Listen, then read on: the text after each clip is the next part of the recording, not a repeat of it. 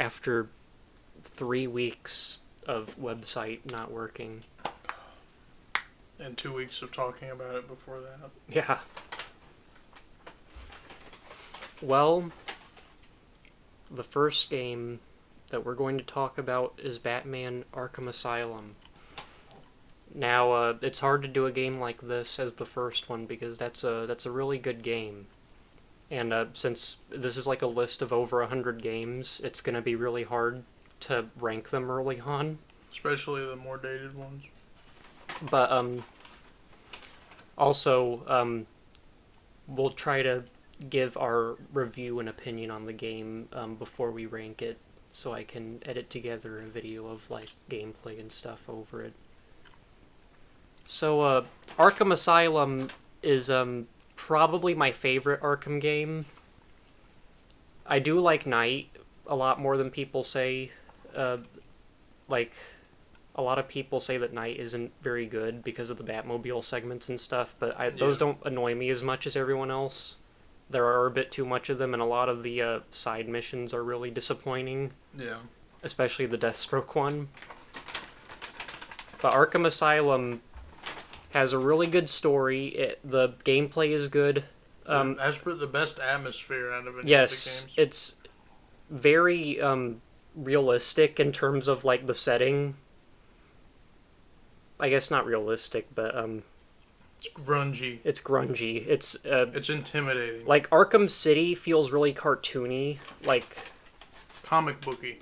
comic booky. Yeah, Arkham Knight is just cartoony. Yeah. And Origins, fuck, but but yeah, the atmosphere, the story, all the characters are written really well. It's a little bit lacking in terms of gadgets and stuff because it's the first Arkham game. But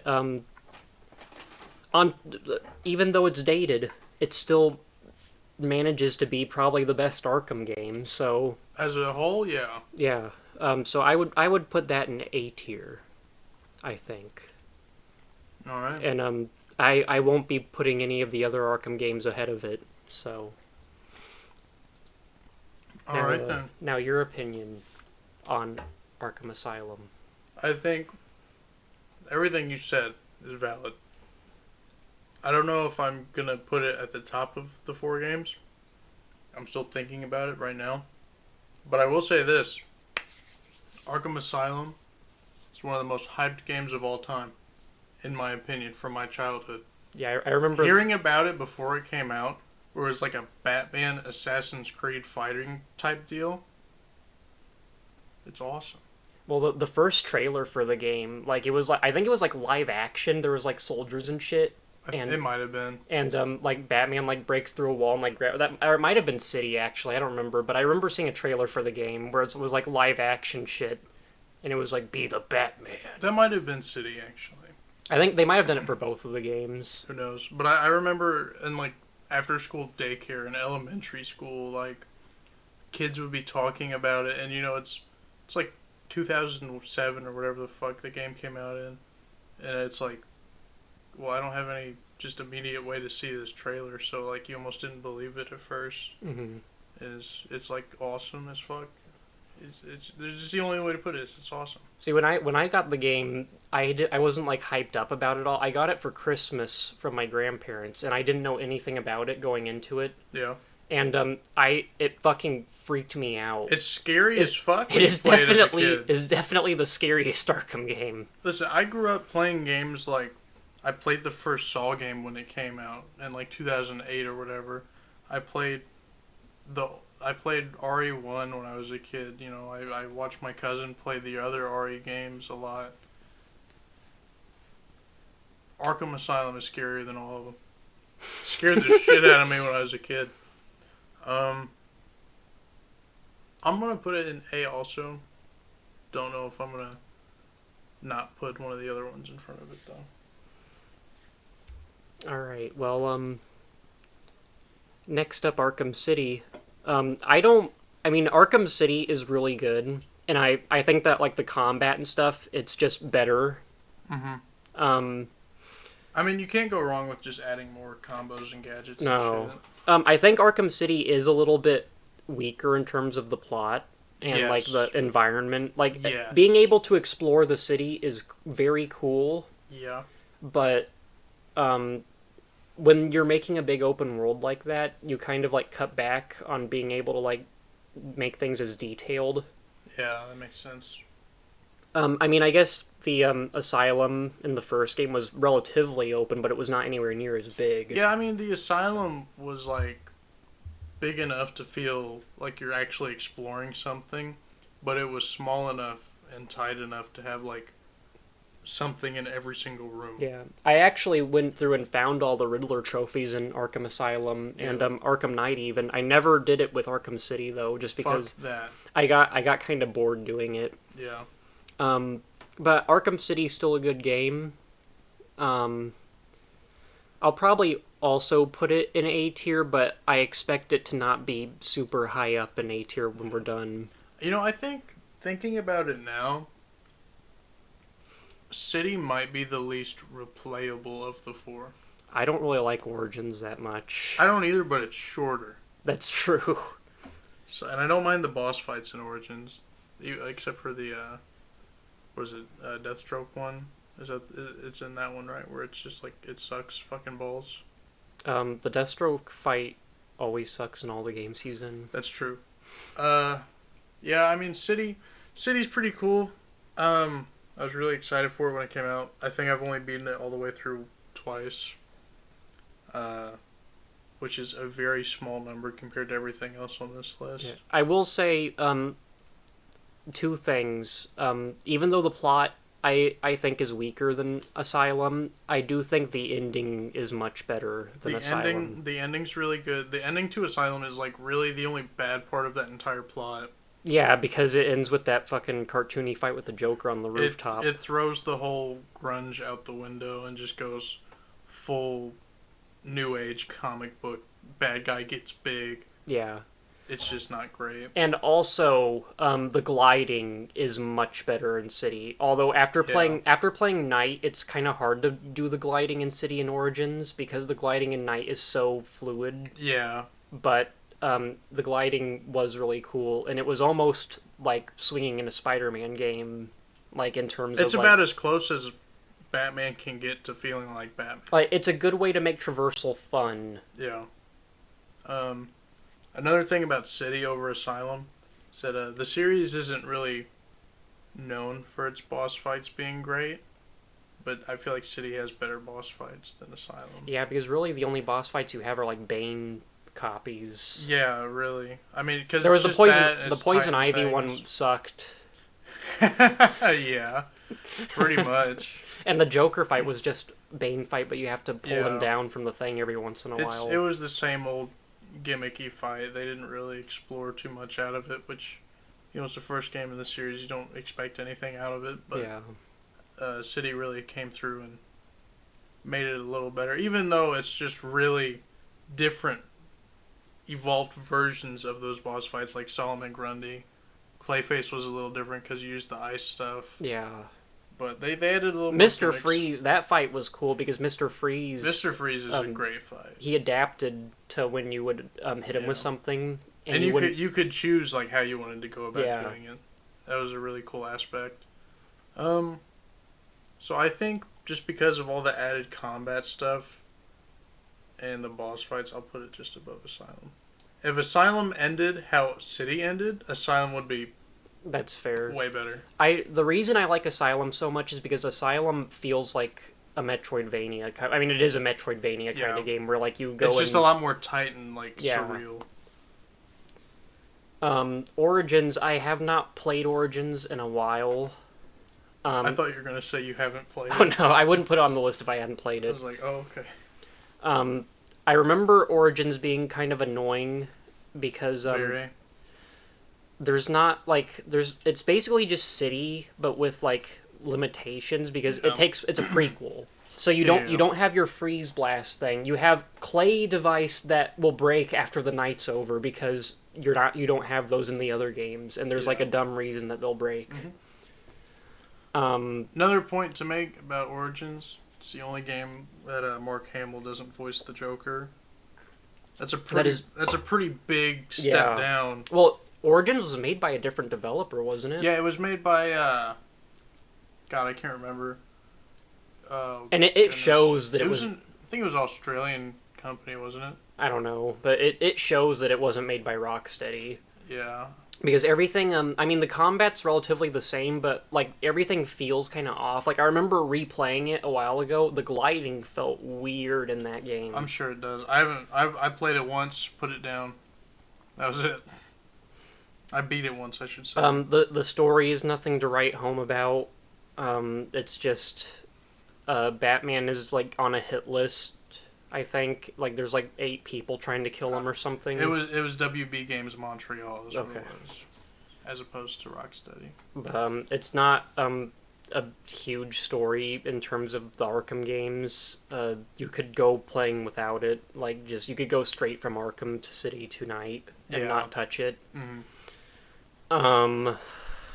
And everyone looks weird. Like, the Joker looks really Yeah, weird. on an aesthetic level, they really went for the more comic booky. Like, Is Origins even fucking canon? I mean, it has to be, right? Because Deathstroke's in Night. I think it is. I don't see any reason why it wouldn't be. It's just Also, I want to talk about Black fucking Mask. yes. Because Go ahead. he is not even the bad guy. He's drummed up to be the big bad guy, and it turns out to be Joker. Yeah. And then in Arkham Knight, there's a mission where you play as the Red Hood, and you're fighting the Black Mask. And after all this fucking time, you just throw him out a window, and that's it. I feel like Black Mask might be the most shit-on DC villain of all time. Because it's just so easy to be like, oh, it wasn't actually him. It was some other guy wearing a Black Mask. And I don't even remember the reason Joker tried to pretend to be Black Mask. Was there a reason? He's the Joker. Some men just want to watch the world burn. I'm sure there was a reason. I just don't remember it. The only things that come to mind when I think about Origins was the putty blast thing that replaced the freeze blast. Yeah. Black Mask being the Joker, and I remember Bane beat up Alfred at some point. And you found him in the cave, and he's like, "Oh shit!" And I don't know why he wouldn't kill him. And I guess Bane just kind of forgot. I think Batman hit Bane really hard, and he just forgot that he knew that Batman was Bruce Wayne. I guess so. Yeah, Origins goes like in fucking C tier. Yeah, that's some good points. The only pro is that some of the boss fights are good, and that's usually what people say about it, is that Origins has the good boss fights. Yeah. I'll say this too about Origins. Didn't that one have like the reverse detective mode, where you would put a crime scene back together? They had that in Night. It might have been in Origins too. I don't know. I feel like it was definitely introduced in Origins, because I feel like that was one of the main draws. That was like a new mechanic. It actually might be, because I think I remember having to do one of those puzzles to go into an Enigma tower or something. Yeah, I remember it because like the first thing is like a murder thing, of course. But you're probably right. Yeah. Yeah. All that being said, would you put yours in C? Yeah. That's probably where I'm gonna put mine. I don't know where it's gonna end up being in C. At the end of the list, probably low to mid. But we'll see. There's some pretty good games coming up, but there's also some pretty fucking bad ones, so we shall see. Alright, Arkham Knight. I really like Arkham Knight. I think that, I mean, it's really corny sometimes. Very. And the story's not anywhere near as good as Arkham Asylum. City does kind of have a cartoony plot until the very end, but I think that Knight does a pretty good job with its narrative. The only thing that pissed me off was that it's super obvious Jason Todd is the Arkham Knight. Yeah. The entire time, because we've never seen anything about Jason Todd before in any of the other games, and they have to introduce it like in that game for it to make sense. Yeah. So that was kind of weird. Although I don't know who would have been the Arkham Knight if it wasn't Jason Todd. Didn't someone say when they were announcing the game that it would be a new character or something? I do believe that was said. I mean, that game came out in like, what, 2014, 2013? Yeah, I don't know. I have no idea.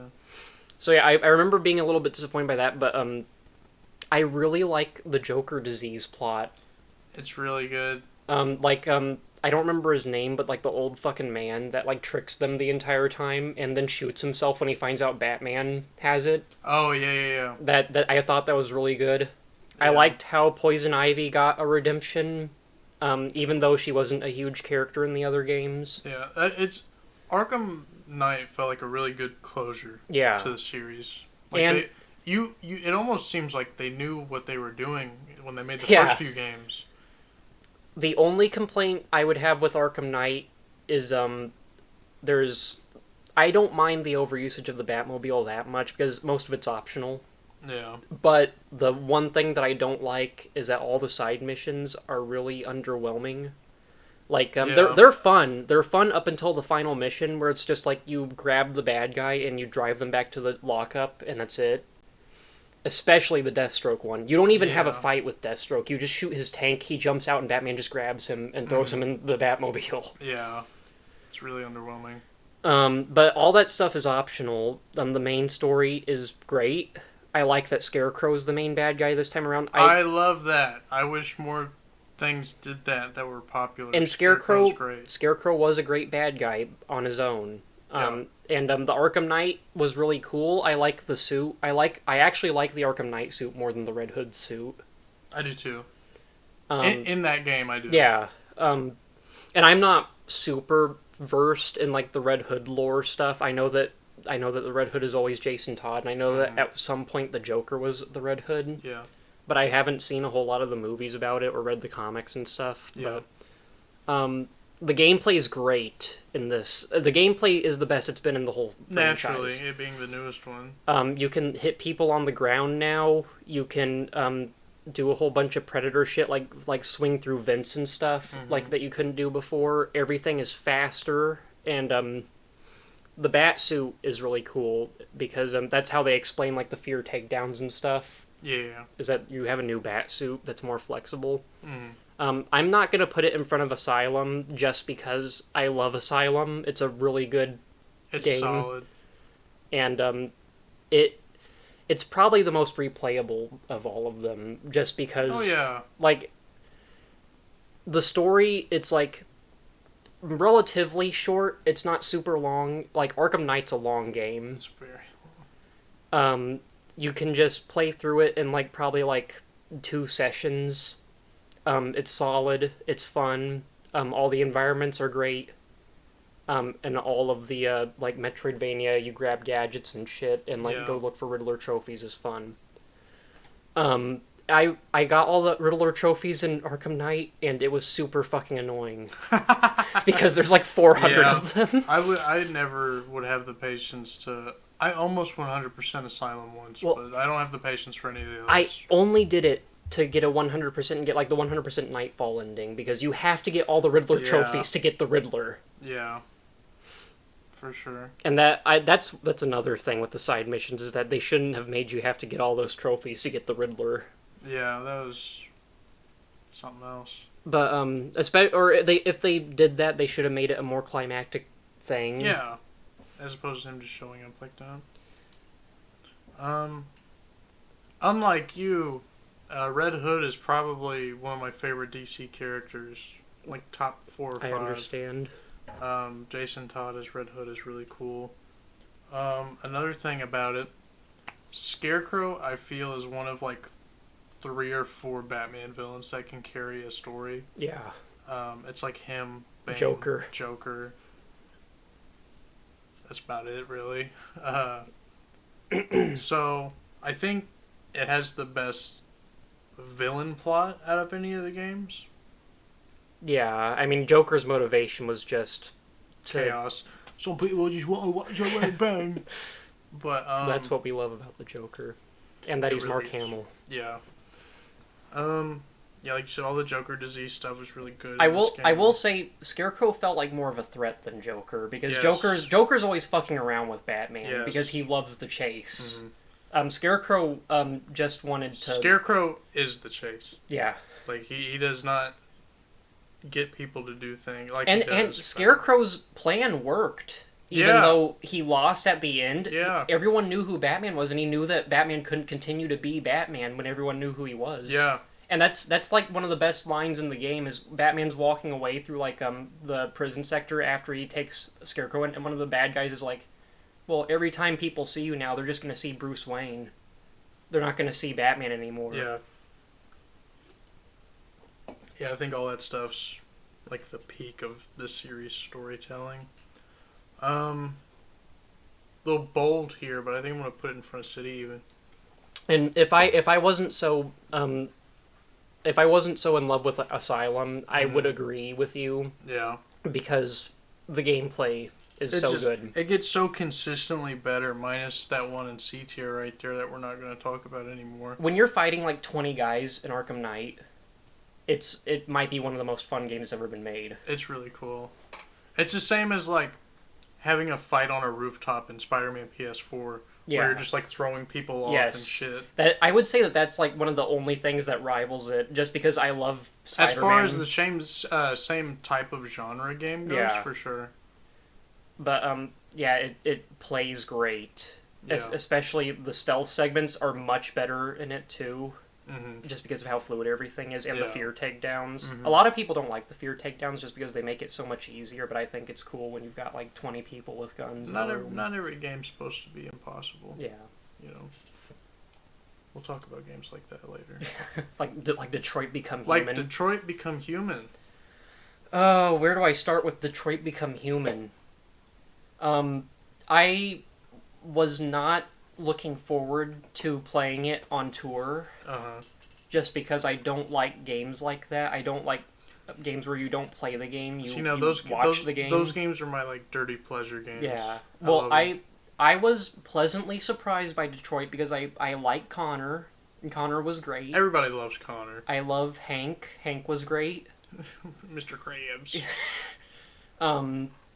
Everything with Connor and Hank was fantastic. Easily the best part. All of the other characters sucked. I mean, they didn't suck, but I did not want to play as them because Yeah. I was waiting for the next Connor segment. That's fair. What was the main dude's name? Marcus. Marcus. I think the parts of Marcus's story that intertwined with Connor's story was really good. Yeah, and the beginning of Marcus's story was kind of interesting because he was with that like The old man. what's his name? He was Bishop in Aliens. The old man. I know who you're talking about. I don't know his name. Well, I like that guy. That's so, cool. Um, Clearly you like him so much that you would remember his name. but I thought that stuff was interesting a little bit. I mean, it wasn't anywhere near as interesting as Connor's stuff, but Yeah. and then when he was crawling out of the like scrap heap was cool. That was a really cool segment. But then there's a segment where you have to do like a bazillion puzzles to find the group of like 5 dickheads that you're Yeah. with the rest of the game. Just for them to tell you to sit down. Yeah. Yeah. I don't know. I'm kind of mixed on Marcus and what was the girl's name? We won't talk about the girl. Okay. Um, I'm gonna put Detroit. Detroit's a good game, but it's just not my kind of game. And this is where this is more of a subjective list. yeah. This rather than this objective. isn't an objective list. This is a personal list. Yeah. So there are some objective things into account, though. I will put it in C tier, but I'll put it ahead of Arkham Origins. Fair enough. Just because Arkham Origins has a really shit story. Gotcha. And I can be persuaded to like a game if its story is good and its gameplay isn't that good. Fair enough. Fair enough. Or vice versa. Or vice versa, especially vice versa. Yeah. We'll talk about that later. For sure. Detroit would be like high D tier for me if Connor wasn't in it. Honestly, I feel like Connor conceptually is one of the coolest things I've seen in a game. Connor's in a a long time. fucking Blade Runner. Like Yeah. you can't get cooler than him. He's He's- literally Ryan Reynolds, not Reynolds. Ryan Gosling. He's literally Ryan Gosling from Blade Runner 2049. What's his name? Officer K. Yeah. Yeah, he's really cool. But the idea of an android detective being sent out on these murder cases, and if they die, they just send a new model in with the same like memory. That's like the coolest fucking idea ever. And I think it's really cool that this game, unlike other games in its genre, will actually let you kill its characters pretty early. Yeah. So I give it props for that. I give it props that like it shows you the branching thing at the end of every mission too. Yes, that is very useful for That when is- you want to go back and try something new, because you can Yes. go to a You can- specific point yeah, from the you beginning can of the see mission. exactly which decisions lead to a different Yeah. ending, and you can just change your next playthrough without really spoiling yourself. And if you want to just change like something, like you want to keep your playthrough the same, and you just want to change something like in the middle of it, you can go to that specific Yeah, spot and just just play that part. change it there. Yeah. So I thought that was really intuitive. Yeah, I think it's probably the most user friendly, like choose your own adventure type game because of that. Yeah. So I give it a little extra points for that. It reminded me of. Have you ever played the Henry Stickmin games? God, it's been years. I think I have. It's like I don't know if because they didn't used to have maps like that, so I don't actually. When did Detroit come out? Like 2018. Detroit came out in like 2015. Oh my God! Was it like a launch game? I feel like it was close to that. Let me check. Detroit Become Human came out in... No, it was 2018. Wow. I feel like it's been out forever. It's only been 3 years. That's crazy.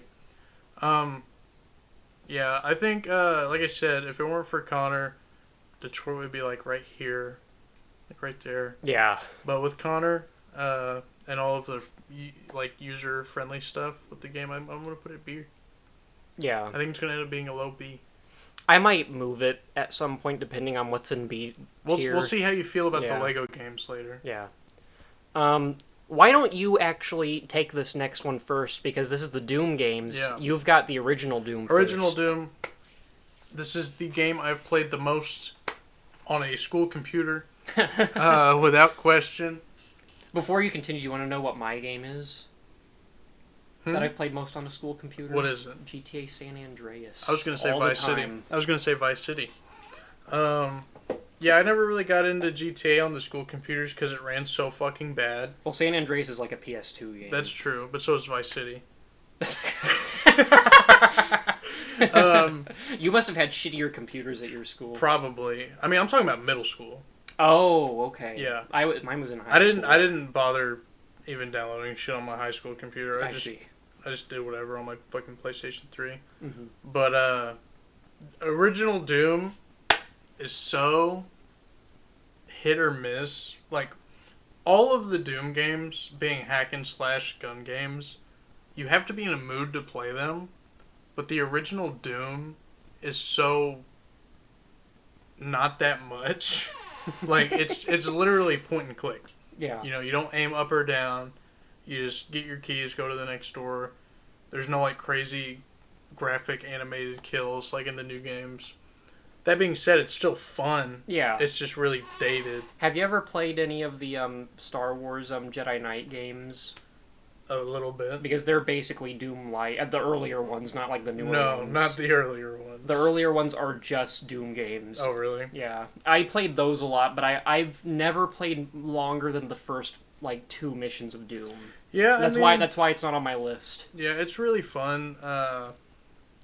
You can sit down and beat it like super quick. I would assume so. You know, it's just one of those games where like if you're bored, you're waiting on another game to download, you can just pop in Doom and beat it real quick if you know what you're doing. Yeah.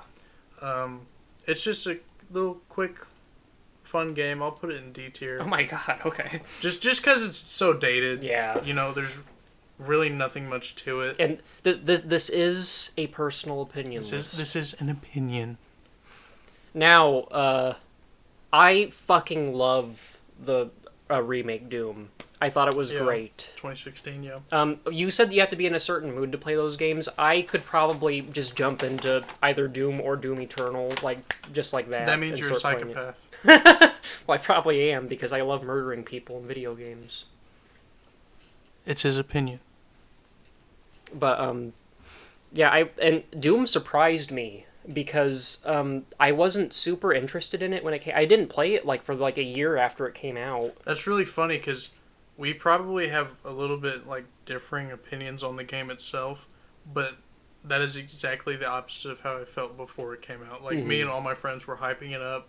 We were watching the E3 trailers and like the 15-minute gameplay trailers and shit. The thing that got me to play it was you and Chase. I was over at Chase's and you were there, and you guys were playing it, and I was like, "Oh, that looks kind of fun." So I got on my computer and I started playing it, and it was a lot of fun. It was a very fun game. It's an experience. Sure. I think Doom. Well, I like Doom Eternal more, but I think that Doom Eternal might be one of the best first-person shooters that's ever been made. I'm sure of it. It's a top 3 single-player one. Now, Doom, the first Doom, I think, has a better, like... It's more refined than Doom Eternal. Doom Eternal's, like, fucking crazy. It is absolutely bonkers. But it's much more fun. Doom has much better storytelling and much better, like, level design and stuff. Yeah. The enemy design is kind of iffy because in Doom Eternal you can do crazy shit, like make the demons, like, eat grenades and, like, punch them. Yeah. I'm gonna put Doom probably. Is it better than any of the Arkham games? It's better than one of them. Well, it's better than one of them and Detroit. Is it better than Lego games? Yeah. Okay, it's gonna go in the Lego tier. Fuck. This is a hard. I'm gonna put it in front of City. Just because I don't have a ton of nostalgia for City. I played it a lot when I was a kid. I replayed it recently, and it wasn't as good as I remember it being. Fair enough. Yeah, the last time I played an Arkham game was when Knight came out.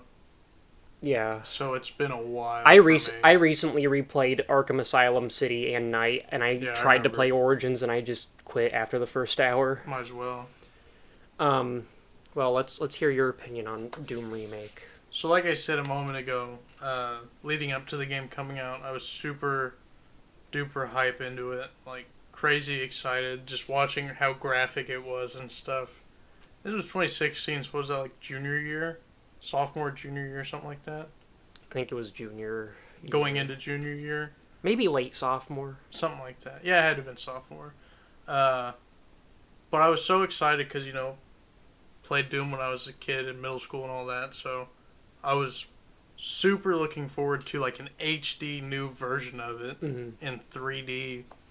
And then it came out and I just didn't play it. I actually, funny enough, Doom is the only game I've ever skipped school to play on release day. Huh. I played it on release. I told my mom I was sick. She went to work. I fired up my PS4. And I played the multiplayer all day. I played the multiplayer all day. And then I went back, played most of the story, played it with my brother for a little bit, and then kind of just put it down. The thing about shooters like Doom is that they don't really hook me. Like, that's why I didn't play the second one. That's why I didn't buy the second one. So, like, they just don't hold my attention that long. I'm a retard. So, like, I don't know. It's hard to keep my attention for that long. And if it's a shooter like where you don't make constant progression like in Call of Duty, like, it's just hard for me to stay with the shooting game. Yeah, I think that the reason that it resonates so well with me is just because it is You're a psychopath. I am a psychopath. It's so fun to get into an arena and like just fucking tear apart everything. Oh yeah. And all the weapons in Doom are great. I think that Doom Eternal has better weapons, but it's a perfect, like, spot on, like, what you should have in this game. Like, everything has its use. Everything has a second version of it. Like, every gun there's a shotgun, super shotgun, and then there's the only shitty gun is your pistol, which you can upgrade all the weapons too, though, right? Yeah. Yeah. They got rid of the pistol in Doom Eternal. I remember. And they replaced it with something else. I don't remember, but yeah, I don't remember. I will say this: Doom 2016 is potentially, debatably, possibly the best rebooted game of all time. I'm trying to think of other reboots that might have done it better. I mean a full-on reboot. Well, the thing is it's not even It's not even like a reboot. Yeah. because it follows the continuity of the older games. Yeah, but I mean, like, a series has never had a more successful, like, restart. God of War. Yeah, I guess. I guess the Resident Evil games are remakes. To be fair, though, the God of War series kind of was already a really acclaimed series before 4, Yeah. minus Ascension and all that. Well, everyone knows what Doom is. Yeah, but it was never like it was never a console exclusive that like carried the console. Yeah. You know, like God of War 1 and 2 carried the PS. It didn't carry the PS2, but it was definitely up there on like the list of games. Like Yeah. if you had a PS2, you had those fucking games, or you were not a cool kid. Yeah. Yeah. You know? I don't want to get talking about God of War too soon. We're almost there. I'll go ahead and put Doom right in front of Detroit, though. Maybe. There you go. Okay, that's what I think. All right, Doom Eternal. Doom Eternal. Let me know what it is, because I didn't play it. Basically, imagine the gameplay from Doom dialed up to 2 times what it was. Just And the story is dialed up fucking like 20 times. yeah, I know it's pretty balls to the Like, walls. you, I don't even fucking know what happened in the story.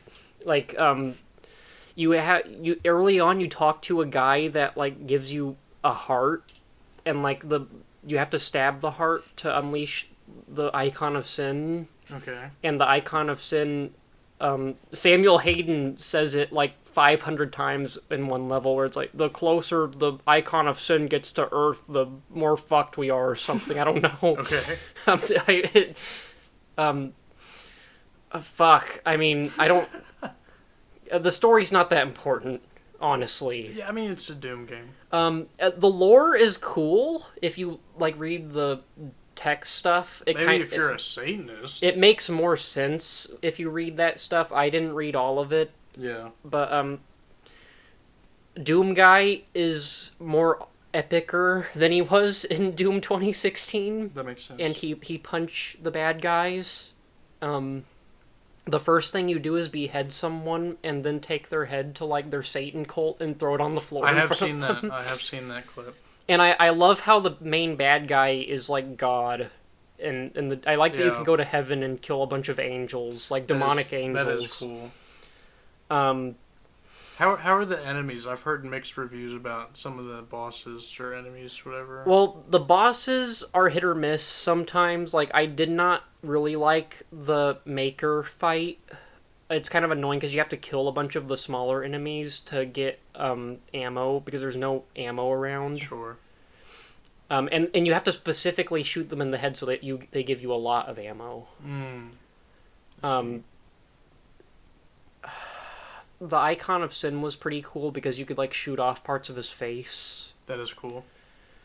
I'm trying to think of the other boss. Oh, there was a really cool boss fight with, like, a gladiator monster that had, like, a shield and shit, and the shield had, like, a fucking demon face on it. Oh, yeah? And that was my favorite song in the game, was the song for that fight. Oh, yeah, that's another thing we didn't talk about yet, is the soundtrack. Oh, yeah, the music. Doom has one of the greatest soundtracks in any video game. Yes, it's top...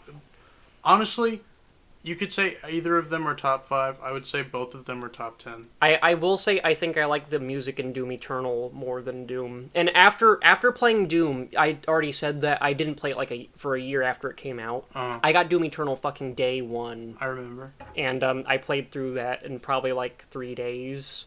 Because, that was during the COVID shutdown. Yeah. That's how recent the game came out. Yeah, it came out like right after all that Because shit started. it came out the same day as Animal Crossing. Oh yeah, I remember that was the whole joke for like a week. So I like every way. I think Doom Eternal is just an upgrade of Doom 2016 minus the story, because the story in Doom made a lot more sense. Yeah, and I get that. It didn't have as much Samuel Hayden in it, and I thought Samuel Hayden was really cool. Oh, he's a great character. His voice is really cool. But yeah, I think that overall it's just an upgrade. So I'm gonna put it right in front of Doom. Not ahead of Night or Asylum, but Fair enough. right in front of Doom. Fortnite. Fortnite. Fortnite. You know what Fortnite is? F. F is for Fortnite. Honest to God, I would put it on D right behind Doom if they didn't update it to have fucking bots in the multiplayer. Yeah. Why would you do that in a multiplayer battle royale game? Like, I understand that the game is kind of centered towards kids, and your game was ruined by like 20-something-year-old streamers who are just obsessively good at the game. Like, those people should be like, I don't even know what career field would match the speed that their fingers move on their keyboard. Like, it's ridiculous. They should be like filing people's papers for bank accounts. They're or Joe something. level. Exactly. Playing Osu. Like, there's just uncomparable speed to these fans. That being said, if you're a new player, it's not fun because you just go against bots. If you were a new player back in the day, it wasn't fun because you were a bot. That's a good line. Yeah. And if you were good at it, who fucking cares? You're not even playing the game for fun anymore. You're just making $1 million off Twitch. Yeah. So, Well, F is for Fortnite. I have to somewhat disagree. I'm not going to put it anywhere higher than D, but Let's see it. only because it was fun, and like when it works, it's fun. Like the part. I agree. It was fun for the first 3 or 4 games before we realized we weren't playing against real people. Yeah. And I just felt bad about myself because I was getting excited over nothing. Well, then you have moments though where like there's some retarded kid like driving around in a car and you hide in the dumpster and then they like get in a gunfight with someone else and they run into the dumpster. That was really funny. And I'm sure many moments like that can happen in Fortnite, but that can happen in any game. Also, Fortnite, Not exactly that, of course, but even though it's like you have to pay real money for it and it's gay, Fortnite does get an upgrade from F just because it has Kratos and Master Chief in the same game. fair enough. I guess. It's the only game where you can find Kratos and Master Chief. Oh, nobody uses the Kratos or Master Chief skins. It's because it costs $25 fucking. Well, everyone either has the Predator skin, or I guess they're bots, but they always either have the Predator skin. How do you know or... what people use? You've never seen a real person in a match. Come on now. Well, whenever I see people in like the 5 matches we played of it, that's another thing. We haven't played very much of it. We've played just enough to shit on it. Yeah. Apparently, you've played it just enough to praise the skins. I don't even own any of them. That's kind of surprising, honestly. Well, I would have bought a Samus one just off of principle if they put Samus in the game, because I will buy anything that's Metroid related just because Metroid needs it. Do you have any Metroid sex toys? Do they sell Metroid sex toys? I'm sure they exist on the Nintendo eShop. On the Nintendo eShop. But yeah, that's our opinion on Fortnite is Fortnite. Metroid sex toys. I agree. God of War. I put Ascension. You can do the first God of War first. No, if you want. we can talk about Ascension. We'll talk about Ascension.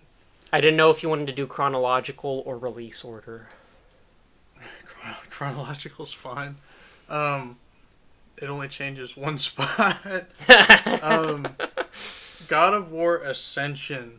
I'll go on record saying this. There's not a God of War game that isn't at least fun. Yeah. And the combat is always fun in all games. Some of them have their ups and downs. Ascension is a bit different than the rest. With you can hold like other weapons like the spear, the sword, the shield, whatever else there is. To make up for you not having all the abilities in the other For games. make up for you not having all the cool boss weapons and shit and all the other things. I'm pretty sure that's the game where you use the D-pad or whatever to yeah, it is. change from like Zeus Lightning, Yeah. all this other stuff, or yeah, all that. Or actually, I think you can do that in like all the games. Yeah, but it's handled differently in the other games. Okay. Because I don't know, it's weird in Ascension. I don't know how else to put it. But like I said, the game's fun. I think they added some risque mechanics. I think for the most part, it worked out okay. The story, nothing to write home about. There was Bug Lady. There was Bug Lady. Yeah, that's right. Bug Lady was stupid, There and was- she's the entire reason you got free. There's Bug Lady. There's Time Baby Man. I forgot about There's- Time Baby Man. That boss fight's okay. I mean, it sucks because God of War is a series known for like just ridiculously fun, awesome, huge scale boss fights. Well, it sucks because this is the franchise that killed God of War for a while. Yeah, this is the game that Or not, did not that, fran- the game that killed the Yeah, God of yeah. War franchise. I think I'll give Ascension this. It has the single best set piece I've ever seen in an action game. The human prison. The fucking Gabalababacalis, or whatever the fuck it's called. Hecatoncheires? That's it. I was close. Was it Hecaton? That might have It's been something like else. no, it's something like that.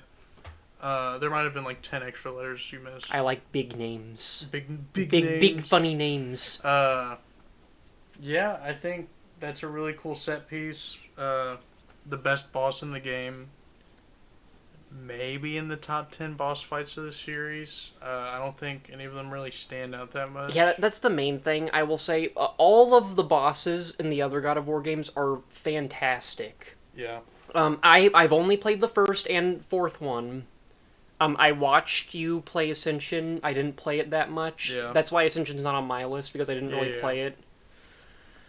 I played a little bit of God of War 2, and it's cool for what I played of it, and the Poseidon boss fight in 3 is cool. It's really cool.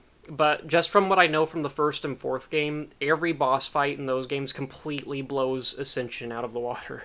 Yeah. God of War 4 is just set piece, the movie. It is a The movie. game. It is a movie. Yeah. It is a movie that you happen to take control of. And usually that would make me angry, but God of War 4... it works extremely Yeah. well. We're not talking about God of War 4. Not though. yet, not yet. I was going to say one more thing about Ascension. Oh, Oh my god, you can't do that. I can't do that. That's against the rules. I forget what I was going to say. Oh, yeah, it also had all the time stuff where you would, like, do the time puzzles Oh yeah, and shit. those were kind of cool. That was alright. Remember when Brandon got stuck on it for like 10 minutes? I do, that was funny. And you figured it out. I was sitting there smiling. Yeah, that was great. I will say one last thing about Ascension before I just throw it on here. Ascension is the only game in the God of War series where I've encountered a complete hardwall game save ending glitch where I fell through the map right after an autosave, and every time I loaded up the save, I would just die, and then since it just autosaved, I would just spawn back in outside of the map. And that happened like 70% through the game. Oh my god. And I just let it autosave whenever I was playing, so that was that. So because it is the only God of War game where I've encountered a massive glitch like that, It does seem less polished than the other ones. it definitely it was a rush because it was like, we need to get a game out Yeah. like now. So for that reason, I think it's more fun than Origins. I think it's too broken to say it's better than C tier though. Yeah, it's fair. I think it's too fundamentally bad. God of War 1, you watched me play through the entirety of God of War 1. I watched you play through your scratch disc of God of War 1. Well, that was the most memorable moment, was when I finished fighting Ares and the screen just fucking stopped, and it was Yeah.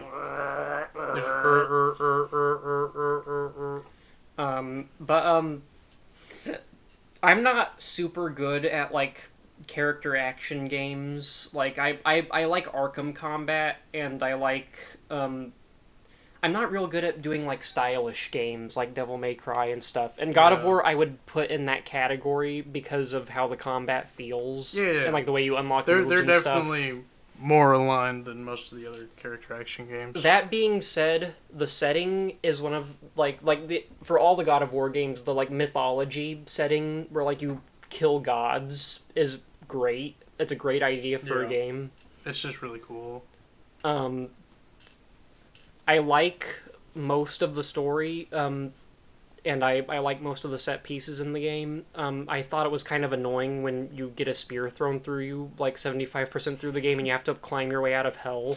I broke a PS3 controller doing that because I kept getting hit by those spinning things, Yeah. and that I was probably just because I had been playing it and I was getting like pissed off and I was rushing it because I was trying to get through the game. Yeah. That's the thing about God of War 1 is that, like, It's hard. It's a pretty solid game. I would say 2's harder, but for better reasons. Yeah. God of War 1 has the most frustrating parts of the series to play through. Yeah. And despite getting frustrated at it, I beat it. I actually beat Ares twice because the game crashed one time when I did it. During the last cutscene? Yeah. Because I wanted to get the trophy for beating the game because I'm a Yeah, of course. So I did that and I enjoyed it. It was a good game. I'm a new God of War, so I don't have as much appreciation for the older games, and I like 4 probably more than all of them. I'm sure. I'm sure when I play 3 eventually, I'll like that one substantially. I don't know if I'll like it more than 4, but it'll probably be my favorite one. Fair enough. Where are we looking?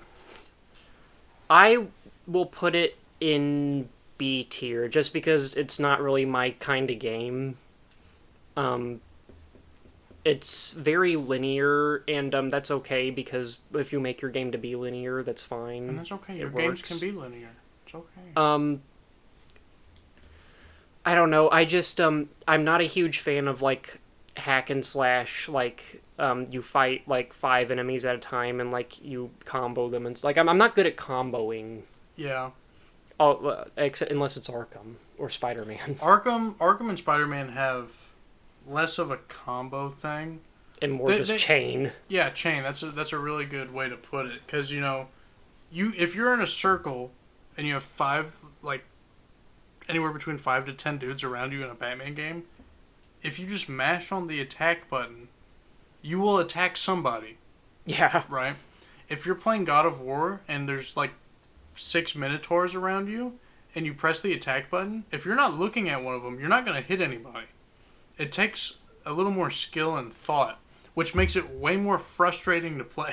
I will say, I already told you that I'm like not good at like Devil May Cry and stuff, Yeah. but from what I played, I do like Devil May Cry more than God of War in terms of gameplay. Its combat they're really similar to each other on paper. Yeah. But Devil May Cry is just so smooth. Yeah, Devil May Cry 1, really, 1 was like a really rough version of it. Even 1 is still smoother than God of War. Yeah, it invented that genre, basically. Like the stylistic version of it. And God of War is not necessarily a stylish game, it's just a character action game with combat that kind of feels like Devil May Cry. It plays more like a stylish game than most. Same as like Bayonetta, stuff like that, where the combat's kind of... I haven't played Bayonetta that much, but the combat's kind of good, but it's just... Nothing will ever be better than Devil May Cry, because it made it. And I'll probably play through the Devil May Cry games at some point, but none of them are on my list because I've never beat one of them. Like I said earlier... I'll let you take it away for the next 3 games now. Alright, cool. Like I said earlier with God of War 1...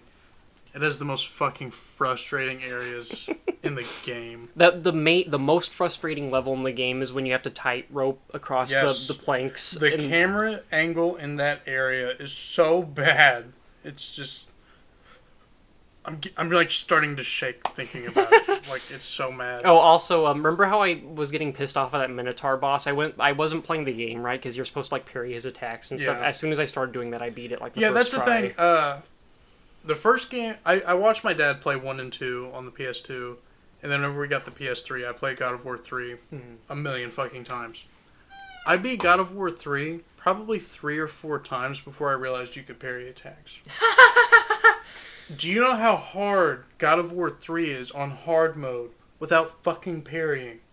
No. I didn't beat it on hard mode until I learned how to parry, and I went back on hard mode. I see. It is fucking ridiculous. It is such a core part of the gameplay that you need to know how to do it, and you need to learn how to do it well. I'm not good at parrying in video games. I typically... Honestly, the God of War series is pretty generous, especially 4. It's super generous with the... I actually parried in 4 compared to what I was doing in 1. It's crazy. They give you a shield instead of some gauntlets. This is probably a hot take, but I actually like the combat in 4 more than the other games. I'll save my opinion on that in a minute. Okay. God of War 1, I'm going to put right in front of Ascension.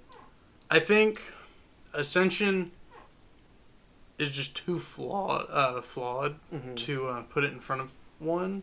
And I also think 1 has a pretty good story. Yeah, 1 does have I actually like the set piece of 1 more than the set piece of the first mission in 1 more than the set piece of the first mission in Ascension, just because of That was a struggle. Yeah. I like the Hydra fight. The Hydra fight is one of the best first boss fights in a video game. For sure. I think God of War 1 is just a perfect introduction to a series. Yeah. Like, it's about as good as it gets. It's up there with, like, RE1, where it's like, if you play this one, if you like it, you'll like the rest of the series. Mm-hmm. Doesn't matter. Vice versa. If you don't like it, don't bother, you know? I think that the Hydra portion of God of War 1 was probably my favorite part of the game, honestly. That's fair. That's totally fair. I might even agree with you. The first hour of the game is pretty fucking awesome. Yeah. God of War 2 is the pinnacle of what a video game sequel should be. It is better in the combat aspect, in the story aspect. Visually, of course, it's better. Mm-hmm. There's just so much more shit in it, you know? I won't spoil any of the story stuff for Well, you. I've already seen all the boss fights. Oh, have you? Yeah, I know Okay. that. I know that Zeus is bad, and Oh! Oh my god! well, I fucking played God of War 4. That's a major story element in 4. Yeah. Well, I won't say the finer details, I guess. That's fine. Yeah. I will play it at some point. Yeah. I've played I highly recommend it. I've played like 2 hours of it probably so Probably. far. Okay. Yeah, but it is an absolute masterpiece of a... If you ask me, I think God of War 2 is the best PS2 game. Probably. There's a lot of good. There's a PS2 lot of them. games. There's a lot. I mean, PS2 I'd have to... is the best console that's ever been made. I'd have to go back and look at like all the best games, but it's at least top 2 or 3. That's fair. Period. I haven't played through it, but I believe you.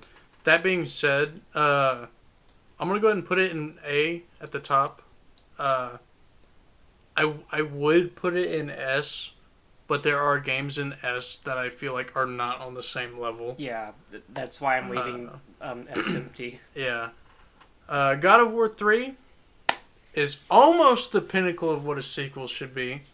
There are parts in God of War 3 where obviously the combat at its peak for that version of the combat before they changed it to 4's combat. The boss fights are wow. Mm-hmm. They're so good. Most of them. I won't say all of them. There's a few. The few that aren't good, like the Hermes boss fight or the Helios boss fight, they're fun set pieces. Especially the Hermes one, because you just chase him. Yeah. And then you finally catch him, and it's like, I'm just going to kill you now. Like, there's no fight to be had. You know, he's just fast. Yeah.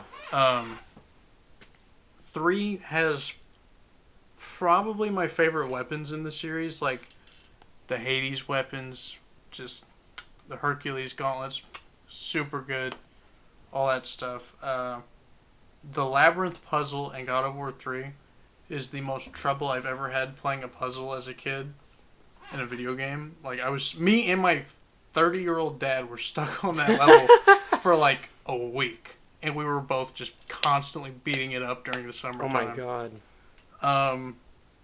The conclusion to God of War 3 is probably the most satisfying boss fight of all time, because you just beat the shit out of Zeus. In fact, the final QTE of the game, you just mash circle, and you're just punching Zeus in the face, and blood's like coming up on your screen because you're in a first-person view. Mm-hmm. And the game doesn't tell you to stop ever. So eventually your screen is just completely covered in blood. You can only hear what's happening. I sat there for 5 minutes pressing the circle button, waiting for something to happen, because I was like 11 years old, and I didn't want to stop pressing it and have to restart the boss fight if I lost, because it is a hard fucking boss fight. So, I think, as far as the spectacle of it goes, God of War 3 is better than 2, but as far as the story goes, 2 is probably better. That being said, 3 has a really good finale to the whole series. Yeah. Like, they could have never made 4 and it would have been fine. Mm. I'm glad they made 4, but for See, sure it could have worked. I haven't played 3, obviously, but that idea of like the final boss being like you choose how much you want to beat him up. That is a really cool thing that they did. It's super satisfying. Because of how cool the weapons and boss fights are, I'm gonna put it just in front of 2, and then we'll go back to your list for this one. Alright. God of War 4 God of is War. going to be the first S tier game. Almost just for story alone, or not even story, just I am a huge sucker for blockbuster movies. All of my favorite movies are Jurassic Park, Empire Strikes Back, Blade Runner 2049. You're a psychopath. I'm a psychopath. You just love all these movies. But God of War 4 is the Empire Strikes Back of video games, in terms of narrative and being drawn into the narrative. Yeah. I don't often I'm not a huge fan of people that say video games are good just because of the story and completely ignore gameplay. Yeah, that's ridiculous. The thing about God of War 4 is that I really like the gameplay. It's not super you don't do a whole lot more other than fighting people, and you solve puzzles every now and then, and the puzzles are cool. The puzzles are honestly a little lacking in 4 compared to the. Well, I haven't played most of the other games. I mean, it's not a problem that they're lacking because the puzzles are, like I said, the labyrinth puzzle in 3 is fucking. It makes me think super hard. My favorite thing about the gameplay in 4 is how depthful the combat is, because you can throw your axe, you can punch people with your fist, which is actually one of my favorite things to do. I know you have the fucking Blades of Chaos and you've got the axe, but hitting people and doing combos with your fists and like the shield punch thing, all of that shit is super satisfying. Honestly, if they just released 4 without the axe and they just threw you in with the Blades of Chaos and you were just supposed to adapt to the new gameplay with those off rip, wouldn't have worked at all. I think that the axe might be the best decision they've made in the game, to make your main weapon an axe. When you change a franchise's gameplay that significantly, you have to change pretty much everything to fit it. Yeah, and everything about the axe is perfect, because it's I think you said once that you much prefer the Blades of Chaos over the axe, just because on principle it's the cool weapon. Yeah. And they feel cool to use. It is cool. And the Blades of Chaos are really cool, but the way that the axe they nailed the axe. It's perfect. You can throw it, you can call it back. So that's how you do half the puzzles in the game is with the axe. Yeah. It's the Blades of Chaos are really fast and flurry weapons. With the axe, it's heavy. It's heavy. You feel those hits. Yeah. You can do combos where you knock people to the side and then throw your axe into them and spin it and it comes back. Yeah. You can rip people in half with it. You can throw it at some dude and then start running at him and jump and catch it. And slam it on him. The combat is so good in God of War 4. Runic attacks are also a really great idea. And I don't know why people always say that 4 is one of the worst games in the franchise. I've never heard that. A lot of people say that it's overrated. On 4chan? I sometimes there's a few snobby video game critics that have a few things to say about it, but I hate those people. Although the same person that I watched a review for the game that said that also complained that Spider-Man PS4 wasn't like Devil May Cry, even though it was never trying to be like Devil May Cry. Yeah. So that's the people that are saying everyone's that. entitled to their own opinion. And I kind of get why people would be frustrated with God of War 4 and how different it is from the other games. It's a massive change. And it's definitely if you're a fan of those character action games that are hard and you have specific combos and stuff that you do, I understand that you would be mad if that got changed, but the combat is so fun.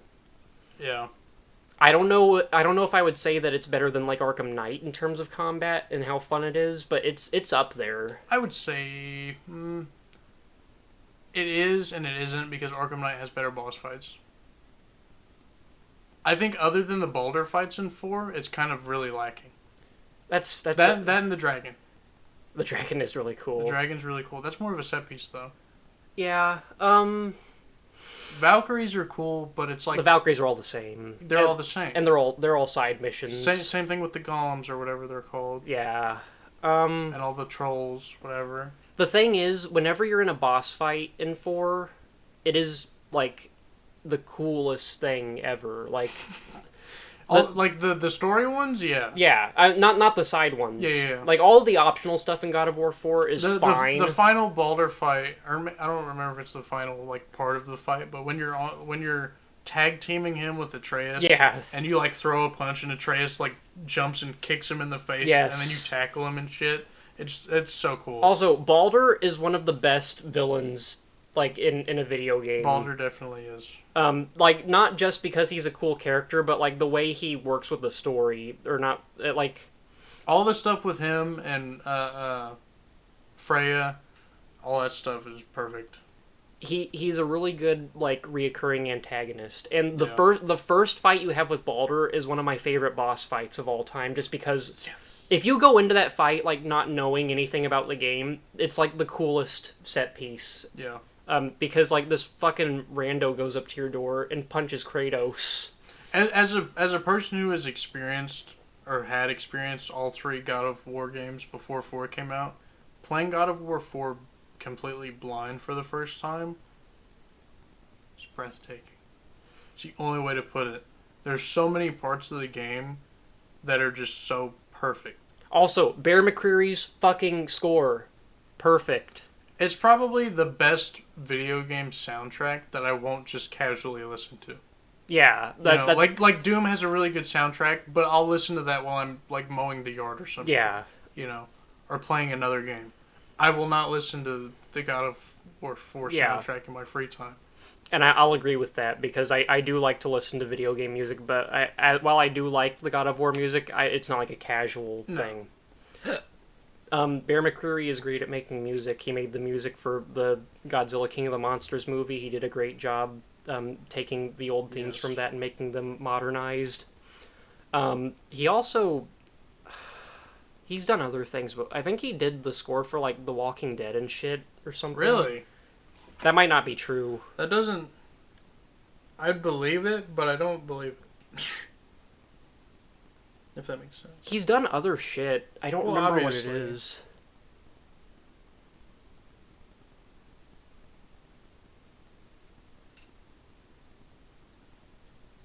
He did Child's Play. Oh, that might be what I was thinking of. He did that. He did, I don't know. He just did. I'm seeing a lot of. See, he's not he doesn't do a whole lot of music, but when he does it, he's pretty good at it. Yeah.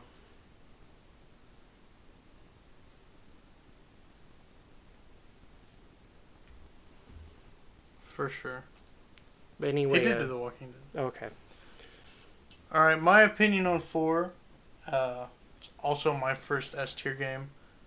I think God of War 4 is an absolute masterpiece. For the most part. Yeah. I think a lot of its optional things are a little lacking. I think for being like the 4th main title game in the franchise and like 7th game period, it has so much world building that's new to the series that it all works.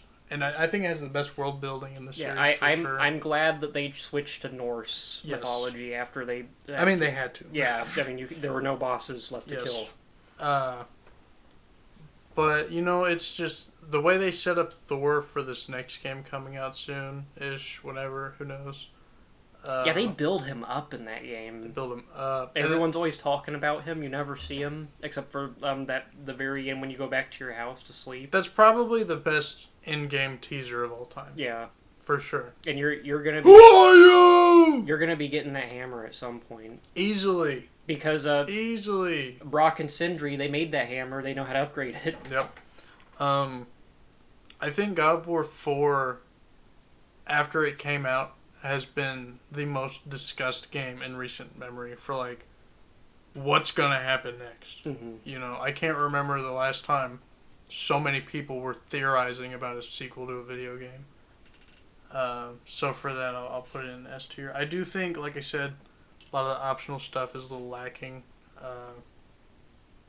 Like when you're looking for Odin's Eagles or whatever's. Oh yeah, fuck that. I got a lot of Riddler Trophy vibes from that, where I'm just in an area just looking around, kind of pissed off. Because I've already beaten the game all the way through, and I've done all the challenges. That's a good way to put it, is looking around pissed off. Yeah. Yeah, I was gonna get the platinum trophy in it at one point, and I decided really that I was never gonna get all those crows. It really isn't even that hard if you know where they are, for the most part. Even Yeah, you just have to throw your axe at it. If you start a new playthrough fresh, and you just play through the game, and you just know where they are already, and you're getting it as you play, there's probably only like 10 or so left by the time you actually beat the game. Mm-hmm. That being said, fuck all that shit. Alright, GTA San Andreas. That one. I've never actually beaten San Andreas, but I've played it so much, I feel like I am allowed to rate it. I'll allow it. From what I always stop playing it like a few missions after it turns out that Big Smoke and Ryder were fucking with you. Yeah. And you go to the desert. I fucking hate that part of the I game, so remember. I always stop playing it there. But up until that point, it's my favorite GTA game. 4 is kind of like on its ass, but the thing is like there's so much shit you can do in San Andreas that you can't do in 4. Because you can't fly, there's no planes in 4. That's crazy. I don't think there's any boats in 4. I might be wrong, but I don't think there are. And there's like one helicopter in 4. What if I told you I've played a whole collective 2 minutes of GTA 4 in the past 10 years? Yeah. Based on the physics engine and stuff, if we were basing this like The just on physics engine in 4 is so funny. yes, I don't know what they did to 5, but it's such a downgrade compared to the physics engine in 4. 4 is so much fun to like run around and just fuck with shit. Yes, I do remember that. But San Andreas, I'm probably gonna put San Andreas behind God of War. I'm not a huge GTA fan. Is anyone really? Probably not. I mean, there are people that say that GTA 5 is like the best game ever made, but those people are probably like 12 years old. Yeah. And Those people enjoy doing heists all day. yeah, GTA 5 is a fun game. That all of them are fun, but they're not like great video games. Like they're very simple. You do missions. They're in the same boat of God of War, where none of them can be considered not fun. Yeah. They're all fun for their own reasons, and mostly, GTA doesn't really change that much drastically, so they're all fun for really the same reasons. I will say they're all completely hosed down by Red Dead Redemption 1 and 2. Not even close. Yeah. So in story and gameplay, it's just so much more fun in Red Dead Redemption. But And Red Dead 1 got that Undead Nightmare mode. yeah. GTA has never had anything And like that. if they put one of those in GTA, it would probably be a lot more fun. It would work really well in GTA. It would. It'd be really cool. I'm gonna go ahead and do 4 also because you also have 5. Yeah. GTA 4 is really fun. And I like the story in it. From what I've also never beaten 4. I know how it ends. I've probably gotten pretty close to the ending, but I always get stuck on a few of those missions because they're so fucking hard. I don't want to cheat. Okay, you're really selling me on this. Yeah. Well, the thing that makes GTA 4 good is mostly the physics engine and like shooting people.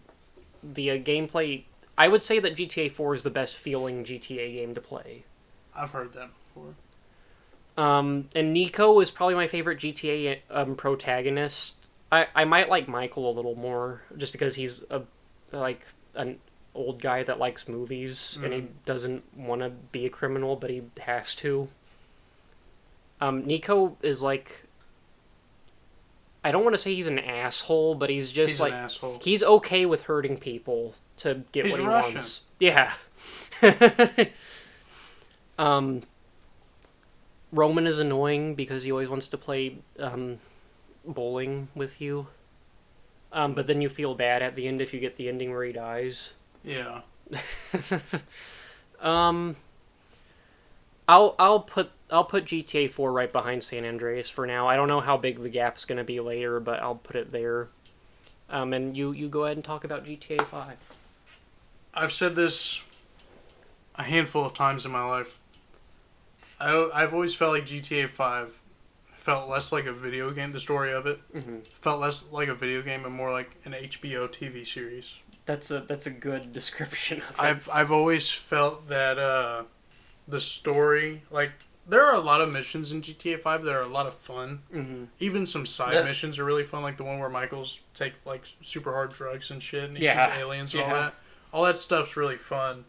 But I feel like I don't want to say it would be more entertaining as a series, but I feel like I would love to watch it. You know, because there's a lot of parts of the game where I'm like, I don't want to do this. Yeah. You know. I would say that the problem with GTA 5 is more so the tone than the actual like plot or gameplay, because it is so immature in its humor. It is. A lot of the times, and like in GTA San Andreas, they're throwing out N-words left and right. Yeah. But in But it's the hood. yeah, in 5 it's just like they're overdoing it. Yeah, In they're- fi- It's in- like they made Franklin a character just so they could have a character to be that character. yeah. You know, him and Lamar Davis and all that. Well, and it's not like Trevor and Michael's son also like just like constantly use like slang and stuff, and it's like, and I'm not like a censorship person obviously, but like it's annoying. It's really immature and annoying when they do it. Yeah, Trevor after a while- less so. When Trevor does it, it's funny most of the When time. well, yeah, Trevor's Michael's pretty funny. son is probably my least favorite GTA character of all time. I'm not even mad at you. And I like Lamar, but he is such a fucking lazy cocksucker. Lamar's so funny though. Yeah, I think my problem with GTA, you know, like you said, you're not really a big fan of GTA. I'm not either. I've never been a fan of the multiplayer. Oh, fuck the multiplayer. Whenever I would like used to hop into multiplayer with my buddies, I would hop on, go to the airport, ramp off the thing into the lot like twice, and then turn it off. Like I was not that huge on it. That being said, it's still a great game. Yeah. It's definitely a staple of video games. It is. I wish. I know they kept But it. it's more so a staple in that like Fortnite is also a staple of video games. Like Yeah. What GTA 5 did in like 2013 and 14 is what Fortnite did in like 2018 and 19. yeah. All that being said, I'm gonna put GTA 5. I'm gonna put it in front of all the Arkham games. Really? I think so. Actually, no, I'm not. It's there's too many missions that I would want to skip. Yeah. You know, there's just way too Well, many. also, I mean, the story is good when it works, but it's not that good. I think it's pretty good. I wouldn't say. It's got, I mean, like I said, it's got nothing on any of the Red Dead Oh, games. of course not. I mean, we'll see this slowly get further Yeah. and further this way as the list goes And on. I think that my main gripe with Grand Theft Auto is that Red Dead is just better. It's a better version of what they're trying to honestly, do. yeah. I think at this point, the writing team at Rockstar are just putting out GTAs so they have more time to work on. Red Dead. Yeah, that sounds like isn't GTA 6 gonna be like some fucking episodic thing? I hope not. I hope not either, but that's what I've heard. That is pretty crazy. And you get to play as a woman. That's fine. I don't care. Don't make that the selling point of the game to me. I'm a man. Make her awesome instead of just making her a woman. Yeah. What do you think of GTA 5? It's a good game. I think that GTA 5, in my opinion, is like the cookie cutter, like drop off between good game and bad game. Like Fair enough. GTA 5 is hardly a game. It's more so like an open world. Yeah. to me. And the story, it's a sandbox. the story's decent, but you like when. Usually, when you're playing a GTA game, you're not playing it for the story. You're playing it to drive around and shoot people. You know? Yeah. Or am I just a psychopath? You are, but you're right. And when it comes to driving around and shooting people, 4 is better. That's my opinion. Fair enough. So I'm gonna put GTA 5 behind GTA 4. All right. San Andreas is dated, but it's a fucking fun game, and there's so much shit you can do in it. It's so good. Alright, Hotline Miami. Hotline Miami, going back to what we were talking about earlier with God of War and Doom, the soundtrack to Hotline Miami is just 9.9 out of 10. There's very few parts of it where I'm like, I want to skip this song. Hotline Miami though is one of those games where it's kind of like original Doom, where you kind of have to be in the mood to do it, because if not, you're just gonna get pissed off. But it's one of those games where it's frustrating, but in a fun enough way to where you don't want to give up, because each life you get just a little more closer and closer, and it's just finally so satisfying when you beat that level and you unlock the new mask or whatever. That's another thing. The mask mechanic is so fun and interesting, and there's so many different things that they do that I do want to point out, Hotline Miami 2 is not on either of our lists. it isn't. Because I've never beaten it. I've played it. I've never beaten it either. I've played most of it, but that was... I do want to say Hotline Miami is much better than Hotline Miami 2. Like they took out the mask mechanic. Some of the characters have masks in Hotline Miami 2. It's not the same. Yeah, it's not the same. It's not the same at all. And Hotline Miami 2's story is fucking like insane. Like you don't know what the fuck's happening. They really just wanted to... They took how popular the game was and was like, we'll make something. You know? Also the level design. The level design in Hotline Miami 1 good. is great. In So Hotline good. Miami 2, they fucking cheap out on you so much with those like enemies that are like just right outside of the screen, but they see you anyway. Yeah, for sure. Chase has told me before that he thinks Hotline Miami 2 has a better soundtrack. I respectfully disagree. I couldn't tell you. I haven't listened to the whole soundtrack, but I've listened to what most people consider to be the best parts of it. Mm-hmm. I think the best parts of 1 are better than 2. Is the song that was in the trailer for Thor Ragnarok in the first one or the second one?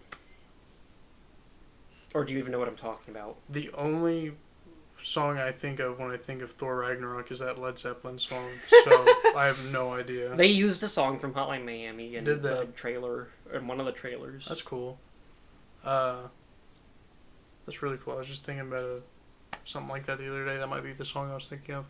But I think the gameplay with the mask mechanics and everything, and I think the soundtrack is really fun. I think there's not enough to it to put it in A tier, but I think it's just fun enough to be over Detroit. Now, personally, for me, I think I have more fun playing it than Doom. That's fair. Just because it's one of those games. I'm not going to say it's a Dark Souls game, but I am going to compare it to Dark Souls. Okay? Where you just keep pushing and pushing through how difficult it is, Mm. and eventually you finally put together the perfect strategy in your head after like 10 plus deaths, and you're like, okay, let's go, flawless, like, and it just feels great to do. Now, I am going to kind of disagree with you here in Please that do. I don't find the first Hotline Miami to be that hard. I just suck at video games. Well, That's the truth of it. Some of the levels are really hard, but there's like 3 really hard ones, and the rest of them aren't too hard. Like the game's still pretty hard, Yeah. but it's not Dark Souls. I don't think it's Dark Souls. I'm gonna be honest with, like I said, I didn't call it Dark Souls. I was comparing it to Dark Souls because I get the same feeling of natural progression. Well, within a level. Well, I mean more like, since I'm a person that hasn't gotten past Fair like enough. 25% of Demon Souls after owning it for like a year. Jinx. Yeah, and I think it's more so like the way the game. This Hotline Miami is more of a puzzle game than like an actual like Yeah, it's a strategy game. yeah. And once you figure out like, oh, I need to take that gun from that guy, I need to hit that guy with a bat and then throw the bat and stuff. Okay, let me rephrase it then. It's a lot more like Super Hot than Yeah, Dark Souls. I would compare it to Super Hot. Yeah, It's a different format for the same type of strategy game. yeah. I think that makes it very interesting. Um, It's unique in the same sense as yeah, Super Hot. yeah, yeah. I'm gonna put Hotline Miami in front of. I don't know if I want to put it in front of God of War. I like the game more than God of War, but God of War is a much cooler game. Oh, of than- course. That's fair. I think, yeah, I'm gonna put it in front of God of War just because I like the gameplay more. Gotcha. And we will segue into Lego Star Wars: The Complete Saga. Lego Star Wars: The Complete Saga is it is the token childhood game. If you did not play the Complete Saga, you were probably mistreated by your parents.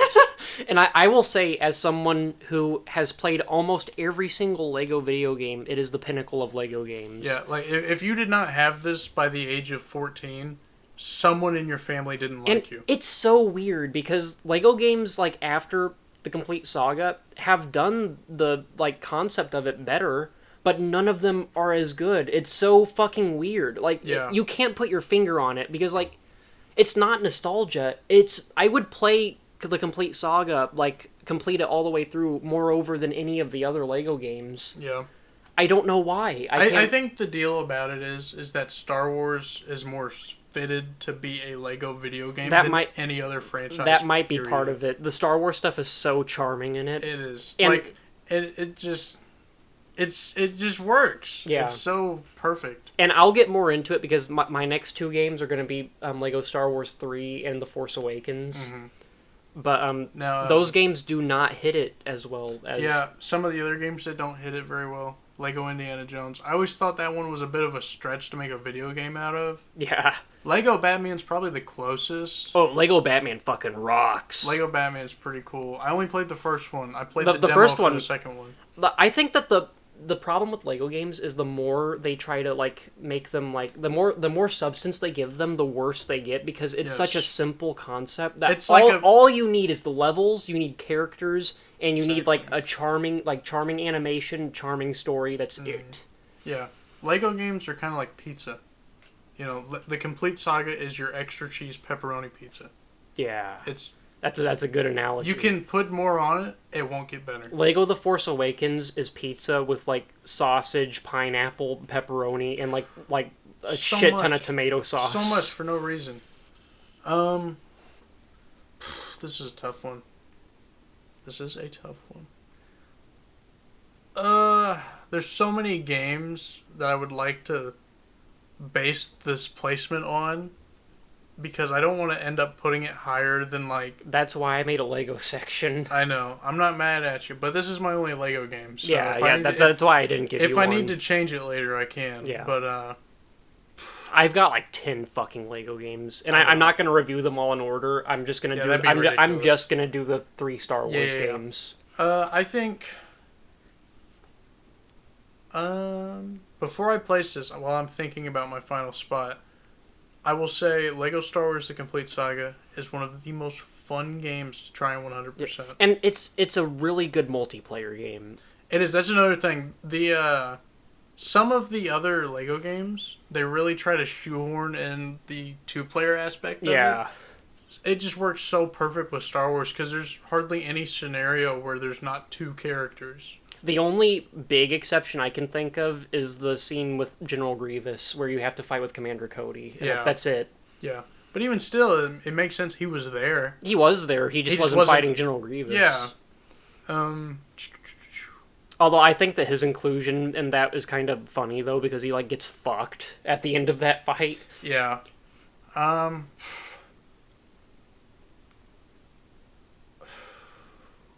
gonna put it in between Detroit and Doom. That's a fair place. I think that's a good spot. I think I would have a better time hopping in and playing Doom or Hotline Miami if I just put it in right now. Yeah. But I would still just have fun, raw fun over a story. Yeah. You know, a B tier story, I should say. The Complete Saga is such a fucking good game. It's a complete saga. And like Lego Star Wars 1 and 2 were the first three games, and then the first three movies, and then the original trilogy.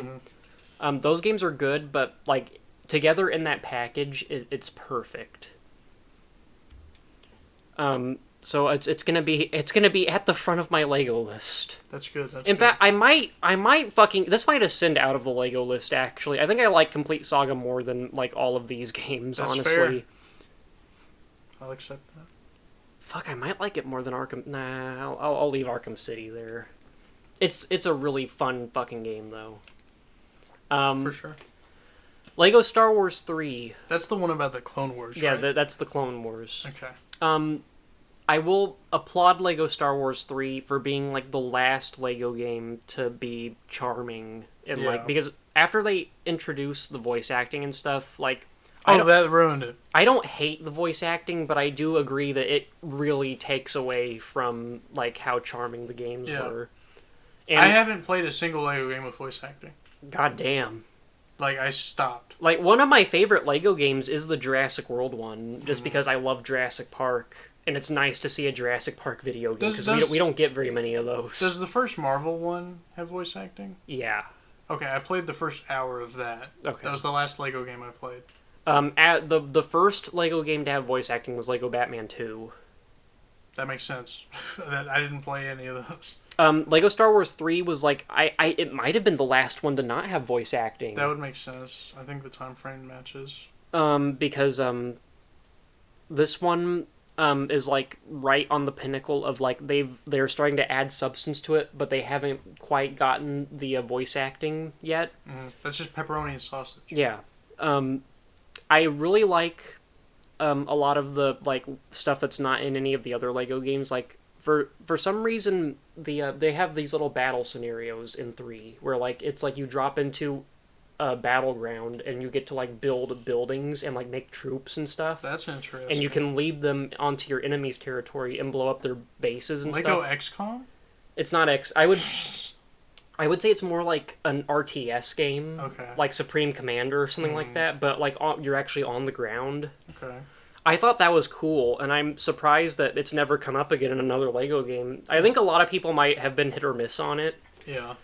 But I really like that, and I think that the Clone Wars works in terms of, like, a good, like, Lego storyline. Sure. Because it's like Lego Batman, they cut it up into 3 acts. You can follow the Asajj Ventress act, the General Grievous act, and the Count Dooku act. It's like GTA 5. And you get to the hub world is like a small freighter. It's not like a gigantic open world. It's a small freighter. Like I like that. It's like the Mos Eisley. It's like a small little area. I never liked the huge exploration hub worlds. Yeah, they kind of get a little bit overwhelming after. I think Lego DC Superheroes, the Lego Batman 2 is the one that also included open worlds and shit into the games. But I'm gonna put this at the top of the Lego games, and the reason I made a list, like a section just for Lego games, is because they're so similar, all of them. Yeah, they would end up just being a Lego tier on like B or C anyway. Yeah. Now, Lego Star Wars The Force Awakens is not anywhere near as charming as Lego Star Wars 3. And it is specifically about The Force Awakens. There's like one indoor mission. Oh my god. And that's it. How do you make a whole game out of that? I mean, they do it fairly well. They split everything up. The thing is like, there's like 15 missions in the game, I think, and it kind of gets a little bit boring after a while when you're just doing one movie. Makes sense. I can't even think of 15 scenarios that would make... Well, one of them's the indoor mission. I can't even think of 14 scenarios from the movie. And it might not be fit. It might be like 12 or something. I don't that fucking remember. That doesn't help its case. Yeah. Because with Lego Star Wars: The Complete Saga, you've got 6 missions for each. If it's like if it's 1 and 2, you had 5 missions. Yeah. And I think they added 6. In Yeah, the every episode had 6. or actually, I think that in the first 2 games that there were just 6 in all of them except for like one of them, and then they added 2 missions in the complete saga. That sounds right. But yeah, it's hard to play The Force Awakens. You have to be in the right mood, and that's something that, like, really, the Lego games over time, like, you have to be in the mood to play them, like, because they get kind of boring. Yeah, they don't. They're less and less of a timeless classic. That's and another more thing. As just They a need facade. I know that they're trying to add substance to the games, but they need to fucking shorten the missions. Oh really? Because in the complete saga, you can beat all those missions in like 5 minutes each. Oh yeah, easy. Um, It's a game for kids. yeah, and for The Force Awakens, missions can last upwards of like 15 minutes Oh wow. in each one. Yeah, I don't have the attention span for that. Yeah. So, I mean, obviously it's going to be behind 3, but I don't know where it's going to be at the end of the list. Sure. It's okay. It like that's why Lego tiers in between B and C. It's okay. It's borderline video games. Lego Star Wars 3 is just exceptionally okay. Sure.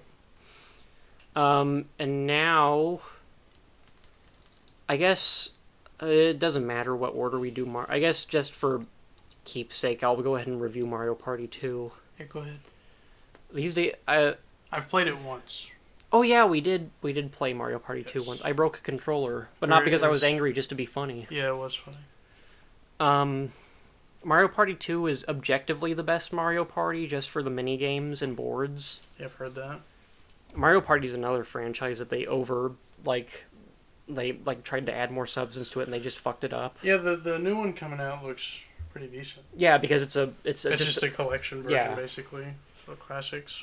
And Super Mario Party was like too simple going back to its roots, and they only had 4 fucking boards, and they were so small.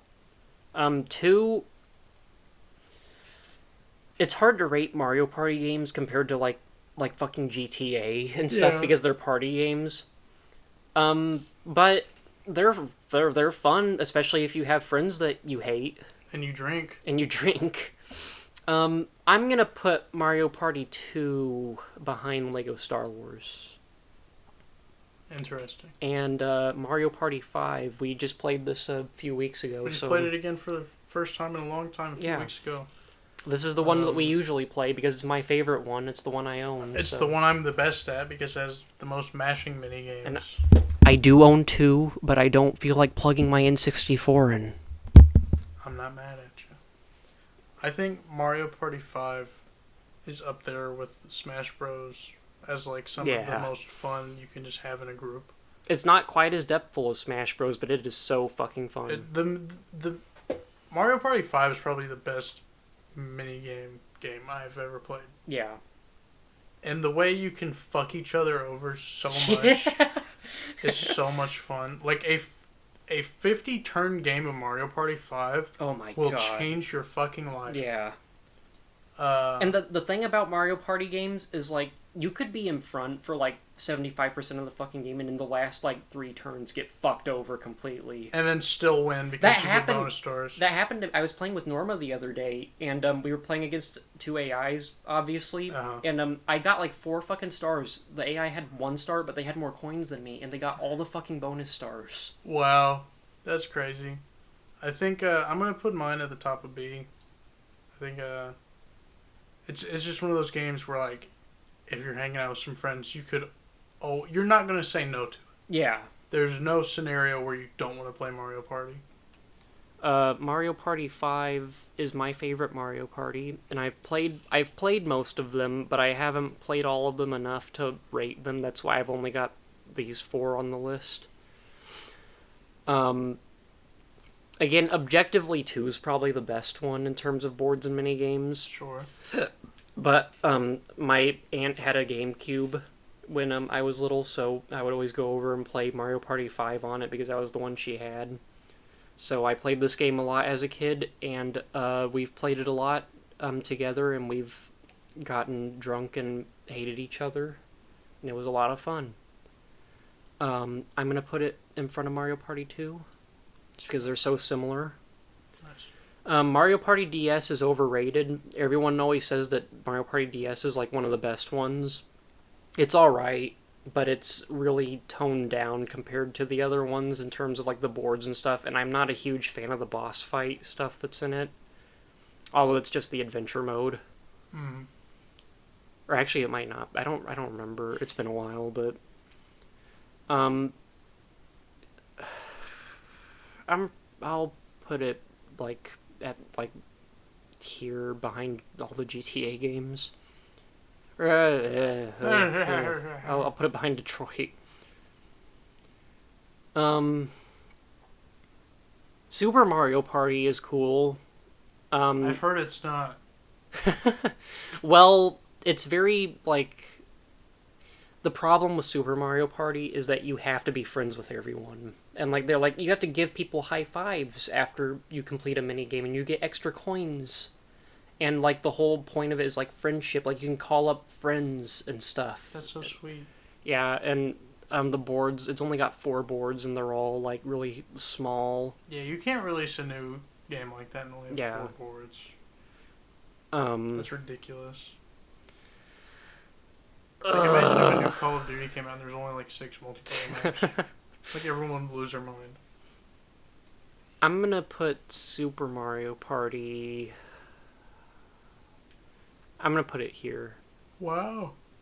It's Mario Party still. It's fun if you've got people to play it with. And I like the boards, it's just they're so small and there's only 4 of them. Fair enough. Minecraft.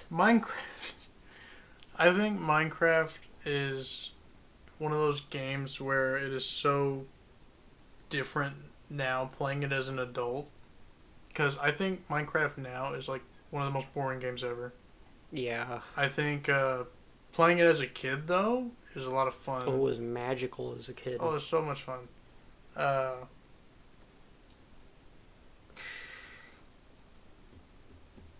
Since this is like an all-time list for Minecraft, like I don't even know what to say about Minecraft. Like everybody knows Minecraft.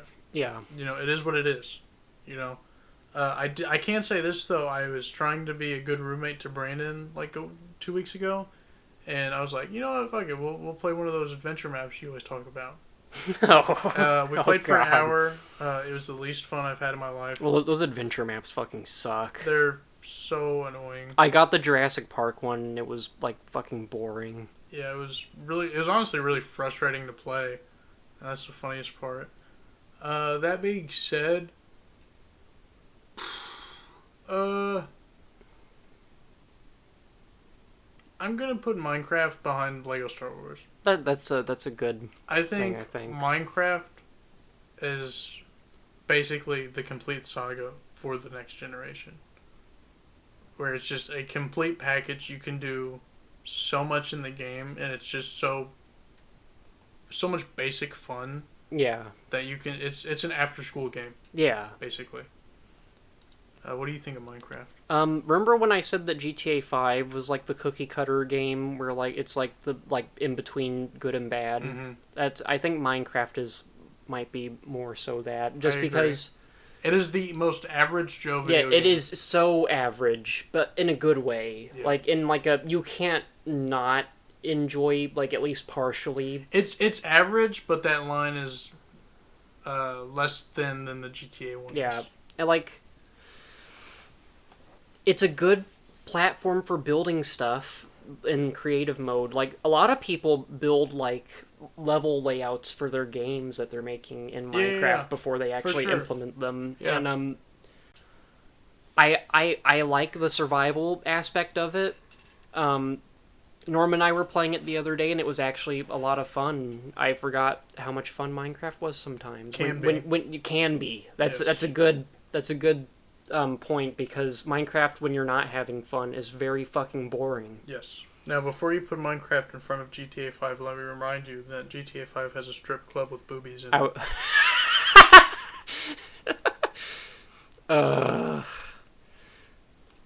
Changed your mind, didn't I?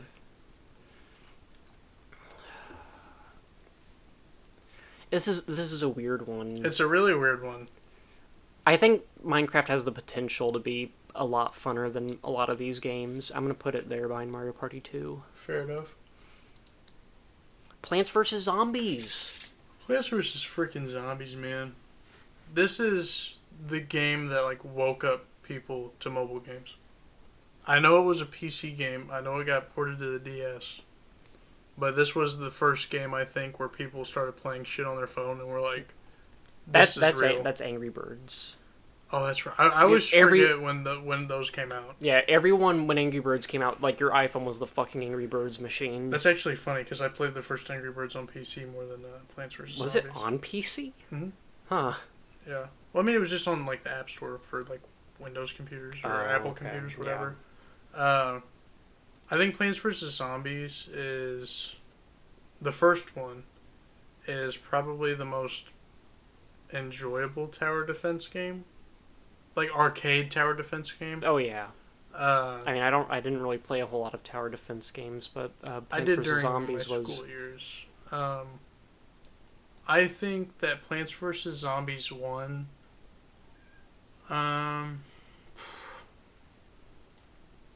I hate to say it, it's really one of those games where you can only play it once. If you try to play it again, it just doesn't really work. That being said, I'm going to put it the back end to C tier. I don't want to put it in D tier because there is definitely more you can do in it than Doom or Fortnite. Yeah, But it's not an actual game per se. that makes sense. You know, it's not like a work of fiction. You know, Yeah, like all these other games, they have a lot of substance to them. there's a lot of things to be had. Yeah, Whereas in Plants vs. Zombies, you play the game, you know what you're doing, you do it. yeah. I'm probably gonna put Plants vs Zombies a little bit higher than that. Because you're a psychopath. Because I'm a psychopath. I would say that I like Plants vs Zombies more than Detroit and Mario Party DS and Arkham Origins. You're really not a big fan of Detroit, huh? It's okay. Like I said, I'm not a huge fan of those like you make choices games. Yeah. It's Plants vs Zombies is a lot of fun. Again, it's not as fun on your second playthrough. Yeah, I mean, I've seen people on YouTube do like challenge runs of it. Yeah. I don't think I would have near enough patience to do that. Yeah. Well, Plants vs Zombies gets fucking hard. It honestly does. Yeah. The final boss fight of that game, I remember being like fucking pissed off as a kid on my DS playing because I played yeah. on the DS. Oh yeah, sure. One thing is, I really liked the Zen Garden in it. It was a lot of Like I said, there's more video gamey stuff to it than just like Doom or like a multiplayer exclusive game. Yeah, I'm pretty content putting that above Detroit, but not the Lego games. Nice. Here we go. Plants vs. Zombies Garden Warfare. This is my most oddball selection in the entire roster of games I've selected for this list. Mm-hmm. I put way more hours into that than I probably should have as a kid. I played the beta. I pre-ordered it. It's one of 3 games I've pre-ordered in my whole life. Oh, wow. The other 2 were both Dragon Ball games. Oh, my God. So yeah, Plants vs. Zombies Garden Warfare had a better than expected multiplayer, honestly. I've only played a little bit of Garden Warfare, but it does look very fun. The only problem with it is I can only assume it is just a piece lost in time now. Oh yeah, I'm sure less than a handful of people are playing you're not, the newest one. Well, that's the thing with every multiplayer game. Eventually, it's gonna die. Yeah, it's just unfortunate that this one died fairly quick. It was pretty popular for a year or so, and then I think the second one came out and it just was one of those sequels where it didn't fit the bill. Yeah. Basically, but the first one had a really enjoyable multiplayer with a surprising amount of cosmetics for every plant and stuff. And a really fun survival mode where you had to defend your little garden tower or whatever. It's just a really surprisingly fun game. Like, it had no reason to be as entertaining as it was. That being said, this might be a hot one. I'm going to put it right behind Mario Party 5. Oh wow. Yeah, I think in its peak, the first few months after it came out, playing that multiplayer, like it just so happened that it came out around the same time I stopped playing Call of Duty for a few years, so it fit that it filled that hole in my soul Yeah. where I was like, I need to get in a multiplayer game and shoot people, and the plants all played super unique too, because like the ice pea shooter was kind of like a sniper. Like you can change add-ons and stuff. Like for the regular pea shooter, you could upgrade it the same way you could upgrade it in the regular game, Mm-hmm. where you could have it become like the chain one where it would shoot like constantly, shit like that. Like the machine gun one, you could upgrade it to be a fire one, all sorts of shit. Yeah, The chomp was really annoying because it could dig underground. I've seen gameplay of it and it looked fun. I'd never really had that much. I'd never like played it that much. I had it at some point. I think my dad got it or something, or like it was like free on PS Plus at some point. I I'm don't sure it fucking was. know. It's one of those games. But I didn't play it a whole lot. I played it maybe like 10 minutes. But I've seen it. I've heard it's fun. Next we've got a bunch of fucking Pokemon games. But it's okay because I'm about to review every single fucking Ratchet and Clank game. Yep. So I've only played a few Pokemon games. I've played other Pokemon games than Red and Moon, but those are the two I have the most experience with. Sure. And I'm not completely confident in rating the other ones. I played Black a little bit, but not very much. I played Silver a little bit, but not very much, and Emerald a little bit, but not very much. Okay. And this is classic Red. This isn't the remake. Yeah. I played this on my school computer, and it was a lot of fun. It was my first Pokemon game, and it's basically the reason I got Moon, and then I proceeded to put like 300 hours in Moon. Yeah.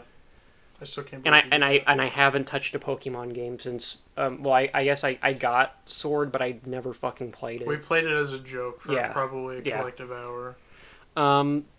Yeah, Pokemon games. I mean, They're solid. yeah, they're all the same, but they're all solid. Yeah, they all have their own little. Some of them are are better than others. Well, clearly. But I don't know where to put this. I might say it's funner than the GTA games. I don't know if I'd put it better than God of War, but yeah, I'm gonna put it next to San Andreas. Fair enough.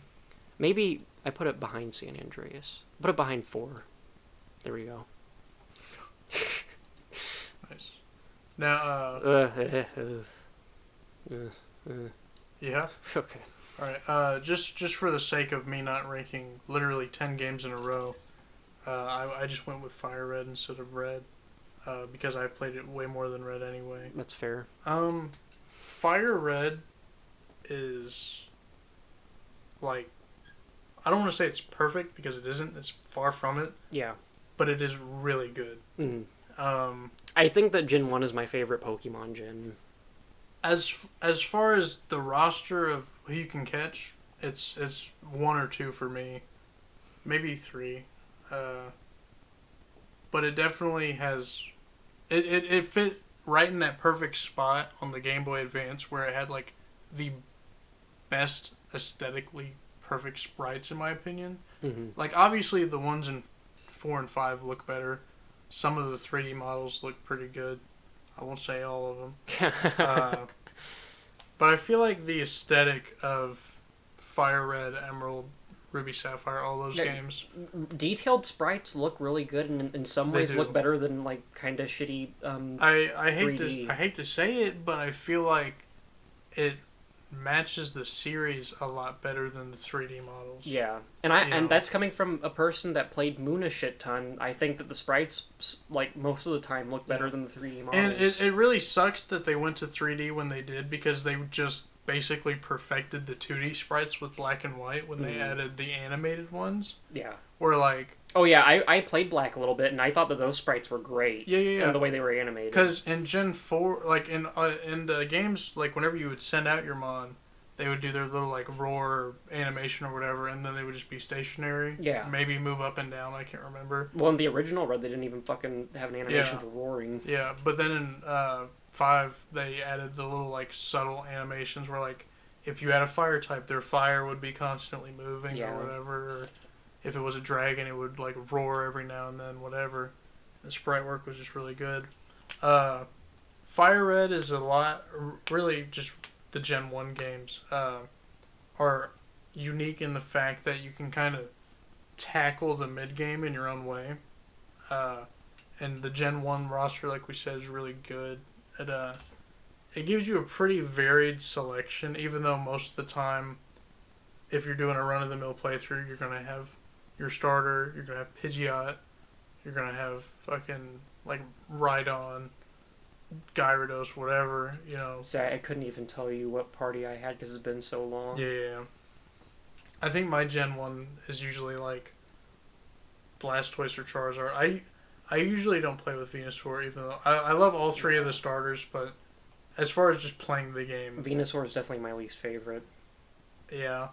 I also think that Venusaur looks a lot worse than Bulbasaur. Yeah, I will say that Venusaur is probably the worst. I don't want to say worst. It's the least best because I feel like it fits the line really well. Mm-hmm. But Bulbasaur, there's a reason Ivysaur's in Smash and Venusaur isn't. You know. Yeah. That they did that perfectly in Smash because really Squirtle's like the best variant of Blastoise, Yeah. and Ivysaur's sure. the best variant of Venusaur. Yeah. But I think for Fire Red, I'm gonna put it. God, this is tough. I'm gonna put it in A tier. I don't know if I can say put it in front of some of those games.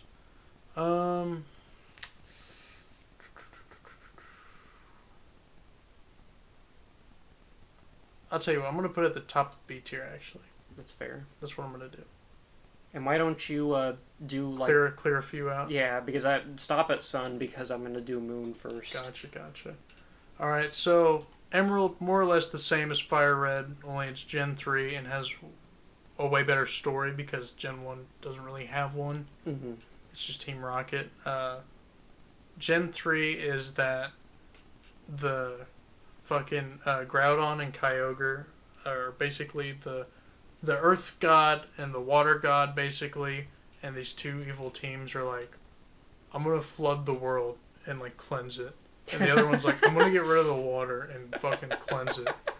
And then it's really cool because then Rayquaza comes down at the end and he's like, shut the fuck up! And then like you catch him and Rayquaza is one of the best designed Pokemon of all time. Which one is he? I've heard of him before. He's the cover for Emerald. Okay. The green dragon. He's just super cool. Emerald Gen 3 might actually have my favorite roster because it has a few of my favorite Pokemon like Ludicolo, Sceptile. Really, Gen 3 probably has the best complete trio of starters. Like you got Swampert, Blaziken, and Sceptile.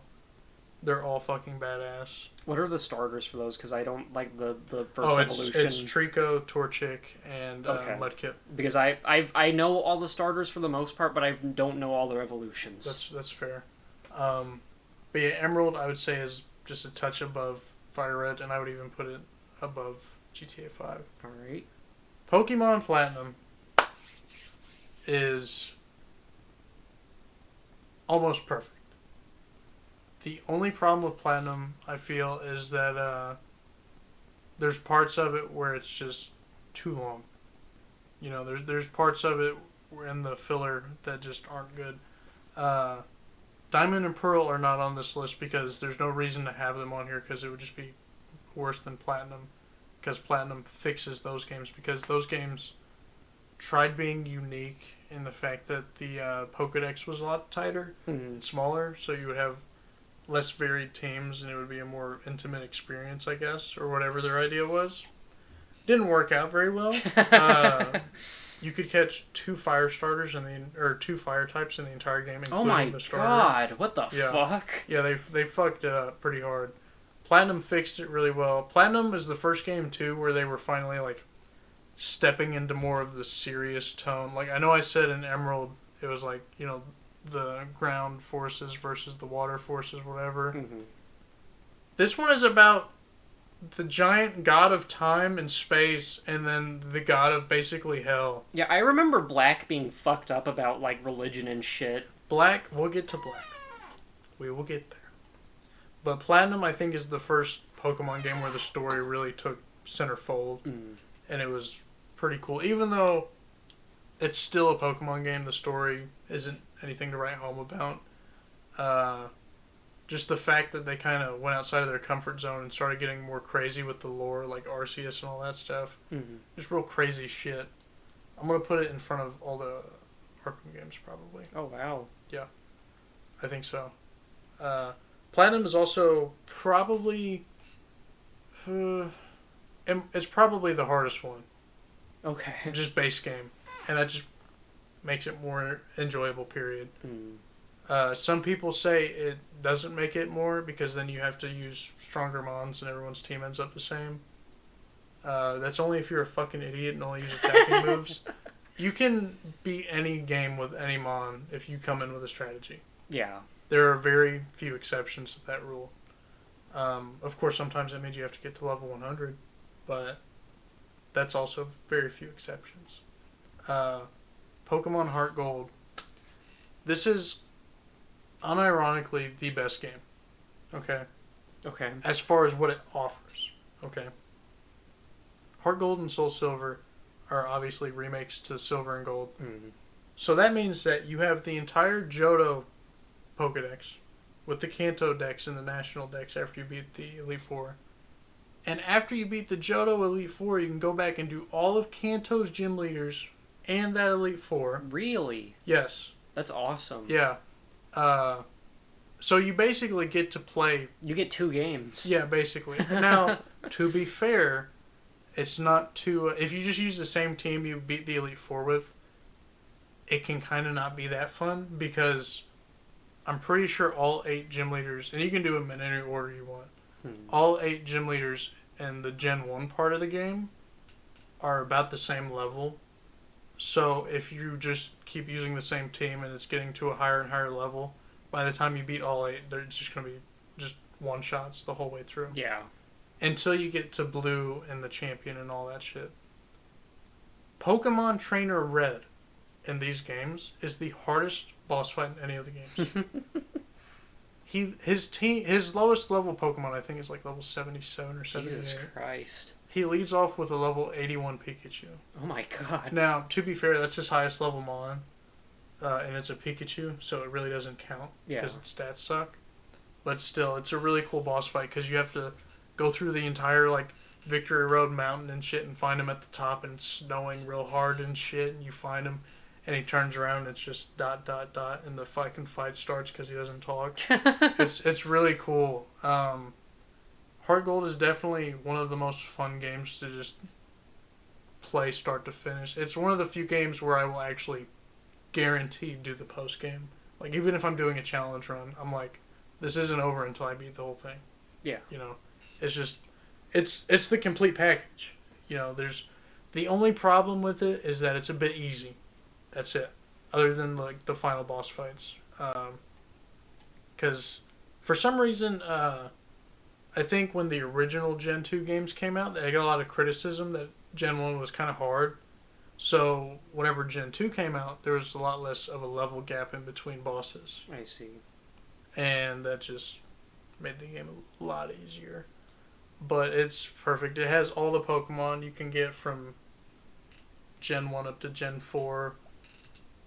I'm pretty sure you can catch the most legendaries in this game, too. Just naturally, not through like gift stuff or trades from previous games. So with that being said, don't think I can put it in front of God of War 2 or 3, but I can put it in front of Platinum.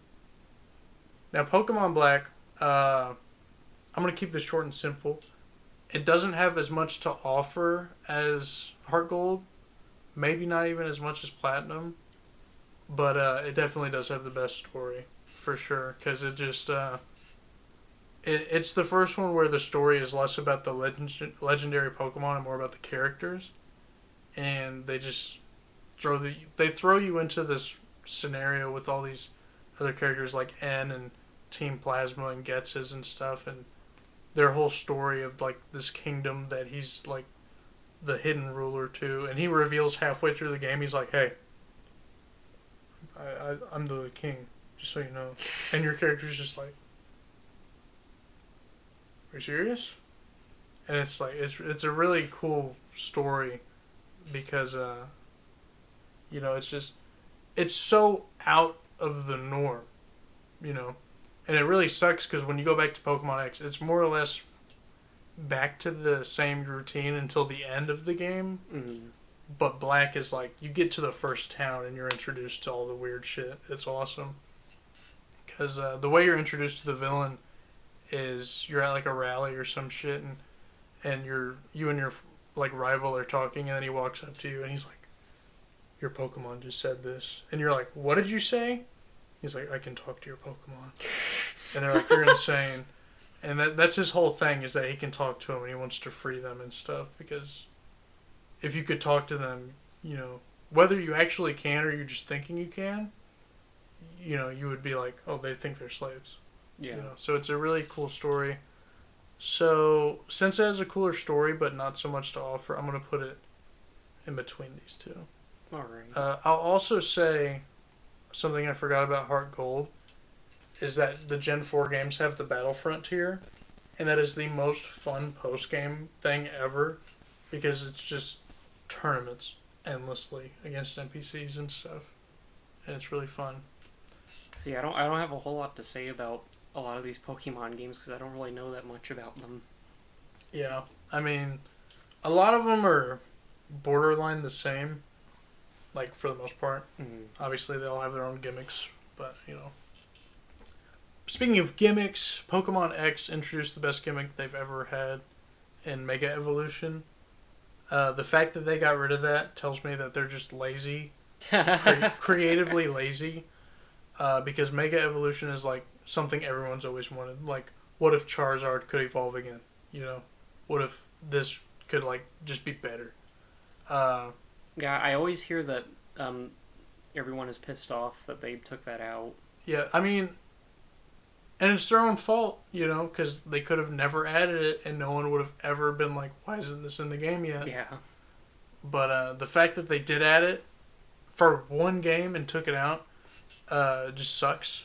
And the fact that they never released Pokemon Z, which was canceled for whatever reason, or they stopped production, sucks because a lot of the story was kind of left open to be, you know, continued. Mm. And instead they just jumped to Sun and Moon and kind of left those in the dust. But then in Ultra Sun and Moon they picked it up a little bit more. It's really weird how they handled the whole thing. Oh, I didn't know that in the Ultra Sun and Moon they touch back on X and Y. Very slightly. I guess Very Zygarde slightly. was in Sun and Moon Yeah, as that's, like an that's extra what thing. Pokemon Z was supposed to be about. Was that it was going to be like that one's whole thing. Because, you know, the third version is always about like the third legendary or whatever. Did you go through and get all the Zygarde pieces in Sun and... or I guess just Sun? No. I did. And Moon. You're a psychopath. I'm a psychopath. We've been through this. Honestly, Pokemon X, a lot of people give it shit for being so easy, which it is. It's the easiest game in the series, bar none. Easier than Sun and Moon? Yes.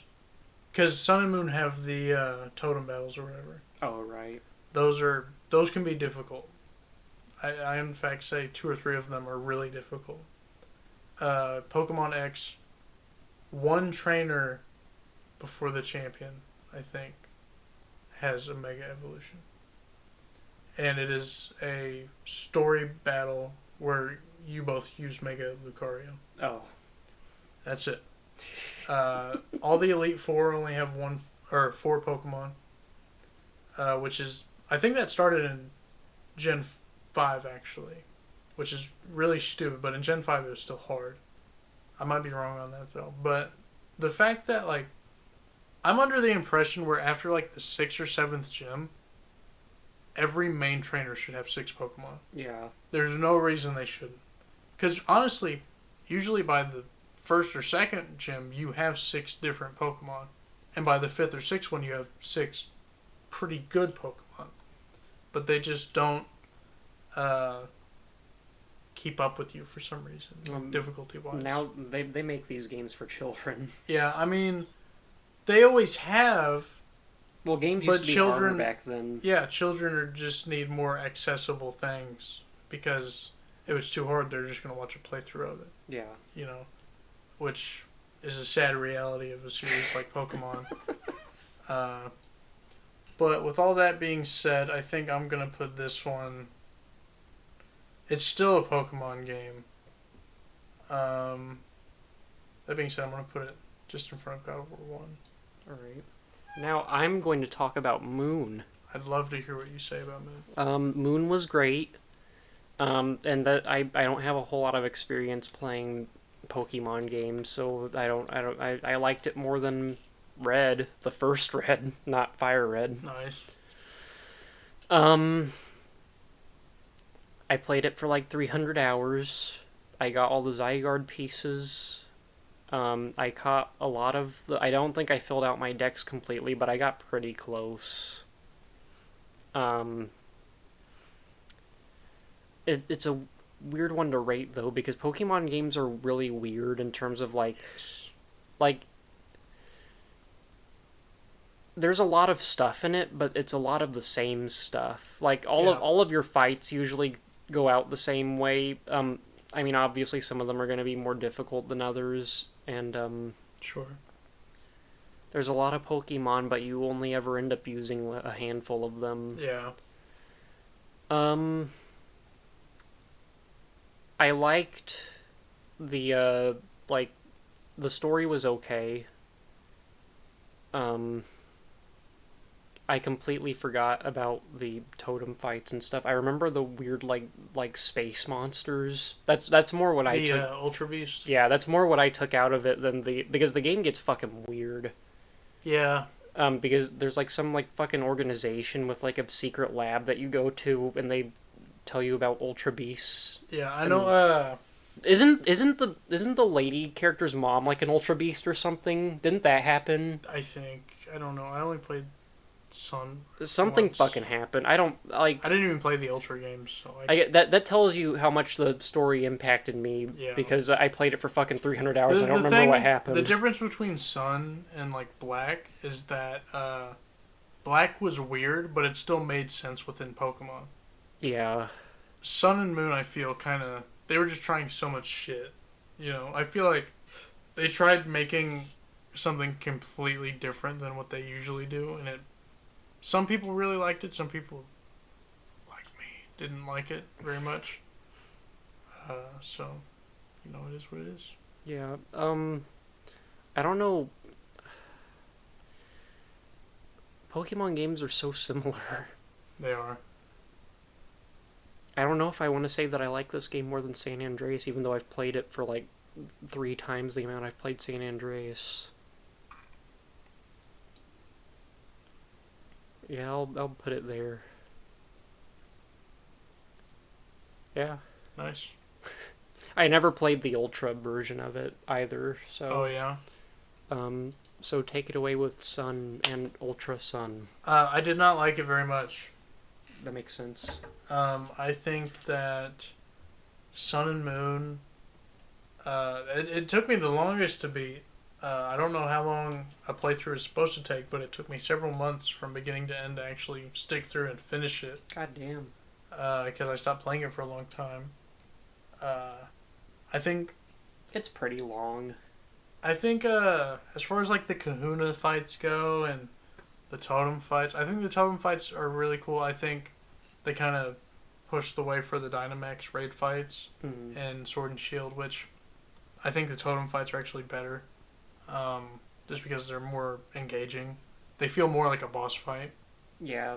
Because if you go into a Totem fight and you're not, like, prepared with a strategy on how to take it, you will get fucked up. Yeah. Like, period. Whereas Dynamax, you know, you just keep attacking it. I also forgot to say, I do like Lunala as a legendary probably more than any of the other legendaries I've seen. Lunala and Solgaleo are 2 of the best box art legendaries, period. Both conceptually and design. And Cosmog is cool, too. I'm story-wise, like, the whole thing with him was kind of cool. It's all right. It's alright. I think, like I said, conceptually it's cool. I think the way it fit in the story with Cosmog is really fucking dumb. The story's pretty hit or miss. I really did not like what they did with Cosmog in the story at all. Honestly, I don't even remember what they did with him. I just thought that he was a cool Pokemon. At the end of the game, whenever the blonde girl is like leaving and it evolves into whatever box art you got, she's like, I know this is my best friend and we've been through so much together, but you should have it because you're the Pokemon trainer. Is that what happened? That's basically what happens. It's been a while. And it's just really dumb. I just remember liking Cosmog as a Pokemon.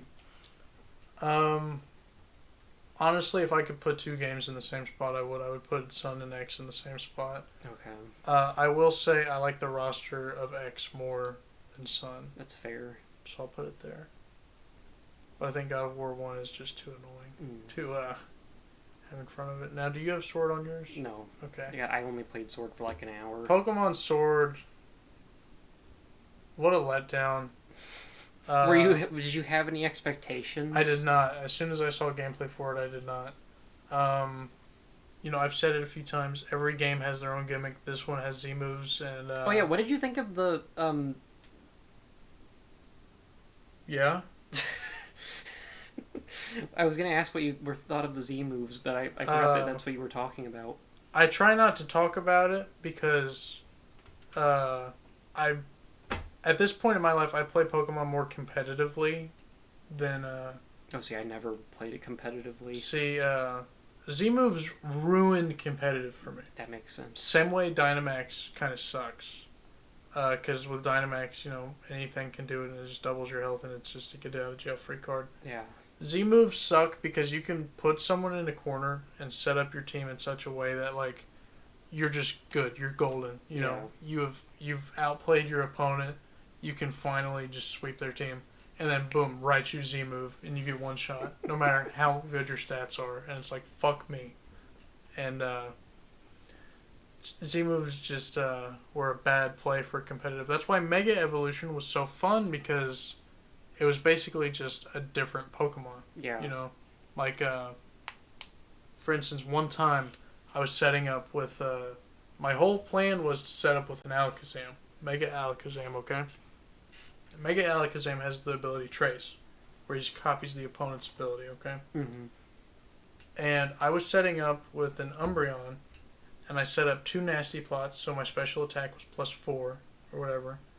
And the enemy had a Ludicolo with Swift Swim and Rain Dance.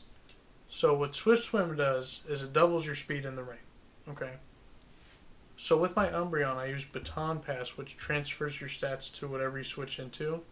So I switched into my Mega Alakazam, who has like a top 10 special attack in the entire series. Now it is at +4 special attack, so it's at like 800 or some shit, with the Swift Swim ability. So now I have a Pokemon with like 800 plus special attack and like almost 1200 speed. Oh my god. That is the most fun match I've ever played of Pokemon. And it's all because of Mega Evolution. And the thing about Mega Evolution 2 that I never did because I was more focused on a certain strategy in competitive, but what a lot of people did in the World Series for the competitive scene was they would run like 2 or 3 different Mega Evolutions on the same team, even though you can only Mega Evolve once per match, just so that they could adapt to whatever their opponent did. And that was a whole different, like, cool way to do the match, like, meta. But Z moves suck.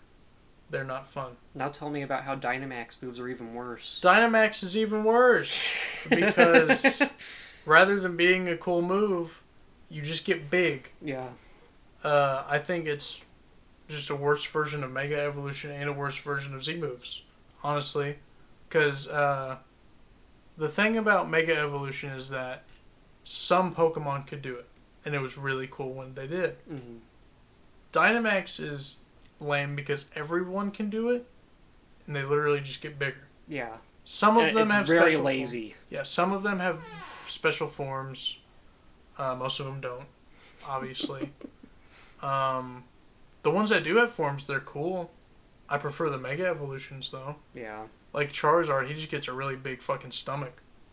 Like it's weird. Huh. Like a lot of them just get fat. That is weird. Some of them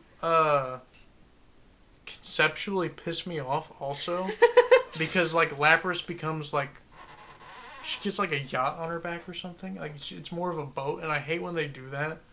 When they put like human like items on a Pokemon. Like it's fun when they're based off of an item, like the key Pokemon. A lot of people like to shit on that. I think that's a fun idea. But when you take a Pokemon and put something like so realistic on it, it's not cool to me. I think it's really lazy and kind of dull. Yeah. And the story in Sword.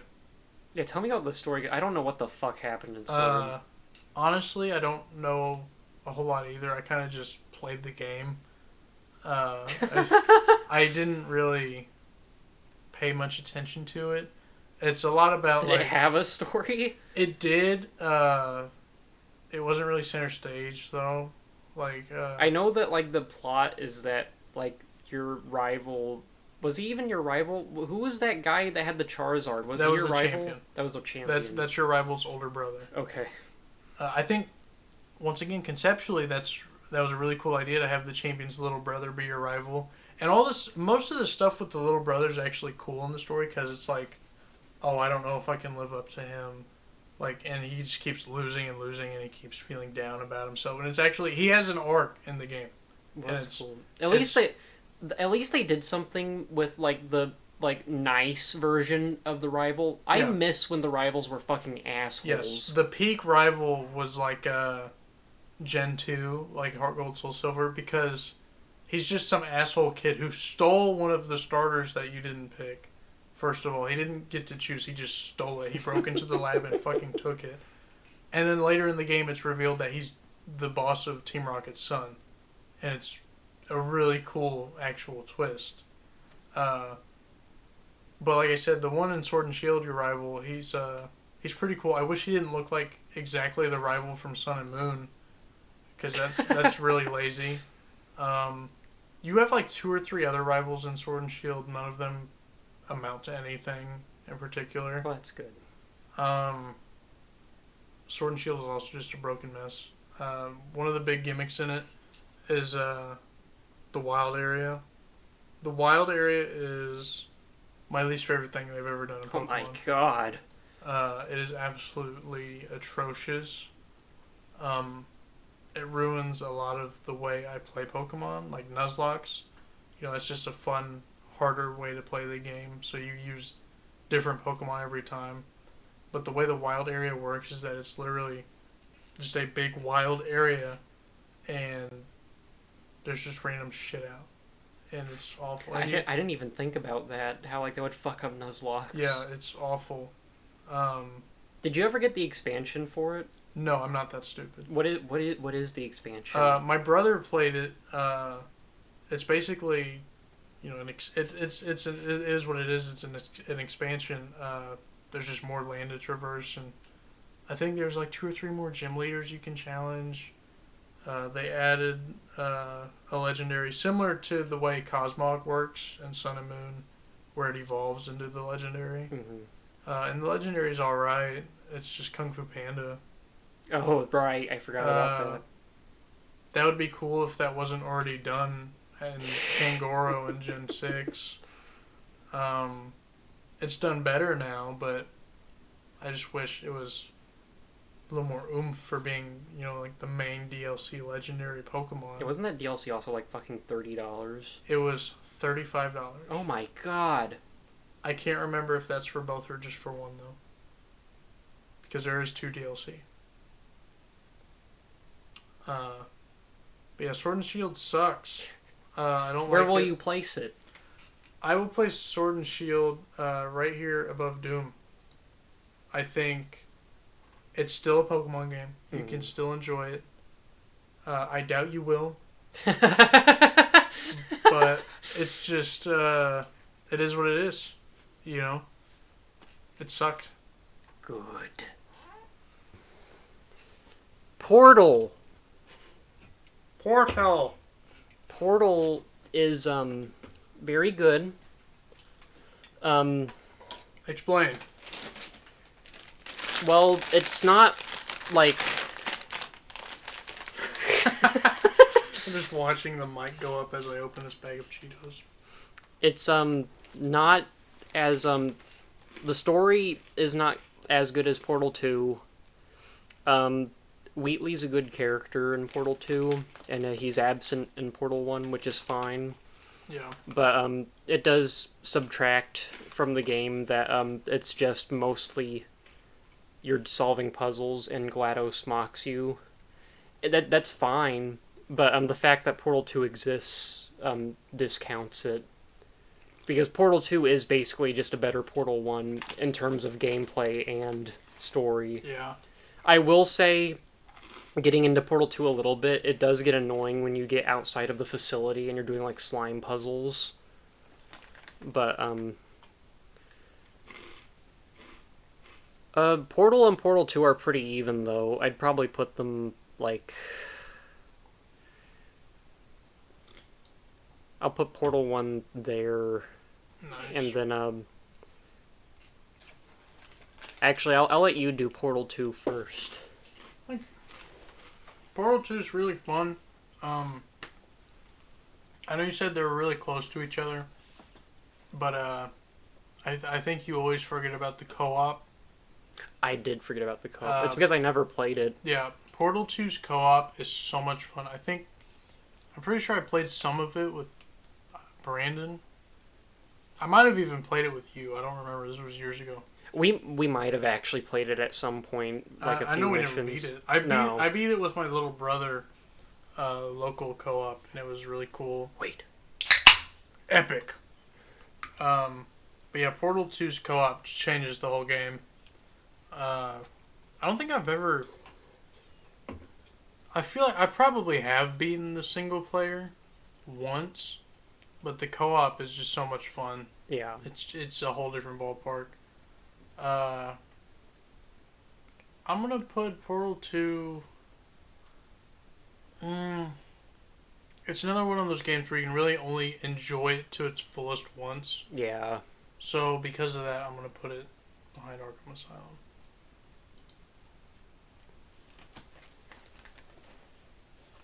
I'm actually gonna put Portal and San Andreas ahead of God of War. Fair enough.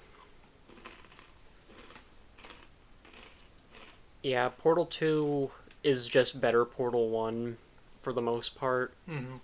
So I'll just throw that right in front of Portal. They're really similar, minus the co-op. I never really played the co-op that much, so it's not that big of a thing for me, but it is a nice addition to it.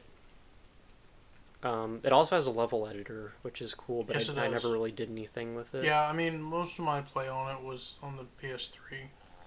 So... Alright, now we're in Ratchet and Clank territory. Now we're in Ratchet so and Clank territory. I'll let you pick it off with the first one. Alright. And then I will do 4 of them in a row. Yes. Now, this is nice, because you've played Size Matters and I haven't. That is a good little fit. I'm glad I could have played the one you didn't. And it's the one you have the most experience with. Yes, that is funny. The first Ratchet and Clank game, timeless classic, is up there with God of War 2. As far as, like, just, if you had a PlayStation, you played that game. Yeah. You know.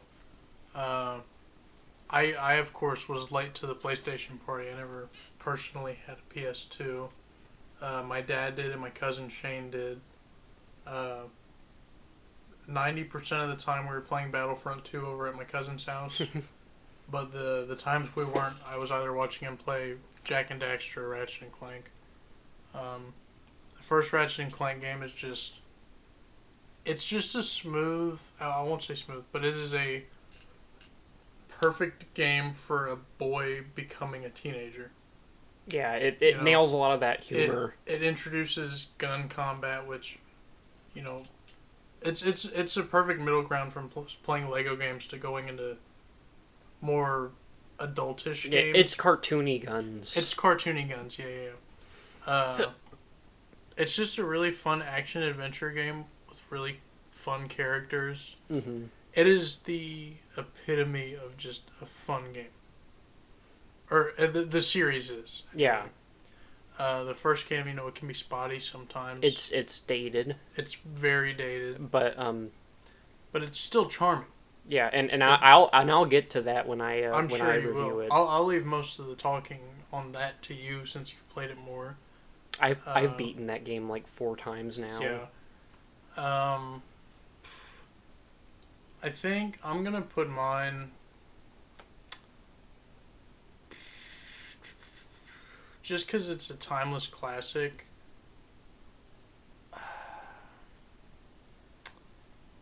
I'm also going to put it right behind Asylum. Alright, that's a pretty good placement. I really want to put it in front of Asylum, but I'd have to get more hands-on. I understand that. And I understand when people say that they don't like Ratchet and Clank 1 because it is dated. However, the story is so charming, though. And the writing is the biggest thing. Yeah. All of the characters that you meet are great. Ratchet and Clank have conflict, which is something that they don't have, like, 85% of the time. And the level design. Ratchet and Clank might have the best level design out of any game I've ever played. Because, and I noticed it while playing the remake, because the remake just copies the level design of most of the levels, except for a few of them. But, like, Novalis is so fucking, like, nostalgic. Like, just, like, the layout of all of the jumps and stuff. And I never played Ratchet on the PS2. I'm not, like, a long-time Ratchet fan. I played the first Ratchet game, like, 5-6 years ago.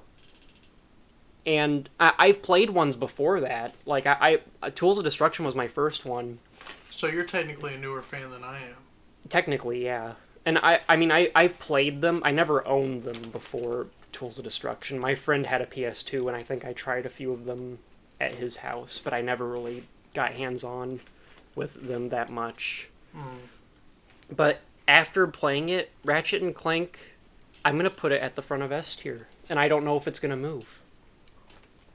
Because, like, the gameplay is dated, but it's so fun. Like, it's easily the best platformer Ratchet and Clank game. Sure. Afterwards, they kind of turn into action games where, like, you, like, strafe and shoot. I think that it's a good thing they did that. Yeah. Because new Ratchet and Clank games are fun. The story sucks in a lot of them, but, especially... We'll get there. Yeah, we'll get there. But it's so good. And it's a very emotional game too. Like, it has a few parts in it that hit me a little bit. But yeah, Ratchet and Clank is like the perfect balance between fun game and good story. Yeah. Like, God of War teeters more on story than game. Ratchet and Clank is the perfect balance. Like, and less so the story, but more the writing. The writing is really good. And it's like you said, they have conflict, which they don't in most of the games. Yeah, and... Because after the first game, it really feels like one character. Yeah, Clank kind of takes a back seat in a lot of the later games, especially, like... Deadlocked is, like, just a Ratchet game, and it says it on the cover, but, Tools of Destruction is, like, completely about Ratchet. Clank doesn't really have that big of a role in 2. He doesn't play that big of a role in Into the Nexus. A Crack in Time is his biggest role since the first game. Which is why it's really good, is because it has a lot of character stuff. Yeah, but we'll get there. Ratchet and Clank 2, this is the one that everyone goes to in terms of, like, it's the best Ratchet game, and I understand that. That's the first one I ever saw at my cousin's house. I understand people saying that this one's the best one, and in terms of gameplay, it probably is, but the story is nowhere near as good as the first one. And, by this point, Ratchet and Clank are already buddies. This is, when they got James Arnold Taylor to do Ratchet. The first guy, I don't know who voiced him. I like James Arnold Taylor more than the guy in the first game, but I think I like Ratchet's character in the first game more because he was kind of like an asshole, and I think that worked. It contrasted with Clank more, and I liked that. Ratchet 2 is good. It's about Megacorp, and the plot twist is that Captain Quark is the Megacorp guy, and Oh my god! he broke out of prison. He flushed himself down the toilet, and he like locked the Megacorp guy in a closet. And So good. his whole plan was to make proto-pets that were going to turn evil. He was Syndrome from The Incredibles. He was going to make a problem so that he could fix it. But then that didn't work, and Ratchet and Clank had to fix it. But that's like the tail end of the game. Basically, it's the same plot as the first game, where like you go to planets and meet people. Or I guess it's not really plot, but it's the same mechanic as the first one. The plot is that you're trying to get this bounty hunter, or not bounty hunter even, they're just like a renegade person that turns out to be another Lombax, Angela Cross, that stole the proto-pet. And then you team up with her to take out Megacorp and Captain Quark. It's alright. The story's alright. The gameplay is great. The guns are all really cool. That's another thing. Ratchet and Clank has great gun design, Yes. and every gun serves its purpose. Some of them suck, but most of them are really good. I'm gonna put 2 behind all the Arkham games, but in front of Doom. Okay. Yeah. I just played Up Your Arsenal a while ago, like a week ago. I do not like it that much. Everyone says 2's the best one, but if you don't say that 2's the best one, you say that 3's the best one. And I don't get it. 3 is so unpolished and The unfinished. people I know that have played the games always say that usually it's 2, 1, 3. Really? Yeah. I don't hear that As a whole far lot. as like the people I know, like my cousins and stuff that played the games. Well, everyone likes to say that 3 is the best one just because, on principle, they got better. Well, Like, yeah. It's the same as the Arkham games and for a lot of people. it does have Dr. Nefarious in it, and Dr. Nefarious is by far the best Ratchet and Clank villain. Although they started overusing him, but he's always pleasant to see in the games. He's usually funny. I'm sure he's just a fun character to write. Yeah, and Dr. Nefarious is great in Up Your Arsenal, but the gameplay is really rushed, or not the game, but like the level design, the enemy design. You only fight like 3 different aliens the entire game, Oh, wow. and then they get turned into robots in like the last 25% of the game. And the Ouya had like a multiplayer thing as like a gimmick, and that's probably what took up a lot of the development time. A lot of the maps you go onto are very clearly multiplayer maps that were repurposed for the campaign. So it's hit or miss for me. It might be my least favorite main series Ratchet and Clank game, and I guess Into the Nexus is technically a main series one, and that's probably my least favorite main series one, but for me, the main series games are the first 3, Tools of Destruction, A Crack in Time, Into the Nexus, and then the Rift Apart. I agree. But You count the reboot? no, it's not a mainline game. It's a It's just its own thing. yeah, It's the movie game. because Rift Apart doesn't follow the continuity right, of that's that. Well, actually, it could. I guess technically it could if you assume that 2 and 3 could have happened following. No, I mean, you could have just assumed it's different dimension. Well, but the Dr. Nefarious in that and Rift Apart is the Dr. Nefarious that was in the older games, and Dr. Nefarious is in the remake, so that wouldn't make any sense. He's the bad guy in the remake, not Chairman Drek. I forgot about that. Anyway, Up Your Arsenal is decent, but it's not anywhere near as good as 1 or 2. I would put it behind the Mario Party games and Lego Star Wars. Okay. Deadlocked. Deadlocked is... Actually, why don't you go ahead and do Size Matters first? Lovely. Size Matters is the first game I played all the way through in Ratchet and Clank series. It's the first game I had on the PSP. It's the first game I played on a mobile console, if you will. I didn't have a DS until like 2 or 3 years after I got my PSP. And because I could play it on the go, I had so much fun with it. And I didn't replay it recently because my PSP broke. But I did try to watch a playthrough of it like a year ago. If you want to, when you're playing the Ratchet and Clank games, I've got it for the PS2. But I tried watching a playthrough of it probably close to a year ago. It was rough. It was rough. Yeah, I'm sure it's not as good as you remember it being. Not nearly. I remember even as a kid thinking the twist was stupid, how the little girl was the villain. Yeah. I remember the final boss fight being kind of okay. But like I said, I probably beat the game like 3 or 4 times at least in a row. See, I've heard that the game's like fucking brutally difficult. It really is for a PSP game. I mean, so when I got my PSP, Size Matters was the only game I had for probably 8 or 9 months. So I just played it nonstop. God damn. And I got really good at it. So I can't really speak for the difficulty of it. But I do remember enjoying it while I was playing it.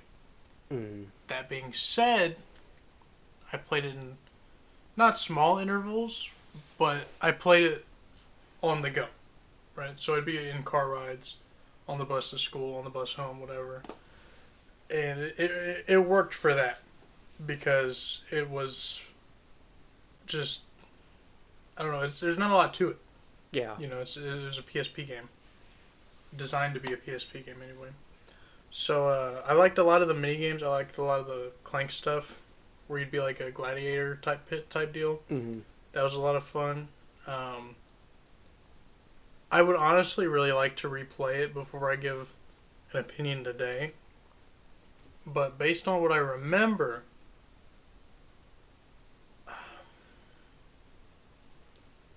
I'm gonna put it at the end of B tier. I think. All right. I think that sounds good. I would rather sit down and play that for 3 hours until I beat it before I play another playthrough of X. Fair enough. Deadlocked. Deadlocked is a gladiator game all the way through. You know how like almost every Ratchet and Clank game has like a battle arena type deal, except for the first one? Yeah. Deadlocked is basically just that, except like there's a few platforming segments. It's pretty good. I wouldn't put it on par with most of the mainline games. It might be better than Up Your Arsenal, but I probably need to replay it. But I have beaten it a few times, and I like the whole story of it is that Ratchet and Clank like get trapped in like this battle arena thing, and it's like some illegal operation where they do a suicide squad and they bomb your head if you try to escape. That's awesome. So they're stuck there waiting. The Ratchet that can climb anything. Yeah, the Ratchet that could climb anything. So you're stuck in there. Ratchet has to complete a whole bunch of challenges. Eventually, he starts getting popular, and like the main bad guy of the game is this shark guy that's in charge of the arena, and he's trying to like sell the gladiators like as like merchandise and stuff. It's the Ratchet and Clank series is big on like poking fun at capitalism and stuff. Yeah. So the main bad guy has like this wacky superhero guy that's like washed up and like nobody likes him anymore. And he actually has a character arc where he's a bad guy that like murders other superheroes most of the game. And then once you kill him, he's like, don't do what I did, don't make the same mistake. And at the end of the game, you have to fight the shark guy, and he blows up the arena. And then you get rescued by the Federation, or whatever the government in Ratchet and Clank is. That sounds awesome. It's pretty cool. It does have a co-op mode, which when you play through it, we'll probably do that. Cool. So that's probably fun. Um, I probably would put it just above Up Your Arsenal. I think it's more fun. Sure. If you have a Jak and Daxter save file on your PSG, you can play as Jak and Daxter in it, That's fucking based. or specifically just Jak. Oh, But- well, it's not based. Tools of Destruction. Everyone hates Tools of Destruction, or not hates, but it's like not very high on your Ratchet and Clank tier list. They don't like it, kind of thing. I'm a little bit biased because it was my first like PS3 game that I ever owned. Like maybe my first video game that I ever owned. So I played the shit like that was my Size Matters. I played the shit out of it. It's really fucking hard. I replayed it a while ago in preparation for Rift Apart. It's really fucking hard. A lot of the enemies, like later on in the game, like you level up your health, they'll still kill you in like 3 hits. And nanotech is pretty like sparsely around. Like Yeah. for context, in the first Ratchet and Clank, you've got 4 bars of health. You can upgrade it like 75% into the game to 8 before you fight the like big scary bosses. But like you upgrade your health in Tools of Destruction, and you still get like hit in 3 shots and you die. So it gets a lot of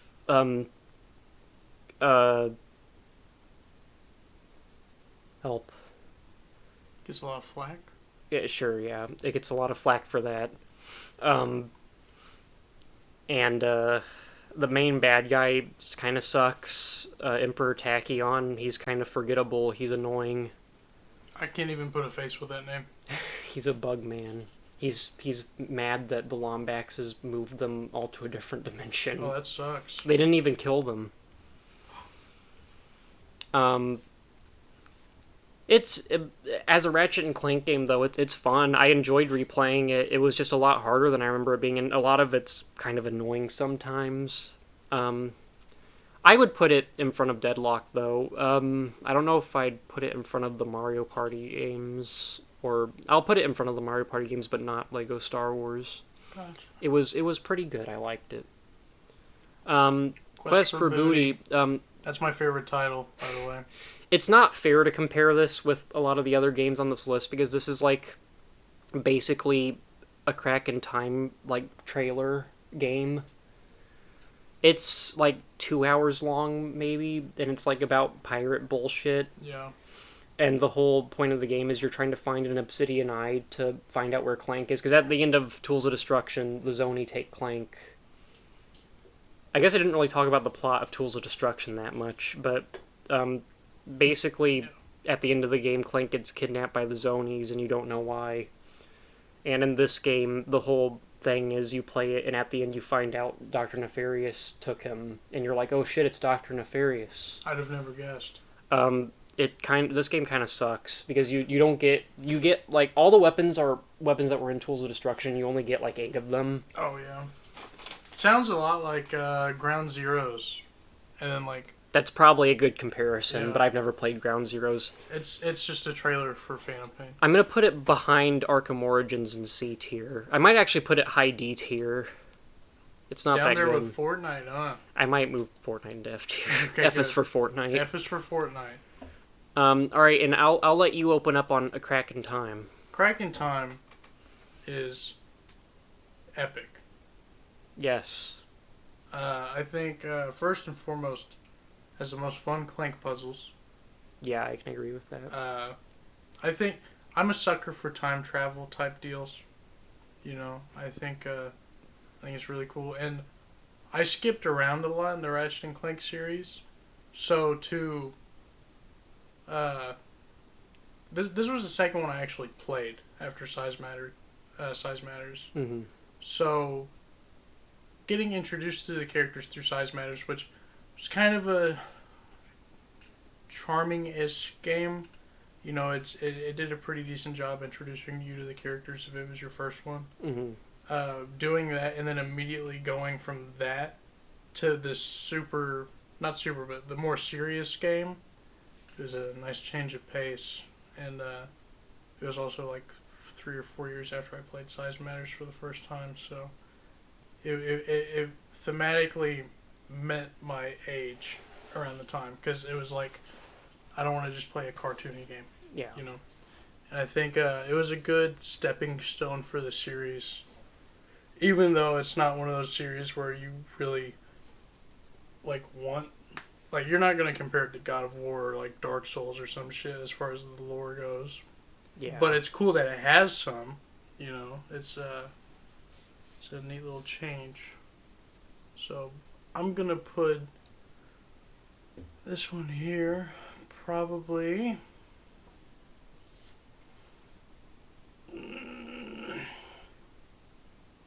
I'm going to put it in between City and Night. That's fair. I'm going to talk a lot about A Crack in Time. Yeah, go ahead. I had always been under the impression that Tools of Destruction was way better than A Crack in Time because it's longer, there's more meat to it, there's more planets you can go to, and there's more weapons. But I recently replayed it, Yeah. and it was great. It was a fun, like, blockbuster movie, kind of in the same way that God of War is, but like a lot like more like Toned down. Yeah. It's a kid's blockbuster. Yeah, but It's the Boss Baby of video games. That's a bad joke. I will say the early game is a little bit slow, like getting to the good stuff, because the first cool thing that happens is when Ratchet finds Alistair Azimuth. Yeah. Because he's probably the best character in the game. Yeah. And he tries to kill Ratchet at first because he thinks that it's like a Hollow Guys or something. Mm-hmm. From that point on, the game is great. And like the beginning of the game is also great. The Clank segment where you're running away from the nefarious robots, and all of the cutscenes are phenomenal. Like, and the animation. Yeah, it was a huge upgrade from the rest of the series. Yeah, and even Tools of Destruction was also a PS3 game, and it came out like 2 years earlier. The animation is such an upgrade. Dr. Nefarious is so like lively in the way he moves, and he's so charismatic and funny. I think that A Crack in Time probably has my favorite like cutscenes in it in the franchise. Yeah. Rift Apart is pretty good in terms of that, but fuck, I mean the entire like last 30 minutes of A Crack in Time is great. It's a movie. Yeah, and like at the end, Alistair being the final boss fight was great. Yeah. And how he fucking murders Ratchet, and then you have to go back in time to save Ratchet to then kill him. And then he gets a little bit of a redemption at the end because he realizes, like, oh, this isn't a time machine. I shouldn't be doing this, is selfish. But yeah, I liked A Crack in Time a lot more than I remember. I think the thing that turns me off from A Crack in Time is, like, there's not a whole lot of... There's, like, 9 planets in the game, maybe less than that. Yeah. And it's really short. Like, if you just gun through and do the story stuff, it's really short. And like I said, it only starts picking up after you meet Alistair. So I'm gonna put it above City, I think. Nice. Yeah. What do you think of All for One? All for One fucking sucks if you're not playing with other people. The only reason you would ever play All for One is if you had, like, at least 3 or 4 friends with you. I've heard even then it's not that fun. It's not. You just play Mario Party. It's a cool concept, a Ratchet and Clank game being like a party game. Aren't the playable characters Ratchet and Clank, Quark, and Nefarious? Yeah, what told you that? Was it the cover? Well, I mean, I can hardly see that. It's a tiny yeah, square. You play as Ratchet, Clank. I'm just Quark, thinking and of my Nefarious. fucking PS3 fucking thing that I never opened. Oh, yeah. That had the game in it. Fundamentally, it's a cool idea that, like, you've got, like, 4 people, and it's like the shooting and stuff it's a top down Yeah. shooter. It's all right. It's not Full Frontal Assault. I'll put it below Detroit. Nice. Maybe Arkham Origins is okay. Yeah, give it a little credit. It's still an Arkham game, kind of. Honestly, I think the only reason Mario Party DS is as low as it is because I just like played that game a shit ton and I burned out of it. Nice. Full Frontal Assault fucking sucks. Oh, God. There's 3 planets, and the bad guy is Invader Zim, but he sucks. Okay. Invader Zim is in like all the Ratchet and Clank games, but he's always like a funny character for the most part. Or yeah, I guess He's just a droid usually. yeah, and he's like he's not like a super big role. Mm-hmm. The villain he plays is really gay, and he uses a lot of nerd lingo, and it sucks. Great! I love that. And on top of that, the gameplay is just toned down Ratchet and Clank because it's like this one tries to be a like tower defense game almost, and it sucks. And the reason it sucks is because it was made for multiplayer, and the campaign like sucks. Gotcha. I never played the multiplayer because it's dead. Yeah. So, and I don't know how long the lifespan was on it. I don't know if anyone even played it. So, Probably not. yeah, I'm gonna put this in fucking like F tier. This game sucks. F is for what? Full Frontal Assault. That's right. What's your? Oh, it's a Rift Apart. Okay, so all right. Into the Nexus is a decent Ratchet and Clank game, but the Ratchet and Clank games started getting so short after a crack in time. Into the Nexus has 5 fucking planets in it. That's crazy. And I think you only get like a weapon wheel and a half worths of weapon. Oh, really? And How do you even make a proper game out of 5 planets? it's because the first area of the game isn't a planet. It's like a set piece ship. Gotcha. And the final few planets you go to are pretty open. Mm. And it's a short game. But it's okay. The story is nothing to write home about. There's like 2 evil twin people that are kind of scary. Oh my god. And then you have to team up with the brother to stop the big worm in the sky. It doesn't matter. That made complete sense to me. The only thing that matters is at the end of it, the Dimensionator breaks, and Clank yoinks it to fix it for Rift Apart. So it's better than Quest for Booty. It's definitely better. Why is All for One up here in C tier? Fucking get that shit down in here. It's probably not even as good as Quest for Booty, honestly. I'll put Into the Nexus right above Plants vs. Zombies. You'll try. I'll try. The remake. This game would be great if it wasn't based on the shitty, terrible movie. Yeah. And that detracts so much from it because like the writing is just fucking terrible. Like imagine if you had Ratchet and Clank with the gameplay of Rift Apart light, but the writing was just fucking horseshit all the way through. None of it was good. Like literally none of it. That sounds pretty There's brutal. there's not a character you run into that like isn't just fucking like face palmingly annoying. Yeah, Nobody shuts the fuck up. I played like an hour of it and I was not impressed at all. And it's a fun game, and it's so disappointing that the movie fucking ruined it. But I don't know. I don't even know why the movie's as bad as it is, because all you had to do was just fucking rip off the first Ratchet and Clank. You didn't have to do anything new, and it would have been great. But the thing is, it's a fun game, and it's the basis for Rift Apart's gameplay. So it's a solid game. It's just got a shitty fucking story. Therefore, I will put it in front of Deadlocked. I'll put it behind Tools of Destruction. Middle of the road. Yeah. Fair enough. Yeah. Okay. Well, why don't you talk about Rift Apart, Donovan? Rift Apart. It was really fun. Coming from someone who has trouble playing these types of games anymore, all the way through. Beat it in 2 sessions? Yeah. It was really fun.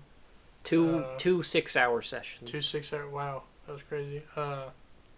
Yeah, it's just a solid little adventure shooter. You know, Yeah. it's everything you want in a Ratchet and Clank game, really. The writing wasn't shit. Some of the characters were a little bit annoying, but I think for every annoying character, there was a new cool character. yeah. Or at least fun character. You know, like what was the pirate's name? Pierre. Yeah, Pierre. He was cool. Pierre is a much better Rusty Pete. Yes. Rusty Pete is fucking annoying. Obviously, Rivet and what was the robot's name? Kit. Rivet and Kit. Pretty good characters, like you said. Whenever we were playing the game, they have conflict. Yeah, and their conflict is interesting. Yes, they have a very interesting dynamic. Because the whole conflict they have is Kit feels like they're like have to team up because of Ratchet and Clank. Yes. And Rivet doesn't know that Kit is the robot that blew her arm off. Yep. that's interesting. It's a very very different story from one of these games. Oh yeah, go ahead. No, you. It's really it's really obvious at the end when you know that Kit's gonna come back. Yeah, of course. But I mean, it's still one of those games. Yeah, but it's nice that like she does like say that she's gonna go back and like not fight anymore because Ratchet and Clank never really gave up on any of their journeys. Yeah. Ratchet was an asshole through the first game because he wanted to kill Captain Quark. He wanted to brutally murder him. He wanted to fucking destroy him. Where'd the first Ratchet and Clank? Oh wait, this is your list. Yeah. I forgot we were on your list. Yeah, I think going back to Rift Apart and stuff, from my opinion, the gameplay was a lot of fun. I think it had some really cool weapons in it. Yeah, I think it had the best lineup of weapons of any Ratchet and Clank game. For sure. I only used there were 2 or 3 I didn't use like at all. I didn't use the ice one very much. I didn't use the electric one very much. You didn't use the ricochet at all. I didn't. I did not. And the ice weapon is one of the best weapons in the game, and you slept on it. I'm sure it is. That's kind of why I didn't use it. Because I just... Usually when a weapon's in the game like that, it's just... You use it. Yeah. But the burst pistol is the best starting Ratchet and Clank weapon ever. It is so good. Easily. It was really good. The way that it fired and like the way you pulled down the trigger all the way and it fired faster, that was good. It was really good use. I love the pale and like green design of it. Because we've gotten the combustor like 5 fucking times in a row. Yeah. Since Tools of Destruction, and it was a nice different starting weapon. Yeah, it had a lot of good weapons. Obviously, it's the best looking game. Yeah. It might be the best looking game ever made. It's up there. I really like how PlayStation or Sony's really creative in how they always push their games to really show off their console. Yeah. And I think a game like this is just perfect for it. Them SSD powers. Yeah. I'm actually going to put Rift Apart in between God of War 2 and 3. Wow. I think. I'm a little bit surprised. I didn't know that you liked it that much. Listen, for me to beat a game in 2 sessions, it is pretty good. That being said, there's parts in God of War 2 that's too frustrating for me to put that's fair. There, but the finality of God of War 3 is you can't really beat it. Obviously you can, but what did you think of Emperor Nefarious? That is my favorite Ratchet and Clank villain. Really? Yes, I think he wouldn't be if Dr. Nefarious wasn't there with him. Yeah. The dynamic those two have is so perfect. I love it. I wish the only thing imagine Andy Serkis Caesar was talking to Conquest of the Planet of the Apes season. That's what it felt like. Yeah. Watching it. It was nice to see a competent Nefarious. Yes. But I the only thing I wish they did is I wish they kind of like made Dr. Nefarious, they gave him a bit more of a like a redemption arc. That would have been, because I know that All for One sucks, but in All for One they kind of build up that he's going to have a redemption arc at some point. Yeah, I mean they could have gone two different ways with it, and I think that way could have been cool, but I really liked the way they went. And he kind of did, because he's the one that pushes the evil Dr. Nefarious into the hole with the Kraken. Yeah. But that's more like a, oh shit, we just lost, I might as well do this. Yeah. But yeah, Rift Apart, I was very I was pleasantly surprised by how much I enjoyed it. Yeah, I had a lot of expectations. I was not underwhelmed. It met all my expectations. I liked the new characters a lot more than I thought I would. Especially, I mean, they didn't even show Kit in any of the trailers, and I think Kit was probably my favorite new character, just because she was such like a nice, like, mirror. Yeah, she was a nice mirror to Clank, as in like she's a lot more interesting than Clank. But I'm gonna say a hot take here. Kit is how they should have handled Finn in The Force Awakens. How do you feel about that? I guess so. Yeah. Like he should have like been like. There should have been more stormtrooper stuff before he just decided to turn. Yeah, that's actually a really good point. Yeah. And also, like, Clank is just, like, the oh dear character now. Like, he doesn't really do that much anymore. He's Vision in WandaVision. Yeah. He had a lot more to do in this game than he has since A Crack in Time. Yeah. I like that at this point in the series, he's kind of just, like, a different being, and he just gives advice to other things. Yeah. I think it's a fun idea. In the first Ratchet and Clank was the hero in that game. Yeah. Because Ratchet was just the asshole, and he was only on the journey because Clank made his ship fly. Yeah. But, yeah, and Rift Apart also does a good job of showing how good friends Ratchet and Clank are by this point. Like the stuff in the beginning of the game when he's like, he got you a present or whatever, and it ends up being the thing, like, there's real character stuff in that. Yeah. You know, like, and the voice actors, credit to them, and the animation and everything. Also, all the Sony games taking place in the Ratchet and Clank universe is a cool Easter egg. I don't know if I'm going to put it in front of Asylum. Asylum's a really good fucking game.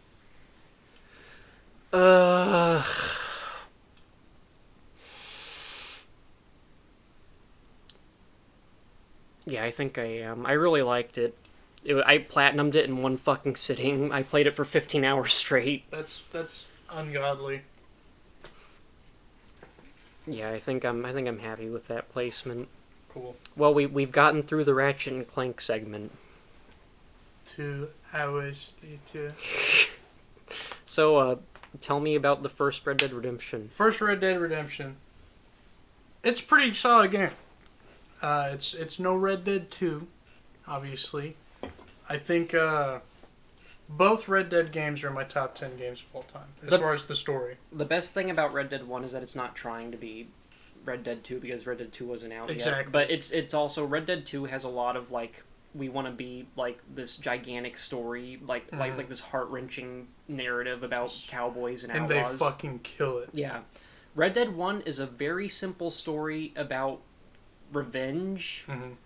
It's the nameless cowboy story. Yeah. Basically.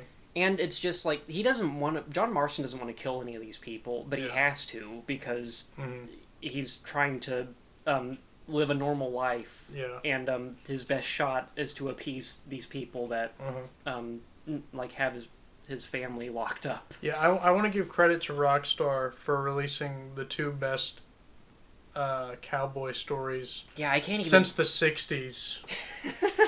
I can't even back to back. I can't even think of a better cowboy series, honestly. I mean, the Clint Eastwood stuff is good, but that's only like a few 2-hour movies. Yeah, and Magnificent Seven's pretty good. Yeah. Not the new one. I know. Is this your car? Oh my god. I love Chris Pratt. He's the best actor in the world. No, Red Dead 1, John Marston is a phenomenal character. Yeah. He's definitely, at the time, he was the best Rockstar protagonist. Easily, Arthur Morgan. We'll talk about him soon. The Red Dead series, I've never played Revolver. I don't know about you. I've never played that. I have no don't even idea. know what happened. I don't think it's good. There's It's not connected. there's theories that the guy in that is Uncle, but that's about it. Yeah. Well, either way, these two games, man, it has to be the most perfectly executed two-game story. Yeah. Without question. And you can have one without the other. Yeah. That's the best part. And playing 2 and then going back to 1, it gives 1 a lot more character to it gives because it a lot more weight. you don't know who Javier or Bill are when you play Red Dead 1. You just know that they were John's friends. Yeah. And in Red Dead 2, you feel bad that you killed Bill and Javier in that game. Yeah. Yeah, for real. It's almost smarter to play 2 before 1. Yeah. Which is funny.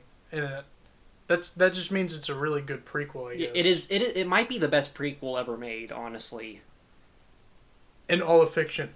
Yeah. Yeah. I would completely agree with that. Red Dead 1, the only things holding it back are that they made an even better sequel. Yeah. That's it. I don't know, exploring the world of Red Dead 1's really fun, like looking for all the treasure and stuff. The guns all feel better than GTA guns. Horse riding is amazing. Yeah. The lasso is the best mechanic in the game. Yes. If GTA had a lasso, it'd be way higher. All this being said, I still can't put it above God of War 3. That's completely fine. Yeah. Once you play through the entire God of War trilogy, just the original 3 games, you'll understand why I hold 3 to such a high standard. See, I'm not a huge fan of Red Dead 1. I respect it and I like it a lot more after playing 2. Yeah. It's still just a Rockstar game to me. For me, Red Dead 2 is really the outlier. Well, of course. But Red Dead 1 is a very solid cowboy story. Yeah, and remember, Red Dead 1 introduced the Deadeye. Yeah, Deadeye mechanic. Was that in Revolver? I don't think so. Okay. It could have been, though. I have no idea. To be honest. I'm not gonna put it above A Crack in Time, but I'll throw it above Arkham City. Fair enough. Well, fuck. Yeah, because I quite like those Doom games. Red Dead 2, man, it's the best story ever told in a video game, I think. It's the best example of, like, making and fleshing out characters in a video game. Yes. I feel like playing Red Dead 2 is like the same feeling some weirdo fucker nerd gets when they go on like an 80-hour D&D campaign and you just flesh out this world the more you play it. Like, you could play Red Dead 2 and only do bare minimum and enjoy it, but if you even just do half of the optional shit, there's so much to do. Yeah. There's so many random encounters. There's so many just small little character moments that you could so easily miss. Like, if you sit at a campfire, yes, that's just like, there's so many lines in the game and so many conversations that everyone misses. So many of them are like such good dialogue too. And they like, literally, you could be like in between, like, you could finish a mission, they could present to you an optional mission, and then like the next story mission, and then you'll be at your camp. Mm-hmm. And if you don't sit at that campfire that one night before you go to one of those missions, that can change your entire opinion on a character. Yeah.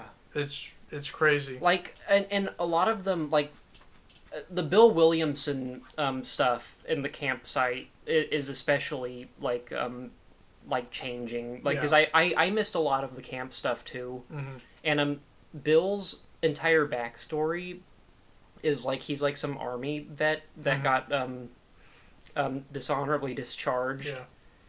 and he when you see his campfire stories and stuff about how Dutch found him and stuff, and he was like a shithead before Dutch found him, Yeah. and like Dutch cleaned him up and made him like a decent or like a slightly decent person.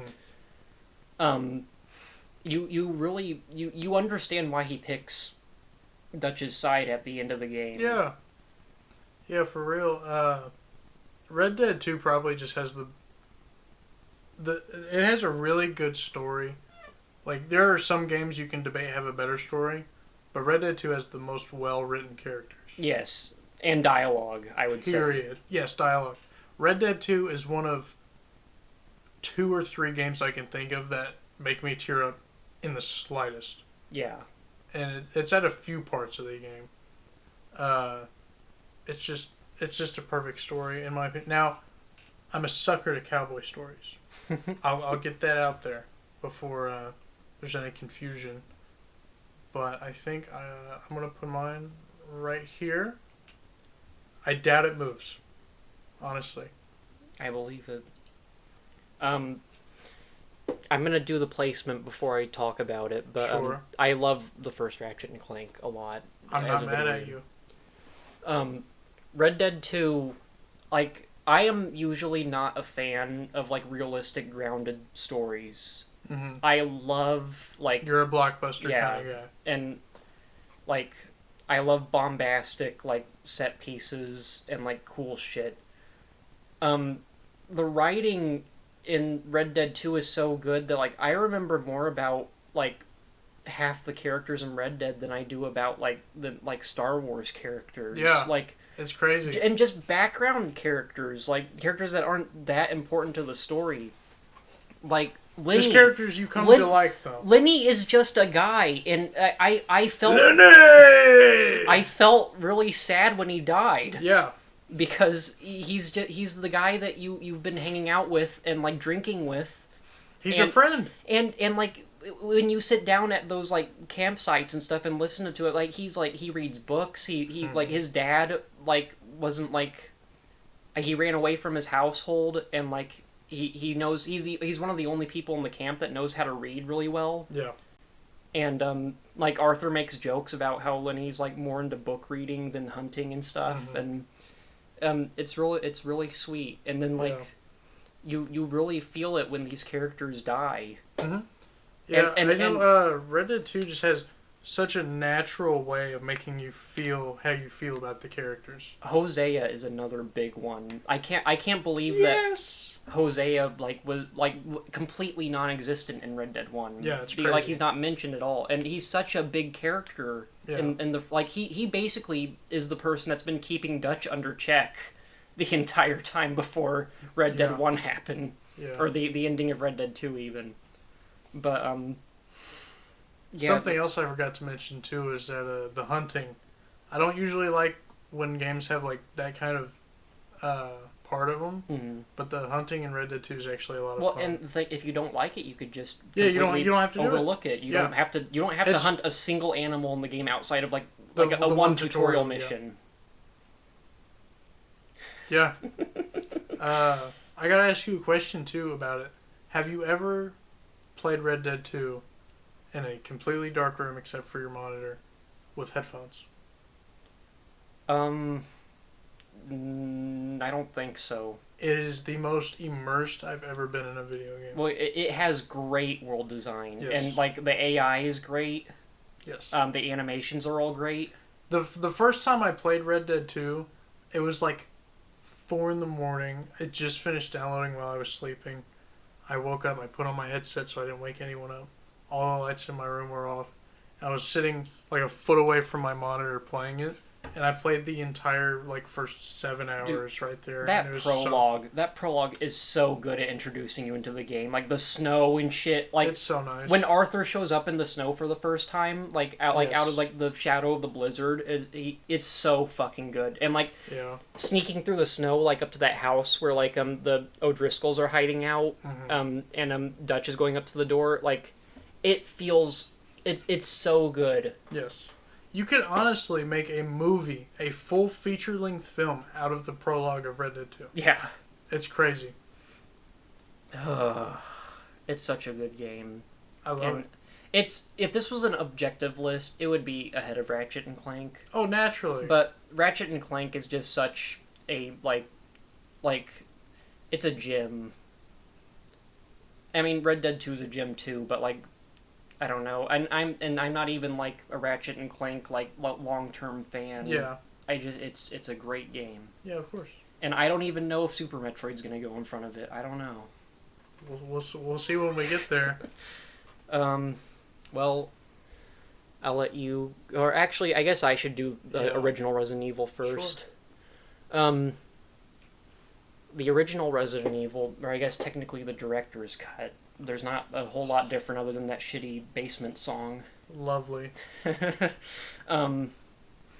I love it. It's survival horror has slowly become one of my favorite types of video games. Because I played Resident Evil. I'm a big fan of that Alien Isolation game. I've never beaten it, but I've played it. I've opened that game probably like 100 fucking times and like gotten halfway through it and just stopped playing it. Because that was another game I had on the PS4 when I was younger, and I just played it a million times. Mm-hmm. And Dead Space is another good one too, but I've never Space is played. really cool. I never played through all the way, but I played it a lot. People like hate the tank controls and stuff. I prefer the tank controls honestly in Resident Evil games. It works better for the genre. Yeah, like As soon as you have open control, it feels more like an action game. Yeah, I like the clunky RE2 remake feel. is different though. Yeah, well, those games are just different games entirely, Yeah. and like they're good, they're really good, Mhm. but they're just on a different pedestal. Yeah. I think I'm gonna put Resident Evil, the first one. I'll put it. Fuck, I don't know if I want to put it in S tier or not. I do really love the first Resident Evil. Here's what I'm going to do. I'm going to put it at the top of A tier. I'm also going to put Rift Apart behind Asylum. All right. That was two things I did not expect to happen. I might put it in S tier eventually. I don't know. I'm curious to see where you put the other ones now. The other Resident Evils. Yeah, I guess we'll see. Why don't We'll you see. pick off with the Yeah. remake? I mean, remake is it is what you want in a remake. It's a completely different game too. Yeah. Like there's so much added shit to it. Yeah, it's just And really good. First Resident Evil is like cheesy, dumb fun. So cheesy. The remake is fucking horrifying. Yes, I love it. I remember me and my cousin. That was one of the games we would play whenever we would hang out and sneak out back into the living room to play on his fucking GameCube after his mom went to sleep or something, and just good times playing the game because it was two like 10-year-old boys just shitting the bed in the middle of the night. That's the thing about like the way that those games work, like the camera angles and stuff. Mhm. Like even on the PS1 with those shitty fucking models, you're still like terrified if someone Yeah. comes around the corner and jumps you. Yeah. Like, and then amplify that to like fucking 10 with that game, where like you've got Yes. fucking redheads or whatever they're called. The Is Diamond Head? I don't. It's Crimson Head. Crimson Head, that's it. The Crimson I knew it was Heads. a mineral. And like everything like obviously has a better texture. Yeah, of course. The game just looks really good, honestly, and- for its time. Yeah, for its time, it came out on the fucking GameCube. Yeah. And that's because of those pre-rendered backgrounds. They're able to put so much more yeah. rendering on the actual models. characters Yeah. because the backgrounds are pre-rendered. Yeah. Obviously, the remake didn't start this, but the first one did. The whole, whenever you go into a new room, the load screen being the door opening, Yeah. that is one of my favorite series gimmicks ever. Well, it's not even really a gimmick. It's just a good way to do a loading Yeah, screen. yeah. But I mean, like, it's only ever been done in Resident Evil. I'm pretty Yeah. sure. I'm quite confident in saying that. And so, Resident Evil just has all these cute little, like, unique things. You know, like, for the same way, I forget what I said it about earlier, like, Devil May Cry, they started the whole stylistic thing. Mhm. Funny enough, Capcom. Yeah. Resident Evil basically was like, this is a horror game. This is what every horror game for the rest of the fucking days on Earth. It kicked off the survival horror genre. They're like, this is what you want. Resident Evil 1, like, all the other Resident Evils, like, 2 has, like, all that other stuff, like Lickers, Mr. X. Oh, yeah. Leon as a character, my baby boy. 3 has Nemesis, of course, that's what the game's fucking called, for fuck's sake. Like, all the games have their own thing. RE1 is the perfect zombie horror game. Yeah. Period. That being said, is it my favorite of the Resident Evil series? No. But it is, I'm willing to admit it is the best. It is the most perfect token horror game. And based on that alone,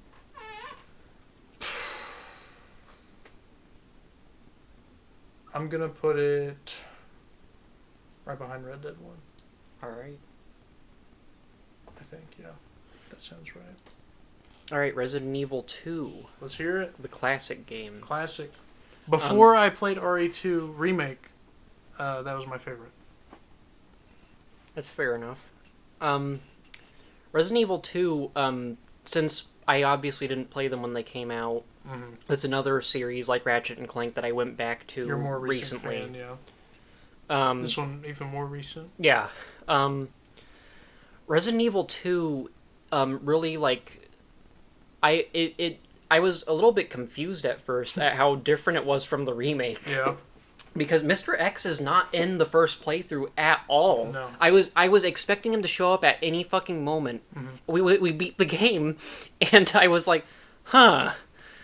Did I miss something? That's why the remake's so good, because if you played the original and you go back and you're playing the remake blind and he just shows up super fucking early. Yeah, You're like, oh, this is a different game. The only thing that does take away from is that playing the game on the New Game Plus mode for Claire, or Leon if you played the first plot as Claire, that takes away from that because there's less stuff that's new. Yeah.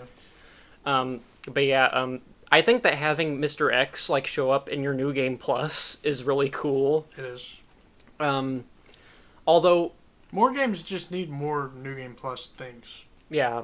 I've heard that Resident Evil 2 is like the pinnacle Resident Evil game, and I can agree with that somewhat, but I have... It's not the Godfather of the genre, though. I love, like, all the wacky shit that happens in the first game. Wesker is a great character, Jill Valentine is great, Barry is great.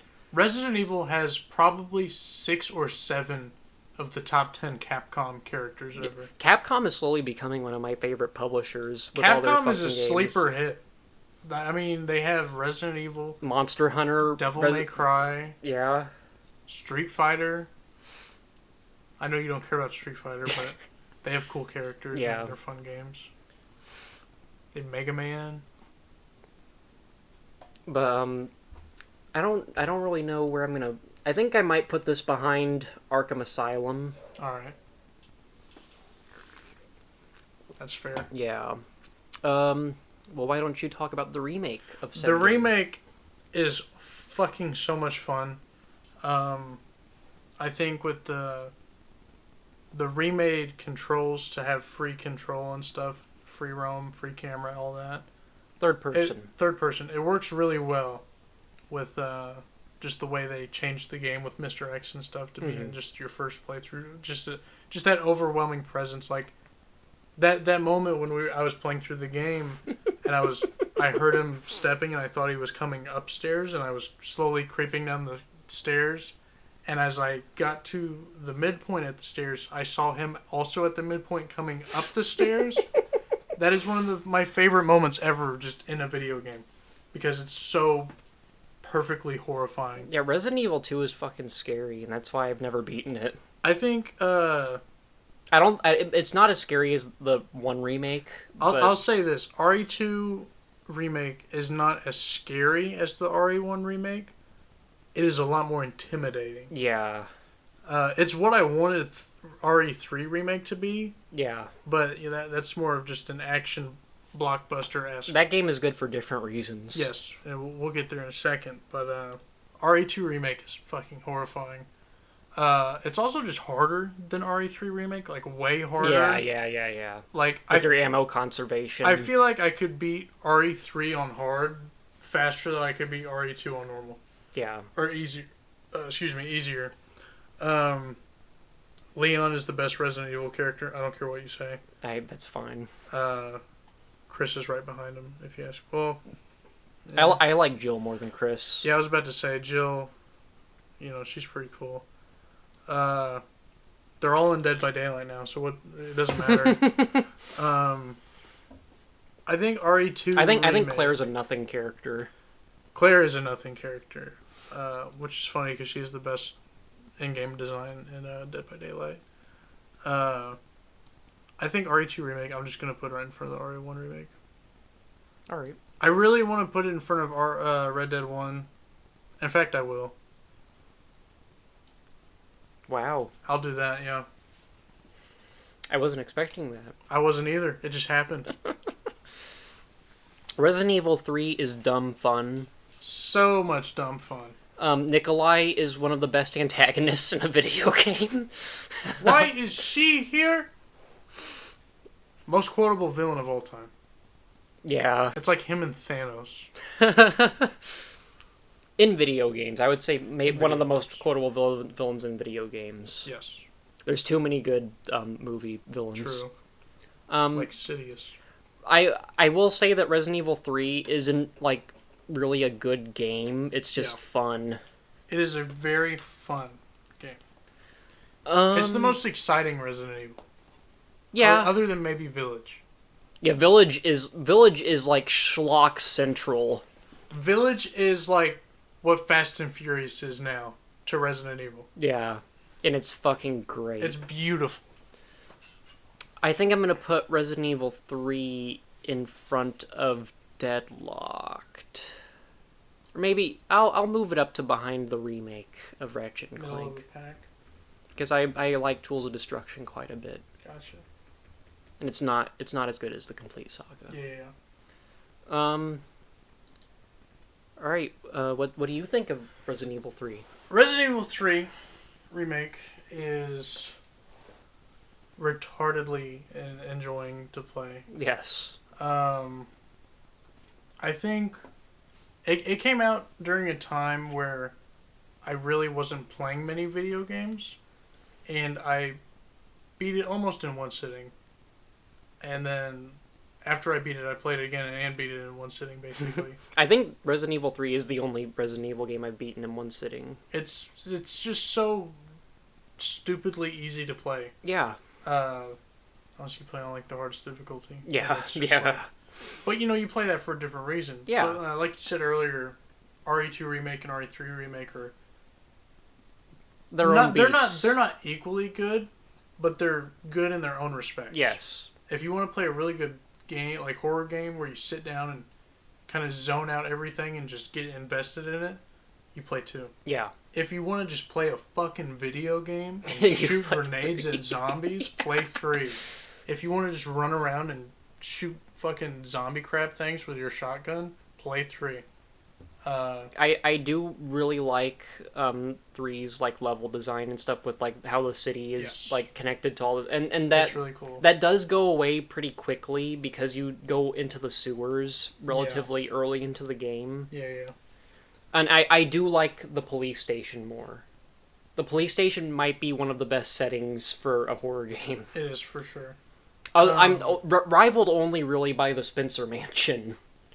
I mean, it's the same type of thing. And really. I like Resident Evil 1 more as a game. I think I like the setting of 2 more. It just it fits the characters. Yeah. But I forgot what I was gonna say. Oh yeah. The only thing I'm disappointed with RE3 remake is that they didn't bring back the decision making parts from the original. Oh yeah. I feel like with the updated graphics They could have really gone balls to the walls with that. Well, the disappointing thing is that so much was cut from the original game. Yeah, you can tell they were on a timeline with Yeah, which is whatever. but you it's know. it's fine the way it turned out. Yeah, I mean, it's a nice, fun I experience. I would not recommend paying $60 for it. never ever. It's it a should good have like been- $40 game. Yeah, for sure. It has enough unlockable things to warrant the $40 That's price tag. that might be my favorite part of the game is the unlockable stuff. Yes, it is. There's so much shit to do and get. All that being said, I think I will put this one right behind Red Dead.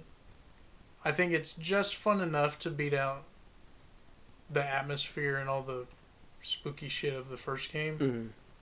but I don't think it's groundbreaking enough to beat out Red Dead or God of War 3. Talk about Oh. Village. Oh yes, I love Village. Oh wait a minute, I can't talk about Village yet because you need to talk about Resident Evil 7. Oh, that's right. Biohazard. RE7's really cool. It's probably the most. It's very atmospheric. Yes, I was gonna say it's the most unique. It is Because very unique in terms of Resident The Evil only one that games. even compares to it is Village. Yeah. But I feel like Village has enough of that corniness, and it has Chris in it for fuck's sake. So like, I feel like Resident Evil 7 really is the most unique because it's it's the first person one, in the mainline series. It's a nice revival of like the way that Resident Evil Yes. used to be Exactly. because It's a nice before that- revival, but it's a nice change too. Yeah. It's your typical Resident Evil, like we were just talking about with like the mansion or the police station setting. Where in this case, it's just a big house. In the It's a lot of fucking swamp. it's a few big houses. Yeah, it's just a family land. and I love that like the four main bad guys are all like crazy family members. Yes. Just random hicks. I Yeah. think it is such a awesome change of pace from like all the Wesker stuff from 5 and 6 and all that crazy shit. And I'm glad that the bunker thing was still there Yes. or the ship. Yes. I love it. Just all the weird shit with the virus and stuff, and then I forget what the little girl's name is. Eve, that's right. All that stuff. And then furthermore, playing Village after it just made it a better story, I think. Not necessarily better, but I liked it more. I enjoyed it more because of all the stuff with Ethan. I do think there are parts of RE7 that are a bit wacky. Yeah. But You know, that's okay. that's But good. this is from the franchise where Chris Redfield punches a boulder. That boulder punching prick. Yeah, and then someone references it in a later game. Yes. I think The big that- Transformer man. Yes. Optimus Grime. I really enjoy RE7. I think it's probably the second or third scary. It's probably the third scariest one. I didn't put it on my list because I've only played like 75% of it, so I Mhm. wasn't confident in rating it. But I will say if it was on here, I would probably put it like right next to the original Resident Evil 2. Yeah, it's really good. I feel like it has the same problem as some of the other games where it doesn't have as much replay value as some of the other games. That's the main problem with it. Yeah, because it's such a streamlined Resident Evil Yeah. that like you just point to point. There's not a lot of variety in your playthroughs. Now I Yeah. will give it this: it has the VR. Yeah, the VR is fucking wacko. The VR is crazy. I wish. I'm pretty sure it was like a PSVR launch game, wasn't it? Yeah, and it's still an exclusive. Yeah. That being said, it's a little dated with the VR stuff, but even still, it's a nice addition to the game. I can't play it; it gives me a headache.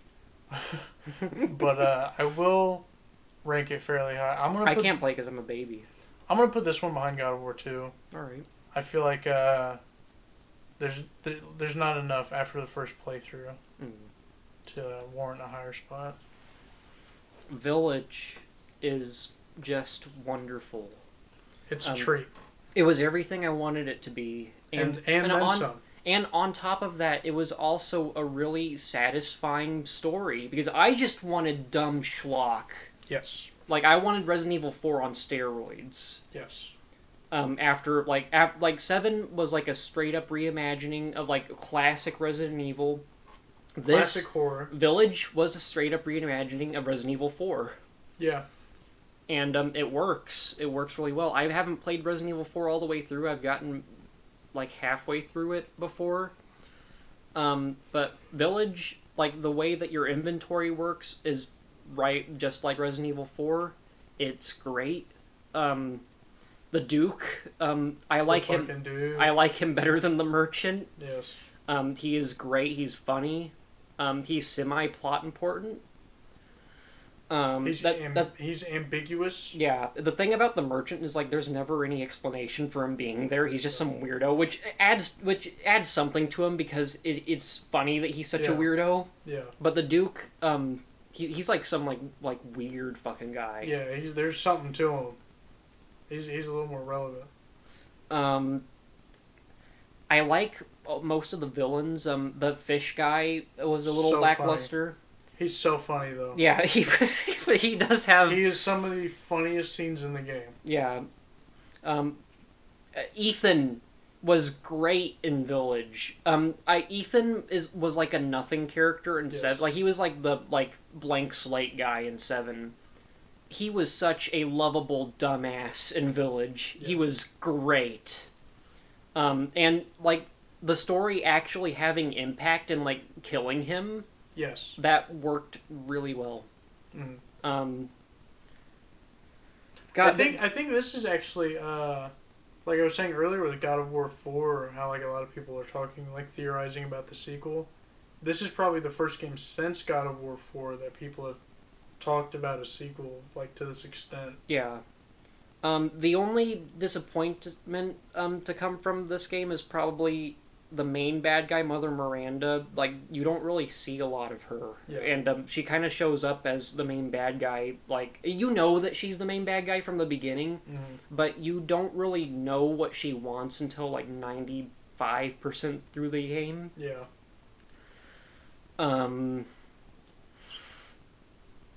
And I like the boss fight. The boss fight looks aesthetically really cool. Yeah.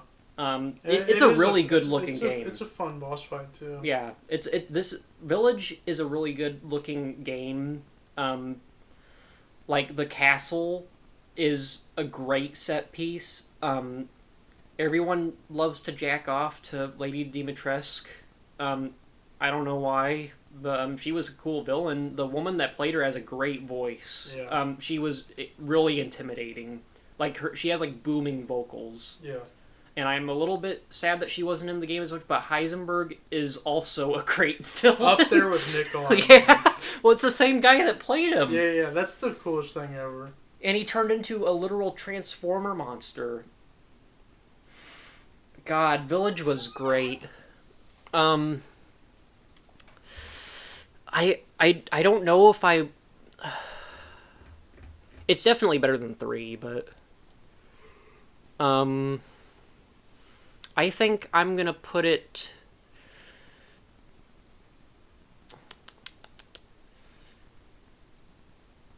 I'm gonna put it ahead of Resident Evil 2, and I'm gonna put Ratchet and Clank in front of it. I love it. Yeah, that works. Yeah, it was a great Resident Evil game. I can't wait to see what they do next. Nice. What did you think of Village? I love Village. I think it is such a treat. I think it is... That's another game that we did a few play sessions for and you beat all the way through. I beat Resident Evil 8 in one sitting. Oh, that's right. I forgot. Yes. Resident Evil 8 was the second game ever that I've played where I beat it. For the first time in one sitting. Well, where is it? No, I'm looking for something else. Oh. We'll talk about the other one later. I see. We'll talk about the other one later. All right. Resident Evil Village, man. It's such a fucking dumb game. Yeah. And I love every second of it. Like, even in the factory part, like with the underground thing where he's making all the robot zombie type or robot liking things with all the armor and stuff and the fucking helicopter thing. That part would be normally frustrating to play through and boring at times even. Yeah. But it is so much scarier and it keeps you on your toes more than the rest of the game that I love it. Like each segment of the game where you fight a boss is different. Like the castle is like RE2 type stuff. Yes. You know, the swamp stuff really reminds me of like RE5, RE6 like action where you're just shooting a fucking exploding barrel. Well, if you're talking about the fish segment, that's like straight out of Resident Evil 4. Yeah, that's true. I didn't play a whole lot of 4, admittedly. The dollhouse segment was a lot like 7 in terms of it just being straight up horror. Yeah. It was a lot like 7 was a lot like PT. Yeah, that's what I was gonna say. That not 7, the dollhouse segment. The dollhouse segment. Yeah, it was a lot like PT. The baby was scary. It felt like a completely separated experience. Yeah. Which it really was because they took all your shit and from you. that is the great thing about Village is that it's like 5 different games. Mm-hmm. Like you've got your Resident Evil 2. Yeah. It's set like a little piece. mini-series. Yeah, and you've got the PT part with the doll. You've got the RE4 segment. Like the whole game's like RE4, Yeah. but specifically with like that fish segment and like the boat stuff. You've got Heisenberg's Factory, which reminded me a lot of like like I want to say like Dead Space almost, like in terms of like the enemies being like fucking weird and creepy. Yeah. And like I the can't mechanical setting. Yeah. I can't. Is there a game where like you fucking kill robots that's scary? I can't think of any off the top of my head.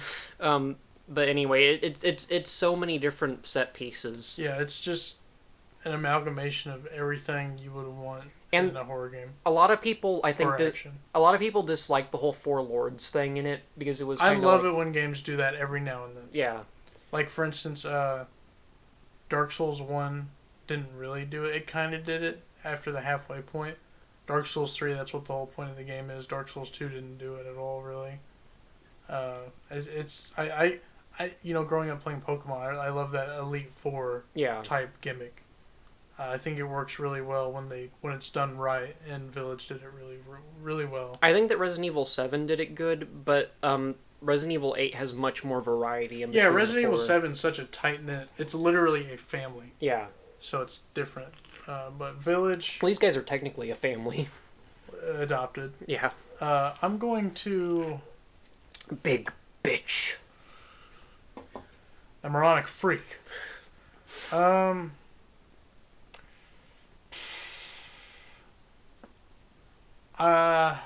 gonna put it in between Rift Apart and God of War 2. Alright. Only I would put it in front of Rift Apart if Mother Miranda was involved more, and I would furthermore put it in front of RE1 remake if I feel like it didn't drag at parts. That's fair. Because there are definitely a few parts of the game where it's just like, oh, it's just another wave of enemies. Yeah. And it works the first time when it's like just a complete shit show and you have no ammo, and it's just a ton of lichens.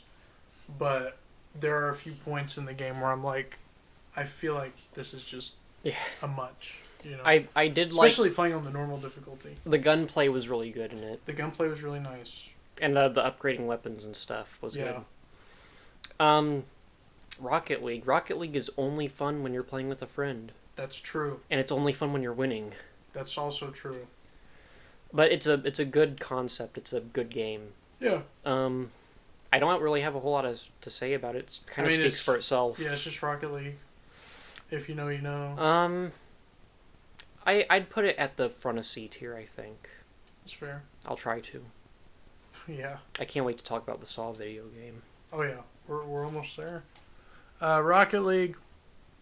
Yeah, it pisses me off, but it also makes me feel like a badass sometimes. Yeah. It's really one of those hit or miss games. It's so hit or miss. Like you have to be in a good mood to play this. Oh yeah, and you have to remain in a good mood. Yeah. That being said, I'm gonna put it in between Ascension and fucking Arkham Origins. All right. Because I don't think there's any situation where I go into God of War Ascension or God of War 1 in a good mood and just come out fucking furious. Maybe the Hades part where you're like doing all the tightrope stuff in God of War 1. Yeah. But the rest of the game's so solid that I can't even be Yeah, mad. Rocket League is really hit or miss. Yeah. The Saw video game. You might want to change your Oh yeah. zoom out a little more. Okay. The Saw video game is fucking hilarious. It's so funny. The fact that you could just run around and not be paying attention and then just literally get your head blown off by a shotgun because you stepped on a tripwire is fucking funny. It's so funny to watch someone How else play. yeah, however, it would not have been fun if we were not in a group setting at all. Yeah, playing it by yourself is probably boring as fuck. Yes. And it has no plot. It's you have to get out of the saw trap.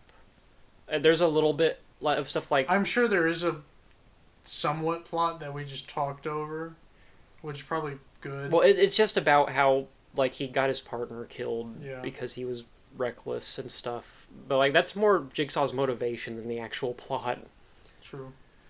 Um, I mean, that's the whole plot of the movies, anyways. Just I'm doing this for this reason. yeah. But yeah, it was a fun time while we were doing it in a group setting. I would not play it on my own time ever. Not once. But from the experience I had playing it during Gamer Tour, it was funny. It was some of the fights in it were funny, like that guy with the box on his head Yeah. that he was like, "Help! Someone help me!" and then just started punching in front of him. Yeah. That being said, it is still the Saw video game, Yeah. so we'll put it like at the front of No, we'll put it behind Quest for Booty. Fair enough. I just really don't like All for One that much, honestly. Yeah, I mean it's such a different game. Yeah, I would never play All for One on my own time or with. I guess I would probably You play just with never friends. play it. Yeah, yeah. What did you think of the Saw video game? Now, this is coming from a fan of the Saw franchise, a pretty big fan. Oh, we're both fans of the Saw franchise. Me more than you, I think. Probably. Like I said, this is coming from me. I don't know if I like Pokemon Sword more or not. Honestly, that's where I'm at with it. It's just not a very good video game. It probably is the worst combat out of any game on this Oh list. yeah. Well, you haven't played the second one yet. The second one is literally like No, I mean on this list. on this list. Okay. Yeah. The only thing I can even imagine is close to it is nothing. The Walking Dead. Yeah. Yeah, I'm gonna say behind fucking Doom even. Oh my god. No, I'm not. That's a lie. At least this you can laugh at it with your friends. Yeah. But I mean, it's still a Pokemon game at the end of the day. It's not the bottom of the barrel. Yeah. You can enjoy it. How about you talk about Shadow of the fucking... Yeah. Well, Shadow of the Colossus was cool. It was a nice experience. Yeah. And experience is the main word because It's a game you want to play once. yes, and that more so than Plants vs Zombies and whatever game you said that about before that was not Plants vs Zombies. It's probably one of the Resident Evil. Portal. Oh, it was Portal. Shadow of the Colossus, I probably would never play again. Yeah. Just because once you know how to do everything, or not even that, but once you experience all the bosses, there's not really much to it. Yeah. Because the gameplay really isn't good. It's just really cool set pieces and really cool bosses. Yeah. The story was okay. The ending didn't really make that much sense. I think Shadow of the Colossus works as a video game. It should have been a graphic novel. Maybe. Or a movie. I don't think there's enough substance to it Yeah, to be that's a movie. true. Like a Netflix animated series. I don't even think that. I feel like it needs. Have you? Okay, so you know how 300 is a comic book. Yeah. Okay, so I feel like it should be in the same vein as that, where it's like 80 pages or some shit. Probably a little longer since there's more Colossus, but I feel like Shadow of the Colossus should be like a teenage graphic novel you should be able to read in like an hour and a half. That's fair. I feel like that would be perfect. Um. Yeah, I don't. I mean, I get why people like it. I just don't see why it's revered so much as it is. It's like I said when we were doing our playthrough of it. It is a grandma's basement video game. Yeah, I'm gonna put it in front of Rocket League It's a good spot. because I think I would rather play the Lego games than play Shadow of the Colossus fair. again. That's right. Not saying it's a bad game, but it's just not much replayability. Yeah. What did you think of Shadow of What the did I Colossus? think? Oh, excuse me. I think Shadow of the Colossus is. It's very fun to experience it. I think everyone who's into adventure games should at least try it. Because either you don't like it and you don't really waste that much time or effort, Yeah. or you do like it and you probably get more out of it than we did. Yeah. That being said, I'm gonna put it right here. I think that's a good spot. I think the combat of Arkham Origins carries it more. Yeah. I think yeah. I think the way my list is working is like this is like bottom of the barrel storytelling and this is like bottom of the barrel gameplay. Yeah. I wouldn't even say that really about Origins, but the game itself just isn't that good. Yeah. But that's what I think of Shadow of the Colossus. I feel like it leaves a lot to the interpreter. Oh boy, Spider-Man. Bring it on, Spider-Man. I love Spider-Man PS4. It's really good. Yeah. The story is great. I went from like hating Spider-Man like 5 years ago to really liking Spider-Man. Yeah, he's great. Great character. Dr. Octopus is great in this game. Yeah. The only things I don't like about this game are the segments where you play as either Mary Jane or Miles Morales. Yeah, I feel like those were kind of just thrown in to make the game 45 minutes longer. Yeah. But them Insomniac, they know how to make game. They're pretty nice. They're basically PlayStation's fucking like front lines now after they bought them. Yeah, right. Because they make Ratchet and Clank and they make fucking Spider-Man and those like. Other than God of War, that's like the series on Yeah. PlayStation right now. Yeah, I'm excited to see what happens in the next Spider-Man game. I'd probably put it in front of Arkham Knight. Would I say that it's better than? No, no. I'll put it next to Arkham Knight. It's a really good game. It might be one of my favorite combat systems in a video game, just because of like all the shit you can do with the webs. Yeah, on all the gadgets. Yeah. It's basically if Arkham and Ratchet and Clank had a baby. That's fair, yeah. With the way that the gadgets work and stuff.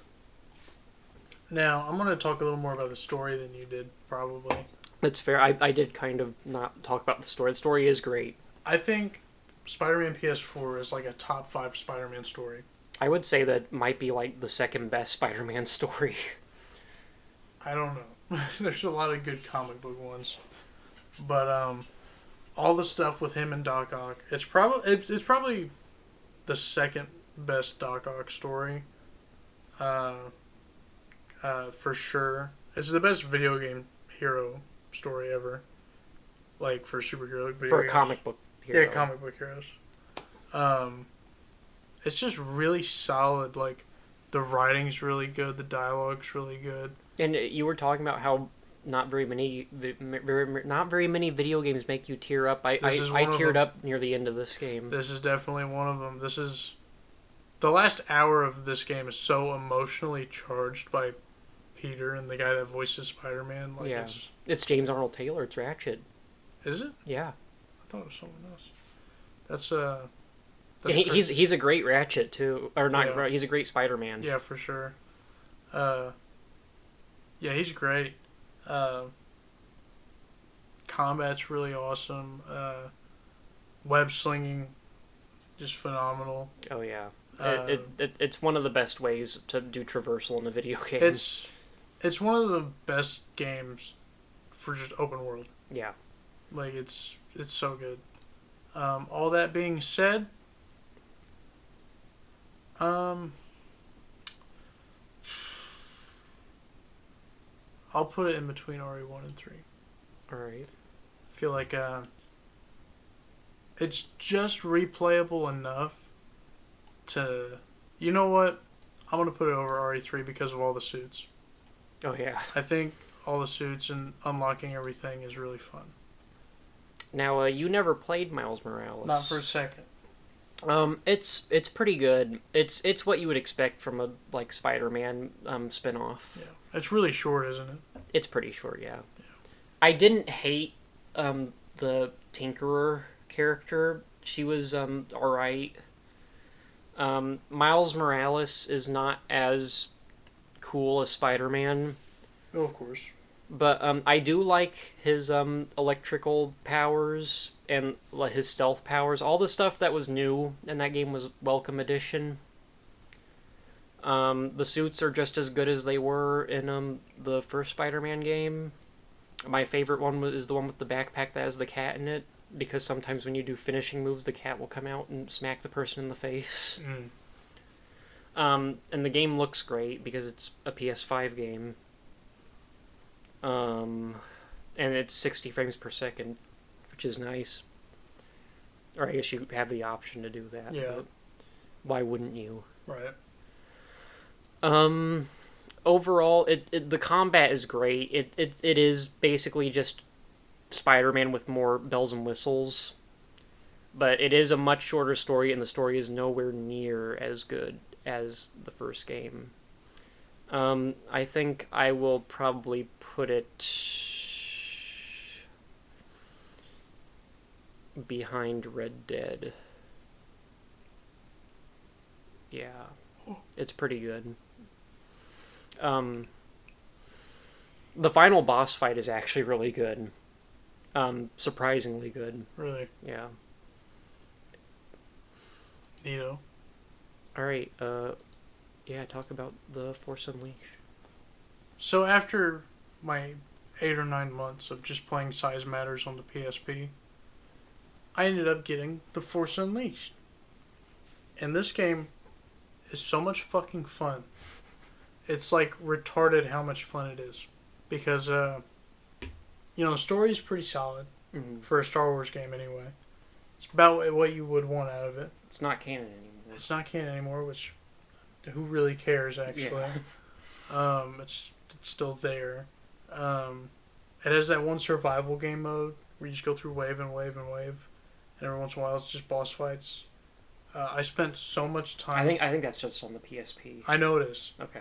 I spent so much time doing that. I remember wave 80 was Mace Windu, and you fought him in like the Jedi fucking temple. That's awesome. It is so fucking difficult. I love it though. I remember it was so hard because I hardly ever got to it, because like 78 or 79 is you have to fight like 3 Rancors at the same time. And it's so fucking The hard. PSP versions of the Force Unleashed games were like so much cooler than the console ports. It's kind of like, ridiculous. The PSP port of Force Unleashed 2 had like a Return of the Jedi level in it. Yeah. Yeah, it's really nice. But yeah, there's just so much to do with the PSP version, the little wave system. Customizing your lightsaber is really cool with all the colors and stuff. I never played the DLC. I've seen the DLC though. It looks pretty cool. I like how they did the alternate timeline type stuff. Yeah. I think that's an interesting thing to do in a DLC. That's really what I expect out of DLCs for stuff like this. I never played the DLC for the first Force Unleashed, but I got the DLC for the second one. Yeah. I forget the character's name, but the one Jedi that ends up becoming blind. He's like Rom Coda. Rom Coda. He is one of my favorite. He's a top 10 Jedi for me. Easy. Maybe top 5. Star Killer is one of the coolest characters in Star Wars. Yeah. Voiced by I forget his name, but he's fucking incredible. Yeah. He also voices like I think Darth Maul and Sidious in the Clone Wars. Like just a ton of fucking Star Wars characters. He's great. Gameplay's really fun. All the Force abilities are really fun. Definitely a lot of stuff to unlock and all that. That being said, is a little dated. I would be willing to put it.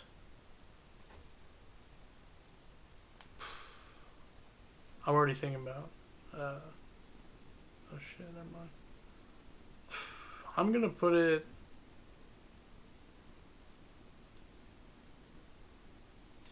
Right there, right in between Ratchet and Clank and Portal. I feel like the Star Wars charm carries it to the A tier. I was thinking about putting it at the top of B, but it's too much dumb fun. It's a really good game. Yeah, it's a solid just beat the shit out of people with a sword game. The Force Unleashed is probably the definitive like Star Wars action game. you're a Jedi game because Yeah. the definitive Star Wars game is Battlefront 2, Well, the original one. But the Force Unleashed, I would say, is a little bit better than Fallen Order in terms of being like you're a Jedi. It has a you have better Force story, power. in my opinion, from what I can tell. I don't know about that. I mean, obviously, I haven't beaten Fallen Order, but The story's pretty good, but there's not a whole lot of meat the to it. idea of the main character in Force Unleashed is a lot cooler than Yeah. that. Like the whole intro level where he plays Darth Vader. Yes, that is a good intro and you level. just crush all those fucking dudes. Like it's awesome. I do like this game a lot. I played it a lot when I was a kid. I think I would probably put it just below Arkham City. That's fair. The unlockable force powers and stuff were really cool, and there wasn't really a good like you play as a Jedi game before that. I mean those Jedi Knight games were more so Doom games than anything else. Yeah. Now have you ever played the Force Unleashed 2? That was actually the one I beat in one sitting. Oh, why didn't you tell me to put on the list? I forgot about it. Oh, yeah. There's a reason I beat it in one sitting. Yeah, it's short. It's very short. I only beat it once. I beat it, and then I had a 24-hour return fee on the game. So you told me about that. I returned it and got something else instead. The Force Unleashed 2 is if the Force Unleashed 1 sucked. Yeah. But it does have dismemberment, which is the only plus. Yeah. And I guess you get 2 lightsabers, so I guess that's a plus. I don't really remember much about the game. I mean, there's nothing to it. all I remember is the whole weird cloning thing. Yeah. You know, that's another thing we didn't talk about from the first game. I know he's in the second one too, but the droid that is with Starkiller, that can like be a hologram of any character. That's like one of the best droids in all of Star Wars. Yeah. Easily. And when he attacks Darth Vader at the end, and he's like pretending to be Obi-Wan, that's awesome. Yeah, that is awesome. I remember playing it as a kid for the first time, and that happened. I shit myself because I'm like, that doesn't make sense.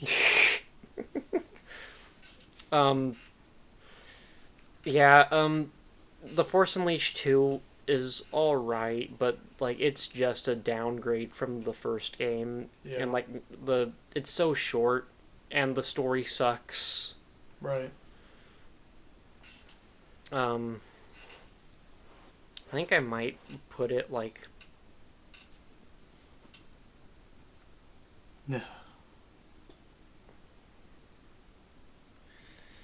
It actually has a lot in common with Into the Nexus because it's a really short fucking game. That is funny. I'd put it there. I've probably played the Force Unleashed 2 more than the first one, but the first one is a much fucking better game. So much better. Donovan Hall, tell me about Super Hot VR. Super Hot VR is in the same lane as Shadow of the Colossus, where if you're into any type of game in that genre, you should check it out. Because you, more so in Super Hot, you will probably love it. Because it's just such a fun. It's an addicting game, really. Yeah. Especially the VR. The regular game, not so much. But the regular game was ahead of its time. Yeah. Like, it was meant to be in VR. And the reason I put it, I only put the VR one on here is because It's the VR one is just an improvement. Yeah, I mean, there's really no point. It's the same reason I said earlier. There's no Diamond and Pearl on my list. The VR seems like a gimmick a lot of the times when they make games for it. This is like one of the only games that feels like it was made to be a VR game. Like Truly. it would not work if Yeah. it was not. And I mean, Super Hot works. It does. Yeah. But It's this just not near as game fun. this game makes it feel like you can't go back to playing normal Super Hot after you Yes. played it in VR. It's crazy how much different the game is just being able to crouch even. Yeah. Like that changes everything. Well, and in turn you can't move. yeah, so- of course. So that it all comes full circle. Yeah. It's such a fun game though. Yeah. There's really there's a story to it, but there really isn't. Yeah. You take from it what you will. The story is you kill yourself. Yeah. It's not really thought provoking or anything, but it doesn't need to be because it's so like blind fun. Yeah. It's great. It's one of those. It's in the same way I like Hotline Miami, where It's a lot like Hotline Miami. You throw yourself at it until you beat it, and when you do beat it, you feel like that fucking dude. Yeah. Well, That's great. in Super Hot VR more so than Hotline Miami, you feel like that fucking dude even when you're not Yeah. beating the level. Because even when you're not beating it, you're like, once you get to like the part at the very beginning of a checkpoint that you do so often, and you're like, I can do this with my eyes closed, and you're doing cooler and cooler shit every time you lose to the actual hard part.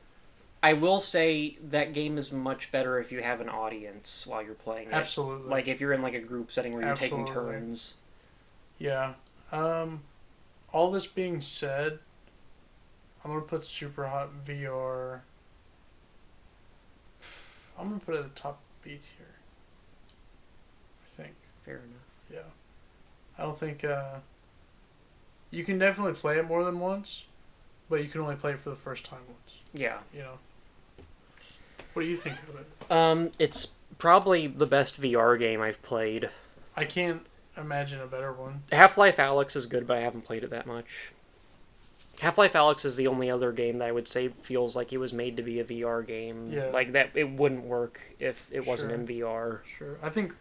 Hot take. I think Five Nights at Freddy's works really well. That is another really good one. Yeah. Like it amplifies. It just It makes actually- it actually turns it into a horror game Yeah. instead of just a jump scare game. But we haven't played enough of that.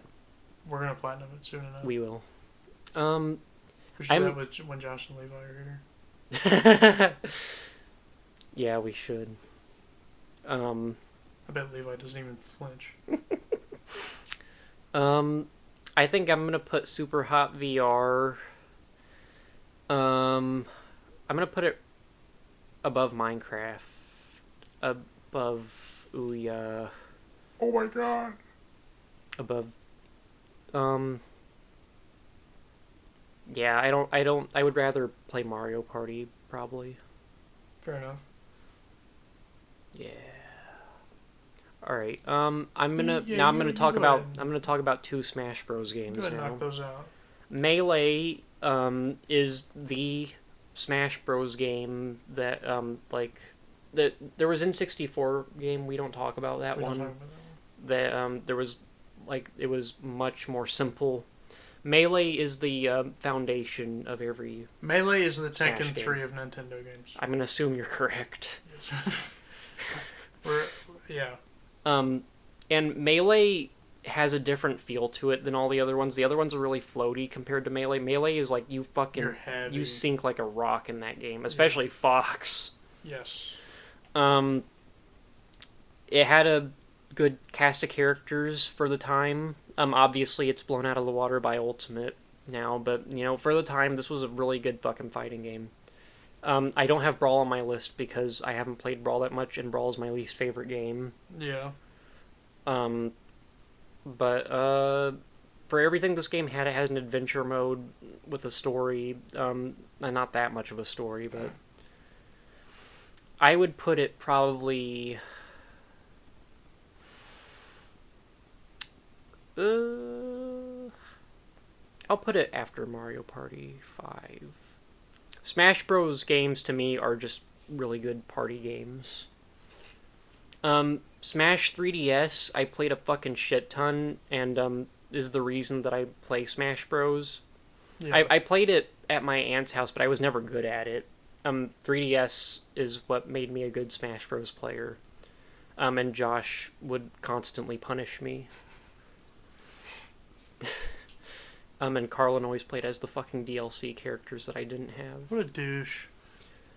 That being said, Smash 3DS really was a step backwards because it didn't have it left out a lot of the stuff that made Brawl and Melee good, but that it didn't do anything new is the main thing. It was just another Smash Bros. Game. It had a few. They just simply needed it on the next Yeah, consoles. and it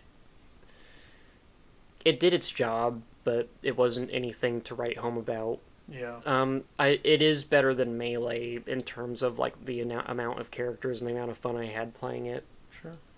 So I'll put it right above Melee. Why don't you talk about Ultimate? I think I will.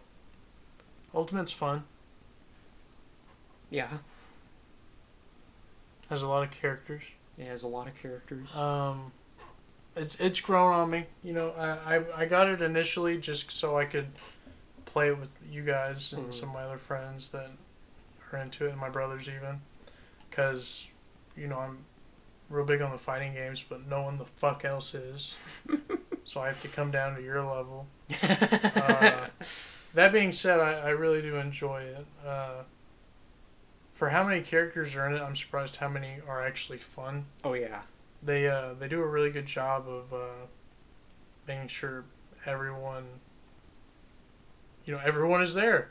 Everyone is fun to play for the most part. There's a few oddballs out. It's the biggest crossover ever made. As far as fighting games, yeah, for sure. No, I mean in general. I think they've gone out and said that it's the biggest crossover of all time. As far as not just because of the character count, they've also got spirits and stuff Yeah. like that are in it. Yeah, that's true. I was gonna say because Capcom has that one card game. If you've ever heard of it. No. Okay, well it's up there, but yeah, Smash Ultimate is exactly what it is. It's the ultimate version of that series. Yeah. It doesn't get much better than that as far as party fighters go. It never will. And Smash is really the only good party fighter. Yeah, I mean it is the genre. Yeah. It's the same way Dead by Daylight's the asymmetrical genre, horror genre. Nobody's done it better so far. Yeah, nobody's gonna even get close because they just have such a tight fucking grip on the genre now. How funny is it that Resident Evil tried and failed to make a Dead by Daylight game, so they just put Nemesis in Dead by Daylight? I think it's really funny because that just goes to show you how fucking deep the fucking claws are on the genre. Resident Evil couldn't even touch it, albeit the attempt they made was awful.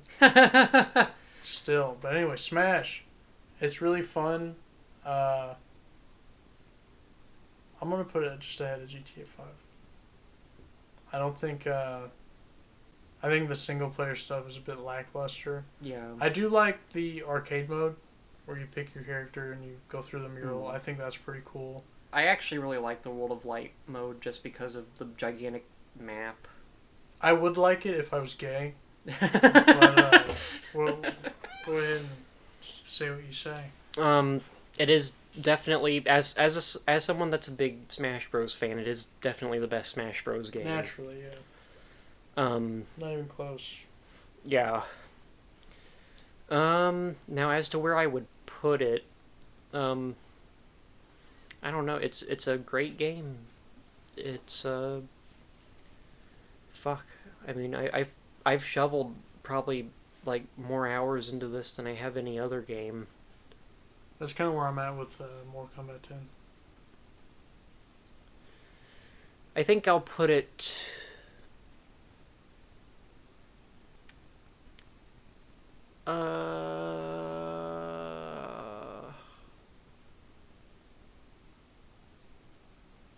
Fuck me.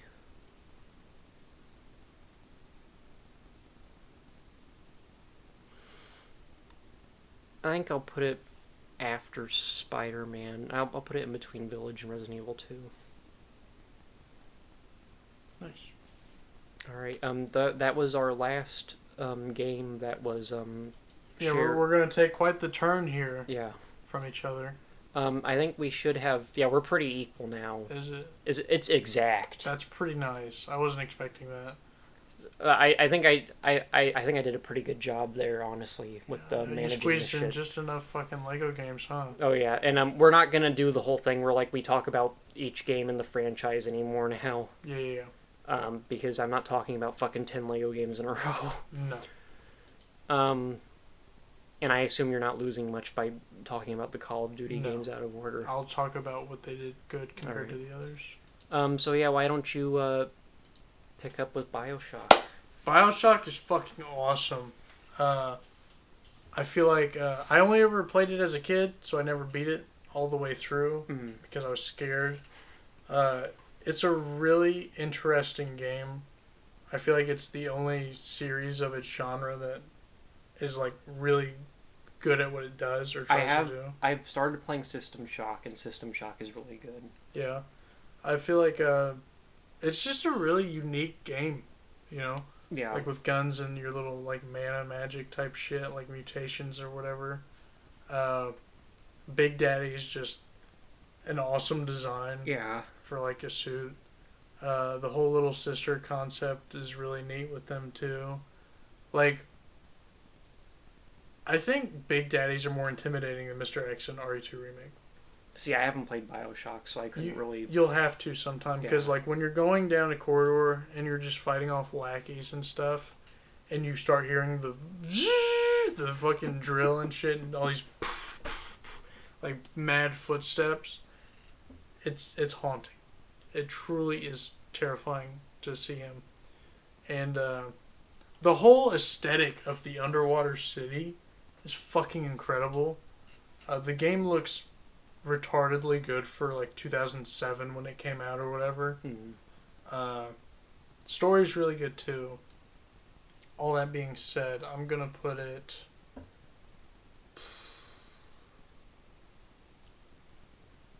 I'm gonna put it right in between Ratchet and Clank and Arkham Asylum. That sounds right to me. All right.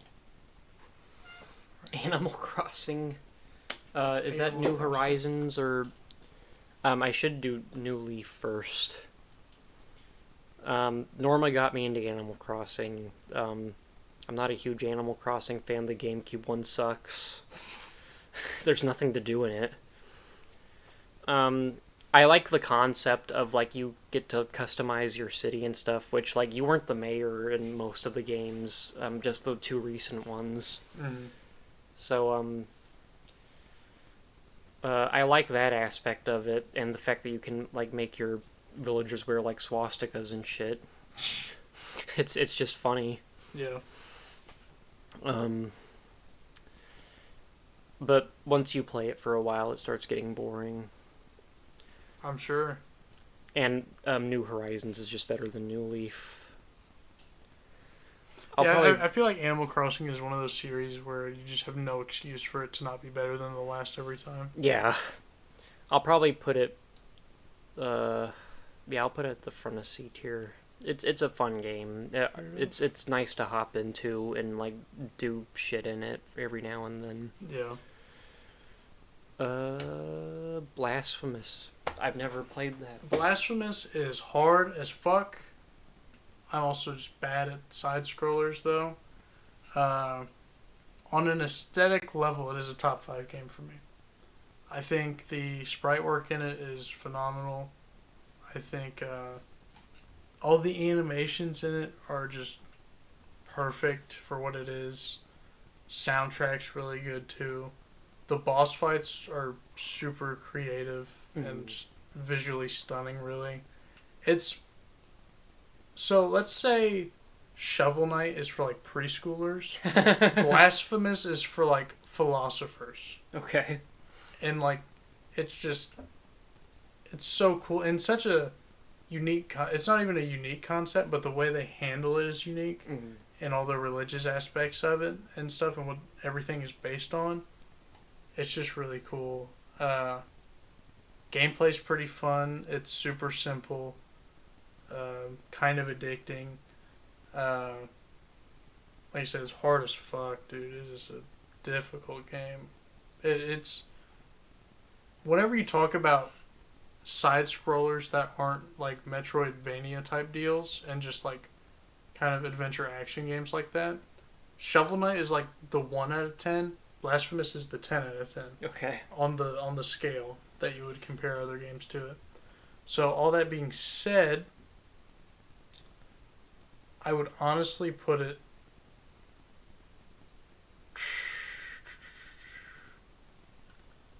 if this was an indie games list, it would be S tier. I don't even think it's an indie game though. Actually, it's just like a really lesser known. Didn't company. Team 17 make it? Maybe. They made Worms. What a jump! Worms is a fun party game.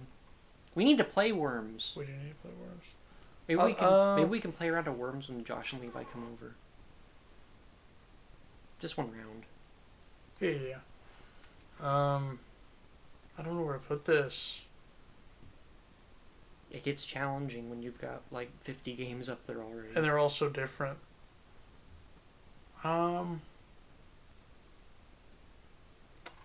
Fuck it, dude. I'm gonna put Blasphemous right here. I think it's a great game. Alright.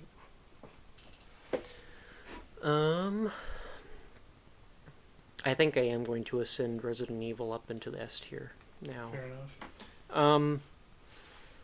New Horizons is just New Leaf, but better. That's the one that just came out on the Switch last year, right? Yeah. The reason this one is better is because you can like edit the like landscapes and stuff. Like you get like a shovel and stuff, and you can just go to town. Sure. And I do like it a lot more because of that. It's still not that big of a jump other than that stuff, but it's pretty. I don't know why Super Mario Party's up this high.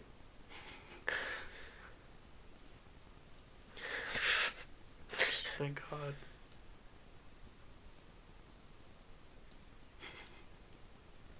Do it. Do it. It stays there.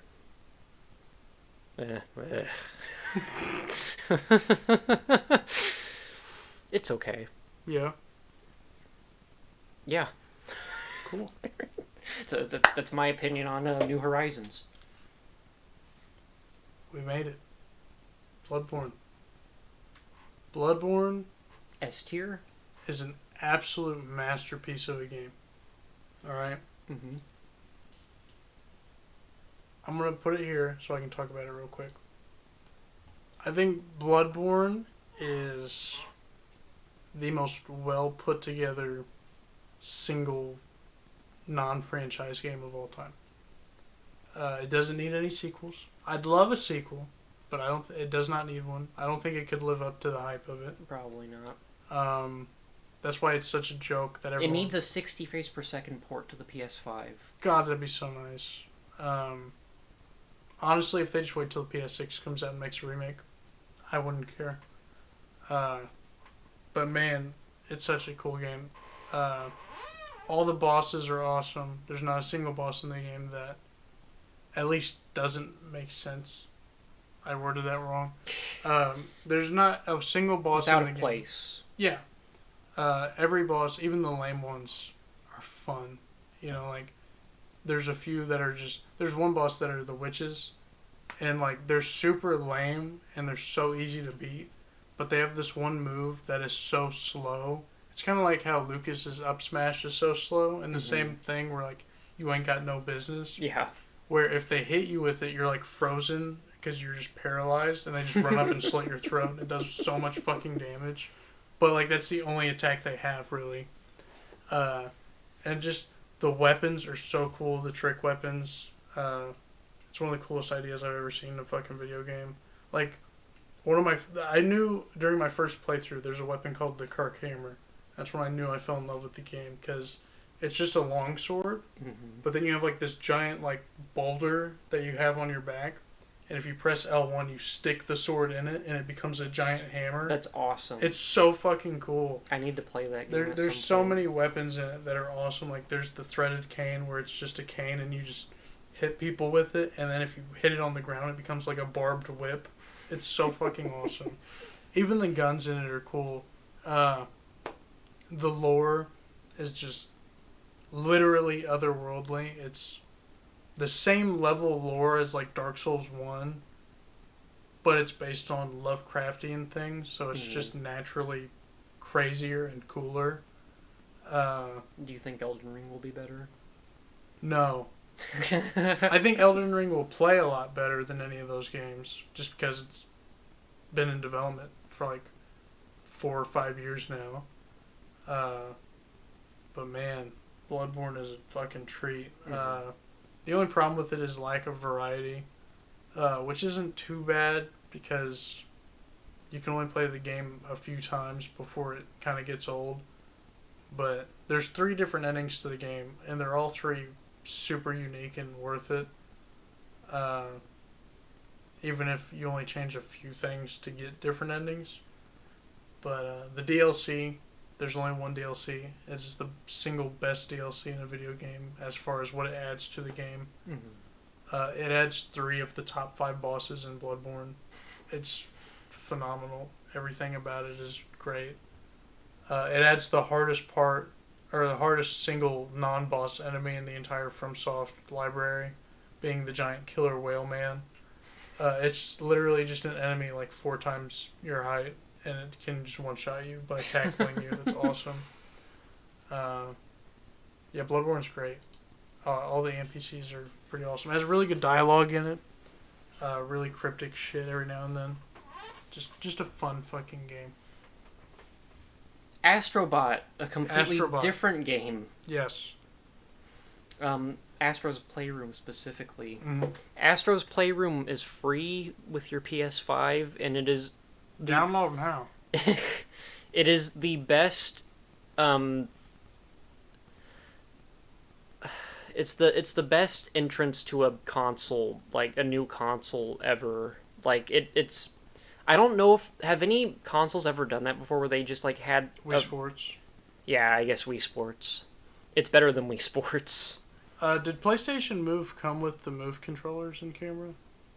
Or the PlayStation Sports or whatever? I forget what it's called. I don't know. Okay. I don't think the PlayStation Move counts as a console. Fair enough. Yeah, it's really good. There's not a whole lot to it other than it's a cool little platformer that shows you all the things your PS5 can do. Yeah. It's really cute and goofy. It has a bunch of references to other games. Mm-hmm. It is more so a tech demo than anything. So it's not like trying to be like a 10 out of 10 video game, but it's a nice, cute little platformer. Yeah. I'd probably put it.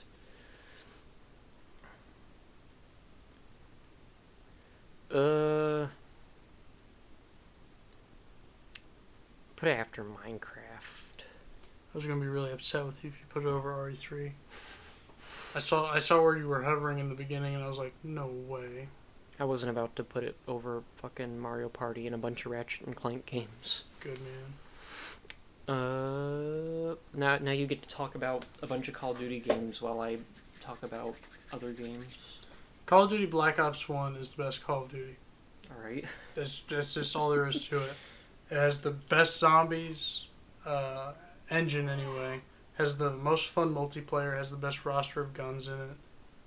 For instance, there's an assault rifle in the game called the Commando. If you pack a punch it in zombies, it becomes the Predator.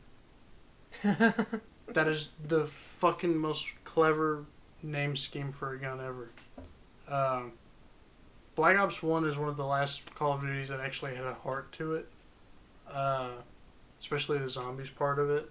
Black Ops 2 really carried it on well. But as far as the complete package being multiplayer, zombies, and campaign, Black Ops 1 is probably pound for pound the best one.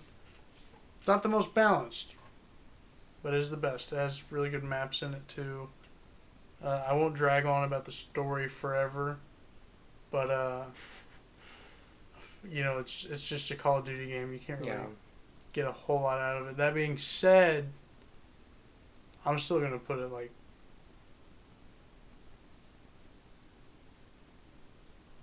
probably right here. Fuck, I'm gonna put it right there. Yeah. Okay. I think it's just you can just sink so much time into it. Blade and Sorcery is the I'm a Psychopath game. There you go. That's what we've been building up to. The whole fucking 5 hours. It feels so good to murder people in this game. It does. It's a lot of fun. It's the best arena game that's ever been made. For sure. Be careful, you're gonna freeze your hand. I know, I almost did. I got hypothermia.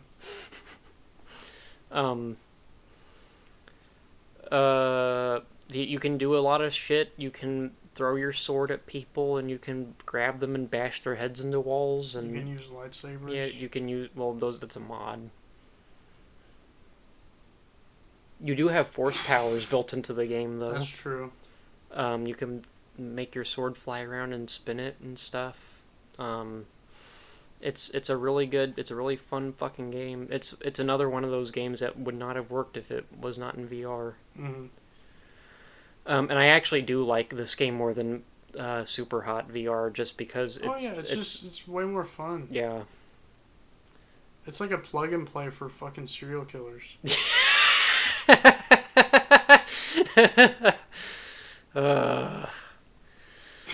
I'll probably I'll throw that bad bitch right after I've smashed 3DS. Bad bitch.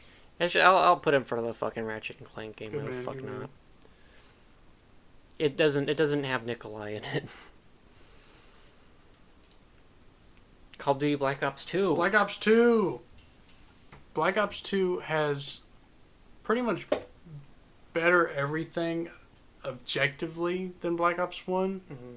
But Black Ops 1 is aesthetically my favorite game in that series. So, that being said, I'm going to put Black Ops 2 right behind it. Fair enough. Not much to say, really. Bugsnax. Bugsnax is like a That's sneak Levi up. Cybert's favorite game of all time. It's a sneak up on you, like it's an actual good game. Mm-hmm. Like the way it was marketed and shit, like was really fucking weird. It's kind of hilarious, though. I mean, it's a weird fucking game. It's like if it's like the Pokemon concept of catching weird creatures, but you don't battle with them. Like you just do you eat them, and like you make your body parts into them. It's a really weird body dysmorphia game. Yeah. But the writing is good for the most part. Most of the characters are really likable. And it makes you feel bad if you don't complete their stories because they can die in the final mission. It's such a weirdly good game, Yeah. apparently. It feels like a fucking PS2 game, honestly. Like, Yeah, it's it weird. sounds like it. Just the name Bugsnax. You can see that on a PS2 cover. But yeah, I was not expecting to like Bugsnax as much as I did. It was one of the best games of the year it came out, I think. What was it, 2020? I don't remember. I have to assume it was. Yeah, because it was on the PS5. It's only July. No, it's June. Excuse me. I don't know where to fucking put it. It kind of feels like an Animal Crossing kind of scenario where like Yeah, that would make sense. I would probably say that it's a little bit better than Animal Crossing though. I'll put it next to the Pokemon games. It's There you go. It's in between. Yeah. Makes sense. Why do I have fucking GTA 4 and 5 behind fucking Pokemon games? Because you're insane. 4 there. 5 can go like here. The GTA games are all the fucking same. And now we're getting to the part where like I'm starting to think back on my decisions. It's okay. Well, why don't you talk about the next Call of Duty game? Call of Duty 4 is the game that really kicked off the series. It has the most underappreciated multiplayer, in my opinion. It's just a solid game. Campaign's pretty good. It doesn't have any secondary mode like zombies or anything, so that kind of holds it back. That being said, I would still rather play it than Garden Warfare. Funny enough. Alright. Well, Earth Defense Force is pretty cool. It's the only game where you kill, like, the same enemies, like, thousands of times over and over again that's fun. It's more like Diablo than it is like a Warriors game because you get, like, loot drops and stuff. And, you keep doing missions over again to get better loot and stuff. I like the chaos and stuff in it, where like everything is exploding and there's bugs flying everywhere when you blow them up. It's pretty cool. It's like playing a Godzilla movie, and I would like them to make a Godzilla game with the gameplay of an Earth Defense Force game at some point. That would be pretty cool. I'll put Earth Defense Force.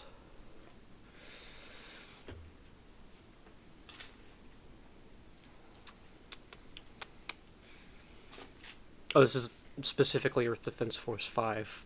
Not that there's really a difference in between any of them. I think I'm gonna put it right in front of the original God of War. Alright.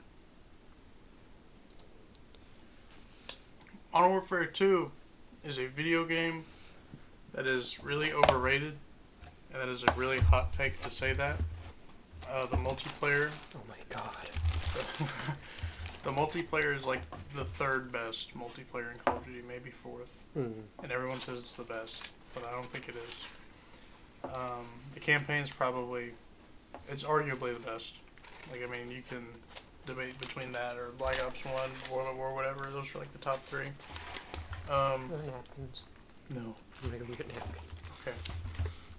But yeah, Modern Warfare 2 is, it's alright. It introduced Spec Ops, so it's a lot better than the first Modern Warfare. So because it has Spec Ops, I'm gonna put it just a hair above a few games. You'll try to. You know what I'm gonna do? I'm gonna do that. No, okay. That's what I'm gonna do. The more I look at these games, the more I realize Oh yeah, I would play a million games before GTA 5. Yeah, we're going to, like, after we finish putting all this shit down, we're gonna take probably like half an hour to like rearrange shit. Far Cry 4, I haven't really played any of the other Far Cries. I've heard they're all good, except for the first one, and I think everyone hates the second one because you have malaria. Sounds brutal.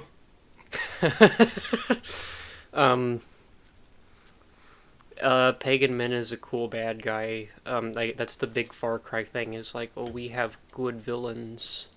They toot their own horn a little bit too much with that, but Pagan Min is charismatic and stuff, and actually, the thing I like about this game is that the Resistance people are all like the same, like they're like just as bad as Pagan Min.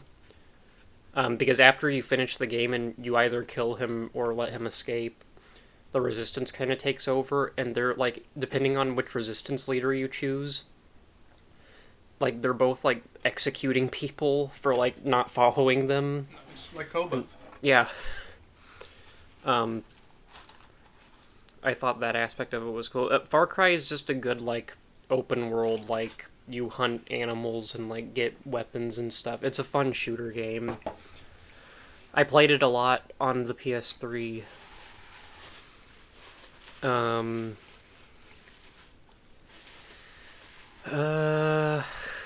I'll put it in front of all the GTA games. Fair enough. Yeah. Modern Warfare 3 is the opposite of Modern Warfare 2 in my opinion. I feel like it's really underrated. A lot of people say the multiplayer sucks, but I thoroughly enjoyed it. I did not enjoy the campaign or the Spec Ops as much as Modern Warfare 2. So, because of that, it'll be in between. A lot of people say the first Modern Warfare is better than the third one. I don't think so, but it's not that much better, so I'm gonna put it right in there, in between Mario Party and the first one. Not much to say about the Modern Warfare games. Fair enough. FTL Faster Than Light. FTL is one of the best indie games ever made. I've heard it's pretty good. It's a really good strategy game. Basically, you get like a ship and you unlock more ships as you progress through the game. It's a roguelite, basically, but it's like probably the only fun roguelite because it's not like a you run around and shoot people game. It's a strategy, like you unlock weapons for your ship and you get into space battles and like you have to target certain parts of their ships and knock out their systems. It's really fun. It's also really fucking hard. I've heard that too. Josh played that a lot. I used to play it a lot. I think now I like the more XCOM and like Into the Breach stuff more than FTL. Mm-hmm. But I do still think it's a really good strategy game. As to where I would put it, I'm gonna put it above. I'll put it above Minecraft. Because mostly because of Hotline Miami and Portal 2, it's kind of like a strategy game, like those games are. Okay. But it's a lot more random with like the stuff you unlock and stuff because it's a roguelite. Gotcha. World at War is awesome. It introduced the zombies mode. It had cooperative campaign. It was one of the only Call of Duties that had cooperative campaign for some reason. Like the 7 or 8 after it didn't have it. I don't know that they ever brought it back actually. I stopped playing the campaigns after a while. But the zombies is scary. Like this is the last Call of Duty that felt like Black Ops 1 did a pretty good job, but this was the last one where you really felt like you were in the era of that war. Because it takes place during the Vietnamese War. Mm-hmm. And it is, when you're in Vietnam in the campaign, it is scary. Because those motherfuckers jumping out of bushes and shit. It's haunted with swords. Like, it's pretty crazy. The zombies really propels it past a lot of the other games, though. That being said, it's still a 2007 or 2008 Call of Duty. So it's a little lackluster as far as, That was the one that we played the zombies in, right? I think so, yeah. So, also has one of my favorite selections of guns in any of the Call of Duties. All that being said, I'm going to put it right in front of Modern Warfare 2. I will say, I obviously don't have any Call of Duty games on my list because I don't really play Call of Duty, but the zombies stuff is really fun It is. when it works. Yeah, when you're playing with friends, it's a lot of fun. And when you're playing by yourself, it's scary. Hitman Blood Money. This is like the classic Hitman game. This is everyone's go-to favorite Hitman game. Mm-hmm. I might have a bit of a hot take when I get to Hitman 3, but Hitman Blood Money is really good. It's got a lot of levels, and it's what you expect from a Hitman game, post contracts and stuff like that. That's really good. It's just a good, like, you have to think about, like, your approach to, like, get to the people you need to assassinate and, like, how you're going to handle the guards and stuff and, like, what disguises you'll need. Hitman as a whole is just a really good concept for a video game, and it works really well. They kind of fucked up the series with Absolution because it was, like, not as open-ended. Like you had specific paths you had to take in Absolution. It was, and they went back to the basics in the newer Hitman games, where it was more like you got to choose how to handle things. I played the shit out of Blood Money a lot too. I had it on my computer. I'll probably put it.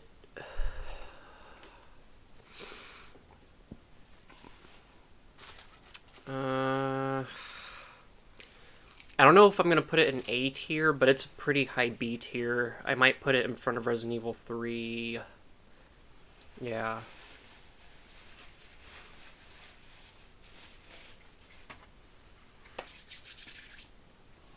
Cuphead's really fun. I played Cuphead. I've never gotten very far in it though.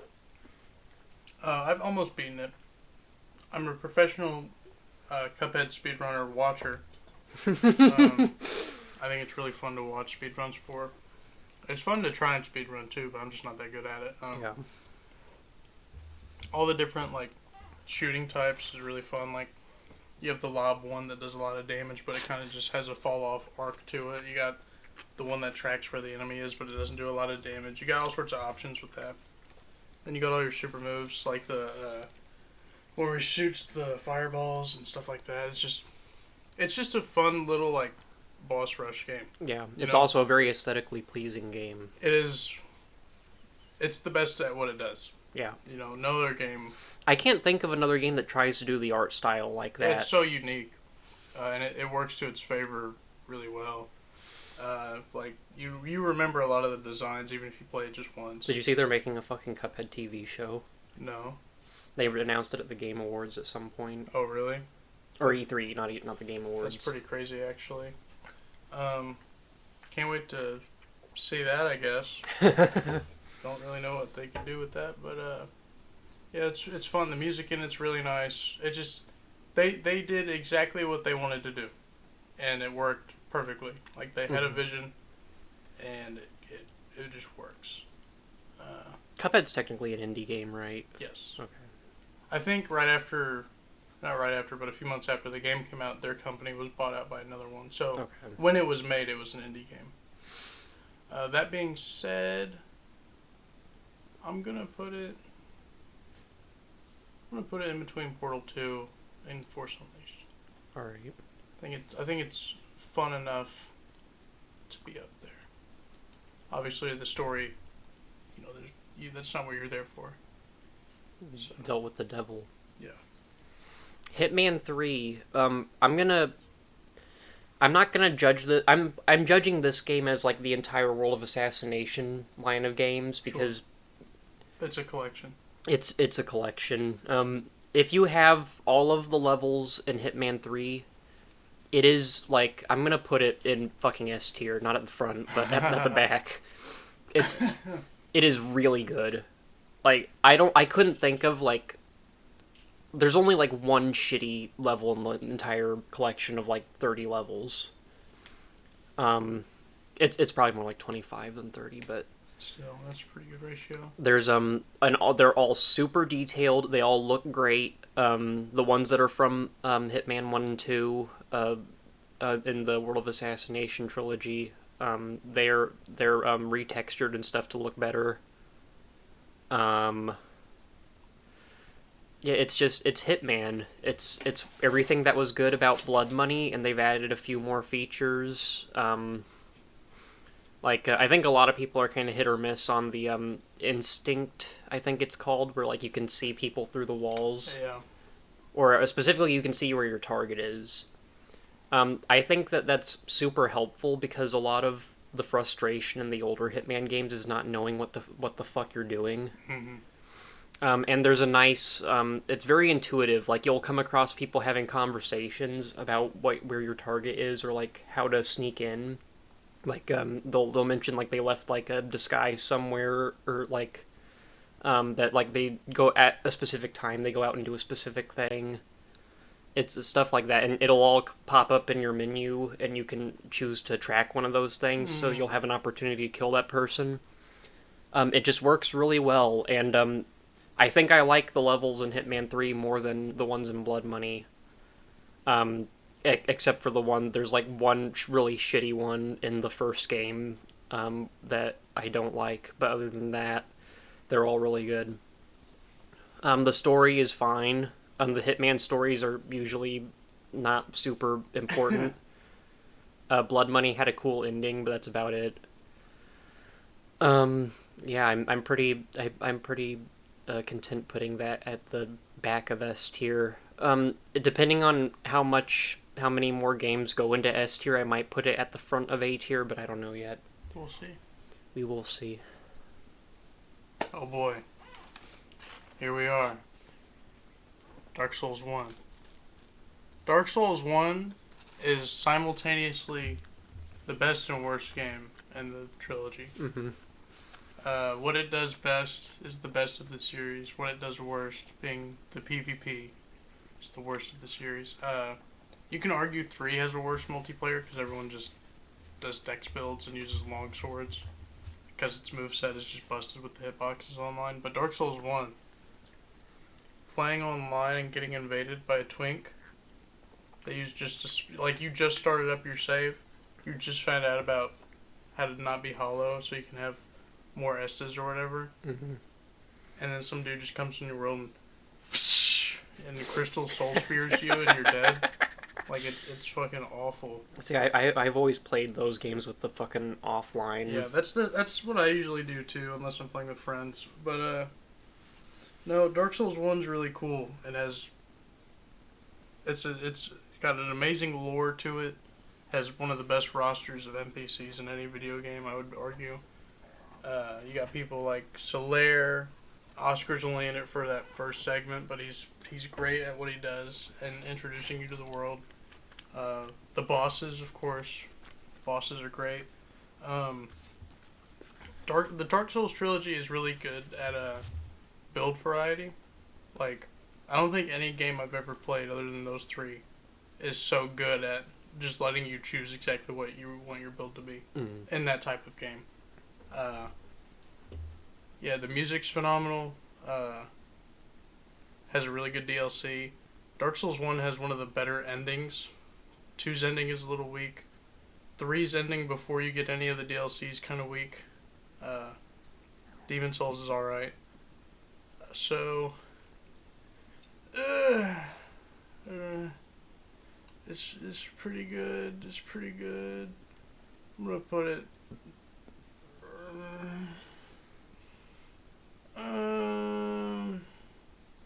Man, it's tough because I want to put it in front of God of War 3, but then I remember the second half of the game Yeah. where the areas are just awful. Yeah, that's the thing about the fucking Dark Souls game is like the poison areas are so fucking annoying. It's not even that. In Dark Souls 1, you got the Tomb of the Old Gods or whatever. The skeleton area where you just can't see a thing. You got the Crystal Zone, which isn't really bad, but it's just such a long zone. Ceaseless, or not Ceaseless, what's its name? The Fire Zone, where you fight the old witch or whatever. I forget its name. The Bed of Chaos. I don't know why I forgot that. That's probably the worst boss in the game. I'm gonna put it right behind Resident Evil 3. I think I would have more fun doing it, because you can honestly beat Dark Souls 1 and RE3 in about the same time if you know exactly what you're Really? Yeah. If you know exactly what you're doing. Mm. I would rather spend my 3 hours playing RE3. It's way less frustrating. Infamous. I've played through the first Infamous a few times. I prefer Second Son, but the first Infamous is a good game. I've never played the second one. It's a really good like open world game where like you've got those blast shards to find, and you can upgrade your powers. I guess technically not shooting, but like the power stuff was cool. Yeah. And didn't Naughty Dog make it or something?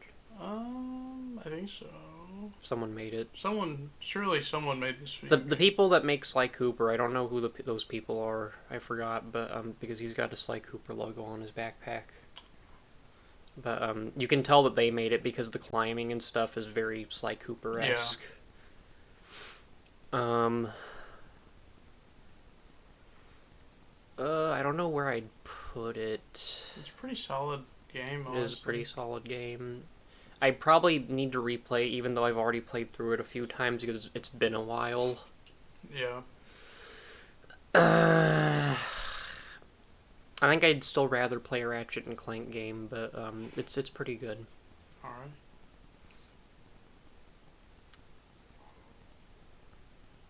Actually, Astro's a pretty solid game too. Oh, wow. Alright. Dark Souls 2 is it's the middle child. You love to hate it. It's aesthetically one of my favorite of their games. I think it has such like a cartoony vibe to it, just with all the textures and the way everything animates. It's a less serious game, but it's trying to be serious. Mm-hmm. It's like I don't know, like Dark Souls 1 and 3 is like watching Broadway. Dark Souls 2 is like your 5th grade Wizard of Oz studio play. Like everyone's trying to act like they're on the big stage, but there's like 30 parents in the audience. That being said, it's the most easy game to have fun in. It has the best PvP, which is hilarious. It introduced some cool aspects to the games that they didn't bring back in 3. It introduced some bad aspects that they didn't bring back in 3, which is good, obviously. Doesn't Dark Souls 2 have the Demon Souls thing where you lose like half your health bar? You lose it's a little different. Instead of losing half your health bar or 25% or whatever, depending on your thing, you just marginally lose more and more health. Oh my god. As you die. That's brutal. It's a very small percent difference, and you can get a ring that changes that, of course, where it's even smaller. But honestly, the item that fixes that problem is not very rare, so you can buy them fairly regularly. If you're not bad, like you can average 5 deaths per zone and probably make it out even by the end of the game. Mm-hmm. Maybe not, actually. There's a lot of fucking zones. That being said, Dark Souls 2 is absurdly long in certain parts. Like the Shrine of Amana. That's pretty bad. Most of the DLC is bad until you get to like the final part of it.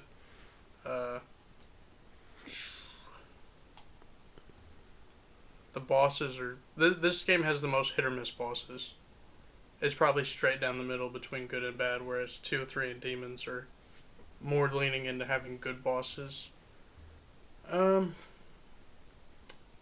gonna go in A tier somewhere, but I don't know where. I think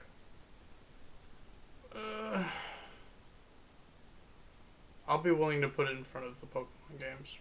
Can't quite put it in front of RE7 though. Alright, Second Son. Second Son. The story is worse than the first Infamous, but that Not doesn't... as bad as the second. Yeah, I never played the second, but it always looked like really bad.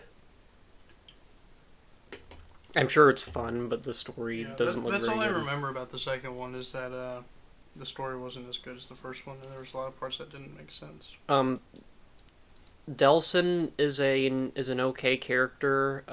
When you're evil, you're kind of like an over cartoony asshole. Mm-hmm. Although I think the first Infamous might have also been like that. But like I said, I haven't played it in a while, so I don't know. Yeah, it basically just takes the Infamous format and does it better. Mm-hmm. Because you get 4 powers this time. You've got the smoke, and then you get neon, like digital video game powers, Mm-hmm. and then you get the concrete. Yeah, those are really cool. I replayed it not too long ago, and this is a game that I've actually 100%ed before. When I on my dad's PS4. But yeah, it's a fun open world game. The spray paint thing where you shake the DualShock controller and spray the paint, that's cool. Yeah. I'll definitely put it above. I'm pretty confident in putting Second Son like above these two Ratchet and Clank games. I think I'd probably actually I'll put it in front of Superhot also.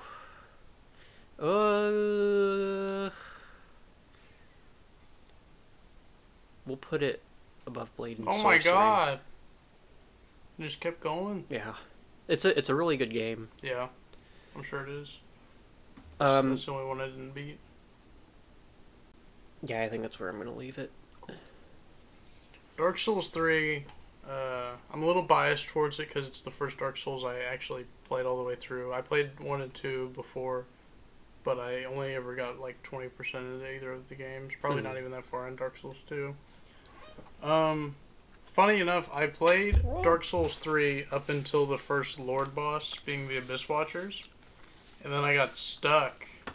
And so, naturally, what I did after being stuck at that boss fight for like a week, I bought Bloodborne, a much harder game, and beat it in like 4 days, and then went back and just crushed the rest of Dark Souls 3 because it's nothing compared to Bloodborne. I see. And then I beat it like 12 more times in a row. Like, it's so easy to play through. There's so many different weapons and builds you can do, Yeah. just like the other games, but I've heard Dark Souls 3 is by far the easiest one. yes. Yeah, it is. I mean, there's no other way to put that. The bosses are really cool. It has the hardest DLC. It has the best DLC. Well, you can debate between the Dark Souls 1 DLC and the second Dark Souls 3 DLC. But it's just solid. Most of I'd say 75% of the bosses are like pretty good, like 7 out of 10 or higher. Mm. The soundtrack's phenomenal. It's probably my favorite soundtrack out of any of the games. Just like Dark Souls 1, it has really good NPCs. Not as good of NPCs as Dark Souls 1, because a lot of them are just rehashing that same character trope. But it's pretty good. This game doesn't have a lot of charm like the other two, because it tries to copy them so much and like nostalgia bait you. But when it does have original stuff in it, it's really cool. Like all the Yuria line and stuff, like that, the Audrey of Astora line, all that. It's perfect NPC stuff that fits into the main story really well. As to where I'm going to put it, I'll put this one right behind God of War 3. But I'll actually put it in front. Just because of the DLCs. The DLCs elevate the game so much, just in its story and its gameplay. It's phenomenal. Alright. Into the Breach. Into the Breach is a perfect, like, condensing of everything that makes, like, XCOM and, like, turn-based games like that good. Mm-hmm. It is very simple. It is, like, brutally simple. You have, like, I want to say, like, 15 by 15 grid. Maybe a little bit bigger than that. That seems pretty small. And, yeah, it is really small. And, like, you've got, like, a few buildings you need to protect, and, like, these bug creatures spawn out of the ground, and you have to fight them. And it's XCOM turn-based stuff where, like, you've got 3 robots that each have different abilities, and you can mix and match them. You'll unlock different teams, and you can mix and match the robots after you beat the game. They each have different abilities. You can push some of the enemies into water and they'll drown. Some of your guns can go through multiple enemies. Some of them you can like pull towards you. Mm-hmm. You can push them into objects. You can light them on fire. There is so much shit you can do, but at the same time it is so simple. You can play through a round of it, like do all of the missions and stuff in like an hour. And because it's also a roguelike kind of, but less so than FTL, because I think that Into the Breach is a lot easier than FTL. Sometimes it's unfair on the harder difficulties because things kind of spawn in and like there's no way you're going to be able to kill all of them. So you're gonna be taking damage every now and then. But FTL is just fucking brutal. Nice. Um,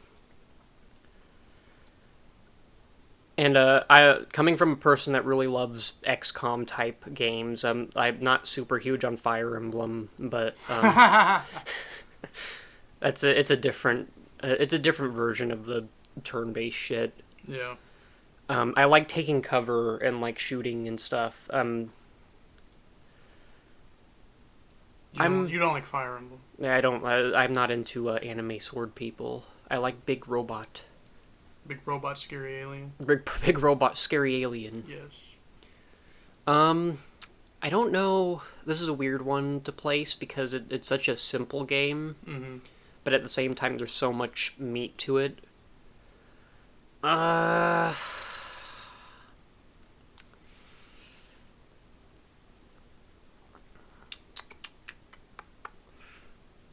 yeah, I'm gonna do a fucking facelift down here. Hold on.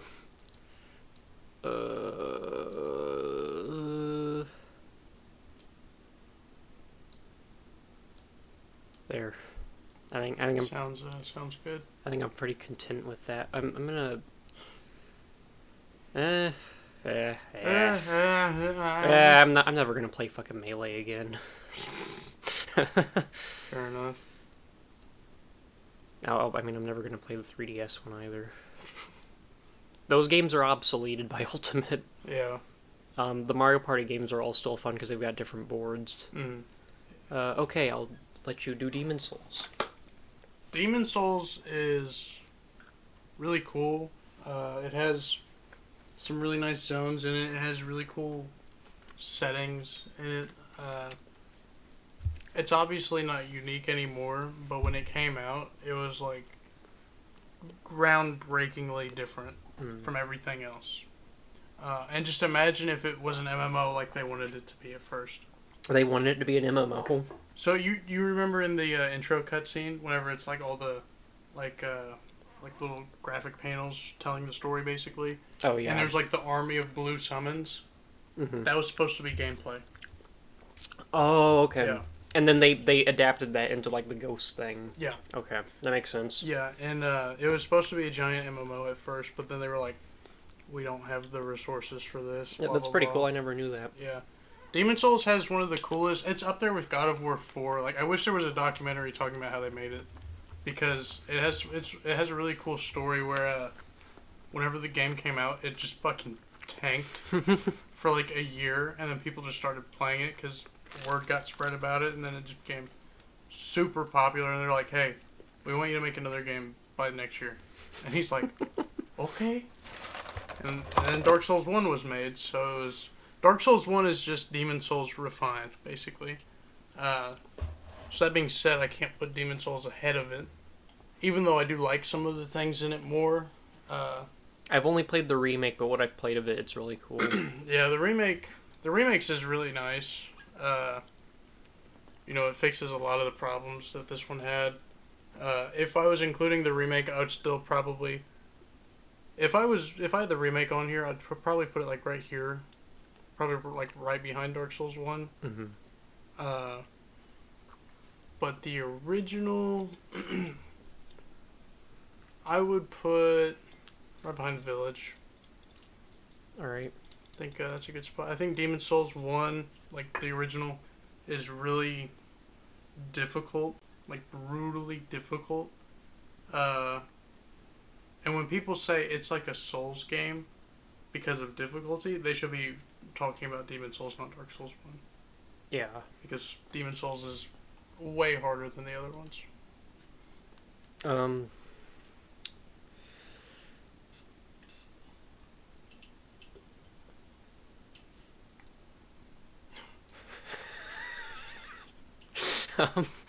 Just Cause 3. Have you ever played a Just Cause game before? No, I know you can use a grappling hook. Yes. The grappling hook alone makes those games so fun. That's what I've heard. I've never played the first one. I played the second one a little bit. I don't even know if there is a grappling hook in the first one.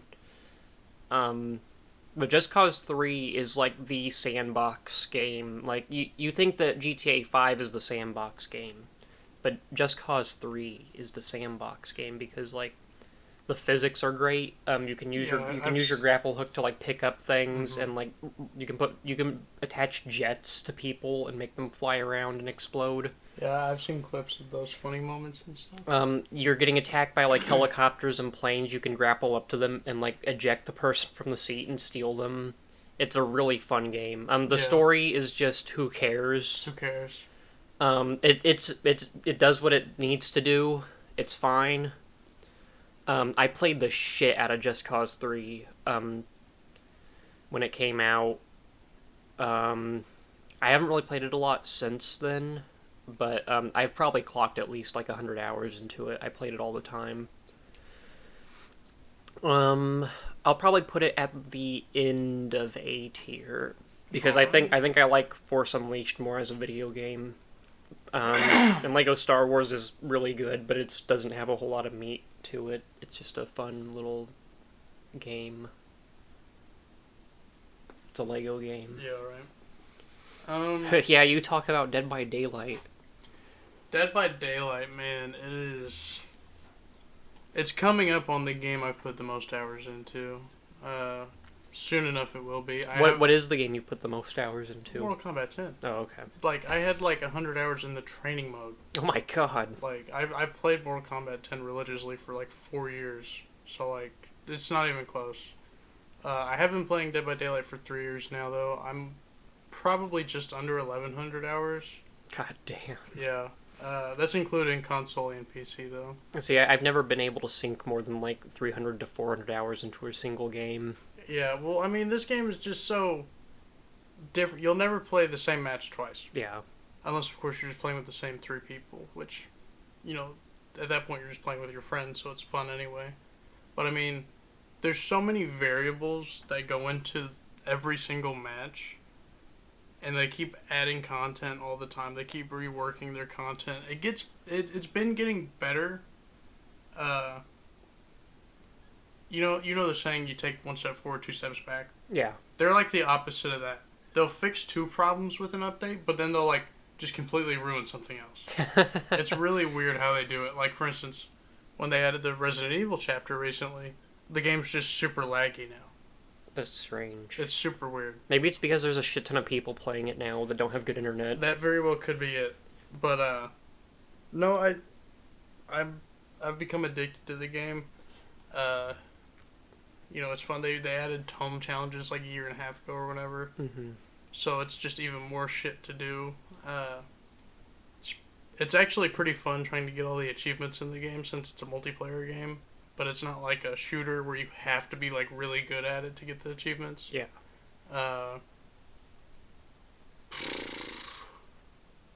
It's still a bad game though. See, I've probably put like 100 hours into the game by this point. So, and I don't have it on my list. I probably should because 100 hours is quite a bit to put into a game. Yeah. But I don't really have much to say about it. I feel like you just have a sour opinion about it. Well, it's not even sour. It's just when you have a good match, it's really fun. When you have a bad match, it fucking sucks. See, that's why. It's like Rocket League. I'd probably, if I had it on my list, I would put it above Rocket League. I think. Or maybe behind it. Actually, I think even with the hours you put in, you shouldn't have it on your list because you don't play Killer.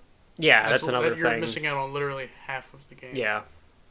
I'm just not. I don't think that I'm versed enough to talk about it. Yeah, I probably have. The split is probably like 500 hours in Killer, the rest in Survivor. Maybe a little less in Killer, just because I play with friends a lot. But I'm scared to play as Killer because people teabag you when you don't do good. Well, you see, I've gotten pretty good at Killer, but that being said, the skill ceiling for Survivor is still bigger because when the map's in the Survivor's favor, it's a lot more noticeable than when it's in the Killer's favor because there's 4 Survivors. Yeah. And you can get fucked by 4 different people. That being said, usually there's one at least one guy out where it's like, oh, that Survivor's the weak link. I'll just fucking tunnel them. Yeah. And there's so much you can do in the game, and it's only multiplayer, which is all right because really you can't make a single player game out of what it is. Oh yeah. But it has way too many problems for me to put it in S tier though. It's one of few games on this list where I could just sit down and play it for like 6 or 7 hours, and just be a multiplayer game. Like Call of Duty, I can play like 10 matches before I'm done, and that usually lasts like 2 hours maybe. Yeah, I get that. But it's just so fun and addicting. I think that I just prefer Rocket League over it in terms of like the multiplayer game of my choice, just because I like the physics based like car stuff in Rocket League. And I get that. But I'm gonna put it at the top of A tier, just because, like I said, I can't. It's too broken for me to put it in S tier. I don't want to compare it to these games because that's not even fair. No. But as far as a multiplayer game goes, it's exactly what I want. You know. I just don't play a lot of multiplayer games unless I'm playing with friends. Yeah. I like that chivalry though. Chivalry's fun. That's why it's on neither of our lists. Yeah. The Legend of Zelda: Breath of the Wild. Breath of the Wild, I will go out on a limb and say, is probably the best open world sandbox game ever made. I think Red Dead 2 has a better open world, like in terms of world design, but Breath of the Wild is so fun because Breath of like. of the Wild has the best fantasy world. Well, it's not even that. It's like the physics engine is great. Oh yeah. Like you can chop down trees. The crafting is fun. Like when you go up to a dish, like a fire campsite thing, and you cook dishes. It gets annoying sometimes because you do it so often, but it's fun. Yeah. I like how you can carry things and drop them and like shoot things with your arrows and like make them fly all over the place. Sure. You can manipulate time. You can freeze water. You can, and all of your special abilities you can use against enemies in clever ways. Mm-hmm. It's a really good sandbox game. The story, who gives a fuck? There's like maybe like an hour worth of story in this game. Yeah. And the story that's in it is fine. The ending is terrible, but all of the stuff that's like showing what happened before the game started is really cool, but there's not enough of it. I'll probably I like this game quite a bit, and I'm not even a Zelda fan. It's the only Zelda game on my list. Yeah. I'd probably put it. I like Smash Bros more, but I think I'll put it there. It's a really good sandbox game. I love a good sandbox. You know, I think Breath of the Wild it's a top 3 favorite game of mine to watch people try and speedrun or do challenges. Yeah, you can break the shit out of that game because of the physics engine. Yeah. Like you were talking. Oh, Donkey Kong Country. Oh. This game gave me nightmares when I was a kid because it is so hard when you're like 7 years old trying to play this game. Oh yeah. The music is awesome though. It's a rare game. You can't go wrong with rare. Exactly. I didn't put Conquer on my list. I should have put Conquer on my You list. fool. Conker's a really good game. Conquer's a really good game. Donkey Kong Country 1 is it's just stupid classic video game fun. Yeah. It has really good worlds in it, really good design levels. Kart levels are one of my favorite, like, mini levels, or, like, sub-levels in I any hate series. those fucking kart levels. I love them because they're just so fast-paced. You know, like, in all the Yeah. other levels, you know, you're constantly, like, you'll get to a new part of the stage and you'll just look to see what, like, the enemy path is or whatever, so you can plan around it. When you're in a kart level, you're on the go constantly, and it's so much fun. To this day, though, I've never found myself humming a main theme to a video game more than the Country series, because I'll just be at work, just on the grill. It does have. Yeah, it does have iconic music. Like it's awesome. The characters are like charming and fun. You know, obviously they get more charming as the series goes on, and they are more animated. Donkey Kong has great faces. He does. Donkey Kong is the best Nintendo original character, and it's not even close. I like Samus more. That's fine. I'm not mad at you. Samus is hot. That's the only reason, I'm sure. Country 1, though, still a game of its time. it's really frustrating sometimes. Yeah. I figure if I ever played Donkey Kong Country Returns, I would probably like that a lot more. Country Returns was my favorite game of all time for like 7 years. Before Devil May Cry 5 came out and I started playing Dead by Daylight. And Red Dead 2 came out. Mm-hmm. That being said, I would probably pick it up before I picked up Minecraft. Right. I think even with its frustrations, it's still just a classic Donkey Kong game. So I'll put it there. Oh, now we're getting into the fucking 10 Lego games. We're in the thick of it now. Oh boy. Lego Batman is probably the best non-Star Wars Lego game. It's close, but Lego Marvel's good. Lego Marvel's... I've heard Lego Lord of the Rings is really good. Yeah, I've never played Lego Lord of the Rings. We should play it. We should. I've played The Hobbit, but it's not on my list because it's been a while. Yeah. But Lego Batman is a lot of fun. I'm probably... It's definitely better than, 3. Lego Star Wars 3. Yeah. But again, the Lego games that are going to be in this section are so similar to each other in terms of the gameplay and stuff that, like, besides the theme of it, which is, like, a specific franchise, they're practically the same game with a few minor differences. Okay. But I'm going to put it there. It's really good. All of the characters in it are cool. A big problem that Lego games now have is, like, they start putting in, like filler characters. Like, that fucking Jurassic World game has, like oh, I'm sure of it. at least 25 characters that are just, like, Raptor Handler Jimmy. Yeah, like, there's no way you can tell me they made a Jurassic Park Lego game successfully with the roster they were given, but they couldn't do a Planet of the Apes one. There's no way you could try to tell me that shit. I would like to see a Planet of the Apes Lego game. That'd be great. Donkey Kong Country Returns. Country Returns, like I just said, it was my favorite game for pretty much all of middle school and high school. Like I said, until Devil May Cry 5 came out. It's so fun. It's my favorite game to 100%. Collecting all the Kong letters, all the puzzle pieces, unlocking all the secret stuff. It's just so much fun. And then if you collect all of those, you get the secret world at the end. If you beat all the secret levels, it's amazing. The soundtrack is just an updated version of the original, basically, with new tracks, of course. The boss fights are really simple and just fun. You can't go wrong with it. This is one of few games I can pick up at any moment and just enjoy it. Didn't Retro make the Donkey Kong Country Returns? That sounds right.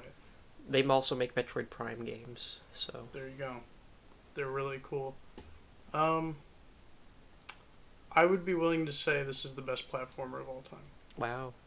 That I've played, personally. We'll see what happens when I get a Switch and start playing Metroid games. But, You have to... Metroid games, I will warn you, are an acquired taste. oh, yeah. Of course. Donkey Kong is, too, really. Yeah, when it comes to 2D platforming, I prefer the Metroid angle. Yeah, that's fine. Lego Batman 2, it's been a while since I've played it. I had it on the fucking Wii. That's awesome. And it was really annoying because, like, you know how you've got the nunchuck and you've got your Wiimote? Yeah. And in a lot of Lego games, like, you'll hold down, like, the square or circle button and, like, you can aim with it. When you fly in that game as, like, Superman or something, you have to aim the Wiimote in the direction you want to fly, and it fucking sucks. I hate the Wii. But I got the game the first day it came out. I was so excited for it because I loved the first Lego Batman as a kid. The Wii was, like, the console that I had out in, like, the area that I played games, because my dad had the PS3 in, like, the living room, and I had the Wii in my own separate room. Gotcha. And then when the PS4 came out, I got the PS3. Nice. But awesome. I would probably like this game a lot more if it was on the PS3. If you played it on the PS3. Yeah. It's not better than the first Lego Batman because the first Lego Batman is very simple in the same way that Lego Star Wars: The Complete Saga is. Yeah. And this is the first game to implement the voices in the game. The first Batman game, they just don't overdo it at all. Yeah. It's a perfectly filled glass of fun. Mark Hamill does play the Joker in the Lego Batman games, I do believe. So That that makes that sense. adds up on it. I might have to look that up. I'm not certain. That but sounds right, because I'm pretty sure even when Origins came out, the whole fuss was, this is the first time someone that wasn't Mark Hamill's played him in like 18 years.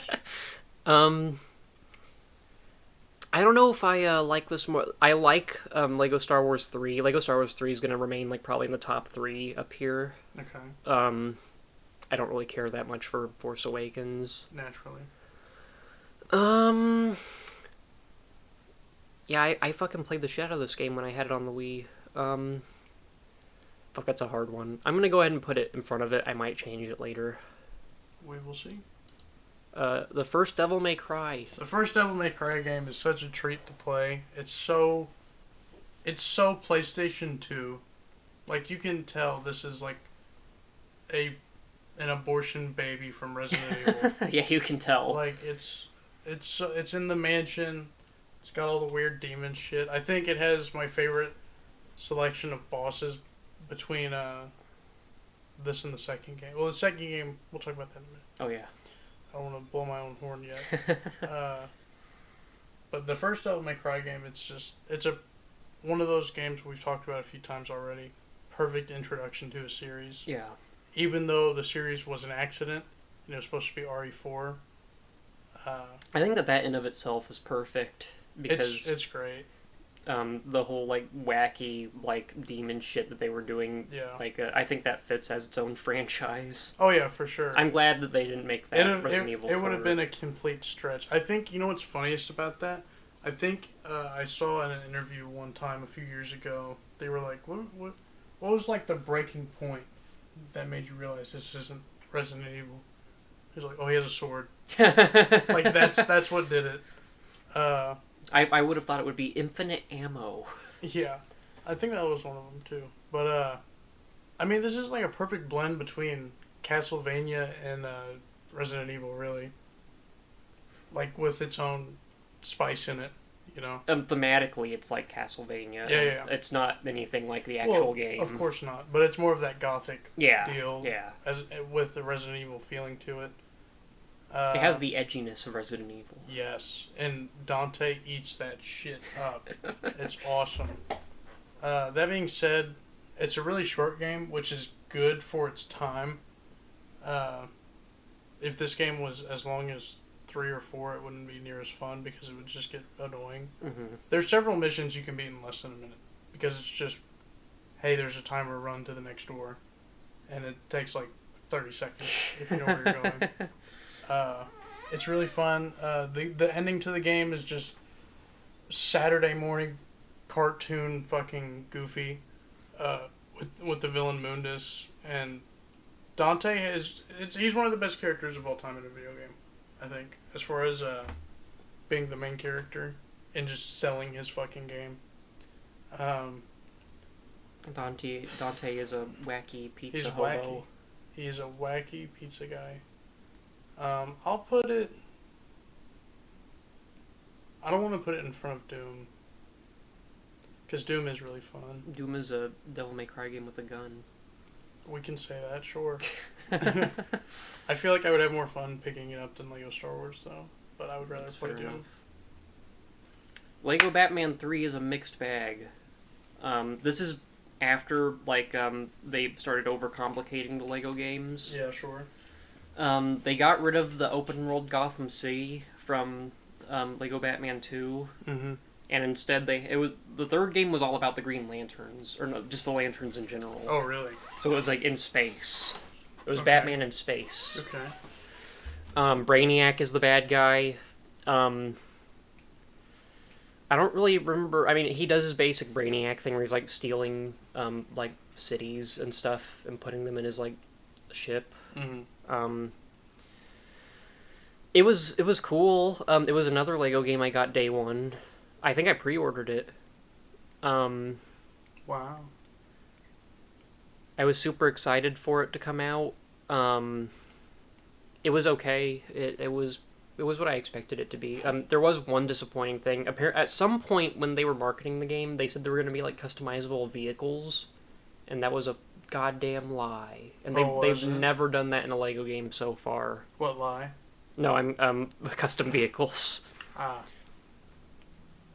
guess it's just too much. As for its placement, definitely behind Lego Star Wars 3. The one thing I do like about it is that all of the or not all of them, but a lot of them have like multiple suits that have different uses. Like the Joker has a suit that like inflates and he rolls into a ball, and Oh, you can that's- use it to like spin That's things. cartoony. And Batman has like a bomb suit and like a gliding suit. Or no, they took out the gliding suit. That was in the first two games.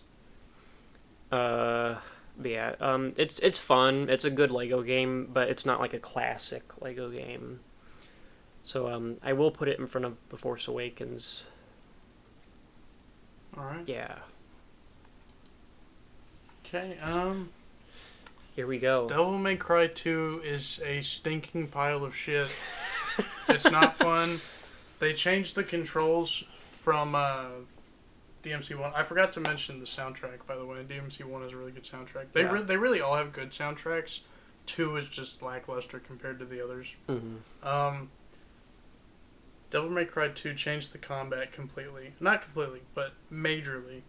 So the way it works in literally all the other games is that it's rhythm based. So for a combo, you would do like attack, wait like a second, and then attack 3 more times, and you would get like a really cool multi-hit combo at the end if you put the pause in there. Mm-hmm. In Devil May Cry 2, for some reason, instead of doing that, they also added directional inputs, which doesn't make sense because you can't do that when you're locked on. Yeah. So if you wanted to do half the combos in the game, you would have to not be locked on. But locking on is pretty important in these games because of how annoying the enemies can be. I thought the main problem was that they made the guns too good. That's another part of it too. It's so dumb because you really can just devil trigger and just and it's just a laser beam, and you can. That's how Josh played through the game. I saw you guys play like the second half of it like that. A lot of the bosses suck. In fact, all of them but the final boss sucks. The final boss is alright. I'd give it like a 6 out of 10. Okay. All the other bosses are like 4 or lower though, honestly. It's really frustrating. Don't get me started on the infested helicopter. Is the female character in that game the worst character in the Devil May Cry Lucia- series? Lucia is the worst character. She's not even the worst character, probably. She's the most boring one. She's the most boring one. They don't really do anything with her. They just wanted... And she never comes back. Yeah, pretty much. I think she has her own side story, which I actually haven't played. I guess I should try it. It's pretty short, I heard. But 2 is just... It doesn't live up to 1. Somehow it did well enough for them to bring out 3. Mm-hmm. Funny enough, funny little fun fact story. Devil May Cry 2 was Josh's first game in the series, Oh my god. and he fucking loved it. And then he played 3, and he fucking hated 2.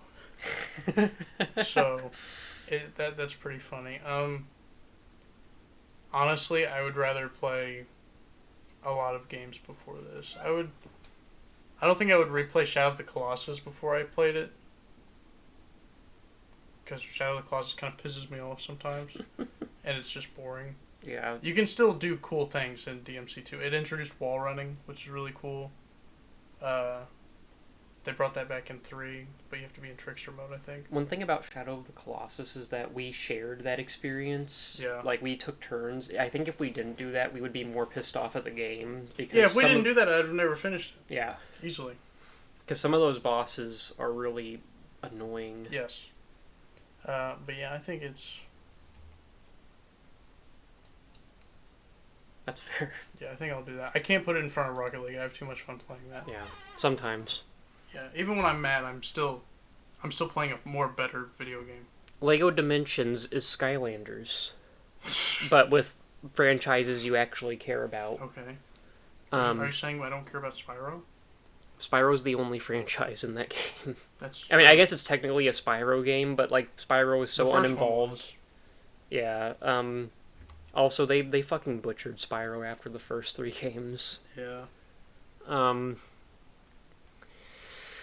it's fun. It's a good concept. I think that the Toys to Life thing works really well with Legos.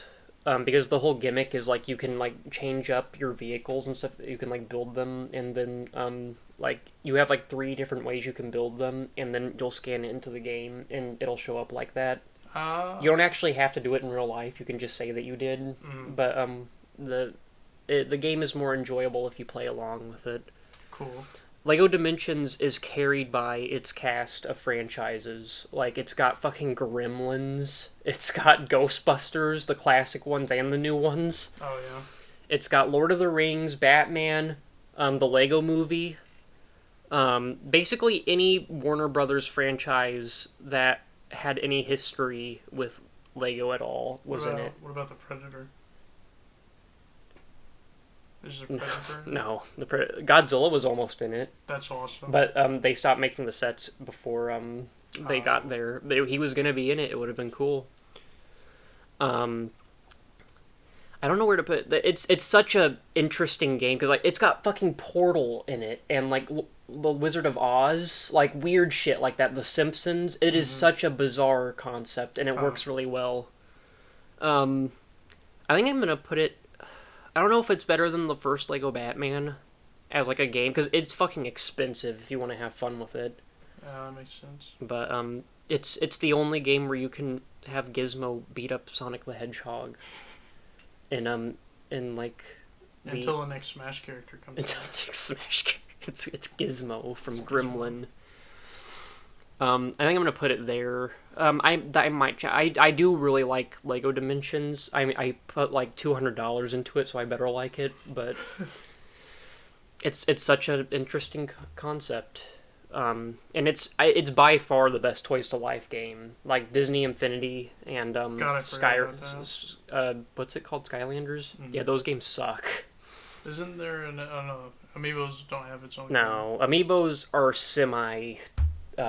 like Toys to Life games. They're more accessories for weirdos. Yeah. All right, tell me about Devil May Cry 3: Dante's Awakening. Devil May Cry 3: Dante's Awakening is a masterpiece of its kind. It is a phenomenal character action game. It is leagues beyond anything else in its genre as far as the gameplay goes, especially for its time. This game came out in 2005, and it almost plays better than DMC5.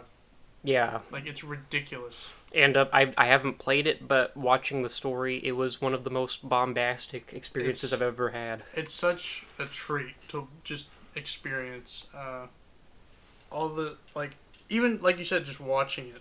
It's super out there with what it does. Dante's very funny. Like I said, Dante's one of the best characters for just selling his own game. Yeah, he runs down the building and catches his sword that he threw and shot. Yes. And made go really fast. To the point where it was on fire. Yeah. Yeah, the bosses in DMC3 are pretty fun. Most of them, the Virgil fights are some of the best boss fights ever. Because when you finally get that boss fight down, you feel so cool. Mm-hmm. And he does the same shit you do. If you taunt in the boss fight, he'll usually taunt back. It's really awesome. And then, he, like, for instance, right before the second boss fight with him, he steals your boss weapon and then kicks your ass with it, with Beowulf. Oh, yeah. Like, it's so cool. Like, he's just you. It's probably the best single rivalry in a video game. Virgil is a very good antagonist. He's great. Arkham's really good, too, as the Jester and as himself. Though the story is surprisingly decent. It's just a short and sweet little demon ritual story. It just works really well for what the game is. There are a few parts of the game that get confusing in the later bit when you're traversing through the whole tower in like one level. But all that being said, I think I've beaten this one like 3 times all the way through.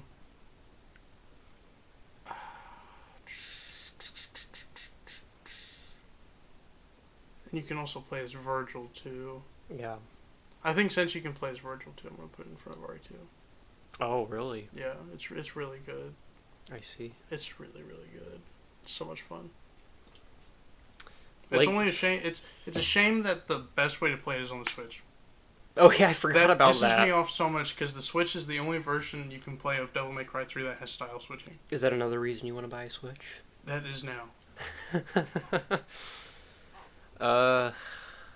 Lego Jurassic World.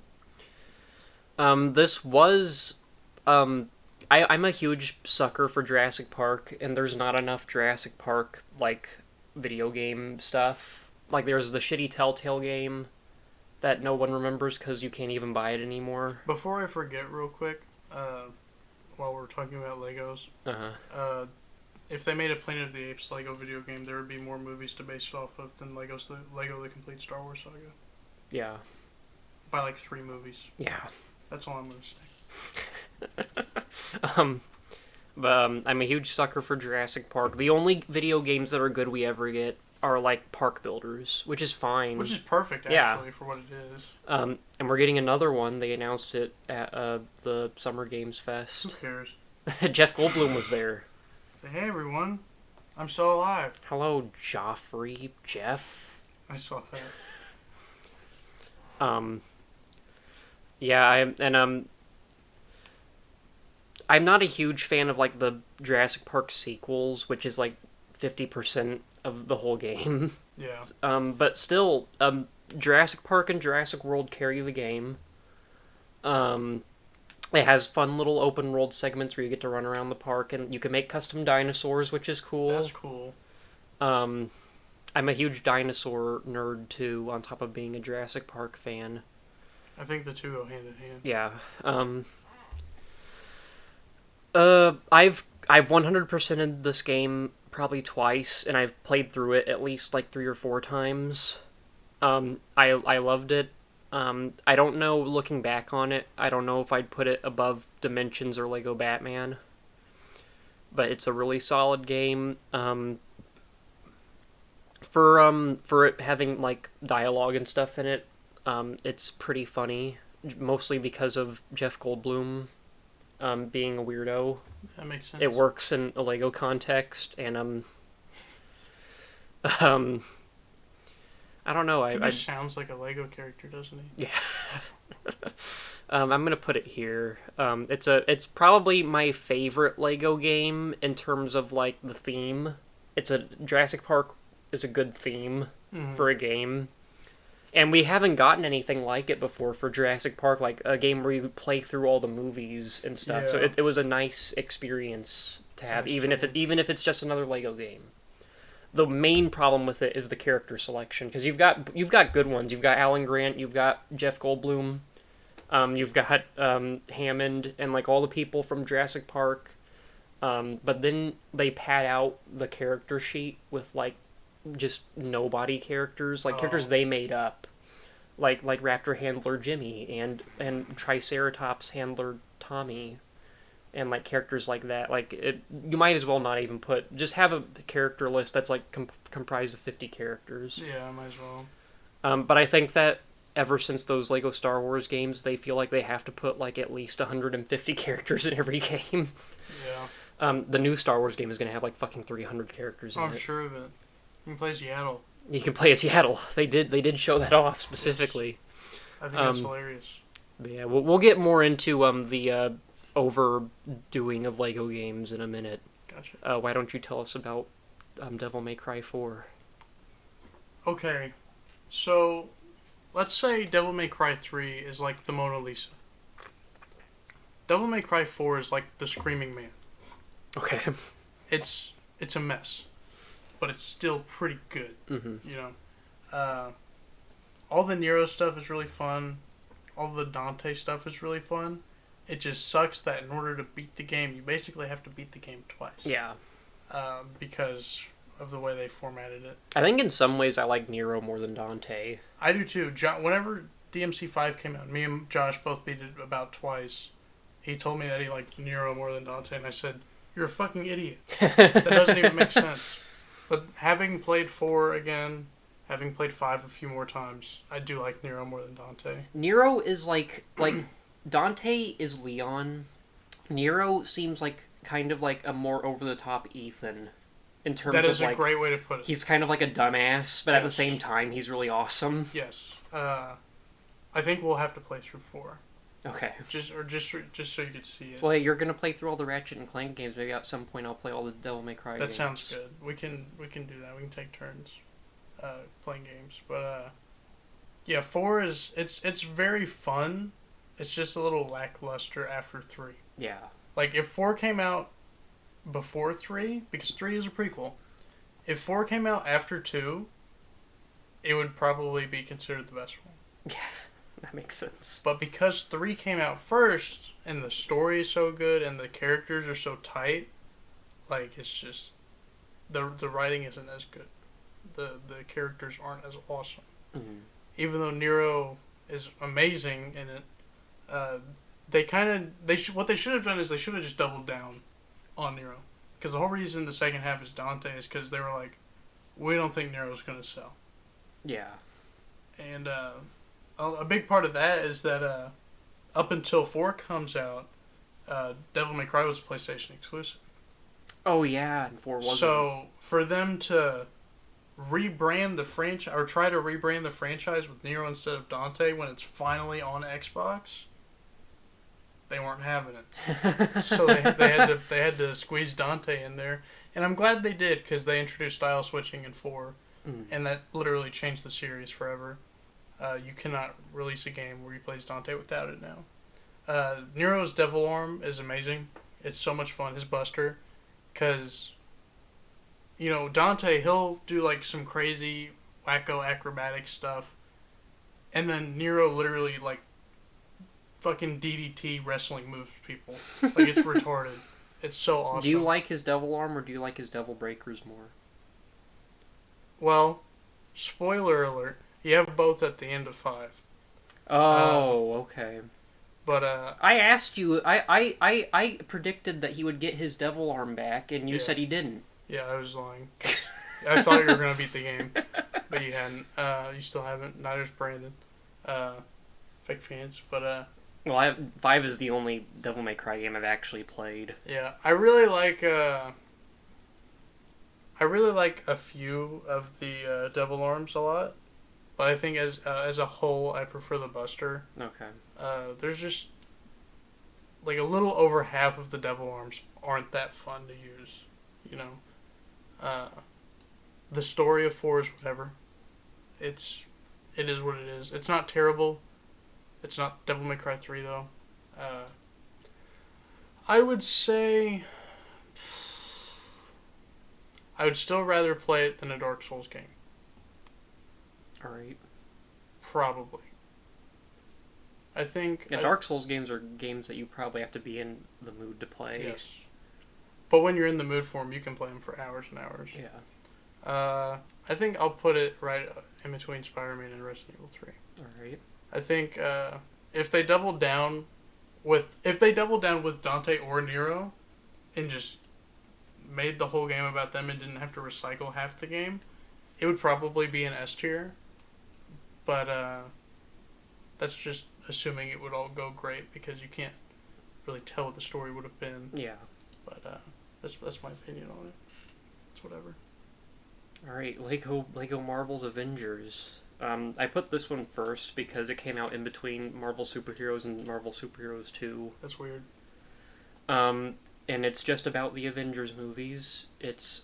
Now, which movie did this come out after? Age of Ultron. So it's only about the first 2. Yeah.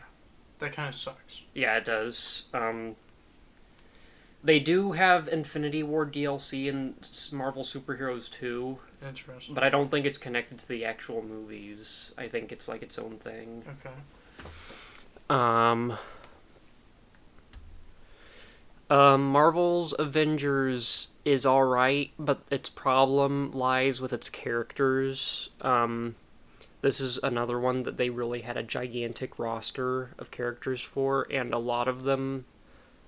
One of the great things about Lego Batman 1, and even Lego Batman 2, and Lego Marvel Superheroes, is that all of the characters are super unique, and they're all really cool. Mm-hmm. They're not all useful, but they're all really different. Okay. Every character in this game either has a beam attack, or, like, a missile attack, or runs fast. Oh, really? Yeah. Which one does Captain America have? Well, I mean, there you have the main cast of characters in the Avengers. I'm talking more about like the characters you unlock after you finish the game. Gotcha. Um, The secondary character. yeah. Because in Lego Batman, you had fucking crazy characters like Clayface that were just like weird and like Yeah. you didn't really play as them a whole lot, but they were cool. Mm-hmm. And like Lego Marvel Superheroes had Doctor Octopus and characters like that.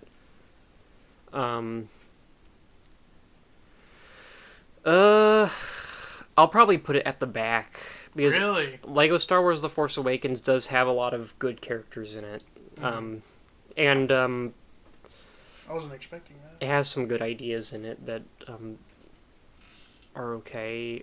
There's just actually, I think I will actually put it in front. One thing it does have is good hub worlds Okay. because it's got the entire New York map from Marvel Superheroes, and it also has a bunch of smaller ones that are like set pieces for the movies. Gotcha. Like you've got a Shield HQ hub world, and like the place like Hawkeye's family's house in Age of Ultron. Like Oh, you've got that really? open area. That's cool. It's a cool It's cute. Avengers game. Yeah. Like for based on the movies. Sure. And I don't think that there's any like actual licensed Avengers movie video games. I don't think there is actually. They Yeah. all have like you have your Thor video game, your Yeah. Captain America, Iron Man. And whatever. that's one of the cool things about Lego video games is that you get video game versions of franchises that you like that have never really gotten video Yeah. games, like Jurassic Park Or Indiana Jones. or Indiana Jones. Isn't someone making an Indiana Jones video game? I thought they were making a movie. No, they're making another. They're making another movie, but they're also making a video game. I don't Oh. remember who is, I have no but idea. I don't know. That's neat, I guess. I don't know. It's a little too late, I think. oh yeah, Speaking of almost too late, Devil May Cry 5 took fucking forever to come out.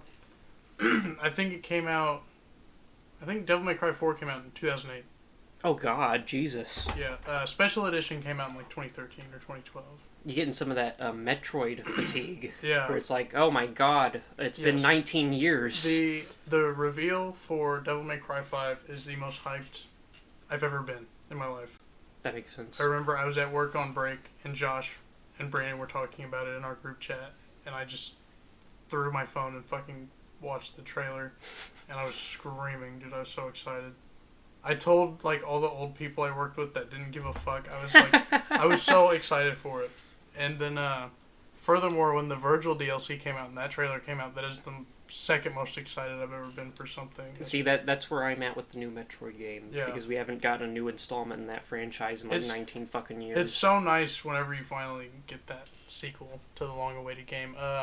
But the game itself is so much fun. It is gameplay-wise better than 3 because of Nero and Dante Mm-hmm. and your little tower. I forget what it's called, but I can't believe I forget what it's been a while. But you have the little challenge tower thing, and where it's just wave after wave, and you just constantly go at it. It's so much fun. The story is actually pretty decent. I wouldn't say I like it more than 3 because of all the V stuff. Yeah. The V stuff is cool at the end of the game when he disappears. But up until then, V is just kind of whatever. Yeah. You know, I respect for what they tried to do with him. I think it's a cool idea. I think it just didn't work very well. Having to constantly move while attacking, and you're just... Like, whenever you play as V, you basically have to hold the controller like this with claw instead. Where you're, like, constantly pressing the 2 attack buttons, or else nothing's happening. I love how they made V just Soundwave because he's got Laserbeak and Ravage. Yes. That is funny. Yeah, I mean, the game is great. It has a handful of my favorite video game soundtrack songs of all time. With Devil Trigger, Bury the Light, Subhuman. I hated it when the game was coming out. It's grown on me. I See- wouldn't say it's anywhere near any of the other songs, but it's still fun to listen to. See, I'm not a huge like rock like fan. Like I'm more into like 80s music, yeah. but I do like Devil Trigger. Devil Trigger is... whenever the game first came out, I probably listened to that song like a million times. Like, no joke. I've probably listened to the Devil Trigger more than any other song ever. I like kinda the ridiculous. I like the intro sequence to the game too, the Deadpool sequence. Yes, it's really nice. The game's just so over the top. They knew exactly what everyone wanted. They delivered on it Yeah. completely. The Devil Arms, a lot of fun, great idea, and I love that you get the Buster arm back at the end, with finally an actual devil trigger instead of just this weird stand thing in the fourth game. It's gonna be either right in front or right behind Devil May Cry 3. And I think I'm going to put it in front because the gameplay is more important than the story for those games. Yeah, and coming from someone that doesn't play those games, Devil May Cry 5 is a lot of fun. Yes. It's like ridiculously fun. And being able to play as 4 characters now, Yeah. as opposed to the 2 and Even 3. though one of them sucks. Even though one of them sucks. It's really fun. And it's really fun going back on the further difficulties too. And replaying it. Lego Marvel Superheroes is a classic. Everyone, I doubt it. everyone lost their shit when this game was coming out because it was like we've always had Lego Batman games But and never Lego had Star Wars games. We Marvel. never had Marvel. Yeah. And the Marvel characters work really well in the Lego game. Oh yeah. This probably has the best cast of characters in any Lego game. Yeah, because you've got a bunch of weirdos. You've got all the main Avenger characters. You've got the Fantastic Four. You've got X-Men. And that's another thing. They took out the fucking Fantastic Four and X-Men in the Avengers game. They took them out in the next Superheroes game because Really? they lost the rights to them, I guess. That sucks. Spider-Man's in it. Spider-Man was absent in the Avengers game. They I put heard him. about that. They added him in with DLC. free DLC. Yeah. That's funny. It's got Doctor Strange. It's got like fucking weirdo characters like MODOK. It's a really cool cast of characters. As for the placement, I'm probably gonna put it. I might put it in front of Lego Batman. I'm more nostalgic for Marvel than Lego Batman. Mm-hmm. I think Lego Batman is fundamentally a better game, except for the fucking flight missions. Those missions suck. But I think just for the cast of characters, I'm going to put it in front. It's a really fun game. Nice. I remember earlier when you said that Lego Star Wars 3 would stay in your top 3 Lego games. Where is it now? Oh, fuck. God damn. You really like those other games. Yeah. Yeah, I don't know. I just thought that was funny. I thought I'd bring attention Lego to Star that. Wars 3 is a decent Lego game. Speaking Well, of, that's why it's got its own fucking category. Speaking of decent games, DMC reboot, Devil May Cry, Devil May Cringe. It's unironically so much fun. The gameplay is a lot better than people give it credit for. And people do credit the gameplay because it is still pretty cool. Mm-hmm. It changed up the way the combat works with the angelic and devil weapons and stuff, and I think it works really well. It has some of my favorite just combo special moves in the series. The story and the characters. Never in a million years. Never in a million years. It's so past what it just. They took a million steps back. The characters. biggest turnoff from this game for me is it looks so ugly. It does. It is such an ugly game. Yes. And they tried to make it stylistic and shit. It does not work. It looks fucking ugly. Yes. The game itself does. However, I think the combos actually look really cool. Well, yeah, the gameplay is very fluid and stuff. Yes, I mean, like the enemy design and like the world design is very Yeah. ugly. Like that first Yeah. boss is fucking like puke-inducing. Yes. I will say this too. They took out taunting. Fuck you guys for that. Taunting is so much fun. Especially after 4 when they added if you're moving with Nero when you do it, you fucking do a drop kick. Oh yeah. That's so awesome. But they took it out completely in this one. I don't know, this game is probably my second favorite just to sit down and play. Like, and as far as like the extra stuff in the game goes, I like the wave-based I believe thing. it. The gameplay looks fine. It's pretty fun. It plays ridiculously smooth, but the characters just don't work. Dante works by himself when he's just fighting demons. If you don't think it's Dante from Devil May Cry, like you have to think of it as like a complete spin-off. Yeah. Like you cannot think of it as. That's basically how I look at the Ratchet and Clank remake. Yeah. And in that same light, it kind of just butchers the characters, but the gameplay is amazing. Yeah. That being said, I know I just said gameplay is more important than the story in these games, but I can't put it that high because it's so whatever. I do like it more than the first two Devil May Cry games. I would say I'd be willing to put it right here. Bottom of A. Right in front of Modern Warfare 2. Alright. The only reason it's behind World at War is because World at War has zombies. That's it. Lego Marvel 2. So Lego Marvel 2 is a bit weird. Explain. Lego Marvel 2, they did the plot with Kang the Conqueror, and Oh, what yeah, yeah. what he does a bunch of time travel shit and Mhm. like alternate dimensions and all that bullshit. So you've got like New York is not the gigantic map anymore. It's split off into like a bunch of different like universes that are all put together. So Mhm. you've got one part of it that's like regular New York, and then you've got Spider-Man Noir New York.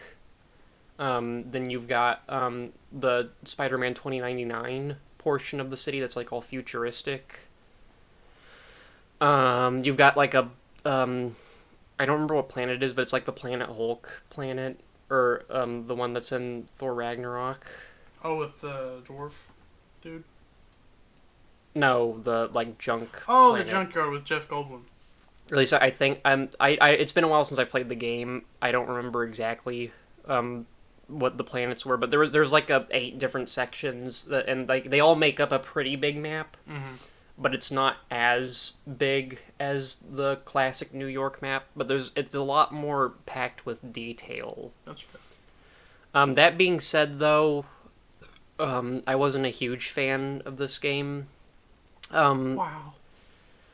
The characters are interesting, but it has kind of the same problem that Marvel's Avengers has, where like they all have beam attacks and like they all fly. They all have the same powers. There's a lot of interesting spins on some of the characters, and there's characters that weren't in the first Marvel game. Like it's got the Guardians of the Galaxy now. It has Planet Hulk. It has like Beta Ray Bill, I think. People like that.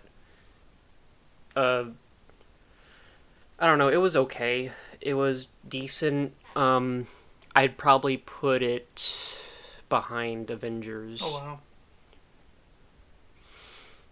The Avengers game, while it is lacking in like character variety and stuff, does have much better hub worlds.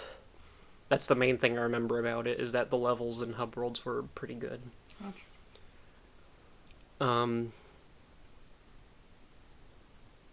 This is another game though that I got day one and I was excited for. And I wasn't disappointed, but it's another Lego game. They're hard to rank because they're all so similar. Yeah. Well, here we go. Tell me about this Dragon Ball fighting game. Dragon Ball FighterZ is my favorite fighting game of all time. There was a time, several months, where I held the top 8,000 spot in the world. And that game sold like 5 million copies. Nice. So I think I was pretty good at it for a long time. I still am okay, but I've missed out on the past few patches, the past few metas of the game. It's just, Yeah.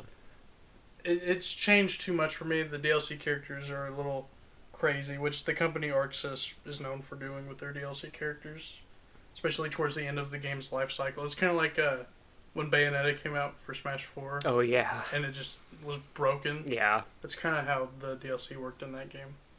But it's just so much fun. It's Marvel vs. Capcom with Dragon Ball characters. It plays exactly the same. It looks the same, Yeah. somewhat. It's just your typical versus fighter, but it's just one franchise. Mm-hmm. It works really well with the characters. I will say, if I was a fan of Dragon Ball Z, I would probably love it. It's perfect. It ArcSys works has that unique art style where they do all the cell shading themselves, like Mhm. hand drawn and stuff, and it just looks like you're watching the show. And it's up there with Tekken 7 as like my favorite fighting games to just watch people play because it's just so visually entertaining. But Donovan, what about Jump Force? So with all that being said, I think I'm gonna put Fighters right in front of Dark Souls 3. All right. I think it's that much fun. This is probably my top 5 games I put the most time into because I think I've bought this game 3 times.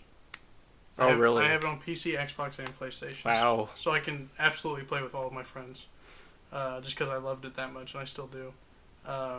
But between the 3, I probably have like 5,000 matches played on ranked alone. So I know what I'm talking about when we talk about that game. It's a lot of fun. Good. I still can't get out of Crabs though. The Lego Movie video game. I heard this one sucks. It's actually not that bad. The problem is just that it's a really small scale game compared to all the other ones. Sure. The hub worlds are tiny.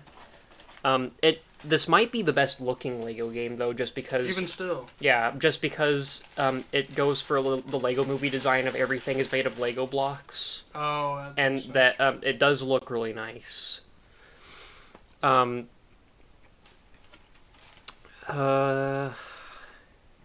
There's not really a whole lot. I mean, if you've seen the movie, you know everything you need to know. I haven't. You haven't seen the Lego Movie? I've seen most of it. The Lego Movie is one of my favorite animated movies of all time. The people that made the fucking Spider-Man animated movie made the Lego Movie. I know that. I just have trouble watching children movies Fair enough. as an adult.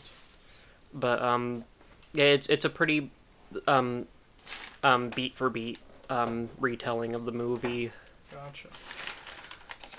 The characters are fine. It's got a lot of weird characters that you wouldn't expect to be in it. Really? Like it's got the Green Ninja from the Ninjago games or the series.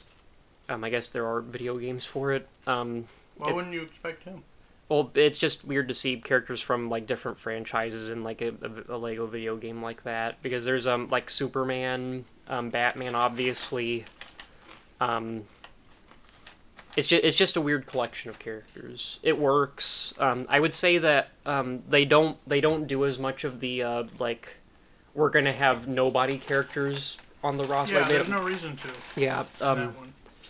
With that and Lego Star Wars games are really good with not putting stupid characters in their roster. That's why The Force Awakens sucks, because it had a bunch of like stupid fucking characters in it.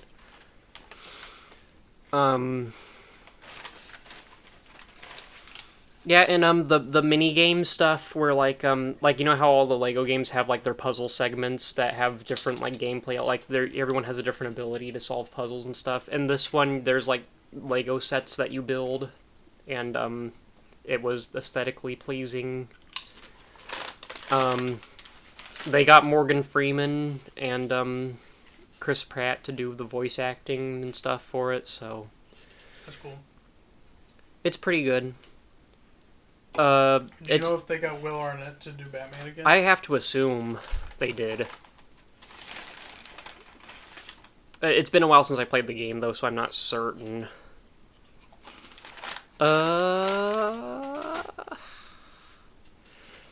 That being said, though, it is a less meaty experience than the rest of the Lego games, so I'm gonna put it in between Avengers and Superheroes 2. Cool. Yeah. I heard it has that same problem as the Ratchet and Clank reboot, where all the cutscenes are just from the movie. That is... I mean, the cutscenes look good because they're from the movie, but... It's less of a... There's less charm to it. Because Yeah, of that, yeah, though. it does definitely... It feels dated because of that, because the game... Like, games haven't done that a lot since, like, the PS2 era. Yeah. Back when that saved them a lot of time. Yeah. Dragon Ball Raging Blast 2. I don't even know what the fuck this is. This came out on the PS3 and the Xbox 360 in like 2010 or 11.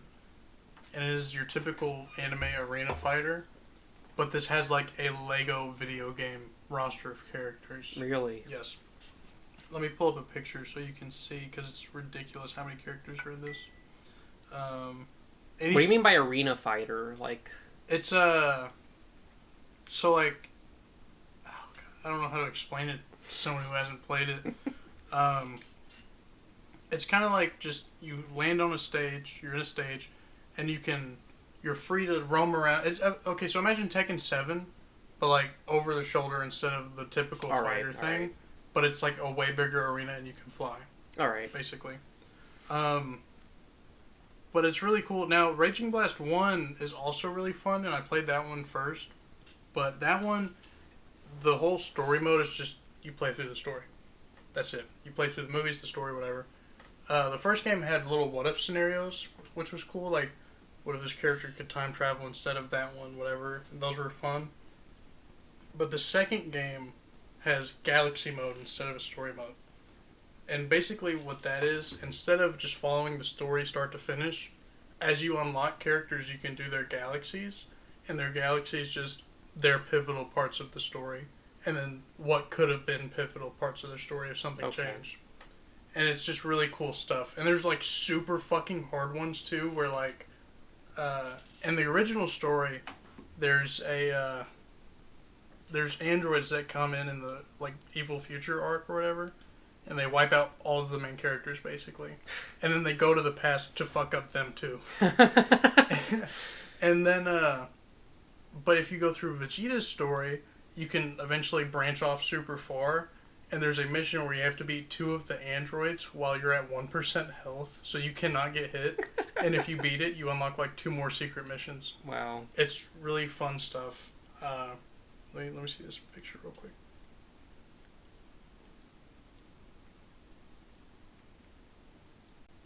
Yeah, okay, so that's the roster.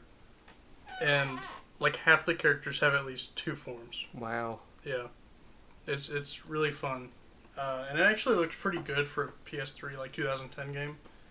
And it had a really cool tournament mode you could play online where you like had live tournaments with like 16 people. It's just a really fun game. The combat, it's no actual fighting game. It's still just an arena fighter, so its combat is kind of lackluster, but it's still really flashy and fun. Mm-hmm. So I would be willing to put it... I'll put it right behind Arkham Knight. It's extremely fun. Lego Pirates of the Caribbean. This is a good Lego game. Have you ever played this one? I've never seen gameplay of it. It is one of the best Lego games in my opinion. It's also one of the... It's like Lego Star Wars 3 where it was like just on the cusp before they started doing voice acting. So it's got that classic Lego humor. Mm-hmm. It looks good for a PS3 game. It looks better than like the complete saga. I and, imagine Lego Pirates is just a much better version of Indiana Jones. That's basically what it is, yeah. And it's got a good roster of characters. They don't bog it down with useless characters. Now, how many movies does that one cover? The first 4. Okay. So it's got the original trilogy, which is the only ones that matter, and then it's also got On Stranger Tides, which is, in my opinion, the worst Pirates of the Caribbean movie. Worse than the 5th? Yes, worse than the 5th one. Don't know if I've seen the 5th. The 5th one is basically like a remake, almost. Oh, really? Well, it's just like Will Turner is Will Turner's son now, and Jack Sparrow is like old and like not cool anymore. Mm. And On Stranger Tides is just fucking awful, though. It's so boring. Norm and I just rewatched all of them a while ago, and it really stood out how terrible that movie was compared to the other ones, even the 5th one. I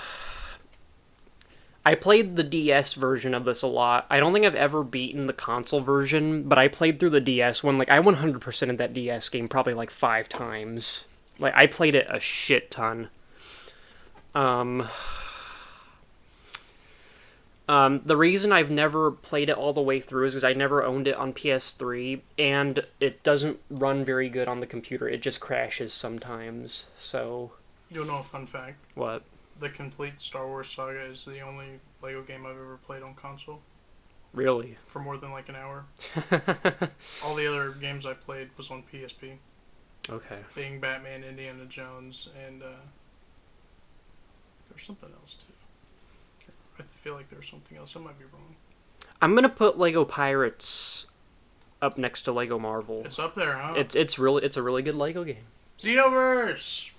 Xenoverse is really fun. It is it plays a lot like Raging Blast 2, but it's a little bit more loose with the combat. You know, you can it's more loose, but it's more intricate also because you have more freedom to it. But they introduced stamina bar, so you can do evasive stuff with that, or you could do defensive stuff, whatever. And you had your actual key where you can do your offensive things or your power up things, whatever. And to this day, the two Xenoverse games have the best customization in any anime game, period. Okay. Because the whole point of the game basically is that the dude, this character you were introduced to at the end of Z, was like basically the son of the devil, right? Okay. The main villain of the first game is the devil, and his son again, and his daughter. And the daughter's basically fucking with the timeline to like free her dad, basically. And this game expands the whole Dragon Ball story because there's a time patrol city called like Kanton or some shit like that.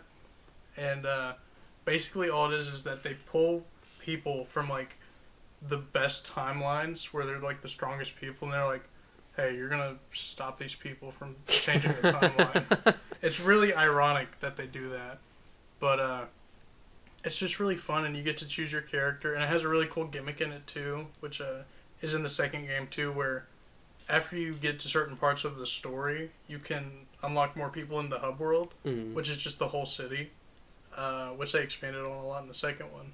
But you can find people, so like you can find Goku out in the wilderness and be like, hey, you want to be my teacher? You want to teach me how to do shit? And he's like, yeah. Do these 4 missions and I'll teach you everything I know. And like you go on these missions and he teaches you his signature moves, and it's a really cool way to unlock moves and stuff.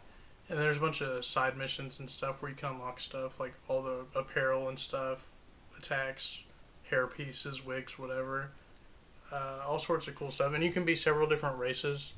And each race has its own benefits. Like the Saiyans, like Goku and stuff, they have more like attacking abilities. The humans have more stamina and health. The green people, the Namekians, they heal all the time slowly, basically. So on and so forth. It's really cool stuff. It's probably my favorite. I like the first one more because the second one's really more just the first game, but they added the movies to it and they added a lot more DLC. Like, that game came out, like, I think July of 2018. They released the last DLC like 7 months ago. Oh, okay. Like, there's like 22 or 23 DLCs. It's ridiculous. And that's just story packs and character packs, whatever. But it's pretty cool that they kept it going that long. And I think like a year in, they actually added. I'll talk about that in a minute. That's in the second one. But the first one, just so we can move on, I'm gonna put it right behind. I'm gonna put it behind Smash. I think it's that fun. Okay. I think the customization really carries it too. Lego Worlds is Lego Minecraft. That's awesome. But without survival, which makes it not as fun. Yeah. The problem with Lego Worlds is that it doesn't have a story. It doesn't have really any drive to make you want to play a lot of the game. Mm-hmm. It's basically just a game where, like, if you want to build Legos, it's Yeah. a Lego building game, so you can make like a big city and like drive around in it and stuff. It's cool. And it looks really nice because the worlds are all just made out of Lego blocks. There's not a whole lot to say about it, really. It's a pretty simple concept. Mm-hmm. I wish it had a survival kind of... if they ever make a Lego Worlds 2, I hope it's more like Minecraft in terms of, like, mining and like gathering resources and like hunting and stuff. Like I think that would be pretty cool if they made like a Lego survival game. And it would work because the whole fucking building thing is like Lego's strong suit, so I don't know. The new Lego Movie 2 video game is apparently like a Lego Worlds Light kind of game. Really? I never played it, so I don't know that much about it. Nobody really likes that game though, so but it's a fun game. I don't know. I prefer the normal Lego video games over it, but I would probably rather jump in and play it than like. We'll put it like here, I think. All right. Yeah. It is okay. Awesome. So, like I was saying, Xenoverse 2 is more or less the same, but with the movies and the specials, which is cool because I'm kind of surprised they left that stuff out in the first game. But the first game is already stacked with stuff to do. Not much really else to say other than that it's just a little bit more than the first game in every aspect. Like there's more gear, there's more moves, there's more teachers, whatever. One notable thing is I didn't play this part much, but they added a in-game card game where you can collect your characters and stuff and level them up and basically put your deck against other people online, which is neat because it's kind of like it's not similar in any way to the Witcher card game, but it's similar in the fact that they just added it later and so many people liked it that they were like, okay, here, it's its own thing now. So that part's cool, but I never really got into it, but I appreciate that it's in the game. That being said, I'm just going to put it right in front of the other one. Alright. Oh, here we go. Here we Metroid go. games. Here we go. I'm a big Metroid fan. It's probably my favorite Nintendo franchise. But at the same time, I've never beaten any of the Prime games, which I need to rectify. Yeah. I just played Other M, and it sucks. Heard that. It's alright. The main problem with it is just that you control it with a fucking Wiimote. Zero Mission is a perfect remake. I think that Zero Mission, you were talking about how like Resident Evil 2 is like the epitome of remake. I think Zero Mission is the perfect remake. It is just the first Metroid, but everything is like the sprites are so much better. They added more story to it. It's a little bit more linear, but that's okay. There's still fuck you secret stuff that's important. That like the lava that is like invisible, and you just like drop down into it, and you think that you're gonna get burned, but there's an actual pathway down there. That was stupid. That's my least favorite thing about Metroid games is shit like that. But I'm sure that's the worst part of just platformers a lot of the time. But I actually I had never beaten the game until we played it on tour, and I forgot how nice the story is. It's a nice little Samus, not origin story, but like just like her history with like Planet Zebes and the Chozo and stuff, and like she tells you about like how she remembers that place and stuff like while you're going through the game. Like it has a fusion way of telling its story, which is Fusion is the other Game Boy Advance game. A lot of people say that Zero Mission is the best Metroid game. I think Super Metroid is a little bit better, but it is really good. The segment at the end where in the original Metroid you kill Mother Brain and then you just leave. They turn it on its head and they shoot your ship down and you don't have your power suit anymore. That was cool. It was a bit annoying, but once you get your power suit and kick everyone's ass, it's really cool. Nice. And of course it has the heartwarming ending with the cave painting. Yeah. I don't know where I would put it. Yeah, I thoroughly enjoyed watching you play that game. I think I'd rather play Spider-Man and Arkham Knight just because of the great combat. Maybe also Ratchet and Clank 2. I think I'll put it there. the Metroid games. You have to be in a certain mood to play. True that. Speaking of being in a certain mood to play, Heavy Rain, Heavy Rain, Heavy Rain. I'm gonna keep it short and sweet. Heavy Rain is Detroit Become Human, but funnier. That's all there is to it. It is such a meme of a game. You can press the Jason button. I unironically love this game. We need to play it at some point. Um, I saw this when I was looking at images for it. What is the PlayStation Move compatibility? What do you do? you just control it with that. That's stupid. Yeah. But yeah, it's such a goofy game. I love it. I don't know. It's such an enigma of a game. Like, it's not even a game. It's just a movie. Yeah. It's a really shitty movie. I love it. I'm gonna just put it right here. Okay. If I could put two games in the same spot on this list, I would, because Okay. I like them both for different reasons. I unironically liked some of the stuff in Detroit, but I ironically love most of the stuff in Heavy Rain. Okay. So I have basically the same feeling towards I have the same amount of feeling towards the games, Okay. but they're just different reasons. Yeah. Samus Returns, remake of Metroid 2. The people that are making Dread are the same people that made Samus Returns. Samus Returns adds a lot to Metroid, and the only faults the game has are Metroid 2's faults, because the whole plot is that you go down to SR388 and you have to kill 40 Metroids. And that's just the game. You go find the same boss 20 times, and then it evolves after that.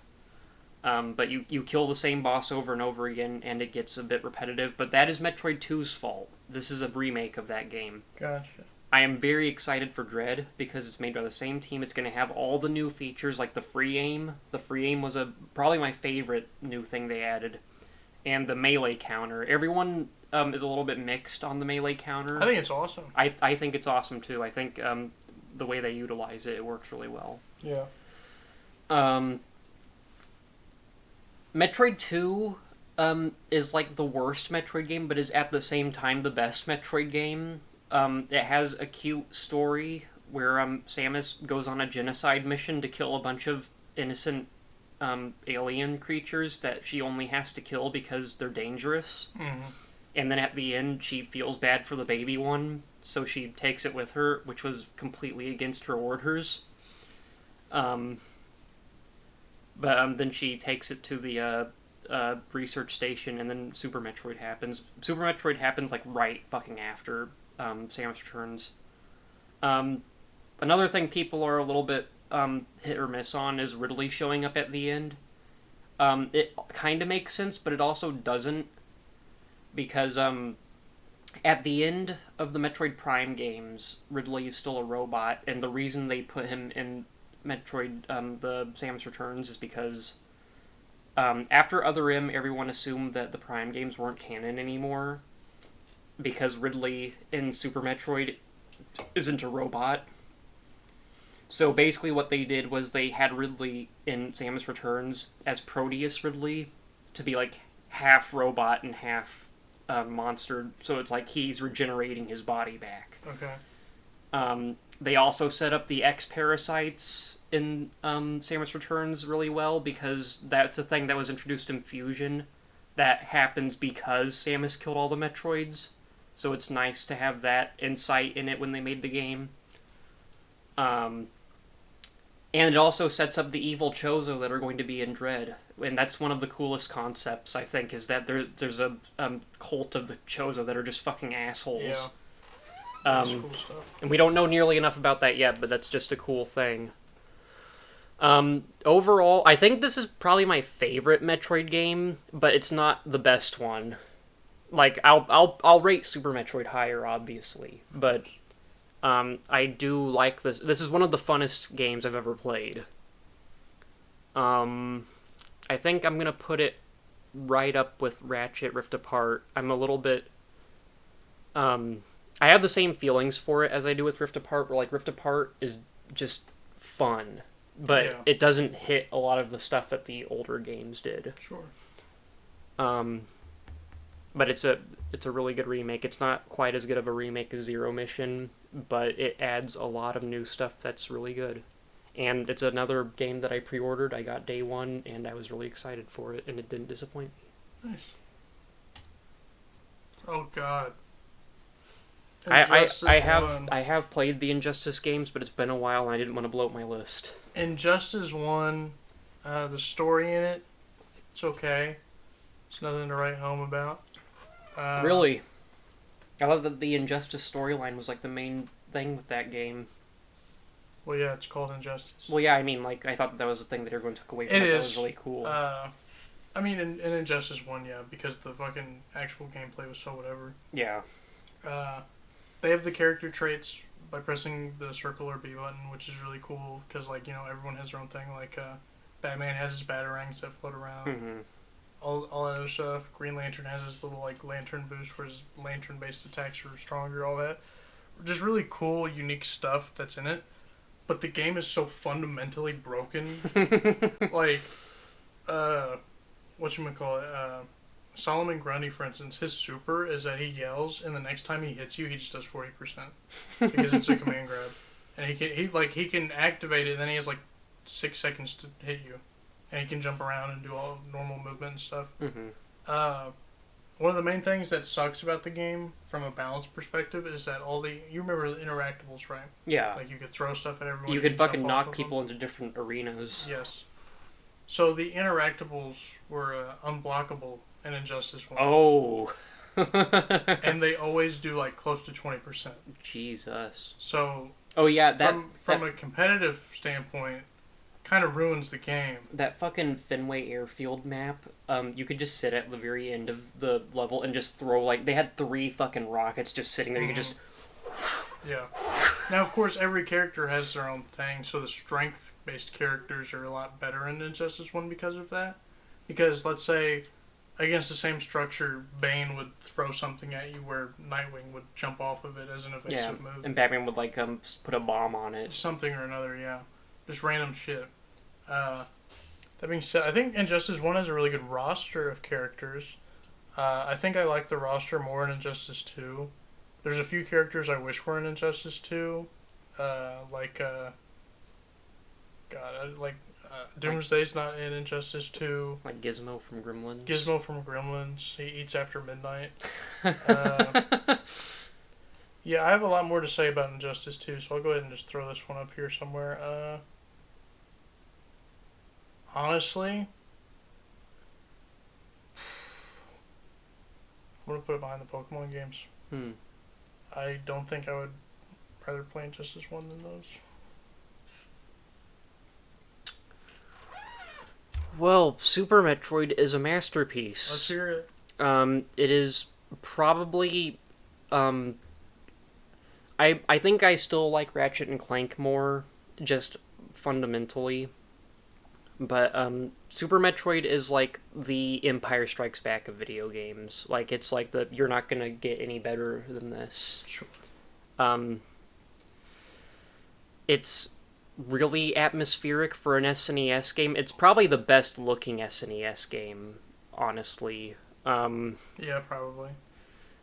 The music is great. It's not as like... it doesn't have as good music as a lot of the other Metroid games do, but the music is very atmospheric, and it does its job. All the bosses are really cool. There's only, like, one that sucks, because you can kill him in one hit if you know how to do it. You can, like, do the grapple beam into, like, an electric thing and just fucking kill him. You can electrocute him. Crocamire's a little annoying, too, but, you know, whatever. The other thing about Super Metroid is that it's basically also a remake of the first Metroid, because it's just, you go back to Zebes, and you basically fight the same bosses, except there's a few new ones. Like, you still fight Kraid, you still fight Ridley, you still fight Mother Brain. It's just that the plot is different because the space pirates steal the baby Metroid, and you have to go back and get it. This game is amplified by playing Metroid 2, because after you've played that game, you feel really bad for that baby Metroid at the end of the game because they fucking like do horrible tests on that thing and make it gigantic. When you first find it in the game, it doesn't realize that you're the person that like the baby basically sees Samus as its mother because that's who the baby saw first when it hatched.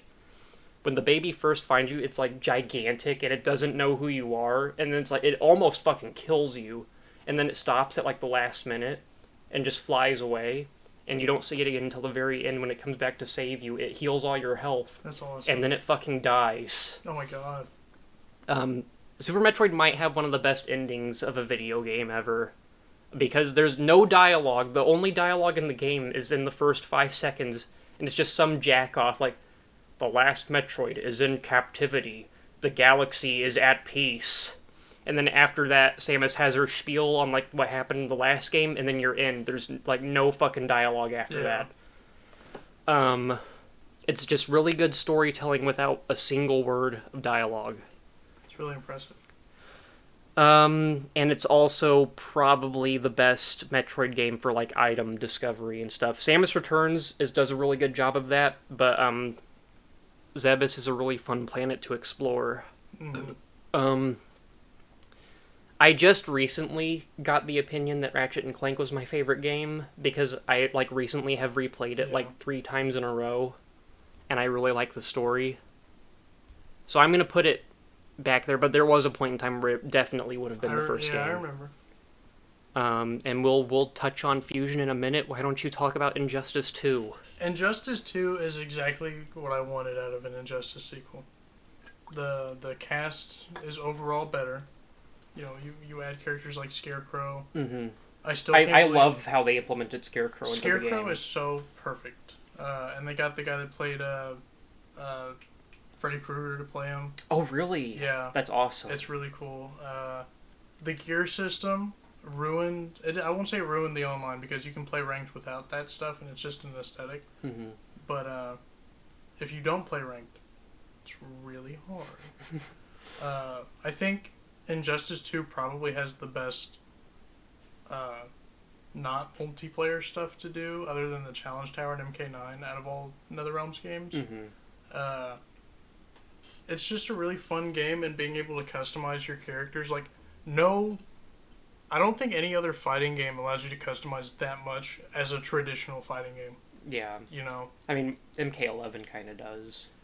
Yeah, but it's even MK11 is to a lesser extent, though. Yeah. Because, to be fair to them, to give them credit, it's a lot easier to do it in Injustice because these characters have had so many different iterations and versions of themselves and stuff, whereas in MK11 they had to come up with everything pretty much from scratch. Mm-hmm. Which they still do a really good job in MK11, but it's just not fair to compare the two, because in Injustice 5, every character has 5 fucking pieces of gear. Yeah. It's head, chest, arms, legs in a unique piece, and then in MK11 it's 3 pieces. Although in MK11 you can change your moveset. That is really cool too. We'll get to that later. I do appreciate that part. That is a really cool part, actually. I don't know what you think about the story of Injustice 2, but I think it is substantially worse than the first game. It is. It has its moments that are good. Like, I wish it covered more of the Robin stuff. I wish it covered more about how Batman is still kind of a villain, but they just don't talk about it. Yeah, I do like how it only takes place in the fucked up universe. Yeah. Like, there's a lot of good parts where Robin watches Batman almost kill people just because they're breaking into somewhere, and they have actual conflict with each other about that stuff. And then when Robin goes to do it, Batman kind of shuns him about it. Just really good character stuff every now and then, but the overall story sucks. They really shoehorned in Joker in the story. Oh yeah. He didn't need to be in the story at all. No. You didn't need to be the gay version of Joker. Yeah, I don't really like Joker at all in the game. I think he's aesthetically pretty gross. He's with all his wounds and weird tattoos and shit. Yeah. Which works for him. You know, he's the Joker. But I feel like he just looked better in I think that they Injustice were trying to make it like Jared Leto Joker. They definitely though. were. They definitely were. Is I mean, there- just with the just with the suit without, or the fucking long coat without a shirt on. It was mainly his like hair. Yeah, all that shit. Atrocitus is one of my favorite characters they've ever put out. Yeah, he's got that fucking cat. He is so fun to play because he has his little blood puddle traps and stuff. Firestorm's also really fun to play because he has molten trap. The trap characters in Injustice 2 are actually a lot of fun. But then you have, for every one of those characters, you have your Atoms. Where it's just like, who the fuck wanted this? Who wanted to play as this? That seems like a cool idea for a fighting game. Although, doesn't he not get like super? Doesn't he just like get like a foot smaller? No, he gets tiny. Oh, he does. Yeah. Okay. But I mean, like, it's Injustice 2 is the laziest game they've put out. Oh, really? Yes, as far as animations and stuff Oh, go. okay. Because, like, let's talk about Adam for a second. He would be really interesting, but a lot of his animations is that, like, for instance, his grab. He, like, grabs your shoulder and then goes to throw a punch, and he just turns into a white little dot on your screen and just goes back and forth a few times. And I put see. in punch noises. Like, it's really, like, his crouch in the game is they take the image and crop it down. That's what it was. That's what I was thinking of. Yeah, like, it's really dumb. But yeah, the game itself, the story is whatever, has its own parts. So the Atom is basically the Sonic the Hedgehog in Smash Bros. Yeah. To Injustice. Yeah, pretty much. All the DLC in Injustice 2 is hit or miss. It's really cool because you got things like Sub-Zero, Hellboy, the fucking Teenage Mutant Ninja Turtles. Yeah. That's one of the best characters they've ever put out. But then you have other characters like Enchantress and Atom that are just like... Enchantress makes more sense than Atom because she was just in Suicide Squad, but still, it's like... These characters suck. I think Atom's a kind of cool character. He is, but not for a fighting game. No. You know? Like, Starfire works a lot better than him. That's another thing. They've never put Beast Boy in one of these Injustice games. Oh, really? Yeah, he's the only main Teen Titan that's not ever been in one of the games. Huh. It's really frustrating. But anyway, I think Injustice 2 has a lot of the coolest offline stuff to do. Like, it has the multiverses and stuff. Leveling up your characters is fun. You can slightly change movesets in this game. Like, there's certain special moves you can unlock, but they're so fucking rare, it's ridiculous.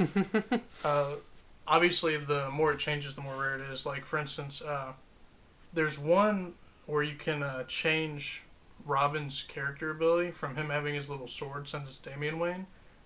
It is, like, the rarest thing in the game. You can change that to just be Nightwing staff, so you can basically play Nightwing. Yeah. And it's just really cool how they do that. But my favorite thing in Injustice 2 was how you could turn Captain Cold into Mr. Freeze. that is really cool. The Premier skins were a really good idea, and I wish they did that more. But at the end of the day, man, I don't know. I don't think I can put it past Mario Party 5. I think it's really fun for a while. Injustice 2 also has the feat where it was the first game I really started doing more and more online tournaments. And it made me realize how not balanced those games are compared to other games. So it's still a fun game. Customizing your characters are really fun, but its flaws are pretty big. I think Injustice 2 probably is my favorite NetherRealm game. Other than MKX, it's mine. Okay. It's my favorite offline game, just because of all the gear and multiverse stuff you can do. Hmm. But, like, if you had to sit me down and say, hey, sorry, bud, you're stuck playing one of these games for the rest of eternity, I would probably go with Injustice 2 just because of the gear. Mm-hmm. Even though I like MKX more. Metroid Fusion is a strange game. That's a good way to put it. Do you know anything about Other Rim? No. Basically, they, like, fuck up everything. There's this character named Adam Malkovich, and he was, Nathaniel Bard? Yeah, Nathaniel Bard, and he was Samus's superior officer before she became a bounty hunter. Okay. And something happened, and in Fusion, it's just like something happened, he's dead. And then it turns out that, like, his brain is, like, Samus's computer or something. Sure. Or he's the AI in her ship. in Fusion. I don't know if it's actually his brain. I think the ship's named after him. I don't know. I don't know that much about it. Fusion was always like my least favorite Metroid game because it's teetering on the other M levels of like weird storytelling while also being very linear. There are a lot of cool segments in it though, because basically the plot is Samus gets attacked by X parasites and they almost kill her. She's only saved by like they've got the Federation has like cells from Metroids that they got off of her suit when the baby saved her in Super Metroid.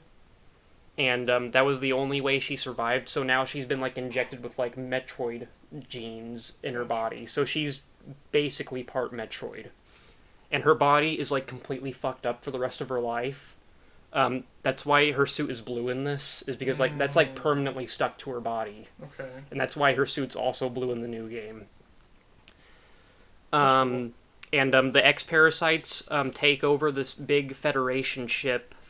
And the X parasites are basically the thing. They eat the host and then they turn into it, and they like imitate it and stuff. And Samus is able to absorb the X parasites because she's got the Metroid genes in her.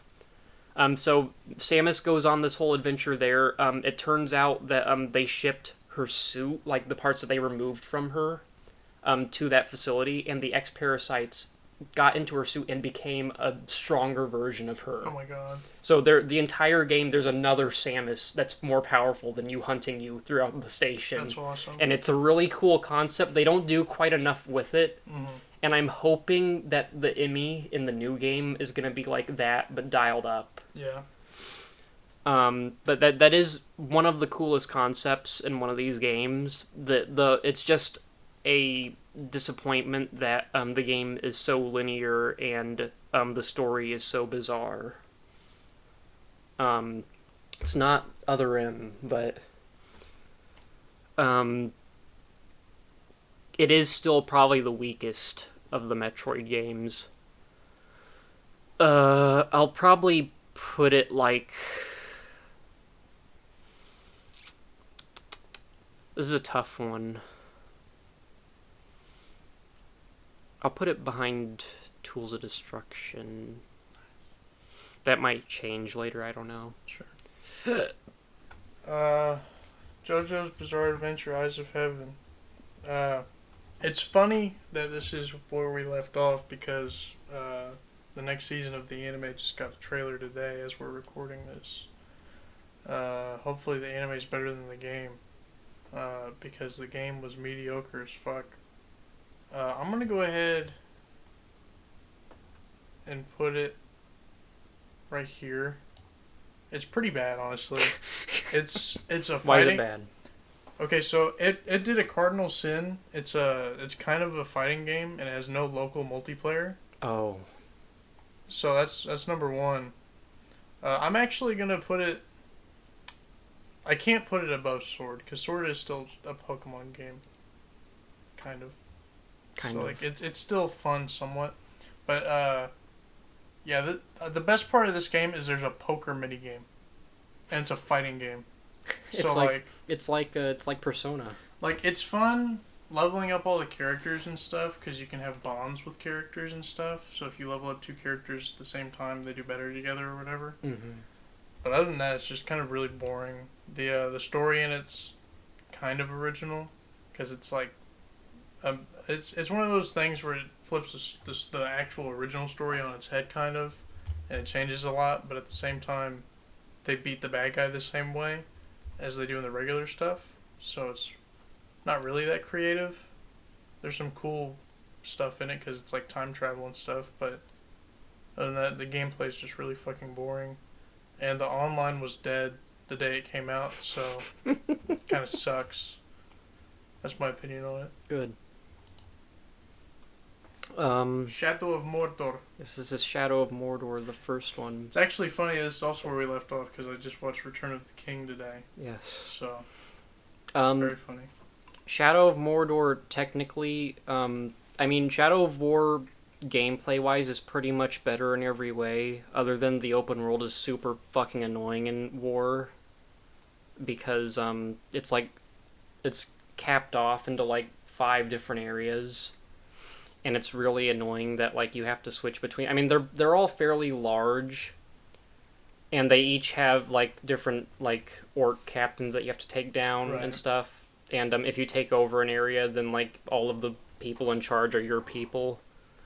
Shadow of Mordor is probably technically a better game, story-wise, and I think the gameplay feels a little bit better in Mordor. It's the gameplay itself is improved in War, but I think it's more satisfying in Mordor for some reason. Although I'm probably gonna put War in front of it, but it's a good game. I think I like the combat in this game a little bit more than like the Arkham games, because you're using a sword and you can actually right. kill people. Right. The finishing moves where you cut people's heads off are really cool. I like that you can control people's brains and make them your Yeah, slaves. that's fine. But again, War did it better. It's definitely better than a Lego game. Yeah.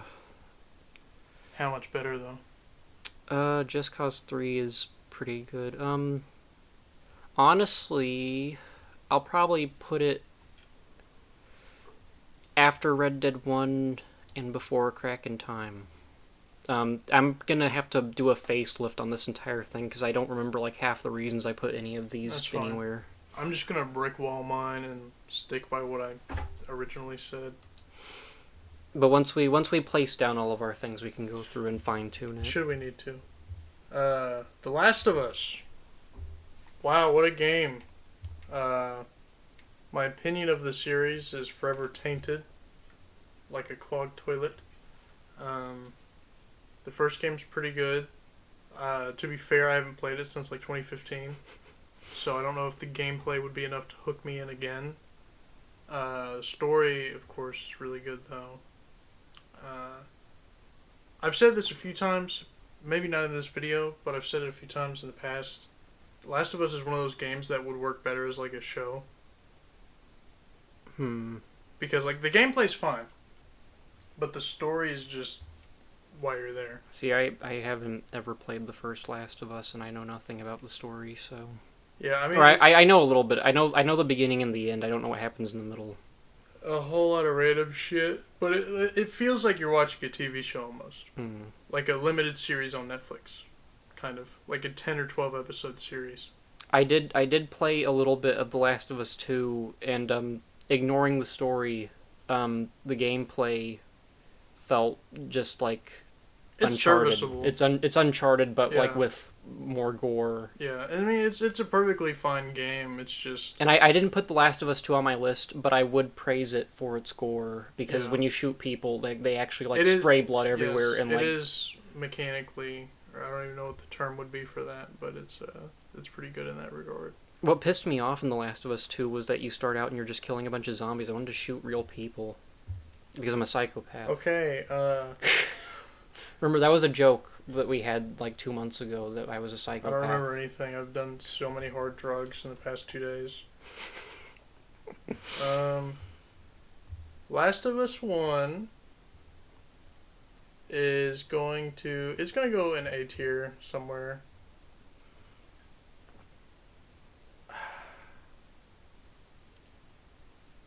I think not being able to replay it puts it right behind Smash.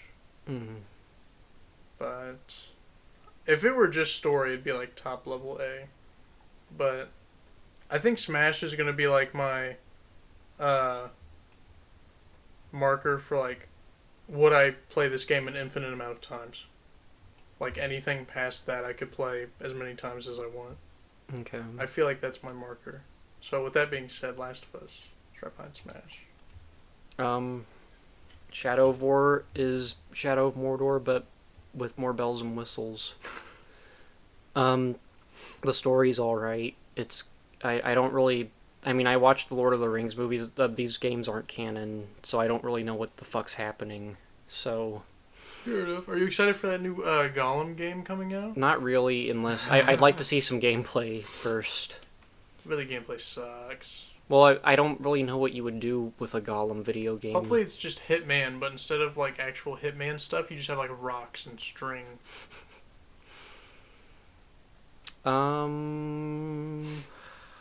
don't know. I don't think I'd put it in front of a. I'm gonna put it right after Shadow of Mordor, just because they're so similar. Fair enough. What's next for me? Metal Gear Solid 1. Metal Gear Solid 1 is a fucking timeless classic, and it's fucking retarded. Remember when we were gonna play through it with Chase, and then we'd never beat it? Yeah, it's difficult if you don't know what to do, but if you know what to do, it's really not difficult. It's kind of like most video games. Mm-hmm. It's pretty fun. It's literally iconic as fuck. It started one of my favorite series ever that I don't play enough. Really not a lot to say about it. It's just, it's Metal Gear Solid. I like it more than a Pokemon game. I don't know if I like it more than Dark Souls 2. I don't think. As a matter of fact, I don't like Metal Gear Solid 1 as much as a Pokemon game. Fair enough. So I'll put it right here. What I took I'll away. put it in front of Blasphemous. What I took away from it when we were playing it was that it was cool, and for the time it was like. It was revolutionary. Yeah. For sure. But today it is very clunky. Yeah, it doesn't really hold up that well, but it did start. It was the introduction to a lot of characters that continued on for like literally the next 20 fucking years. Yeah. So you gotta give it its roses. So. This is Monster Hunter Generations Ultimate. I played Is that one of the handheld ones? Yeah. Okay. I played Generations at first on the 3DS, and they released the Ultimate version on the Switch. I played that for a while. I didn't ever beat it. I've never beaten a Monster Hunter game, but I've put like enough hours into it where. Is there an end to them? There's an end to the story, but there's not really an end to the game itself. Yeah. Okay. It's a handheld one, so the controls aren't as smooth as Rise or World. So, but that being said, there's also like a shitload of monsters in Generations Ultimate. I think it's the highest monster count they've had ever in a game. So it's kind of weird. That's fun. Is that excluding all the DLC from World? I guess the DLC was free. Yeah, I think this is still a bigger count. That's crazy. Because this was like the Avengers Endgame game when it came out. And World had a really small count when it first hit. They added a lot, but I think it's still one of the smaller Monster Hunter games because it was like new and shiny and it looked better than any of the other ones. Makes sense. I don't know where I'd put I like Monster Hunter games a lot, but like I said, I've never beaten any of them, so I get the same enjoyment out of it that I would get in an Earth Defense Force kind of deal, because it's like you do the same thing over and over again, you get better loot. I'd say it's a little bit better than Earth Defense Force. The Earth Defense Force is really simple. With Monster Hunter, it feels like everything you do is like you're fighting a boss, and then you get cool items from it. I think I'll put it in front of. I'll put it.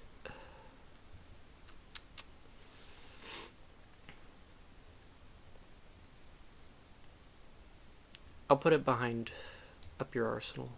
And I'm going to move World in front of Rise because that came out first. Gotcha.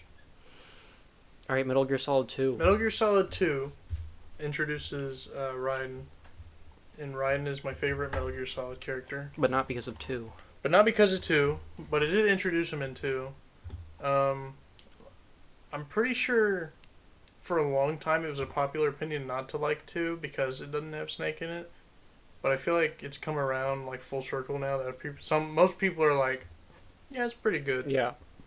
So I like it because it introduced my favorite character. It's just a pretty good game. I don't think it's as good as 3. Obviously it's not as good as 3. I don't think it's as good as 4 either. But I'm kind of biased towards 4 because that was the first one I really like gave a fuck about. Mm-hmm. So I kind of backtracked after that. But Yeah, 2, it's just gameplay wise a little bit better than 1. I think 1 had a better like whole ordeal of things that happened. Not necessarily the story, but like just the way the game played out. Yeah. Um I don't really know anything about Metal Gear Solid 2. I yeah, don't really... it's basically just Ryan's no good, awful, bad day. Not really, but that's a funny way to say it. I don't think I really know anything about 2, 3, or really 4 for that Really? matter. Um Because 5 is the only one that I actually played a lot. I'm gonna go ahead and put 2 right behind 1. Yeah, I think that makes sense. There you go. Alright. Monster Hunter World is good. Rise completely demolishes it with it's a lot smoother, and World introduced a lot of the stuff that makes Rise fun though. A lot of people don't like World because it kind of streamlined the series. Like Monster Hunter was always like a hardcore, like you have to be into the series game, and Monster Hunter World kind of made it like noob friendly. Yeah, it did. And I understand why people would, because it took away a lot of the things that made the other games difficult. Like you don't have to drink hot or cold drinks to go into biomes anymore, like cold and hot biomes. You can just run past gathering things and like just pick them up instantly. There's no like progress bar when you're picking stuff up, so you don't have to worry about monsters getting you while you're going on harvesting runs. And just the overall gameplay is so much smoother than the older games, which also made it easier. I think I've probably gotten the closest to beating World. I think I was probably just like...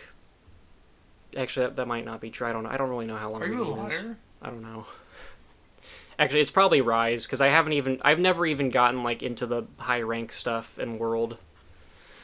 So, but I think I do like World a little more than Generations, just because of all the enhancements to the gameplay and stuff. Like all of the weapons have so much more depth in World than they did in Generations. I don't know where I'd put it.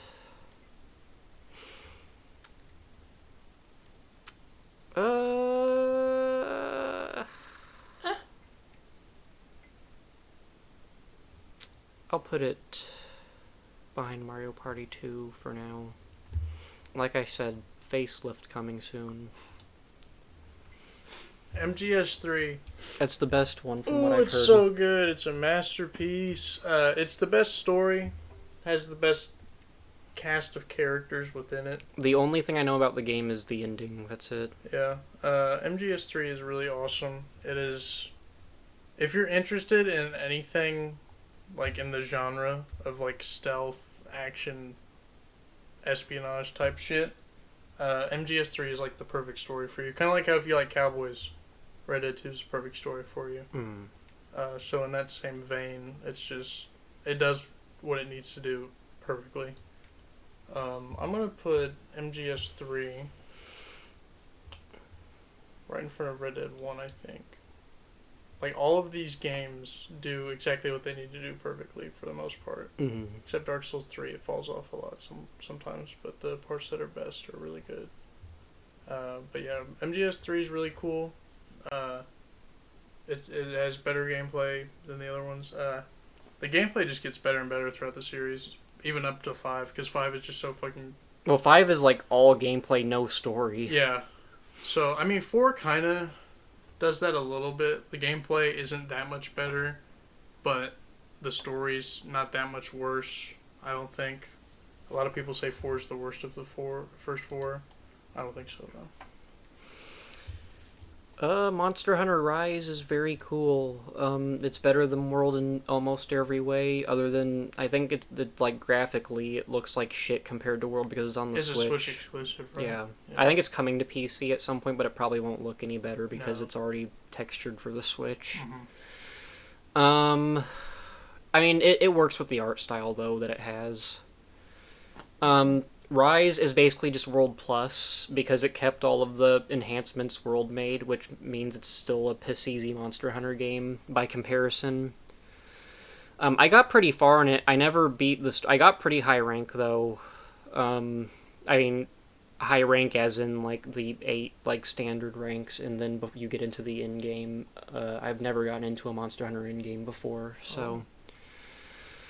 I like the monsters in it. Most of them are returning monsters, but some of the new ones, like the poster one, Magnamala is cool. You get to ride dogs, and you get 2 companions. You get Palicos and you get the dog. You can choose to have 2 Palicos, or you can choose to have 2 dogs, or one of each. That's neat. But the dogs, you always want to have one of them because you can ride them. I like this game a lot. It was good. I played it a lot when it came out. I haven't been playing it a lot recently because I've had other things to play, but it was a pretty solid Monster Hunter game. I think I'd probably rather play it than most of these games. I think I might put it behind Tools of Destruction because I am biased towards that game, and I love Lego Star Wars. So, oh shit! What did I just move? What was that? Does it even matter? What was it? It was Melee. Okay, that crisis averted. That was scary. All right, Metal Gear Solid 4. Metal Gear Solid 4. Instant bonus points. It has Raiden back. It has Raiden when he first starts being a fucking awesome cyborg dude. What a surprise that was, because kind of comes not out of nowhere, but kind of. Like I said a minute ago, MGS4 is just. MGS4 is Old Snake, right? Yeah. Yeah, super old. Like, that's the whole plot, is that he's old as fuck and he's Yeah. gonna die and shit. That's the only thing I know about the game. That's all you need to know, because that's the whole story. More or less. Minus a few details, of course. As far as where I rank it, that just depends on whether I want to hold it at a higher place because of its gameplay or at a lower place because of its story. I fucking think I'm gonna put it right in front of MGS1 because it's definitely more fun than the first 2 games. Mm-hmm.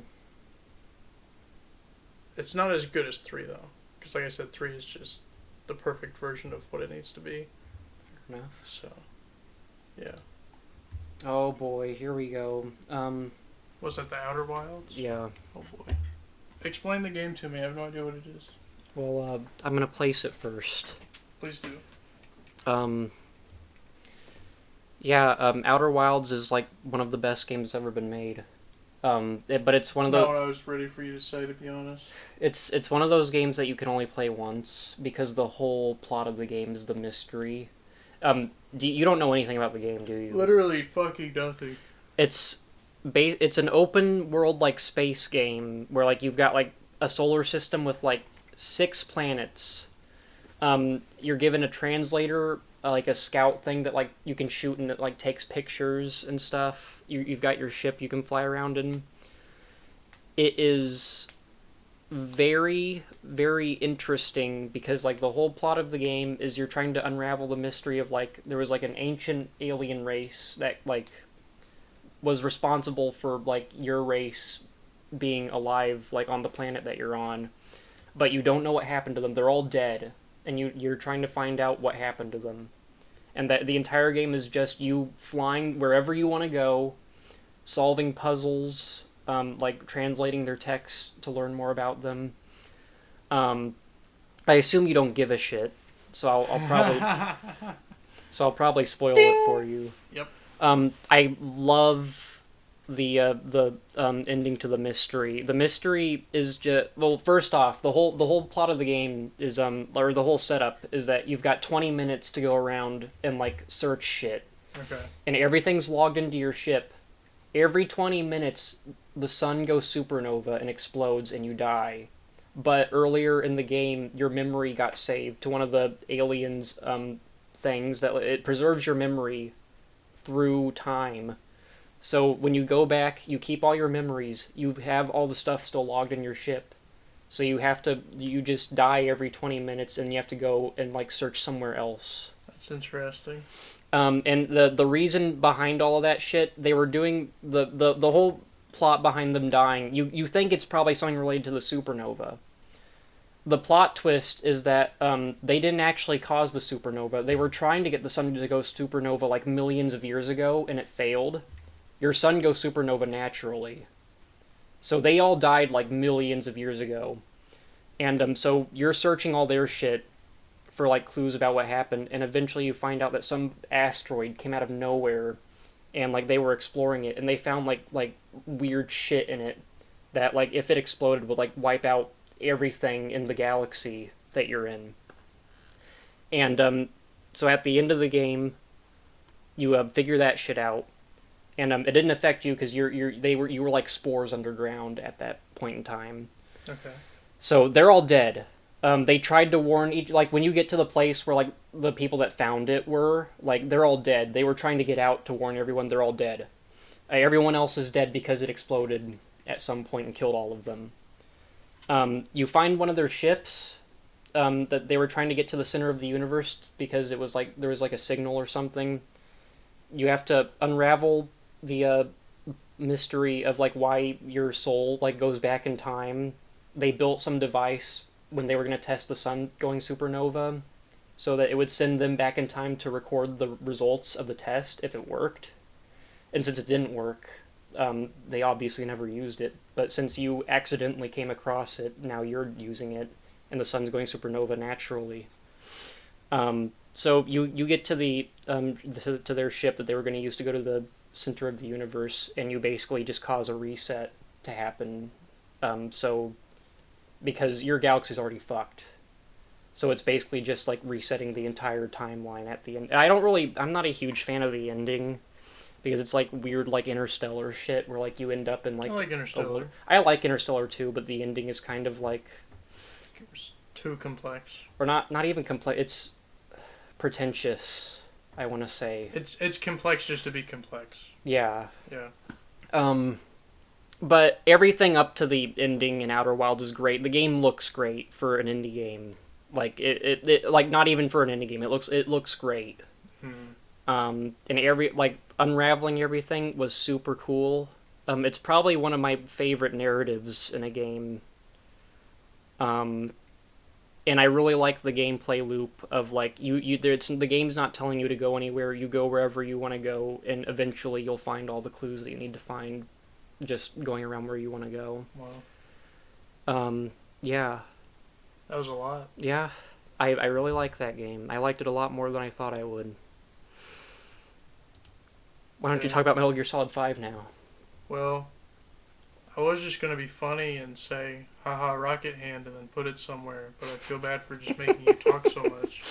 So, I'll say this. MGS 5, is kind of a confusing game in the fact that the story kind of sucks, like pretty bad. Yeah. I've gotten probably like 5 hours into the game. I didn't put Ground Zeroes on here because Ground Zeroes shouldn't exist. Ground Zeroes should have been like a fucking like tech demo prologue to fucking Phantom Pain. Didn't everyone hate Ground Zeroes because it was like $30? It was $30 and you could beat it in like 2.5 hours or some shit. Yeah. It's so it was such an awkward release. But anyway, 5 is a lot of fun if you're fucking around. If you come into 5 expecting it to play like any of the other ones, oh yeah, it's not gonna be great. I don't even know anything about the other ones, and I can tell that it's a completely fucking different game. Yeah, it is so much different. It's like I don't even know what to compare it to. It's its own entity and how you play it. I can't really think of like an open world stealth like infiltrate like random bases game. It is fun in how many different ways you can proceed with all the missions and stuff. Just watch. Watch Video Game Donkey's video on it for proof. And that was probably my favorite part of it for what I played of it was the openness to it. Yeah, honestly, no matter who you are, if you're just an average fucking video game player, and you ask me which of the 5 MGS games you should play, 9 times out of 10, I'll say 5. There is one major problem with it. If you're like trying the game out just to see if you like it, there's like an hour-long fucking intro that sucks. Yes. The intro Yes. is like the intro knocks the game down like 2 fucking grade levels for me. The intro itself feels like a fucking movie. Yeah. It's fucking ridiculous. It's as long as a movie. And I wouldn't hate it if it wasn't so long. Yeah. If the intro was like 30 minutes, perfect. It'd be fine. It'd be kind of crazy, fun, kooky. And on top of it being like an hour long, it also makes no fucking sense. I mean, it probably makes some sense if you played the other games. Like, Chase was laughing with me about it, like, how, like, the guy with the gas mask has been wearing a gas mask since he was a kid. Yeah. But, Yeah, I mean, that's a good point. The intro really drags it down. Like, but the thing, you only have to play it once unless you want to start a Yeah. new game. I mean, it's a fun intro the first time you do it, but you just keep wondering, when is it going to be over? Yeah. Because it's literally the length of a feature film. And If you don't just rush through it. And it doesn't need to be that long. No. Because a lot of it is, like, really, like, video gamey tutorial shit. Like, you Right. customize a fucking character and then you don't play as that character. Right. It's fucking amazing. They were way ahead of the game with that one. Although, I assume that character is the one that you use in the online thing, right? Yeah, in the Okay. online. I never used the online. No one did. I am going to put it... I'm going to put it right in front of 4, I think. I think that's where I'm going to put it. Because it is more fun than 4. You just got to go into it knowing what it is. Yeah. That's the thing about 5. If you go into it expecting another fucking 4, 3, or whatever you want, it's not going to be cool. But if you go in and you're like, I'm going to shoot my hand off of my body and punch a dude across the map in the face and then crawl under a box for 30 minutes to beat this mission, like, it's pretty fun. Yeah. You just got to learn how to fuck around with it. Tell me about Battlefront. The original Battlefront. Maybe unpopular opinion in a lot of ways. I like the original Battlefront more than the second one. Absolute nonsense. And it's mostly just because of the maps. They kind of fucked with the maps in 2. They didn't have a fucking Cloud City map in 2 for some reason. That's fair. And the heroes are cool. They are ridiculously overpowered. Yeah. The space battles are cool. And that's one thing that I will give 2 over 1 is that it had space battles, which were kind of fun. Yeah. I never played the multiplayer because it's fucking dead. Right. But they're really fun single-player games. They have a really fun mode called Galactic Assault, or whatever it's fucking called. Galactic Conquest. Yeah. Where you just, you play against an AI, and you, like, have to conquer all the planets, and, like, the AI will try to conquer yours, and you have to defend them. I like that. They're both classics. I'll probably still put 2 in front of 1, but in a lot of ways I like 1 more than 2. Yeah, I think I like 2 more than 1, but I think I played 1 a lot more. Yeah.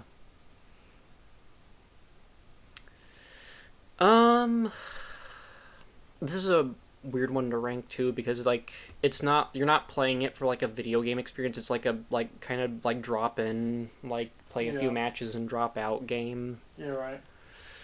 Me and my cousins used to play it whenever we'd be having like a movie night and we'd be waiting for the pizza to show up. Yeah, I think I'll probably put it behind Just Cause 3 because I quite like Just Cause 3. I've picked up on that. Woo! You like this one? MGRR is a fucking class act. This is exactly what you want for some like stupid action game. I believe in my heart that it has top 2 or 3 soundtrack of all time for a video game. See, I haven't heard any of the. You probably wouldn't like it because it's like Power Ranger music type shit. Oh, I can be persuaded to like Power Ranger music. It's not. It's like Power Ranger music if it was actually cool. Yeah. It's the same kind of like theme though, but the gameplay is kind of whatever if you actually like look at it objectively. Mm-hmm. but the characters in it are so fun, and the gameplay is so quick and easy that you really don't care that it's not the best. It's not super intricate. You know, there's only like a handful of combos you can do. You can use boss weapons after you defeat certain bosses. Like, you know, you defeat X boss, you get their weapon, you get a part of their like mech body part, whatever. That kind of makes the gameplay more interesting. I personally never used it because I think the frequency blade is just so cool anyway.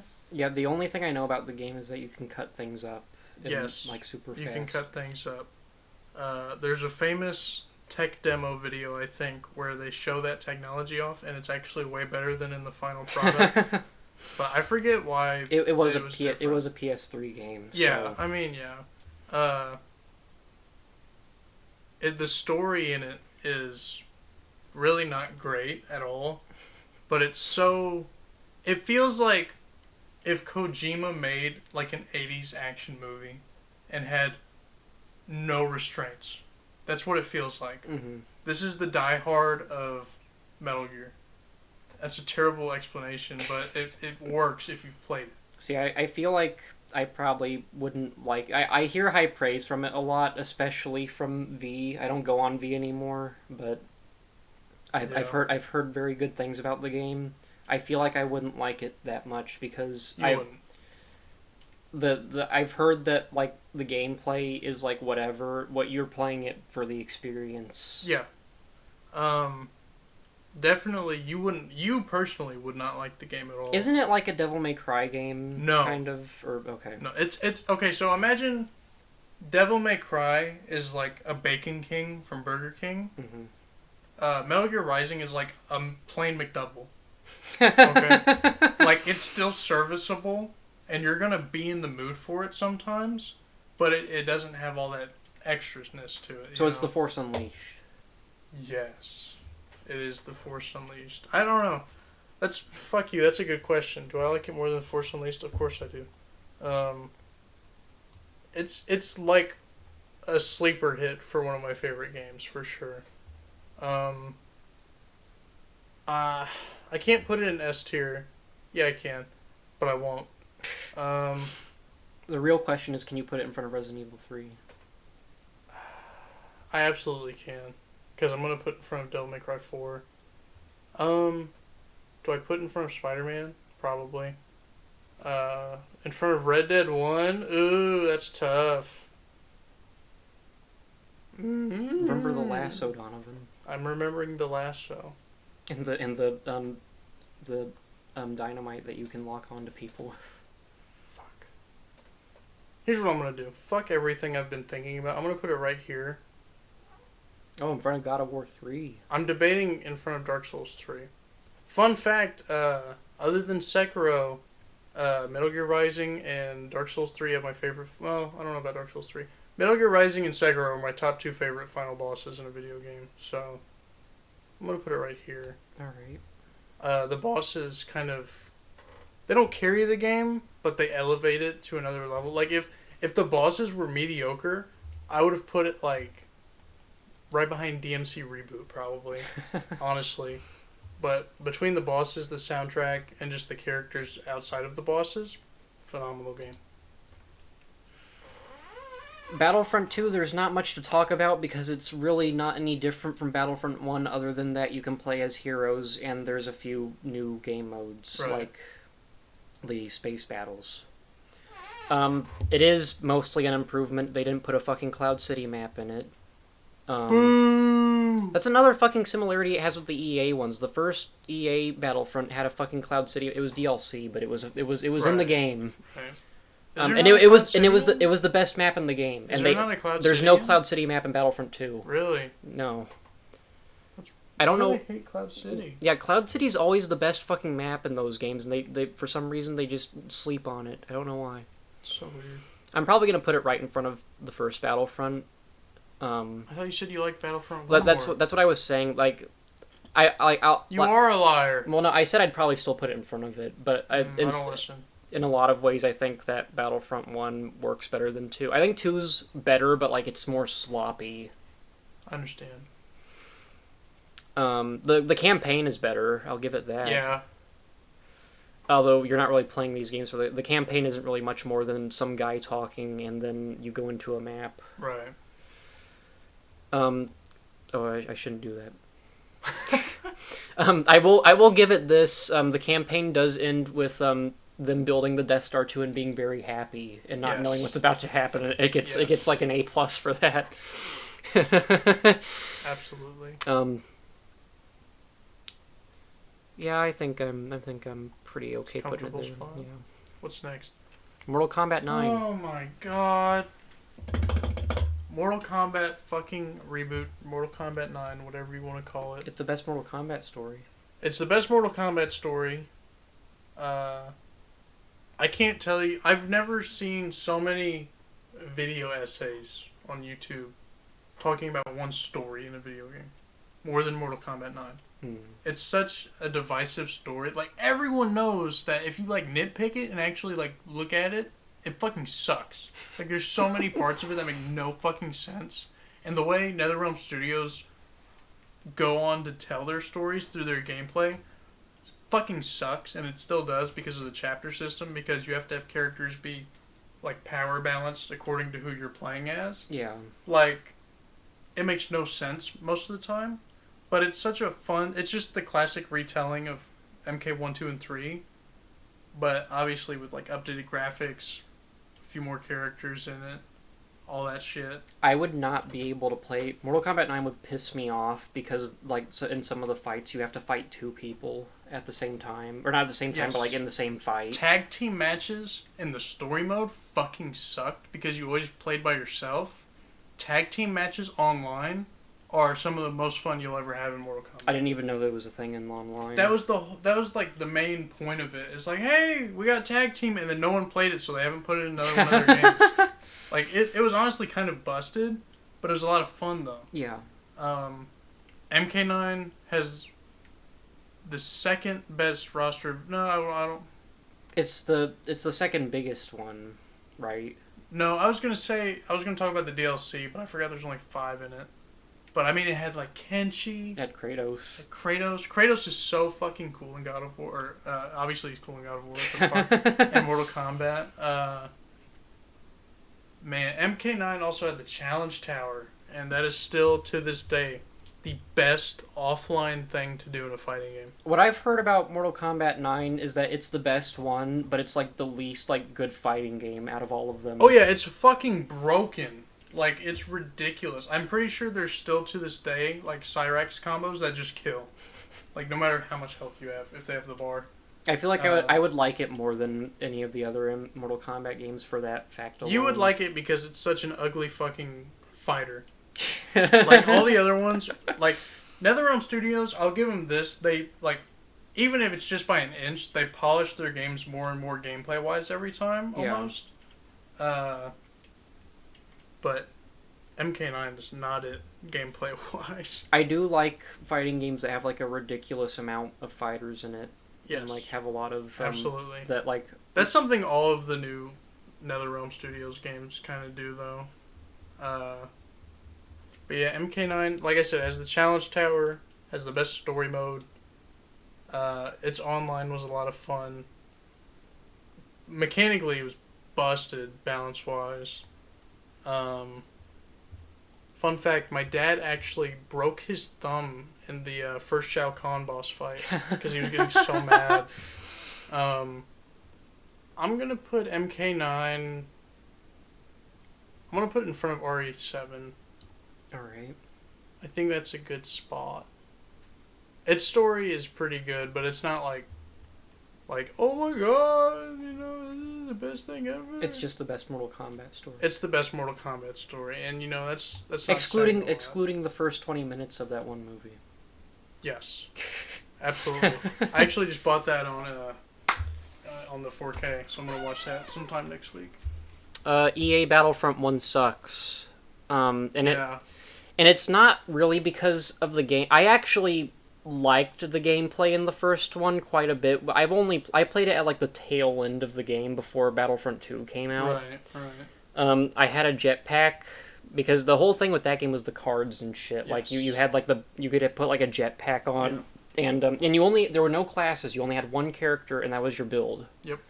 And in some ways, I liked that, but I definitely like the class system in Yeah, 2 more. easily. I was a jetpack guy, and I had the Han Solo blaster that shot like a whole. It was overpowered. What was that the DH-17? Yeah. Fuck yeah. Um, and they had a Cloud City map. Of course, it was only with DLC, and that's probably the worst thing about the game is that with the DLC, the game's like a 7.5 out of 10. Without the DLC, it's like a 4. That's pretty. That's it's quite the difference. Yeah. I really don't like a lot of the maps in the game. Like a lot of them are really annoying. I love the Cloud City maps, but again, it's the DLC, so like you have to pay for it. Yeah. And on top of that, it's like mixed in with like 7 or 8 other maps that like you have a chance of getting. Yeah. Although I think you could choose to specifically do the DLC ones, so that might not have been a problem. Yeah, I'll be honest. If it's not like Dark Souls or like Call of Duty or something like that, I don't buy DLC. So a lot of these games where you're talking about DLC, right over my fucking and head. that's it was absurd that they made you pay for all those maps too, and like Right. and a lot of the DLC characters were like just fucking weird choices. Like all of the DLC villains were bounty hunters, and like it was like Really? Dengar, and I like can't even place who that is. he's the toilet paper guy from Empire. I can't even place who that is. That didn't help. I know Boss Nass and fucking not Bosk. Nass. Yeah, Bosk and IG. Bosk was another DLC character. Nice. Was IG-88 in it? No. Wow. I don't think so. They're gonna put toilet paper guy in, but not And, like, IG-88. Nien Num was one of the DLC What? characters. Like they were weird fucking. Chewbacca was a fucking DLC character. That's ridiculous. yeah, like a lot. That's Like so crazy. if they had released all the DLC with the main game, it would have been like a 7 out of 10. It was a fun Right. game. It was a fun game when it worked. So what you're saying is they should have just waited for release. Yeah. And not been owned by EA. And this game is definitely dead now too. Like Duh. I assume that nobody's playing this game right Yeah, now. there's no reason to. The hero system sucked ass because like instead of like playing good, you had to like just find tokens on the map, and it worked the same with I vehicles remember too. that. That was a terrible, shitty way to do that. But yeah, this game really isn't Yeah. very good. The first Battlefront reboot is a lot of... it's a perfect example of when you try to do things differently and literally none of it works. Yeah, and like I said, I had fun with the game with what little I played of it. I didn't buy it at launch, obviously, so I got all the DLC like with the package for like $10. Right, So I didn't, but I would have been pissed if I had bought this game when it came out. right. So I definitely get the hate behind this game. Yeah, But- I got it when it came out. I didn't play it that much. So, there you go. Yeah, but yeah, and I have much different opinions on Battlefront 2, but we'll get there.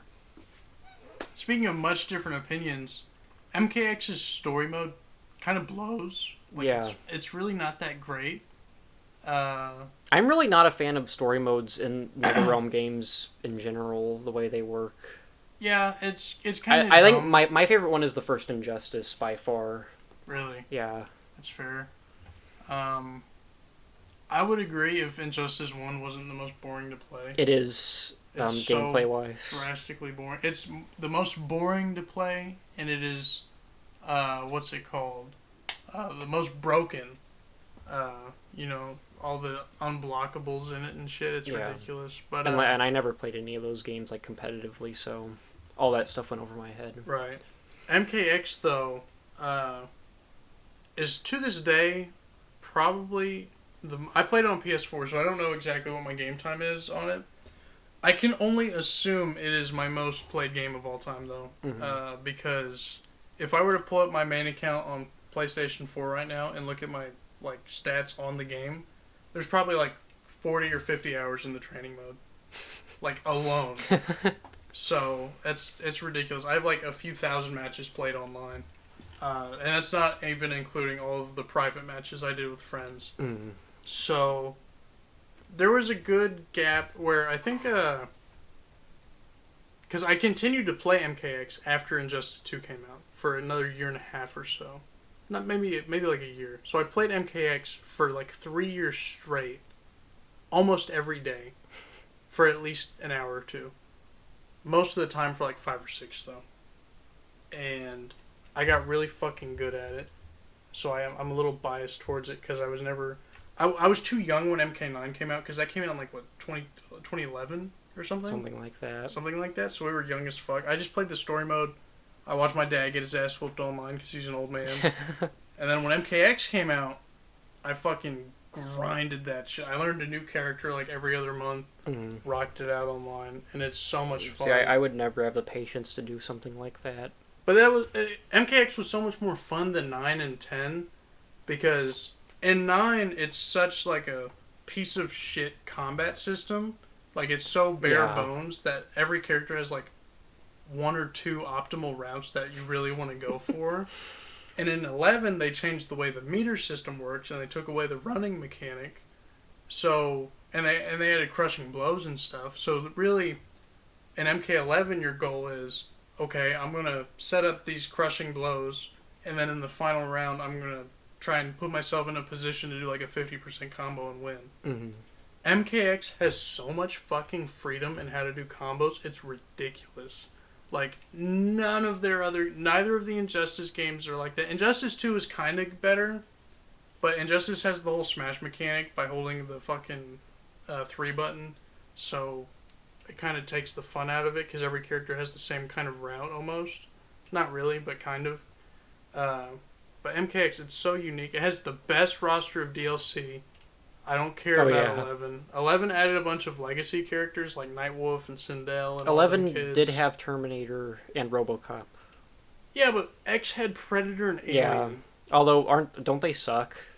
Doesn't Predator suck? Alien is a top 3 character. Predator kind of is not the best. Predator is probably like a top 3 worst DLC character in the game. Which is sad, because that was the character that I was most excited for. I need to go back and actually do a tier list of the MKX roster, because it's been so long. We should do a tier list like every weekend. Like, obviously not one this big every weekend. Obviously not. Fuck no. But that'd be fun, yeah. But MKX, I've probably put 1,500 hours into this game. I can say that confidently. I've bought this... Okay, so you were just talking about on Battlefront 1 how if you bought it day 1 you'd be pretty mad. Yeah. So I bought MKX like a month after it came out, because, you know, it's M for Mature. I was like 16 at the time when it came out, so I couldn't just go to the store and buy it. I had to fucking have my mom go buy it or some shit. Yeah. But, so I bought the game like a month after it came out, $60, right? All the DLC comes out. There's like, what, 8 DLC characters? Oh yeah, you told me about this. There's like 8 DLC characters. Each one costs like $5. You can get the combat pack though, and I think the combat pack costs like $20, and it comes with extra skins. So that's already another $40, right? Then they have a bunch of random fucking skin packs, and then like random promotional packs that are like $2 to $5. So you just round out. Say I spent somewhat over $100 on all the DLC and the skins. Now the game's $5 for everything. You can literally go to Walmart right now and look in the value bin and get MKXL with all the DLC for like $7.95. I think it pisses me off so much that the entire roster, if you bought it as it came out, is the same price as one DLC character right now. Yeah. That shit pisses me off so much. I think I got it on Steam for like $5, like the complete literally, collection. if you go to the PlayStation Store right now, it's like $10 before discounts. Yeah. It's ridiculous. The Battlefront one's the same. I think Battlefront one's like $5 right now with all the DLC. And that's because you can't play it because it's dead. Right. MKX is not dead, actually. I believe it. It has a shit ton of people still playing on it. Yeah, I hear that it's better than 11 a lot. Yeah. I mean, it's just a lot more fast-paced. Because, you know, like I said, in 11, a lot of your... I'm going to save a lot of that for when I talk about 11, but it's just paced so differently. Mm-hmm. I will say, since I don't play them competitively, I have played 11 a little bit, and I've played X a little bit. Yeah. Because you don't play it competitively, completely different viewpoint. Yeah. But I was going to say that... I do believe you that X is the better, and just for having Predator and Alien in it, I think it's probably better. Like I said, it has the best DLC roster. That being said, I think that 11 is much more nice to watch people play, like online. Yeah. I'll talk about that when I get to the pacing of 11. But Because yeah, I 10 agree. looks like shit now. Yeah, it compared really to does. 11. The character, they were really weird with the character models. I don't flack the game for it because obviously it doesn't make the game any less fun. Yeah. And you don't really go into Mortal Kombat for like the graphics. Like you go for the gore, but it's not like a huge part really. Mm-hmm. If you're there for the competitive part of it. But I'm gonna put it right behind Fighters. All right. If Fighters came out before I had a job and like responsibilities, it would easily be my most played game of all time. Mm-hmm. But yeah, I'll put MKX right there. Battlefront 2 is my favorite multiplayer game of all time. It's funny you say that. I actually didn't play it a lot after it came out, but I have not played any other beta more than that one. I was so hyped for Battlefront 2 when it was coming out. I was like, and this was like back when I was in high school, during programming class, next to Josh, I was just fucking watching videos, like all Right. through the fucking class, like every day before it came out. That's so funny because that's what I did with the Dragon Ball Fighters. But I was so, and I, like I said, I played Battlefront 1, like, on the tail end of that game's lifespan, right before Battlefront 2 came out, so I was excited. I was so You were happy. teasing yourself. Yeah, I was so happy that the classes were coming back, because I love the original Battlefronts. Right. And the game just looked so much better and so much more fun than Yeah. the... Battlefront 2 is probably the second best looking Star Wars game. Oh, yeah, definitely. It's a great looking game. Yeah. The gameplay is so much different from EA Battlefront 1, like completely different. So much like, better. Yeah. I don't play like Call of Duty and stuff like that, so I don't play a whole lot of like online shooters. This game is so satisfying when you're doing good. Yeah. When you're like top of the leaderboard, it's so fun. And I got that feeling a little bit in Battlefront 1. I was actually pretty good at Battlefront 1 when I was playing it. I was top leaderboard quite a bit. Yeah, I feel like because of the way they did the cards and stuff in Battlefront. Oh yeah, it was 1, bullshit. The ceiling for how good you could get was way higher Yeah. on an average level. And I'm not a good like online shooter No, you're player not. guy. Yeah.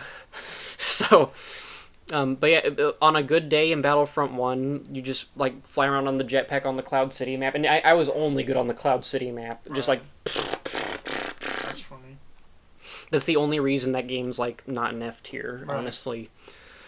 This game is fantastic. I put like the campaigns, whatever. I like it for being like a Star Wars standalone story that's like nice looking and has like some I cool know shit in it. nothing about the story. You don't have to know anything about it, really. I know you don't. That's why I don't. Yeah.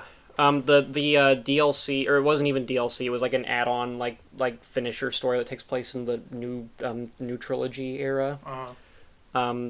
That one like just sucks. Don't play it. Right. But the normal campaign is all right. It gets a little bit more hate than I think it deserves, but it's not anything to write home about. Yeah. Definitely Fallen Order's better in that regard, or really any other Star Wars game. Except Battlefront 1, because it didn't have a fucking story. That Battlefront 1 was so fucking bare bones when it came out. And Yeah, I know it really was. everyone hates Battlefront 2 when it first launched for like the loot system and stuff. I remember that. Didn't they nerf it?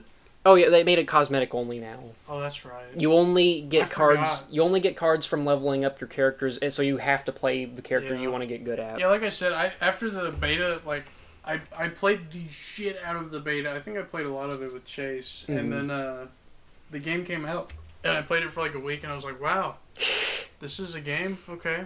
I think. And then I waited like a year and a half, and you and Chase downloaded it because it was free, I think, and we played it for like a few weeks. Mhm. Oh no, the Celebration Edition came out, and I got That's that. right. That's right. Yeah, this game was a lot of fucking fun. It is for sure. The heroes actually work in it. They're not overpowered like they were in the original Battle. Like No, they're unpopular opinion, very unpopular opinion. I think I like this game more than Battlefront 2, the original one. I do too. Honestly, it's just more fun. Yeah, and Battlefront 2 is definitely a better single player game because like those Yeah. matches are really fun to play by yourself. Right. I wouldn't play any of the single player stuff in this game again. I doubt it. But it's a very fun multiplayer game. I don't know where I'm gonna put it.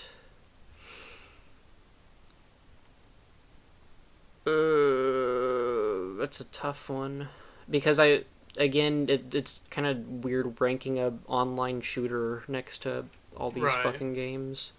I think I'd probably put it in front of. I don't really like Red Dead 1 that much. Remember the lasso. You remember The Lasso? The Lasso's better than Red Dead 2. I think I'll put it there. A Crack in Time is it's a Ratchet and Clank game, so actually, You put it in front of that. yeah, it's not better than Doom. Doom is the best shooter of all time. Doom and Doom Eternal. Gotcha. I think I've placed A Crack in Time a little too high. Again, facelift coming soon. Yeah. So, like I was saying about the pacing of MK11, the reason it's better to watch is because, having played a shit ton of fighting games, I can tell you this from experience. When you're playing the game, at least the way I play, I'm a big rushdown kind of guy. You know, like my favorite character in X was Takeda. My favorite character in 11, Scorpion, shit like that. Like Yeah, Takeda's not even in 11. That's what I'm saying. He was my favorite in X. I'm really sad he wasn't in 11. And I'll get to that later. But the pacing of it, the way it works is that when you're playing it, most people like to be fast. Fast-paced action in a fighting game. Because it's a fighting game, you know. It's not a strategy game, it's a fighting game. Yeah. So that's what that's what you're looking for. And when it's faster paced with like MKX, how there's so many different combo routes and like any button can start a combo basically. It just makes it more fun to be in the match. When it's a slower paced match and you're actually like able to see all the skill involved in it, it's so much more interesting to watch. That's why Tekken 7 is so interesting to watch, is because you can see every single button they press is so calculated at the highest level of Tekken course. 7 is just like Tekken 7, you can play that game and be a retard and have a fun time, and then you can play it and be like a fucking brain It's right down here. It's one of my last games. Spoiler alert, it's the best fighting game of all time. I believe it. Because I'm stupid and I beat you a few times. Exactly. I've never been a Tekken master though, so I won't even. Kuma is one of my favorite fighting game characters. Kuma's I don't know great. anything about him other than that Tekken he's a 7 has the best joke characters, or just Tekken as a franchise. I mean, MK11, the characters in it, they really went. So MKX kind of had a somewhat negative reception. It was like half and half on the new characters, right? Yeah. People really liked Cassie. People really liked Takeda. A lot of people were torn on like Kung Jin and Jackie. Aaron Black's really cool. Ferritor, no one really cares. D'Vorah, everyone hates. Shit like that. Honestly, they kind of fucked up when they removed. I feel like everyone liked Takeda more than like Jackie and Cassie. But Jackie's more pivotal to the story because you can't take Jax out of a modern Mortal Kombat. Yeah. Because he's one of the original characters, and then, or he's really not. He was in 2, but he's one of the original trilogy characters. Yeah. Kenshi isn't. So you don't have to have Kenshi in your game, but you can't have Takeda in your game without Kenshi. I was playing the fucking Crypt, and isn't it canon that like Kenshi is like fucking dead now? Yes, that is something else about 11. The Crypt is so fucking awful. Okay, so, in MK9, the Crypt is, you walk around Outworld, it's like super fucking linear, there's like 4 areas with no load screens or doors or anything, it's just a huge open map, and you just go around purchasing collectibles like skins, concept art, whatever, like music tracks, I think. And then in MKX, they just made that a more personal experience, basically, because it's a much more developed area with a giant map, and you can like fight enemies in it, like with little QTEs and stuff, and it just made the whole experience a lot better, right? But it was still set things that you could like look up, and it's like, oh, I just want these skins, I can go do that, whatever. And if you were even lazy about it, or if you didn't want to grind out the actual coins in game, you could pay like $10 or $15 and just unlock all the cosmetics, like that are in game. MK11, the reason the Crypt is so fucking awful is that it's the hugest fucking map in any of their games for the Crypt. and all of the chests are literally randomized. Oh yeah.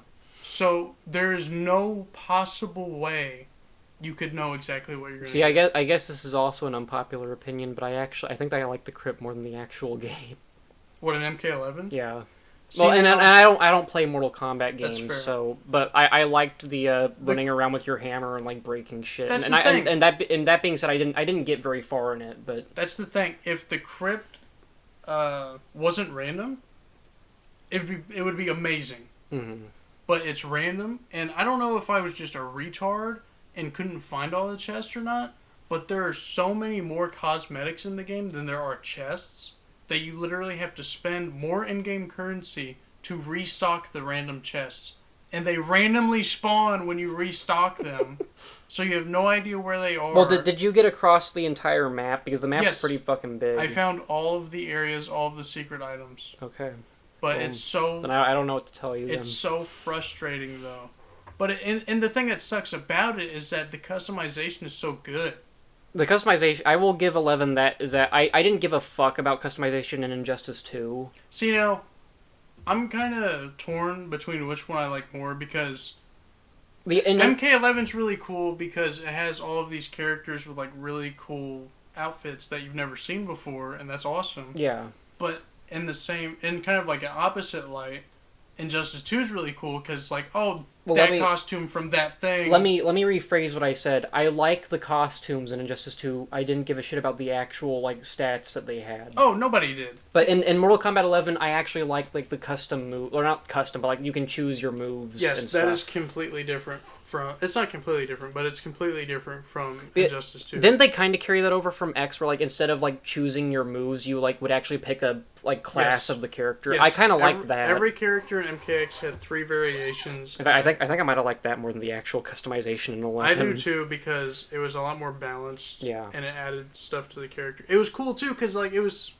I feel like they cared more about X than 11 because each variation had like 3 or 4 unique moves, sometimes even new combo strings and stuff. Like Jason Voorhees had the one where you could just like get up after getting Right, knocked relentless. And they always had like small, subtle details to the costumes that would change Yeah. with your variation. No matter which skin you chose, it would be a different thing. Like Yeah, for instance, with Jason in that variation, he had like a chain around his neck that was supposed to be like a metal noose or something. down. Yeah, I actually like that a lot Like- more than the customization Yeah, in 11. exactly. And then in Slasher, he has a sword and stuff, or his Yeah. machete, and it's just I feel like they just cared more in X than 11 because 11 just feels like a huge cash grab, which sucks because it's the most balanced out of any of them.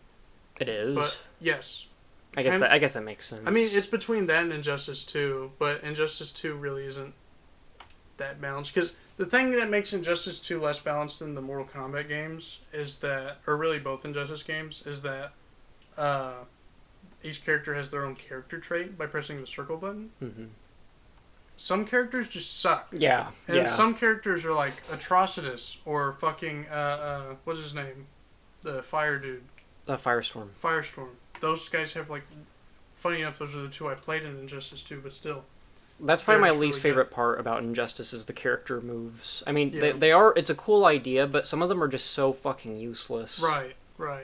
Like Batman and his fucking 3 fucking bats that fly See around. now it's funny you say that because if you don't know how to play the game, you probably think it's useless. But if you know how to play the game, you I get that. there's so many more combo strings you can do with those. But anyway, we already talked about Injustice 2 like 2 months ago. MK11 story mode is better than X. Yeah. I almost think with the DLC it's better than 9. But I feel like there's too many parts of it that aren't good. I think MK11 is the peak. I wouldn't say it's the peak of the Mortal Kombat story, but all of the Kronika stuff with like her changing Raiden's fate to always kill Liu Kang because she knew that them 2 together would defeat her is like actually a really cool. It's probably the coolest reveal in all of Mortal Kombat. And that Mortal Kombat versus DC reference. There's a reason that game's not on this. Yeah, I know. I know that game sucked. Yeah. The way I look at the story is that MK11 is a better story than X, X, yeah. but it feels more like fan, like... Yeah, that's like I'm saying. MK11's a huge cash grab because it just does all these legacy characters. Like, yeah. let's think about it. How many characters were new in MKX that stayed in 11? You got Aaron Black, Cassie, Jackie, and Devora. Was Devore even in... Well, I guess she was. She was in X. Devora's the worst part of X's story because it retcons a lot of shit because they try to make it look like she's been here since MK2. So that's NetherRealm's problem, is that they can't stick to their fucking guns with their story. So like every 2 or 3, like, I wouldn't say that, but every once in a while in the games, they'll just be like, oh yeah, this character always existed. We just never showed you them before. And it's like, no, that's not how storytelling works. You can't do that. Hold that thought, I'm gonna make this cat leave. That's fine. I'm going to go ahead and place this, though. I think I'm done talking about it. I think the gameplay puts it over 9. Because the gameplay is still really good. It's just not as fun as X. I think I'm going to put it...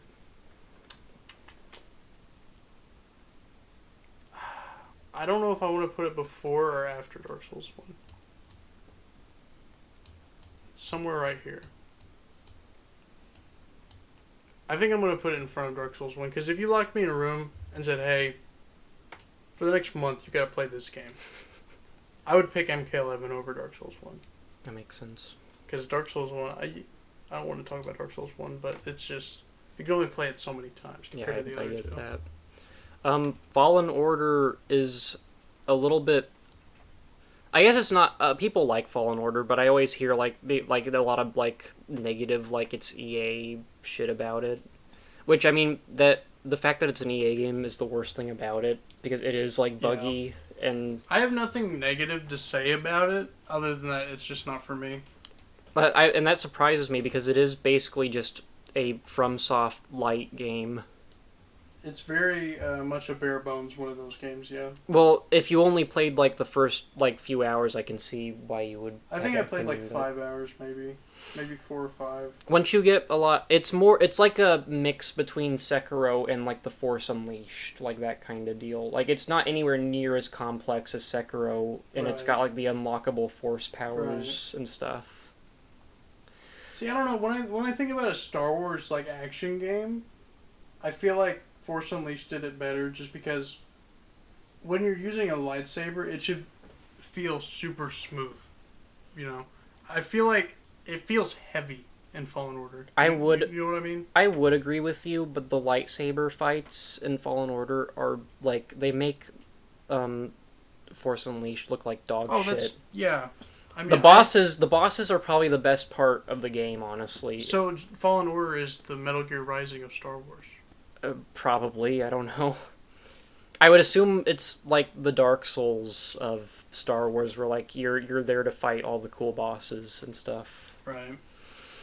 There's not a ton of like actual like story bosses, but there's a lot of like bosses in general in it. I like the story a lot. It's probably the best Star Wars story since like, I guess The Mandalorian was good. That's a TV show, so it's like spaced out and stuff. It's definitely better than Battlefront 2 story. But I just and the lightsaber customization was cool. I liked that. It was super like in depth, and it didn't really have to be. I liked the characters for the most part. Some of them were a little bit annoying sometimes. I actually really like the bad guy, the second sister. I like her a lot. She kind of turns into like a whiny Kylo Ren character like halfway through the game, but she's really cool. Especially when she has the mask on. When she takes the mask off, she kind of turns into Kylo Ren. But that's funny. But she even looks like him, kind of, with like her fucking raggedy black hair and shit. You think that's just a Star Wars character type? Probably. The Sith people are always like whiny, like, bratty Sith. Yeah. She gets her comeuppance when Darth Vader fucking murders her at the end of the game. Yeah. Yeah, it's a good. I like Cal Kestis. I like BD1. I like the droid from Force Unleashed. Yeah, although he's not really like an integral part of that No, game. he's not. He became Obi-Wan at the end. Yeah, that droid doesn't make sense in Star Wars lore though. No. It's Um, cool, though. it is cool. It's definitely one of the coolest. Like a holographic like disguise is cool. Right. I think I'll probably put Fallen Order right in front of Force Unleashed. I think it's better in pretty much every. Like I like the combat in Force Unleashed, and I definitely like the way that the Force stuff is used in the Force Unleashed. Yeah. I think that Fallen Order is a much more. It's not funner than the Force Unleashed, but it's a lot more like. It's more thought provoking. Like in Force Unleashed, you're just swinging your lightsaber around Yeah. and like throwing shit. You have to think about like you have to like parry and shit in Fallen Order.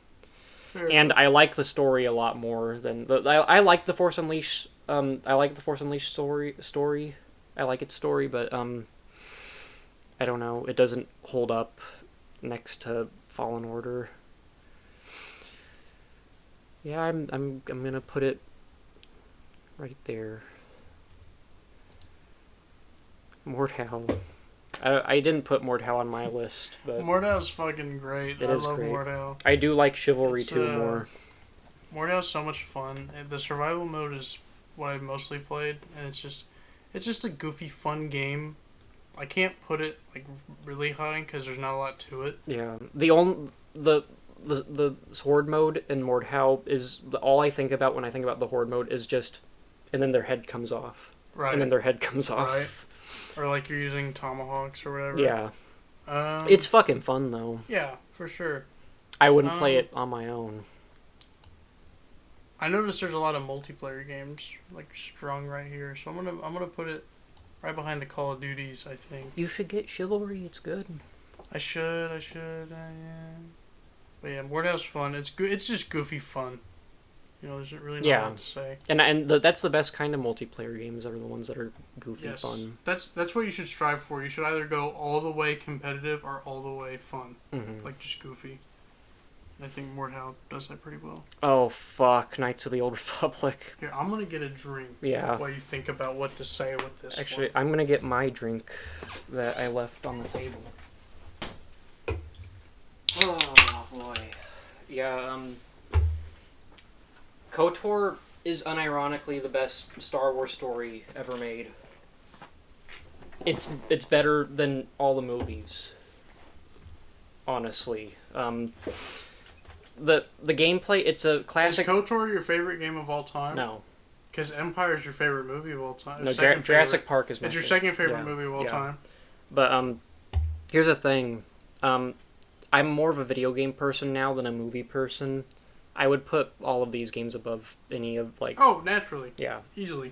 but not. I don't even know why Hitman 3. Well, Hitman 3 is a really good game, but I think you were in the middle of playing it whenever we started this. no, I think it's just because it's such a big package. If you have all the levels and stuff in it, you could play it for like probably like 500 hours and like still experience new stuff. Probably. I am going to move it down to A tier, though. It doesn't belong up there. KOTOR. Have you ever played a classic BioWare game before they got bought out by EA? KOTOR Have you played KOTOR?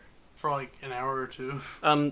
The story is amazing. The gameplay sucks. I knew that. It's like it's like a turn-based almost. Like it's not even you can pause the game and like you decide your moves and stuff, but it's like D&D dice rolls and like you don't actually attack or anything. Like the game does it for you. Hmm. And I'm not a huge fan of games like that.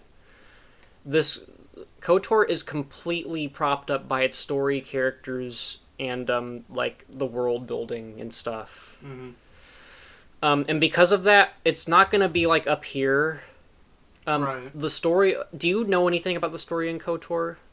Not past the first hour. or Do you two. give a shit? Not at all. I'll never play it. It's the best plot twist in any game ever. I do know that. Yeah. I do know that. Everyone knows that. Yeah. Like the entire game, you're trying to find out what Revan and Malik were doing, and like you're finding the pieces of the Starforge, and then like 75% through the game you find out that you are fucking Revan, Yeah. and that like the Jedi like wiped your memory and shit.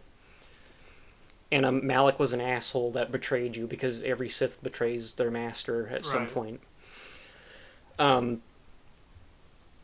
now that you point out all that stuff, it probably is the best Star Wars story. Yeah. And on top of that, like, all of the side stuff is interesting. A lot of the missions are goofy. My favorite mission in the game is the one where, like, there's, like, two feuding families on Dantooine. And basically, if you're evil, you just get them to kill each other. And it's, like, the funniest scene in the game. Because, like, they like, march up on each other. And they, like, it cuts, like, 5 different people. And they're just like, Cade! Johnson! And then it's like... they just say each other's names That's like 5 awesome. fucking times in a row, and it's the funniest scene in the game. And then your character's just like, yeah, they did do that thing that you said they did, kill them, and then they just kill each other. Like, and like it's not even like no one wins. It's a draw, like straight up. They just all kill. Everyone dies. They just all kill themselves. And then if you have Karth with you, he's like, why the fuck did you do that? Karth is my favorite fucking Star Wars game. Karth is pretty great. He's such a whiny bitch. That's awesome. And then the guy that played Karth and KOTOR played the exact same character in Mass Effect. Really? Yeah, like he has the exact same voice. He's like pretty much the same character. Like, I don't know, it's funny. But yeah, KOTOR. I need to finish KOTOR 2 at some point. I've gotten like 75% through it, and I've never beat it. Right. But it's about as good as KOTOR 1. The story obviously isn't as good, but yeah, KOTOR is my favorite thing to ever come out of Star Wars. So Fair enough. is a fantastic time. And that's coming from a person that does not like straight up RPG like D&D games. That's so. why I would never get into it. I can't play those games. Yeah, and like I really want to play Final Fantasy VII. I probably will never beat that game ever. Probably not. And that's why We should do a playthrough of it. we could. We could do that. I would like doing that, honestly. It's the same way with Shadow of the Colossus. Yeah. It's the only way either of us would have ever beat that game. The reason I don't like Final Fantasy VII that much is because I feel like I'd get the same experience just watching a YouTube playthrough of it. Yeah. With KOTOR, you make choices and stuff, and it's interesting, and like Right. you get invested in the world and stuff. Yeah. You were talking about how The Force Unleashed has your favorite robot in the Star Wars universe. Did I say that? I Yeah, have short-term memory. the hologram robot. I remember who it was. I don't remember if that was my favorite robot. I think you just said that. I believe it. HK-47 is my favorite robot in Star Wars history. He's an assassin droid, and he used to belong to Revan. Before you find out that you are Revan, Right. and he's the biggest like not on purpose asshole like that ever existed. Awesome. Like whenever there's one part when you're on Tatooine, you're trying to talk to like Tusken Raiders, and like they can't understand what you're saying, and like he's translating for you, and he's like, just honestly, me giving my opinion, you should kill these people. Like while he's translating for you. That's amazing. Yeah, I love him. He's great. Maybe we should do a playthrough of that. We should do it. It would be like kind of boring for like some of it, but during the story segments, it's a fucking great. Especially if you're evil, it's Yeah. so fucking funny. Nice.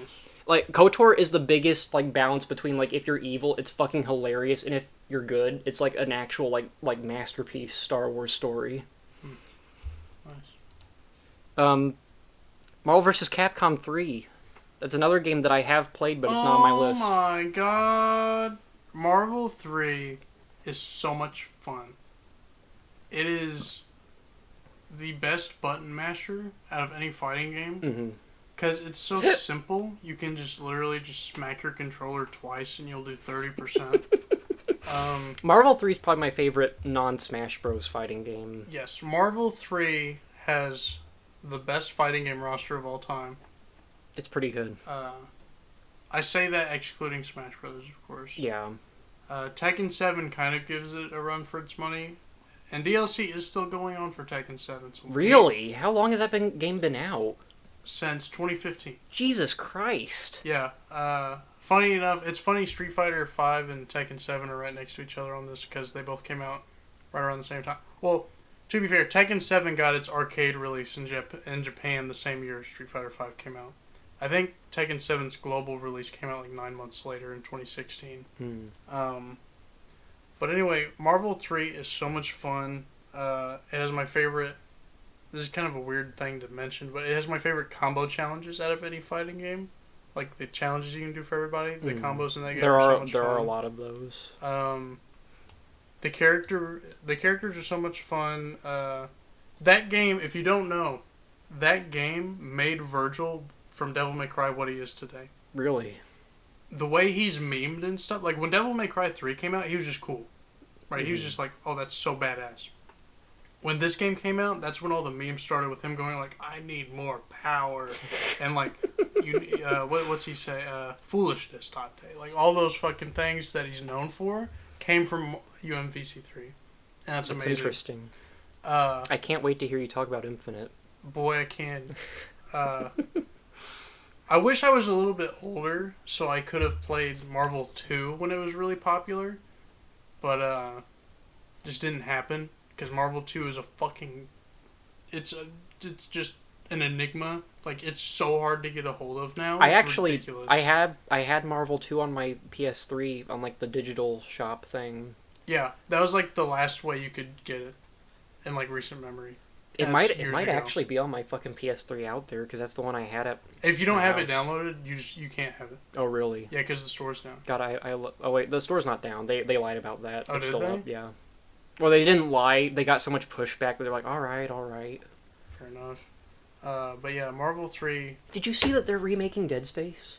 I didn't. Completely unrelated. That's awesome. Though. I just saw that trailer like a few, and I was thinking about that because I have all the Dead Space games That's downloaded awesome. on my I was PS3. I was just talking to like Chase or somebody about Dead Space the other day. I think I'm pretty sure it was Chase. But anyway, Marvel 3 is a top 5 favorite game to watch competitively. Oh yeah, that I assume that looks yeah. really It's so vibrant. fucking ridiculous. Because you'll have matches that last like, you'll have matches where like it'll be a first of 5 and literally it'll go to game 9 and all 9 like 8 or 7 of those matches will go to timeout, and then you'll have other matches that last like 30 seconds. Yeah. And they knock out all 3 fucking characters. Marvel 3 has the goofiest infinites in any fighting game ever. Because there's one infinite with Dante where you can do his little like guitar move from Devil May Cry 3 where he shoots the little ball out of the guitar. Mm-hmm. And if you, it's like a 3-hit loop in the corner where you do it with him, and it literally does like 0.7% of their health per hit. So you can literally, it'll literally take 70 seconds to kill someone damn near with that if they're at full health. But they can't, if you don't drop it, they die. Yeah. So it's such a goofy game because it's so broken. But it's up there with like Mortal Kombat 9 in like terms of how broken it is, but also like well, 9's broken in a different aspect because it's not a tag team game. yeah. Whenever you have a tag team game, well, MK9 is it has tag team. It's not a tag team. No, game, it's not at all. The thing that makes tag team games like Marvel and Fighters and shit like that so unique is that whenever a character gets knocked out, whether it be from KO or if they like just do some like actual knockout tech to switch your character for you, it resets the neutral kind of. It doesn't reset. It resets the advantage, because the way Marvel 3 works is that they'll have your character coming out, and the whole time that's happening, as opposed to like Dragon Ball FighterZ where it truly resets the neutral, they can still freely move around. They can do setup moves. They can call an assist on entry, whatever. And that adds a whole nother level of mind games. Like, every time you knock out a character, it's like a game of chess you have to play in 3 seconds. And it makes the game so much more interesting to watch compared to other games. It's ridiculous. And like I said, the roster is just amazing. Yeah. It has one of the best intro cutscenes out of any fighting game ever. I've seen the intro cutscene, but I can't even remember what it's It's just like. a bunch of random versus shit. Oh. I think I'll put Marvel 3. Didn't Marvel 3 have a campaign with like fucking Galactus in it? It had arcade mode where Galactus is the final boss. The only Marvel game to have a story mode was Infinite, like a proper story mode. Oh, we saw how well that turned out. Right. I'm gonna put Marvel. Infinite is one of the ugliest games I've ever seen in my life. We'll get there. We'll get there. Because I have a lot of funny shit to tell you about Marvel Infinite. Mhm. It's fucking ridiculous how like low budget that game was. I'm gonna put Marvel 3. Is it better than MK11? Yes. Yes, it is. Is it better than Resident Evil 3? It's toughy. It can't be better because... Wait a minute. Why? Tell me why. I'm I was curious gonna, now. I was gonna say because Jill and Nemesis are in it, but then I kind of realized that, like, wait a minute. Nemesis is in Marvel 3. Jill is in Marvel 2. Oh, is Jill not in Marvel 3? Chris is. No. She is, but it's like, it's Resident Evil 5 Oh, Jill. that's right. I was thinking of Classic Jill's in 2. I would like to see that because I really hate Resident Evil 5 Jill. Classic Jill in Marvel 2 is actually a lot of fun because she has these like summoning special moves where, like, you know, like if you're playing as like Ryu Hayabusa, you can call in like the robot dogs and shit or whatever. Oh, that's cool. She can call in like zombie birds and like zombie dogs to attack you. It's fucking awesome. There's one move she has where like she calls out a zombie and she like pushes it onto you. It's amazing. But Marvel 3, I'm gonna put it behind RE3 because I don't think it is more fun. But I'm also gonna put Devil May Cry 4 behind RE3 Fair enough. because I've been looking at that the whole time and it just didn't look right to me. RE3 is a sleeper hit. RE3 is kind of a sleeper hit, yeah. Next to Devil May Cry 4 though, no one would ever say that. Vader Immortal is not that good. Is it better than a Lego game? No. Wow. Okay, I believe it. It's a cool VR experience. The newer Star Wars game, Tales from the Galaxy's Edge or whatever the fuck it's called, that game is much better. I don't think I've ever even heard of that. And they're two completely different. This game is like a lightsaber combat game, and Yeah. that game is like a blaster. Like you're a bounty, Okay. or not. You're not a bounty hunter, but you're like a gunslinger in that game. Gotcha. I think it works better with guns. The lightsaber combat would be cool if it was less scripted, because it's like basically in Vader Immortal, the guy you're fighting just shows you the attack they're gonna do, and then you just block it, and then Right. you hit them when they're like, It's kind of like a training game, yeah. almost. They get more interesting, like they're in chapters. Chapter 3 1, chapters, right? yeah, chapter 1 just fucking sucks. Okay. Chapter 2's alright because like they add more features in with each chapter. Like in Sure. chapter 2 you can use the Force to do shit. You might have been able to use the Force somewhat in chapter 1, but in chapter 2 you can like, or it might just be chapter 3 where you can like pick up blasters and like throw your lightsaber and stuff, I don't know. Mhm. But Now, do all 3 chapters cost the same, or is it like you just buy the one? I got all 3 of them in a bundle on How much does that cost? PlayStation. It was like, I want to say like $30 or Okay, something. that's not bad. No.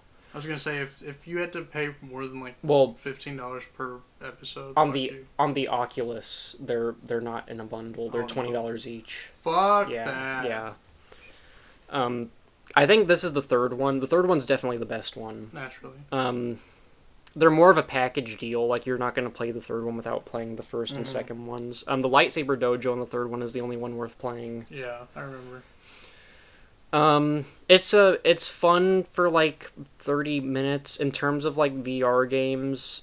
If you want a better like shooting game, play Super Hot. If you want a better like melee combat game, play fucking Blade and Sorcery. Mm, Blade and Sorcery costs $20. right. Of course, you have to have a computer that can run it, but I'm kind of surprised you put Vader Immortal on here and not Saints and Sinners. fuck, I forgot about Saints and Sinners. See, there's a lot of stuff that I would add to this list. I'm not going to add it just for the sake of, like, it's the exact same length as yours now. Yeah. But, like, I just beat Metroid Prime.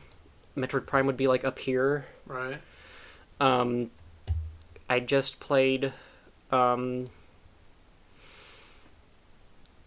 I've been playing Diablo 2 and 3.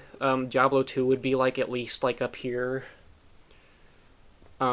But yeah, another time maybe. Another time. But yeah, it's all right. It's a pretty cookie cutter VR experience with some cool Star Wars stuff. Mhm. A lot of the characters are like really fucking annoying, especially that goddamn droid. I will give it this. You pick up your lightsaber and you press the button and it turns on, and that's cool. It is cool. Um, It's like you're really there. yeah, it doesn't have any fucking meat to it though. Like you go through, you do the campaign, you're done. Like you're gonna fuck around the lightsaber dojo a bit, then you're fucking done. You're not gonna touch it ever fucking again. Right. Yeah. Oh, let me rearrange. Some of these are out of order because I reset it.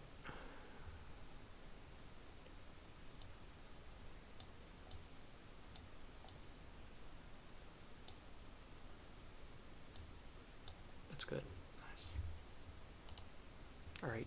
Talk about Infinite. Marvel Infinite is a steaming pile of dog shit that smells good. How many characters does Infinite have in it? Not nearly enough. So, did you hear what I just said? Yeah. It is a steaming pile of dog shit that somehow smells good. Yeah. The gameplay in it is still fun because it's Marvel, Mhm. but wow, is it bad. Yeah. It's 2v2 instead of 3v3, which is fine. Oh yeah, I forgot about that. Which is fine because it makes Just it a because more of their small fucking roster. yeah, pretty much. It makes it a more intimate game with how you make your teams, you know. Mhm. But man, I don't have to say anything about the graphics. Oh yeah. Everyone knows how it looks. Or the and- writing. So here is your fucking fun fact of the day. Did you know that Marvel Infinite had a smaller budget than one season of DLC for Street Fighter V? Jesus Christ! I'm pretty That sure is you told ha- me something like that before. That is but- how little faith they had in that team. Why wasn't Marvel vs. Capcom like popular? Yes, Marvel 3 is probably... Marvel 2 and 3 are probably both in like the top 15 best-selling fighting games of all time. It's ridiculous. But yeah, Marvel Infinite, That's so strange. yeah, they felt like it was just going to be like, oh, it's going to be a Marvel game, everyone will buy it, we can just make this real cheap. And then nobody fucking, like, it still has a pretty dedicated community to it because, like I said, the gameplay is still fun Yeah. and the whole Infinity Stone mechanic is kind of cool. I don't like it personally because it goes back to the whole character traits from Injustice. I don't like it when there's like universal mechanics like that. Mm. I feel like it works better in Infinite than Injustice, but because it's a more balanced thing. But anyway, yeah, the character roster sucks kind of a lot because they lost the rights to X-Men when they were making the game, right? Oh wow. So there's no X-Men in the game, right? And instead of being like, oh, that's fine, you know, we had like 7 or 8 X-Men in the last game, we're just going to replace them with more Marvel characters. They said, no, we're just going to get rid of 7 or 8 Capcom characters. Yeah. And, And the thing that pisses me off the most is that aren't all the DLC characters in the campaign? a lot of them are. Like, there's Yeah. Monster Hunter, Black Panther, Winter Soldier isn't. I think Black Widow is a DLC character, I think. I actually cannot recall any of the Capcom DLC characters other than Monster Hunter. Monster Hunter, which kind of is sad. There's parts of the story that I don't mind. A lot of it sucks. The dialogue, it's the worst dialogue in a fighting game story I've ever seen. Oh Jesus. And Tekken 7 is pretty garbage. Yeah. As far as the story. Ultron Sigma's cool though. I think that's a really cool final boss for what the game is. Mm. Because it's just a mix of Ultron and Sigma, of course. I don't like the actual final part of him where he just becomes a big monster. See, I don't But- know anything that you're talking about because I've That's never good. played the game. That's good. We can probably play through that in one sitting one day. I would probably enjoy that. It'd be fun because the cutscenes are so bad. But I think they patched a lot of it actually to make it not so bad, and it still looks not good. But yeah, I don't know why they had the budget be so small because they could have. This was their chance to bring out more characters. Like, that's another thing. That some of the characters that they didn't lose the rights to just aren't in the game. Like Iron Fist isn't in the game, and he's my favorite character to play in Marvel 3. So I fuck you guys basically. I can't recall the whole roster off the top of my head. I haven't played Infinite in a long ass time. But it's just disappointing, really. Yeah. I'm trying to think what new characters were in the game. Were there any? I think Gamora was new. I can't believe Star-Lord wasn't playable. Out of all the characters they picked, it was fucking Gamora. I think Rocket Raccoon's still in it too, though. Well, yeah, but Rocket Raccoon's in all of them. Yeah. Except maybe the first one. The first one had like 10 fucking characters. Yeah, the first... something cool about the first two games, I don't really know about the first one, because I don't know much about it. But Yeah, Marvel 2 literally had like 2 original Capcom characters that were made just for that game. Oh yeah, I think Like that, 2 or 3. like the tentacle guy. Yeah, the tentacle guy, the cactus guy, all those guys. So, I wish they were more creative. Like, I don't think they did that. I think they did it in 3 with one Capcom character, maybe. I don't when I'm playing like a fighting game like Smash Bros or like a Marvel vs. Capcom game, I don't really give a shit about your new characters. That's completely fine. Like, I understand Like, that. Do you remember that Godzilla fighting game or not? It wasn't even Oh a my fighting God. game, but like the party game that was on Yeah. the Wii. Yeah, They made like 4 fucking like original characters, and they're like the worst characters in the game. that's crazy. It's actually funny we're talking about this because the other day they released the trailer for the final DLC character for Street Fighter V, and it's not confirmed, but it's pretty well out there that he's going to be the main character of Street Fighter 6. So it's kind of bold of them to make their final DLC character like a brand new character. He's pretty cool looking though. Mhm. But anyway, Marvel Infinite sucks. Well, and Street Fighter is more like a Mortal Kombat thing, right? You're gonna have a lot of new characters in it, right? Or am I completely wrong? I wouldn't compare it to Mortal Kombat because they don't really add a lot of new characters. I don't know anything about Street Fighter, so I'm just talking out my ass. That's completely fine. Most people do about Street Fighter. The first Street Fighter wasn't even a Infinite. fucking fighting game. Yeah. I'm gonna put Infinite. Fuck, dude. I can't put it above Injustice 2. Actually, I can. And I will, I think. But will you put it above Mario Party? Yes. In fact, I'm gonna do this. That's a good spot for it. I'm gonna. Better than GTA 5, huh? GTA 5 is the most overrated game of all time. It is. And it's not even close. It is. Yeah, it's like the 2 most overrated games of all time are like GTA 5 and Uno. Uno? That's it. That's an interesting Those opinion. are the top 2. Do people like Uno? Because if you think about it, Uno is probably like top 3. This is completely off topic rant.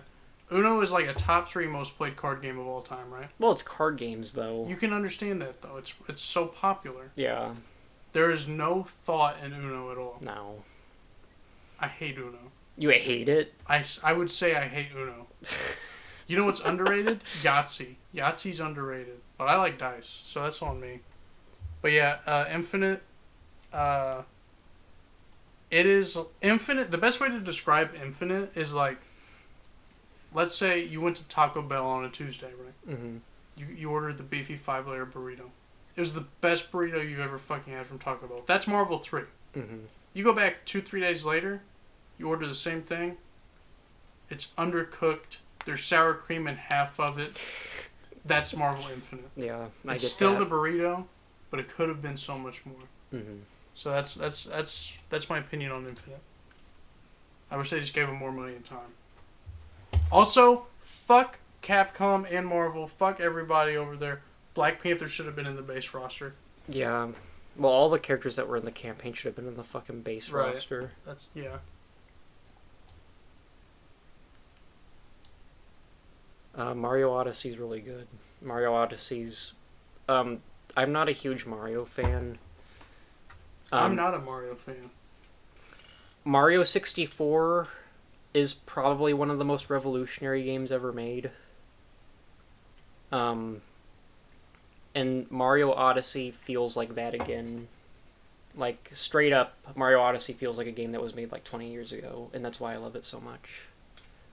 There's so much shit in it. Like, I don't remember how many worlds there are, but there's a fuck ton. All of the there's like 900 moons in the game that you have to get, or you don't have to get them. You can basically pick and choose. But if you want like to 100%, you have to get all of them. I really like the moon system because like a lot of people complain that a lot of them are super fucking easy to get, but that's because there's so many of them. Right. The stars in 64 and like the shine sprites in Sunshine were like more spaced out and difficult to get. Odyssey, there's a shit ton of them. Some of them are really fucking hard to get. Some of them are just fucking like right there for you to pick up. I like it. It's probably the best collectathon game that's ever been made. I'm sure it is. It's the only one I've ever been slightly interested in. And the best, I think that the hat mechanic is like the best thing that's been done in a Mario game. Like it's like Absolutely. Sunshine had the backpack that the Flood. Flood was cool. It served its purpose. Right. 64 didn't have any gimmicks. It was the first one. Yeah. I don't like Galaxy that much because of the fixed camera angle and stuff. It doesn't really work that well in a Mario game, but people love that game. It's a good game. It's my least favorite Mario like mainline Sure. 3D game. Odyssey's by far my favorite one. The hat mechanic is so fucking good. Like It's pretty cool. there's like 150 fucking things you can take control of and play as. And throwing your hat, like there's so much tech you can do, like running around. Like you can like jump 3 times and get a higher jump each time. You can throw your cap and like jump on it while it's like floating in the air. Yeah. You can spin it around and like knock a bunch of enemies out. You can roll. The rolling is fun. Yeah, huge shout out to Nintendo right when the Switch came out, because Breath of the Wild and Mario Odyssey are both like Yes. 2 of the most interesting and most fun games to watch people speedrun. It's ridiculous. The only thing Mario Odyssey did wrong was come out the same year as Breath of the Wild, because it probably would have won Game of the Year Honestly, if it yeah. didn't. Yeah. What else came out that year? Not like Horizon Zero Dawn. What was that, 2017? Yeah. Yeah. Oh, yeah, not a lot came out that year. Actually, Mario Odyssey probably wouldn't have won Game of the Year next year because God of War came out that year and Spider-Man. Although I And thought... Red Dead 2. Oh, fuck. Jesus Christ. 2018 is debatably the best year for games ever. Yeah, that's a... that's a lot. Let me see. Now I'm curious what other games came out in 2017. It was a good fucking lineup. Oh, RE7 came out. Yeah, RE7 was great. Near Autonoma, whatever, however you pronounce it. Nobody, if you like that game, you like it. Go Yeah. fuck yourself. Yeah. Let's see. Sonic Mania. I don't give a shit about Sonic. Sonic is my Everyone least loves favorite Sonic. gaming character of all time. Shadow of War came out in 2017. Oh, really? That Fortnite. game isn't competing for like Game of the Year. Fortnite came out in 2018? 17. Oh, 2017. Yeah, Hollow Knight's pretty good. I've never gotten into it, but it's Oh, I love Hollow Knight. I've never beaten it, but it's Yeah. a fun those are Metroidvania. the standouts from 2017. But yeah, Mario Odyssey. I would be persuaded to put it in S tier at some point, maybe once I go through and do the legendary facelift. Yeah. But I'll probably put it. Hitman's a really good game. In terms of its gameplay mechanics and stuff, I think Mario is like just pure like joy and fun. Yeah. I think Mario Odyssey is like the perfect game for a modern child to play. Yeah, It's so like Mario Odyssey is what I feel like. It's probably the same feeling I got playing Donkey Kong Country when I was like 5. yeah. You know, I imagine that's the same way like 5-year-olds feel about that game. It's just so It's just- wonderful to play. A lot of games try too hard to like be like a big spectacle or Right. like to like be like super fucking badass or something like God of War is like a pure spectacle game. Yes. Red Dead 2 is like a pure like writing masterpiece. Mhm. Mario is just a really solid fun game, Yes. and it's not You- trying to be anything more Yes. than that. Mario Odyssey is one of those games, like you can tell when the staff on a game loves what they're fucking doing. Like you can tell in God of War, or Red Dead 2, like all those games where you can just tell there's just pure fucking love made to the fucking game. Mm. But you can also tell with Mario Odyssey that those people were just having fun with it. Like they did not fucking care at all. Like They knew the game was going to be a success because it's like Yeah. open world Mario, right? Well, all the Mario games are open world Well, somewhat. Yeah, but yeah. But like they knew it's going to be a success, so they Yeah. might as well just make it as much fun as they could imagine. Yeah. Like You there's want- you no want to restraints. you want to hear a rant why Mario is way better than Sonic? I agree already, but go ahead.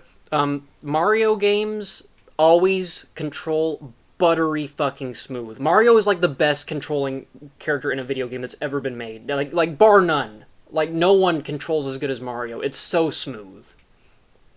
I'm thinking. The only like exception is in 64. Lego Like, Harry Potter. the Lego games are like, That was a joke. yeah, I know. Thanks for laughing. But Sonic controls like fucking dog shit in all of his games, and like I get that like the point is like, oh, you're going fast, and like the 2D games like, oh, you're going fast. In the 3D games, he just controls like fucking ass, That's and true. all there's no 3D Sonic game where he controls good, and like That's true. Brandon can say what he wants about the games being fun and shit. He's wrong, but I'm not gonna argue with him. Here's the thing. I agree with Brandon. The Sonic games are fun. I haven't played one since I was 11. Well, he says that like a lot of people say fucking Unleashed is good for Unleashed is fucking dog shit. Here's the thing. If you have ever once in your life jerked off to Amy or Rose from fucking Sonic, your opinion of Sonic is so biased that I don't care to listen to it. That's the difference between us and Brandon. Yeah, Neither of us have ever jerked off to a Sonic character. but that might not be true. But Have you jerked off to a Sonic character? maybe. Well, then your opinion of Sonic is too biased. Stop talking about it. Yeah, but yeah, Mario is just like Mario is the video game icon. Did you jerk off to Knuckles? No, Who'd you jerk off to? I don't know. I used to jerk off to shit. I don't know. What do you want from me? I want to know which Sonic character you potentially jerked off to. Amy was cute. Moving on. All right. Let's go on fucking YouTube. I'm gonna have to edit that out to make me not look like a No, sex keep it in. pervert. Keep it in. Keep it in, but censor who you said you jerked off to. Norma's gonna love that. Yeah. Who's Amy Rose? Show her a picture of Knuckles. Okay, so Neo. Neo is actually a lot of fun. What is Neo? Isn't it like a Souls kind of game? It's kind of like it. It's kind of like Soul. It is the most unique game that's still trying to ride that wave. Mm. You know, like it really doesn't play like Souls at all. Like it has its own stat system, its own unique combat system. It has the Mhm. stance system, which is fucking awesome. If you don't know, in Neo and also in Neo 2. Now I'm not too versed in Neo 2. I only played the tutorial like right when it came out, but I still have it downloaded, so I need to play it. Mhm. But in Neo you have 3 stances for every weapon: low, mid, and high. So let's say you're using the katana. In the low stance, you're holding your sword like this, like lower to the ground, of course. Mhm. You can run faster. Your dodges move further away. Like you can go into the defensive stance a lot faster too. In the mid stance, you're holding it like this, like a normal samurai would, and you know you can do your like normal, slower but harder And attacks. high's like up here. High is like holding it up here, yeah, and you can just fucking. That's really cool. It's so cool because you can do like super strong overhead strikes and stuff, but your dodge fucking sucks because you're holding your weapon up here, so you have to Mhm. like just quickly roll and stuff instead of like a quick dash. And it's a really cool mechanic because you can change the stance mid combos, and it's really cool. And the way the health bar system works and the stamina works is so different from Dark Souls that it actually makes it more fun sometimes than Dark Souls. It's I kind of believe that. it's kind of ridiculous how original Neo is while also trying to ride that wave. I hold Neo in the same place as the Dark Souls games, where like I would love to play through them at some point. We definitely will, but I will say this about Neo though: so much harder than Dark Souls. Really. Yes. Now that could be just me saying that because I've put so much time into Dark Souls that I can't play a quote-unquote Souls-like game any other way. Mm. You know, because you got to play Neo completely different. Because the way it works is that, like, one of the main system mechanics in it is that demons open up the little, like, yokai portals or whatever it's called. And when you're standing in it, your stamina does not recover, right? Okay. And so they have this whole mechanic in the game where whenever you attack or dodge, whatever you do, and it takes your stamina, the stamina bar goes down, and right before it starts to fill back up, it flashes white. If you press, I forget which button it is, I think it's block. If you press block, or whatever button it is, right when it flashes white, you instantly recover that stamina you That's lost. cool. And that's also how you get rid of the portals. So that's like the whole point of the combat system, is that you have to time those things in between your combos and dodges, and it makes the game so much more interesting just on a like normal enemy, you know, because it makes everything kind of gimmicky. But there is a lack of weapons in the game, though. There's like 5 classes in the first game, and then there's also bows you can use. There's bombs and shit too, like items, spells, and all that. All that normal shit you come to expect from those games. I think the second game added like 3 or 4 different weapons, but it's still the same 3 stances. But there's also the whole yokai mechanic where I think it's after you beat a boss you get a new one, or it's after you beat a level, whatever it is, you get the spirit, and the spirits all have different like stat changes. Like I think if you get the shark, you have more like attack and a little more HP. If you get like the bird, you have more mobility and stuff like that. Random shit. And it's really cool because whenever you activate their special ability, you get like a cool effect on your weapon. So it's a really cool combat system. I think the level design isn't as good as Dark Souls or any of those games really. It's still kind of cool, but the levels are a lot longer. That's another thing. It's level based. It's not by zone. You don't like traverse through the game. You start at a like huge map overlay, and it's like, I'm going to do that level. Which is cool because you know exactly what's optional and what's not, so you don't have to waste time if you don't want to. But, I'm always a bigger open world person than a level person. Naturally. Especially when you compare it to, like, Dark Souls 1. Yeah. But, I would say Neo 1, honestly, top 5 underrated game, in my opinion. Is it even underrated? I feel like it's got a lot of following behind it. It does, but I feel like it's a silent minority type deal. Where, like, if you know, you know. But I feel like there's a shit ton of people where you'd be like, hey, what's your favorite boss in Neo? They'd be like, what the fuck are you talking about? You know, like, what is that? Yeah. I feel like a lot of people would be like that. But I'm one of them. Right. But I also don't play Dark Souls, so... All that being said, honestly, I'm going to put it right behind Dark Souls 1. Alright. I can't say it's better than Dark Souls 1 because Dark Souls 1 has better characters and it has like a million weapons and armor. That's another thing I forgot to mention about Neo, is that the customization is actually pretty awesome in it. Having played Dark Souls somewhat and Demon Souls somewhat, I will praise Dark Souls for its world design. Yes. I love big open places that you can like backtrack through and like discover hidden shit and I cannot stuff. wait for you to see Dark Souls 2 one day. We'll get there. It's so bad. It's really not even that bad, but you know. Alright, I'm gonna I can just scroll up. It's alright. Here we go. Let's talk about Transformers for another I'm going to have hour. I'm going to have a very interesting opinion about the video game versus the DS game. Let's hear it. The video game, if you had it as a kid, you're biased because this game was so much fucking fun as a kid. It's honestly a shit game, really. Yes. Like looking back all on of them it. Are. Well, all of the movie-based ones. That's my weird opinion about the DS game. I think the DS game is unironically good. Interesting. But when you play it as a kid, it's so cool because it's like, oh, I can turn into a fucking car and like I've got this big open world I can run around in, and like you can't kill pedestrians because I'm a psychopath. That made me angry. Yes. You could in the other games, but the other games sucked. Yeah, I think the only one I remember playing, I played the first one, but I don't remember much about it. I played the second one a lot, but I only beat like the first 4 missions. Mm-hmm. But I still played it just to transform because it's so awesome. Yeah. This game is worth playing just to see the fucking stupid cutscenes. Yeah. This game is so fucking funny. Like, there's a cutscene where, like, you're playing as Ironhide and you have to protect Jazz, and he literally, like, gets the shit kicked out of him, like, 5 times in a row. Like, just back to back. It's awesome.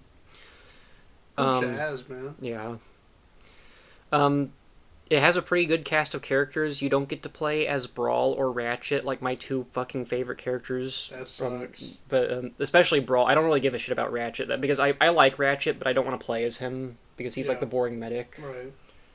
But I do. But Brawl is really cool, and I'm kind of pissed off that you didn't get to play as him. You get to play as him in the DS game.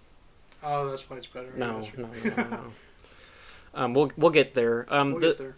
If you're like this game is probably really fucking fun to play in a group setting because it's so fucking stupid, I'm sure. and it can be frustrating, like with the difficulty sometimes for Most, no reason. Most mid 2000s like kids or action movie video games can be fucking annoying as Yeah, fuck. it's probably because the people making them didn't know what the fuck they were doing. Right. I was talking to Chase the other day about how the final boss in Kung Fu Panda on the 360 is like one of the hardest things I've ever done in my life. I think that I would probably rather play the Transformers the game again over Arkham Origins That's awesome. and Detroit and Plants vs Zombies and Vader Immortal. That's awesome. I'm gonna level up Arkham Origins because it is still an Arkham game. Yeah. In fact, the Force Unleashed 2 is still a Force Unleashed game. Ratchet and Clank Into the Next is still a Ratchet and Clank game. Right. Games don't really start getting bad You until say D2. that, and then like 3 of your top 5 worst are all Ratchet and Clank. Well, those don't count. Those aren't real Ratchet and Clank games. Fair enough. That's like saying the Elder Scrolls Blades is like on par with Skyrim. That's fair. Yeah. They both suck though. That's another game I just played recently that's not on the list, is Skyrim.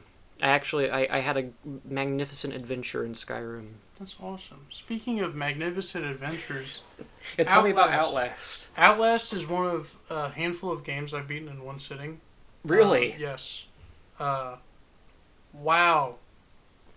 It's really fun in a group setting.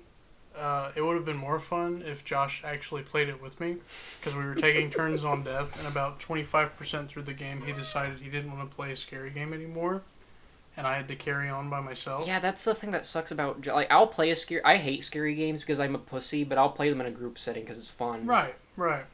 It's And fun taking turns watching people be scared. Yeah.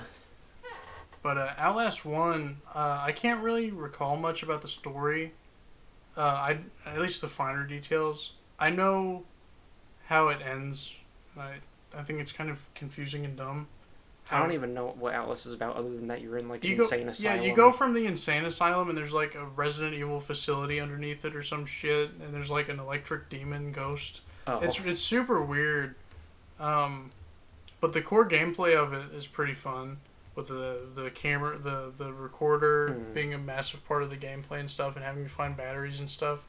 See, I'm not a huge fan of games where, like, you have to hide. And, like, you don't have a way of, like, fighting back at all. I mean, I get that, like, it makes the game more scary. Alien Isolation, I love Alien Isolation, but in that game you still have a revolver and a flamethrower to, like, fight off the smaller enemies.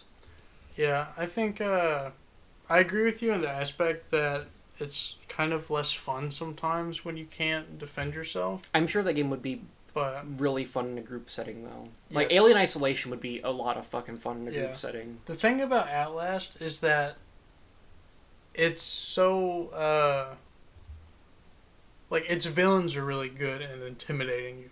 That's a huge thing that Outlast has that a lot of quote-unquote scary games don't do. Like, I don't think Outlast 2 is very intimidating. I don't even know anything about Outlast 2. I know that there's, like, a dead baby at some point, and everyone was like, oh my god, there's a dead baby. God. Oh my god. German can't stream that. But, so that's something Outlast 1 does that really impressed me, was how it intimidates the player. Mm-hmm.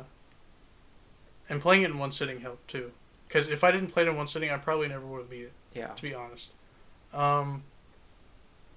All that being said, I'm gonna put it between Doom and Devil May Cry 1. I think that's fair, because it's not as fun as Doom, and it's more fun than Devil May Cry 1. It alright. It all right. Outlast 1 is a very alright horror game. Yeah. It's a good way to put it. Transformers Decepticons for the DS specifically. There was an Autobots and a Decepticons one.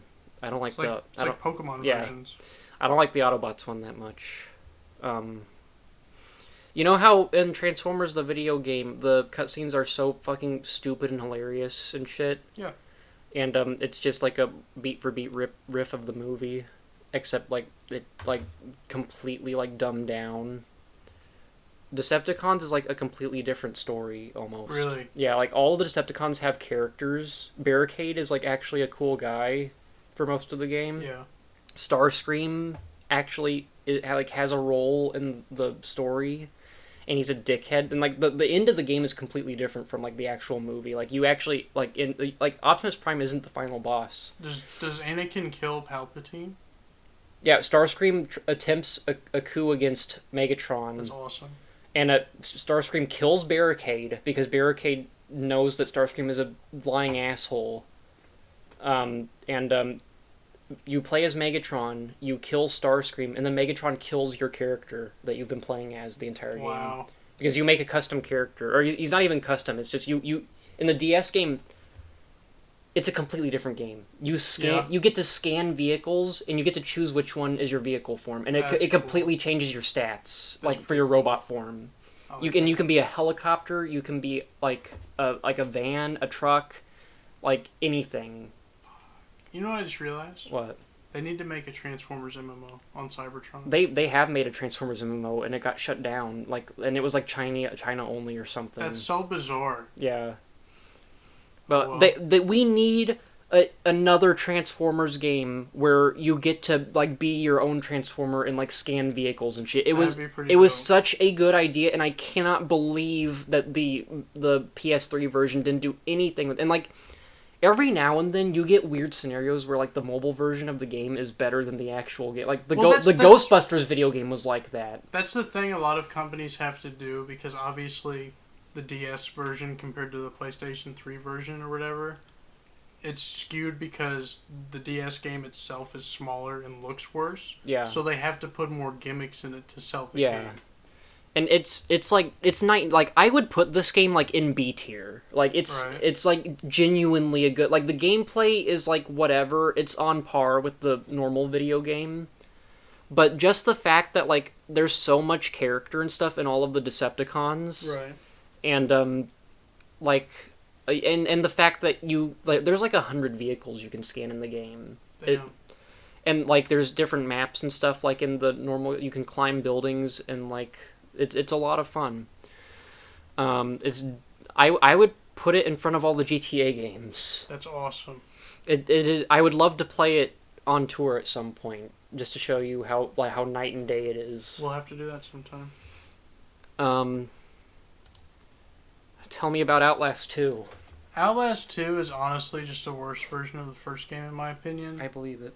They changed the setting to like a woodlands, like kind of Blair Witch type deal. Oh, does the whole game take place there? Pretty Because I've seen like the first hour of the game. Pretty much. It's kind of like how... No, it's not. Never mind. Don't even... Forget I was about to say something. Remember the Blair Witch video game? Did that ever come out? Yeah. It's like $30. No, I don't remember it. I don't know what happened. I remember seeing the trailer for it, and I was like, oh, that's a Blair Witch game. Yeah. Yeah. It came out like almost like half a year ago. It's crazy. Yeah, Outlast 2 is just a worse version of the first game. There is really no reason to play it unless you, for some reason, care about the main character. Which I don't. So I'm gonna put He's Outlast no Ethan Winters. 2. Would I rather play... I'm gonna put it in front of Injustice 1. Alright. I actually like Injustice 1, not for the gameplay, but the story. I'm gonna put Outlast 2 behind Rocket League, actually. The more I look at these games, the more I'm like, yeah. I'd rather play that than Outlast 2. Yeah. It's just kind of lackluster. Have you played any of the War for Cybertron games? No. They're very good. It's G1 Transformers. The story Fall of Cybertron is like a little bit more like cheesy than War is, but Yeah, my little brother played War, and I watched him play it off and on for a little while. But that's all I know about it. it's a co-op game. You can play it with you can do couch co-op. That makes sense that you say that, because I think both my brothers played it, actually. Fall of Cybertron isn't, because it's more like a story game. War for Cybertron was a lot. I played it as a kid with my dad, so I might be a little bit biased, but I think people generally like War for Cybertron. After replaying both of them, I do like Fall more, just because I'm a huge G1 Transformers schlock fan. Fair enough. And that's all the game is just G1 schlock. It's kind of what MK11 is. War for Cybertron is trying its own thing for the most part. It does a pretty good job. There's a Decepticon story and an Autobot story, and it's not like they both take place at the same time thing. The Decepticon story happens first, and then you play through the Autobot. You can play through them in any order you want, but the Decepticon campaign takes place first, ends right before the Autobot campaign. You pick up in the Autobot campaign. That's pretty cool. I like that. Yeah. That gives you reason to play both. Yeah. So like you don't get the full story by just playing one of them. That's good. Well, you actually just get half the story, because you either play through the later half or the first half. Right. I always liked the Decepticon one more. I'm a bigger Decepticon fan than Autobot fan. You're a dark side kind of guy. Yeah, I like Optimus Prime and like a few select Autobots. I'm not a huge fan of most of them. What Jazz isn't your favorite? G1 Jazz is cool. I don't know where it's been a while since I played War for Cybertron, but I've played through it like 5 times. I love this game. Or I did. I haven't played through it in a long time. It's a pretty decent third-person shooter. I've never played Gears of War, but I've heard people compare it to Gears of War. Really? Yeah. That's interesting. I'll put it behind Generations and ahead of Astro's Playroom. Nice. Overwatch. Oh my god. Overwatch. I can't stand Overwatch. I've played like a collective 5 matches, and I've hated every single second of it. I've probably put 600 hours in Overwatch. I believe it. I played it a lot, both on PC and PS4 and Xbox. Honestly, if Overwatch was as fun as it was the first 6 months to this day, it would be my most played game of all time, and it wouldn't even be close. Aren't they making an Overwatch 2, but it's like just an expansion or something weird? If you have Overwatch 1, if you don't want the story mode that they're adding, you don't have to pay anything. That's weird. It's just a normal Blizzard type expansion. They're taking a page from Fortnite, because no one ever played the campaign for Fortnite. It's really smart, actually, that they're doing it the way they're doing it, because they just add the new things they're going to add to the multiplayer. People will still keep buying fucking loot crates for skins, for the new characters, whatever. Does anyone actually give a shit about the story in Overwatch? No. What even is the story? I don't know. Did you not play the campaign? There isn't a campaign yet. Wait, there wasn't a campaign in the original game? No, it was a multiplayer game only. Huh. That's why it was so much fun. Why are the characters like... Because it was originally supposed to be a movie. What? Yeah. What the fuck? Yeah, it was supposed to be a movie. And then they were like, let's make a game so we can get the budget for the movie. That is such a strange backstory to a video game. It's really weird, isn't it? Yeah. But no, originally, like the first 9 months to the first year Overwatch was out was really, really fun, actually, if you played with friends. Mm-hmm. Solo, not so much, but when you played with friends or just even randoms on mics for competitive, the first 2 or 3 seasons of competitive were amazing. And watching Overwatch at the top level for the first year it was out, so awesome. But now the game's so formulaic now, and how you have to set up your team, that like with the meta, it's like when the game first came out, it was a game of chess. every single match. Now it's checkers because every team is the same fucking shit. Yeah. You get to a point, one team wins or the other one does, and then you go to the next point. Yeah. There's nothing else to it. I have never been a fan of like hero shooters. I haven't either really, but I did like this one a lot when it first came out. I feel a lot of the characters they added after like Orisa were really kind of lackluster in creativity. Like, oh, I won't say that. They were pretty good creatively in like how they diversified the characters and stuff. They just didn't make them very fun anymore. Because Orisa was awesome. Because, you know, you could like, you had the little portable shield you could throw down anywhere on the map. I will give Overwatch that their characters were pretty, like, Fun to play. well, not even fun to play, just like like they had like a lot of cool abilities that were like exclusive to that character. It is the quintessential hero shooter. Like, it's not even close. I couldn't even tell you another hero shooter. Exactly. Battleborn. Fucking Who plays Battleborn? I actually played Battleborn. It's funny, I was playing the Battleborn beta a lot, and then the Overwatch one dropped, and I saw my little brother playing it, and I was like, what's that? Oh, it's Overwatch. It's a new Blizzard game. I was like, let me play a match. Oh, I forgot Blizzard made Overwatch. I never touched Battleborn again after I played one game of Overwatch. I hate Blizzard. I hate them. I hate them ever since they fucking made, like... you know how have you ever played a Diablo game? No, but I've seen them. I have very recently been playing Diablo 2, and it's like one of the best games ever made. Really? I'm changing the order of mine. They completely like just got rid of the team that made Diablo 2, and Diablo 3 like sucks ass compared to Diablo. It's a good game, but it sucks ass compared to Diablo 2. And now like they just like they're so fucking lazy now. Like they made that Warcraft remake, and it like sucks. Like it's worse than playing the original game. I hope that the Diablo 2 remake isn't like that. Yeah, hopefully they learn their lesson. But I couldn't tell you a good game Blizzard has made like that's original like in the last like 8 years. The last 45 years. Yeah. Because Diablo 3 came out in like fucking 2013 or something. Maybe even before that. I think it was 2013.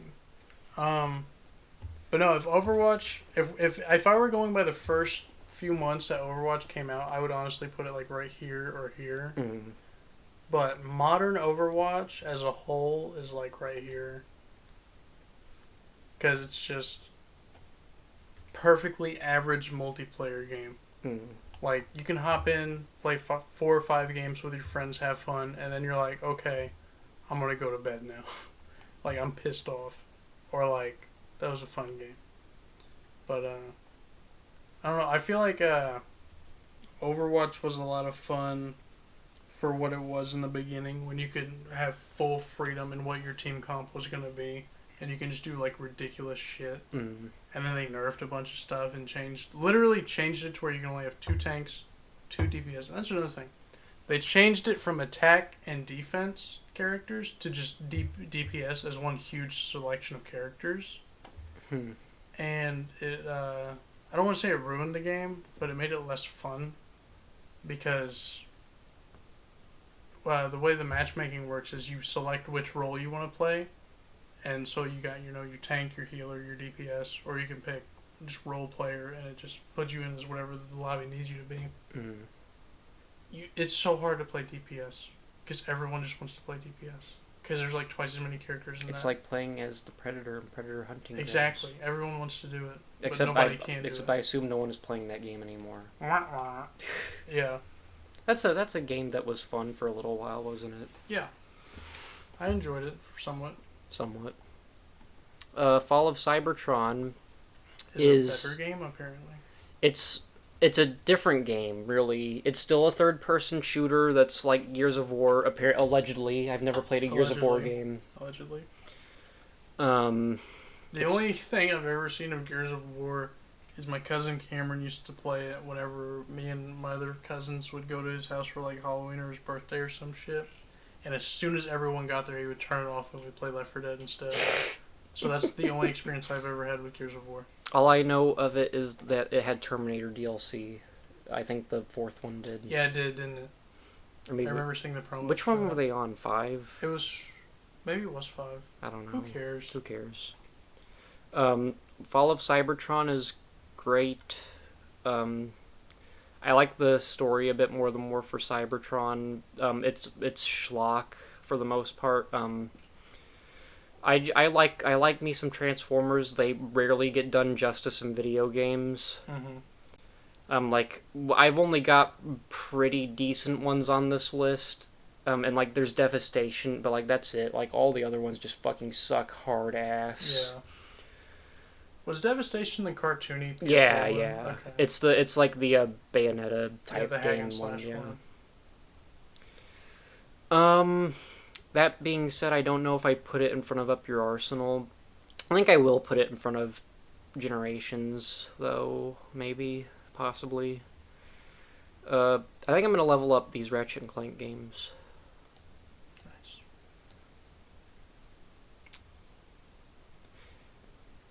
I think I will put. I'm gonna level up these games too. Smash Bros. Melee and 3DS aren't really. I wouldn't play them anymore because Ultimate's out. So. Right.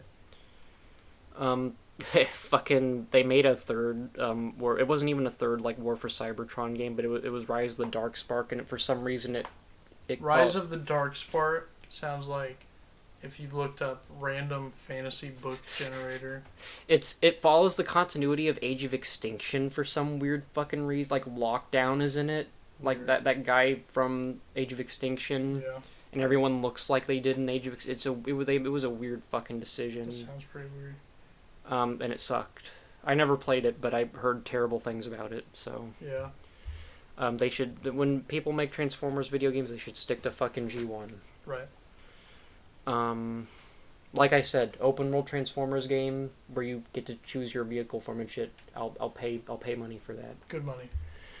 I didn't really talk about this. The story is interesting. It's a It basic. sounds interesting. It's a G1. It's a G1 prequel. So Okay. like everything's gone to fucking shit. The Autobots are just trying to leave because everything's so fucked. And Megatron is an asshole, and he's like, follow them. Now I'm curious. In the video games, do they ever get Hugo Weaving to actually play Megatron? Do you know? Because I feel like he totally would. No, wait a minute. Which one is Hugo Weaving? The movie one. Yeah. Okay, I think that might be because he's not the guy that voices him is more Hugo Weaving than like the original Megatron is like all really raspy. Yeah. I prefer that one, but It's fair enough. they actually got that because that guy also plays Soundwave. Really? They got him to play Megatron in the DS version of the Makes movie sense. game. That's cool.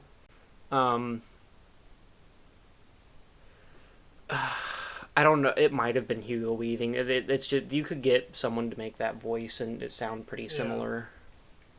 I mean, they put effects over it too. Yeah, it's hard to tell. But it was a more booming Megatron than the original raspy one. I think Soundwave was the original guy, but I'm not certain. I don't know, but yeah, it's a fun story. It's got the Dinobots in it. Shockwave like That's completely always cool. fucked them up, and they were pissed off. Grimlock eats Shockwave's hand because Shockwave's the guy that has the big blaster. Yeah.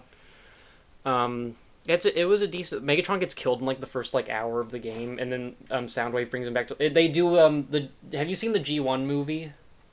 Some of it. Basically, in that Optimus Prime and Megatron both get killed like in the first like 10 minutes. Megatron gets revived as Galvatron, and Starscream is like having like a coronation as the new like king of the Decepticons, and he Yeah. just fucking murders him Right. and like evaporates him. And they do that in this game. They do the same. Like he even has like the same line like coronation Starscream. This is bad comedy.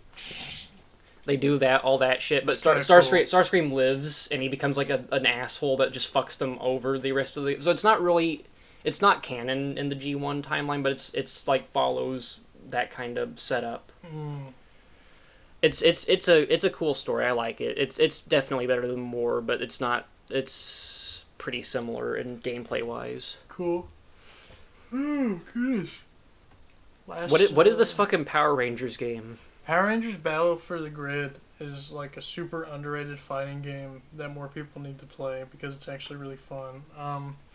It is probably the most soul like the people that make these games, that game in particular has so much soul in it. Like they love what they're fucking doing. It's ridiculous.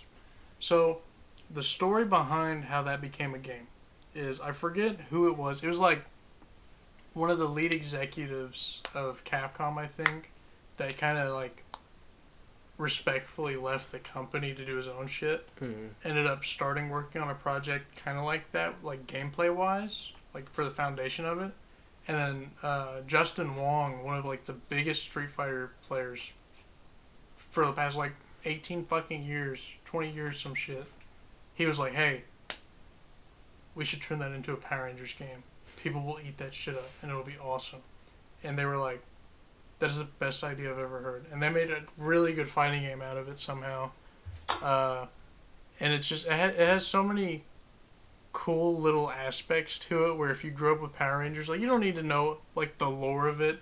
Like I don't even know the lore of most Power Rangers things, but I grew up watching it. And I get pretty much everything in the game. What'd you think of that modern movie? We don't talk about it. We don't talk about Bryan Cranston and Zordon. I forgot about Bryan Cranston. But yeah, it's just really cool, and it has one of my favorite, like, not subtle at all, like, references where, if you don't know, and I think it's in Power Rangers Time Force, Eric Myers is the Red Ranger, or Red or Blue, yeah, he's the Red Ranger, and he's played by, like, oh, fuck, I forget his name, it's something Southworth or something like that. It's the guy that voices Virgil in Devil May Cry. Oh, okay. And literally, half of the Power Rangers lines in that game is just Virgil quotes. And it's so funny because there's a thing in Time Force called Quantum Power, where it's like basically you can just control time. And like half of his special moves are him going, I need more quantum power. And it's just shit like that. And like, you know how like Lord Zed's the villain in the first few seasons? No, but okay, well he's the like lead villain and he's in the game and he's like foolishness, Lord Zed, and like shit. There's random quotes that are just really sweet if you get it. Power Rangers feels like something that I would probably get into if I watched it, but I have never watched a single episode of. The thing about Power Rangers is that if you didn't watch it when you were a toddler / young kid, there's no way you will ever give a fuck about it. That's probably fair. Like, the only part of the Power Rangers media that I can even possibly imagine anyone, like, caring about is the original movie. Because that's honestly not a bad kids movie. It has half-assed decent action in it. Well, isn't Power Rangers just, like, completely ripped from, like, some show that's in Japan? Yeah, Super Sentai or whatever the fuck it's called. Yeah. All the fight scenes are ripped from that. See, all I know about Power Rangers is that, and that one of the Red Rangers actually murdered someone with a katana. I'm gonna put Power Rangers Battle for the Grid. Did you know that? I did not know that. It's That's funny. crazy. It's really funny. I I don't know which one it was, though. I think right. I don't know if I want to put it in A tier. Yeah, I'll put it in A tier. Bottom of A tier. That sounds good. It's pretty fun. It's another 3v3 fighting game. Oh, okay. It does have... I know I've been ripping on fighting games all night for, like, its unique mechanics kind of sucking. But the unique mechanic in the Power Rangers game is that, like, halfway through the match, if you save up enough meter, you can call in your Megazord. And each Megazord does, like, a different effect on the stage. And it's actually really cool for, like, either getting out of a combo or...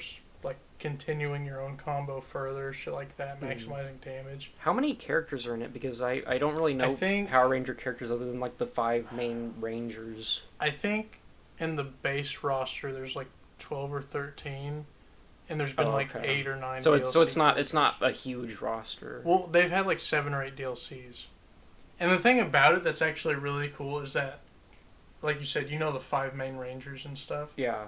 The roster is actually super diverse compared to what you probably would think it is, because there's a lot of villains in it. There's a lot of one-off Rangers. Now, you're probably talking about Mighty Morphin Power Rangers. I have no idea. You're talking about just the 5 colored Rangers, right? Yeah. Like the primary and colors, and then like green and whatever the fuck. Yeah. I can't tell the difference. I couldn't tell you That's which one was completely which. fine. But yeah, there's a shit ton of different eras, and the cool thing about it is that Is it raining outside? Sounds like it. It's raining like a motherfucker right now. Well, I can't wait to drive home. Hey, maybe in like 2 hours it'll stop. Yeah. But the cool thing about Power Rangers is that the eras and settings are so different that their movesets can be completely different. Like, no joke, in the same game, like next to each other on the character select, there is the guy that plays the flute to control the Megazord, and then in the next slot, there's a dude that uses like machine guns. Like, it's ridiculous. See, I don't know anything about Power Rangers, so... It's pretty cool. Like, if you... The combos just look cool, too, if you're just in it for that. Mm. But it's a fun game to learn and play. Even though I'm not that good at it. Undertale is unironically going in S tier. And it's probably not going to be high S tier, but I would probably say the Undertale's better than the original Resident What's Evil. better, the Sans theme or whatever, or the basement theme from RE1? I unironically like the Sans theme. The beginning of it is a meme, but Yeah. it actually turns into a real song. Undertale was a gigantic surprise when I played it. I did not think I was one of the guys that just fucking hated on Undertale for being like for having the fan base that it does, Right. and for like I thought that it was like just a fucking pretentious indie game before I played it. Mm-hmm. It took me by surprise. I loved all the characters in it. They were very endearing. There is not a boss fight in it that was a slog. They're all super like upbeat. Like it can be a hard game on your first playthrough, especially if you're doing a genocide run, because the genocide run is just fucking brutal. I think it already stopped raining. I think it was just like a heavy-ass cloud was right above us. The only way to like really fulfill yourself playing through the game is to do a neutral run and then do a pacifist run. You don't have to play the genocide run at all to get anything. The music for like a few of the boss fights is different and it's really good. But I would recommend only playing neutral and pacifist. You're not really going to get that much more out of it playing the genocide route, and it's kind of annoying because you have to like kill like everyone you can. Right. I don't know. The music is probably the best video game score that's ever been made. Like, and it's probably not even close. I mean, Final Fantasy VII has some good tracks, but I think a lot of the music in Final Fantasy VII, though, is kind of tedious. That isn't like a gigantic like big track that like everyone knows and loves. Yeah. I don't think there's a single tune in Undertale that like is like one that I would skip in a playlist. Interesting. And that's an impressive feat because there's like 101 songs in the game. Yeah.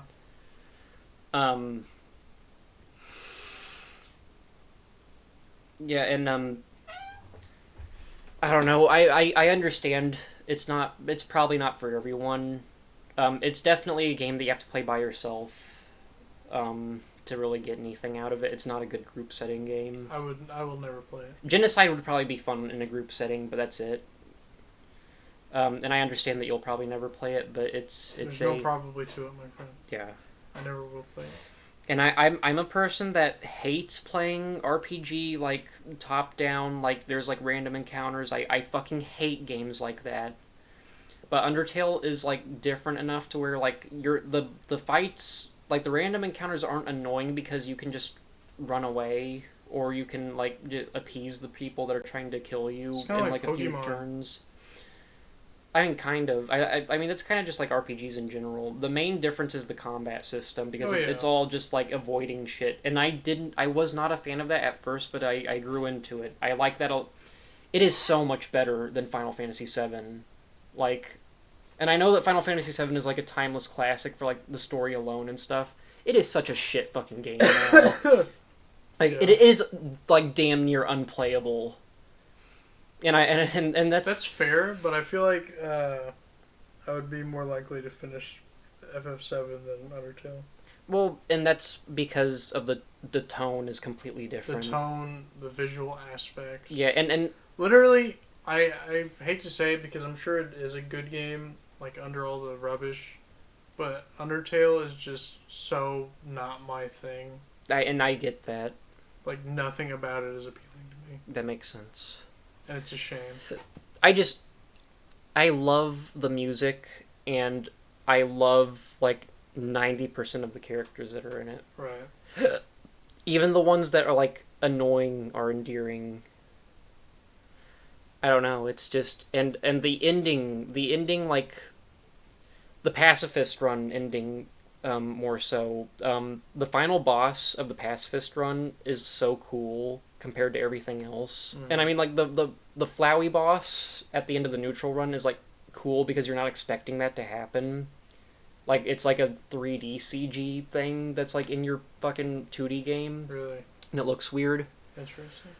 The final boss fight in the pacifist run is so fucking like colorful and like crazy because like the entire game up until that point the battles are like completely black and white.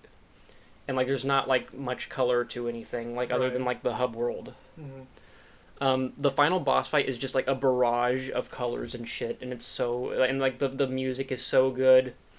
It was a really good finale to a game. And the story is good. I don't think that the story is like a masterpiece story or anything, but it's a nice little story. Yeah. And just the fact that it was made by one person, I think, is That's impressive. it's inspirational. That's a good word for it. I don't know how long he worked on it, and I know that some woman helped him make some of the sprites, Cheater. but I'm pretty sure he did all the coding and stuff, and it's good for him. I'm glad that it's a big popular thing, and he did work on one of that Game Freak RPG that wasn't a Pokemon game that didn't sell well at all. I forgot all about that. And he did Deltarune. Deltarune isn't anywhere near. We'll talk about Deltarune. Why don't you talk about Soma? Soma is the most underrated horror game of all time. Is it even underrated? I've never heard anyone talk about it. It gets merit because I've heard of it, and if like That's a game fair. like that, That's fair. It is. from what I've seen, Soma is like the scariest fucking game that's ever been made. It is the scariest game on a psychological level. Mm-hmm. Because do you know anything about it? I've seen a full playthrough of it. I probably forgot most of the finer details, but Okay, all I remember is those like gigantic fucking freaky things like running after you Yes. and shit. Yes, that's another thing. Like I was talking about with Outlast 1 earlier. So the villains in Soma are so just their presence is so immense because one, they're visually intimidating. Mm. Two, their whenever you're walking around on the ship, or wherever you are, you can hear like Yeah. it's like real small footsteps. But then the boss comes in, or not boss, but the enemy comes in and it's Yeah. like real loud foot stomps and shit like that. That would You're- freak me out. Right? That would scare the shit It's out just of the me. finer details in the game like that, and like the closer you get to them, the more like shaky and staticky your screen And gets. Soma's like an AI kind of game. Like it's like futuristic. Like I know it's like underwater, but isn't there like an AI plot and shit? I'm a Yes. pretty big fan of stuff. It is. Soma is probably way more my thing than Outlast would be. Soma has the most horrifying and like one of my favorite endings to a video game ever, where I think I somewhat remember the ending. so there's a plot twist. Like I forget when it happens in the game. It's probably like 40% through the game or some shit. Where I think the main character's name is Ethan. Ethan Winters. Yeah, Ethan Winters from Resident Evil Soma. I think it's around 40% through the game or something like that, where he realizes, holy shit, my consciousness is in a robot right now. Yeah. Like, and that's already a mindfuck. But then, the plot twist isn't even a plot twist at the end of the game, because if you've been listening to what your AI companion has been saying the whole time, you would understand exactly what she meant. But when you transfer your consciousness to another robot body to like progress through the game, or to your next objective, whatever it may be, it doesn't actually transfer your consciousness. It simply copies it onto the next one. I'm a big fan of like and that it's so idea. scary because he doesn't even think about it until the end of the game when the one you're playing as doesn't go on. Mhm. Because you'll like get stuck somewhere and switch consciousness, but then that one's just stuck there fucking forever. Yeah. And your consciousness is just there rotting. Like, not even just blank. And so, at the end of the game, when you're in, like, the giant fucking cage under the ocean, and you're like, we're sending our thing up into the stars so it can never be destroyed unless it's, like, some freak star accident, whatever. Hmm. And his consciousness gets on there, and he's like, we did it! Why am I still down here? And she's like, you really don't get it, do you? It was never for us, it was for them. And it's like, it's the most mind-fucking ending ever. I love it for that. And the game, it's really, I think you can beat it in like 7 hours, 6 or 7 hours, if you like know where you're going Hmm. and you know the puzzles and stuff. So it's really the perfect length for a horror game. And it's just, the underwater setting is already like super unnerving. And then like there's certain segments of the game where you're not in the actual facility and you're like in the water itself, Yeah. going to the next area, and those parts are really creepy because you're like, oh my god, there's gonna be like a leviathan coming around the fucking corner, and it's awesome. Yeah, I am a big fan of thought-provoking AI Yes. shit. Yes. All that being said, honestly, I'm gonna put it. I'm gonna put it right in front of MGS3. I think I like it that much. Hmm. It is. If I didn't play God of War 3 when I was a kid, I would have put it in front of that too. But Soma is so thought-provoking and twisted in how it psychologically breaks down its character. I would like to play Soma at some point. We'll definitely do it for sure sometime. What's next on you, Deltarune? Yeah. Deltarune is a Let's very... hear it. Do you know anything about Deltarune? I know. Don't you play as like a horse thing? No, the horse thing is your friend. Okay, I don't know You're- anything about Deltarune. It's, I know I hate it because I invited Josh and Brandon over to hang out one time, and they found out that it came out and they installed it on my computer at my house. no, that sucks. They installed it on my computer at my house and started playing it, and I hung out in my living room playing Yu-Gi-Oh! Duel Links on my phone for like 3 hours. Now while I they understand why played you hate Undertale. it. Yeah. My friends ruined it for me. Like, I genuinely still am mad at both of them to this day for that. That's so stupid. I wouldn't have done you like that. I know. Deltarune, in some Fucking ways... losers. Honestly. It's such a short game compared to Undertale. Undertale's not long, but it's a pretty meaty experience for the $20, or it might be even $10. I don't fucking I forgot know. to mention, Josh got mad at me when I didn't want to watch them play it. So that's why I hate it. It's a fucking weird game. The combat is, I would say, much better than in Undertale, because Undertale didn't really have combat. It was more just avoiding like bullet hell shit. Right. This game actually has like RPG combat in it with the bullet hell stuff, Really? and it's more. The game looks actually good. Mhm. Like it looks pretty for like an 8-bit game. Right. It's probably since the game's a lot shorter, they worked on the Yeah, sprites. a lot and more. also Undertale was a gigantic fucking success. So that guy Yeah. probably got like a huge budget to work I'm on sure he this did. time around. I don't know if he hired people to work on. I think it's still just him, but Yeah. the stuff in Deltarune that is better than Undertale, I like a lot better. But overall, Undertale's a much better So- game. Did he, so he made the whole game. Did he compose all the music himself? Oh yeah, That's awesome. yeah. That's really impressive. And that's one of the reasons that I have put Undertale so high on a pedestal, is that it is one guy's dream the entire way through, and that is really cool that it came out the way that it did. Yeah, it's And really the impressive. game looks like shit because like the guy probably wasn't like super good at making pixel Right. art. If I made a game, it would look like shit because I'm Right. not good at pixel art. And the music wouldn't be good. I feel like I could put together a few good A tunes. few bangers. Yeah. A few bangers. When do we make a video game? We should make a video game right now. Right now, we should just Right stop the tier list when we're We should like make 6 tier- games We should away make, from being we should done. make tier list the video game. Tier list the video game. Yeah.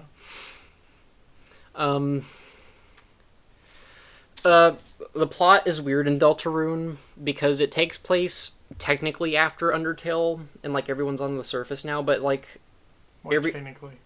It's very like there's characters that don't remember each other, and like the lore is like all fucked up. Like you're like Undyne is like a gay lover with Alphys, and they don't know who each other are anymore. And like Alphys is like a teacher, and she's usually a scientist, and Undyne just like does police traffic. So is it like an alternate timeline? That's the thing, we don't know yet because it's just chapter 1. Like he doesn't really explain it at all. Oh, there's another one coming out then? Oh yeah. Okay. This is just like a prequel to the game that's coming out. It's Ground Zeroes. Yeah. Okay. The most of the game takes place in this like dark realm where like it's ruled by this like dickhead card prince guy. Sure. And his son is an annoying asshole, but he's a goofball, and I love him. And you go down there with your horse friend, and you team up with a goat wizard that turns out to be the kid from the first game, the goat kid that's like the final boss of the pacifist run. Oh my god. So I don't know what the fuck's happening, like, lore-wise. I'm sure it'll be explained at some point, but I don't know what the fuck's happening. Right. Like, there's, like, a whole bunch of shit that's, like, in, like, the code in the original game that people dig into. I don't know what the fuck's going on with that, but I thought it was interesting how fucked up everything was in, like, the hub world. Like, it was interesting. I'm Sans is the only person that, like, knows something is up, because Sans is, like, a weird time travel guy, I think. Mm-hmm. Anyway, the combat's better than Undertale. The hidden boss that's in the game is one of my favorite boss fights in a game. It has a really good soundtrack, and the fight is, like, it's not hard. A lot of people say it's, like, harder than Sans and shit. I don't know why. Like, Germa is always like, oh, I beat Jevil first try. That's not a big fucking deal. You can't gauge difficulty of video games on Germa. Well, Germa beat Dark Souls 3 Yeah, but he on died to stream. Pinwheel, though. Yeah. He died to the easiest boss in the series, almost. Yeah, I know. Well, a lot of people say that the Jevil fight is harder than Sans for some reason. I didn't find it that difficult. But Sans is, like, enraging. Like, I could probably beat it, but I don't want to. Right. I don't know, the stuff that's good in this game is great. The stuff that isn't good is annoying. So it's not going to be anywhere near as high as Undertale, but it's a solid experience. It's pretty good. It's got some good moments in it. Okay. The motive of the story is like how in Undertale you're supposed to be nice to everyone. This game is like, oh, well, there's some people that are just dickheads and you have to fight them. Right. And I like that. I like that. I like that. You drink water. I drink Anna. The music in this game, it's got less bangers than Undertale, obviously, but the bangers that are in it are sometimes better than the music in Undertale. Okay. I'll put it... Oh, it's a tough one, because it's Ground Zeroes. It's not a full, complete game, but it's a good experience. I'll put it underneath Tools of Destruction. It's a nice experience. Talk about Telltale game. Telltale's, AMC's, Skybound Entertainment's The Walking Dead. I'm going to go ahead and include all 3 seasons. I say all 3 because I haven't played the 4th season. They're pretty good, I think. Which one? Is the 4th season the one that just came out, or is the... Yes. Okay, because the 3rd season sucked, didn't it? It wasn't great. Okay. The 2nd season was also not great until Kenny came back in, like, episode 4. I honestly think that the only good game Telltale's ever made is the first Walking Dead game. But you've never played The Wolf Among Us. That's true. Season 1 of The Walking Dead is actually really good. Yeah.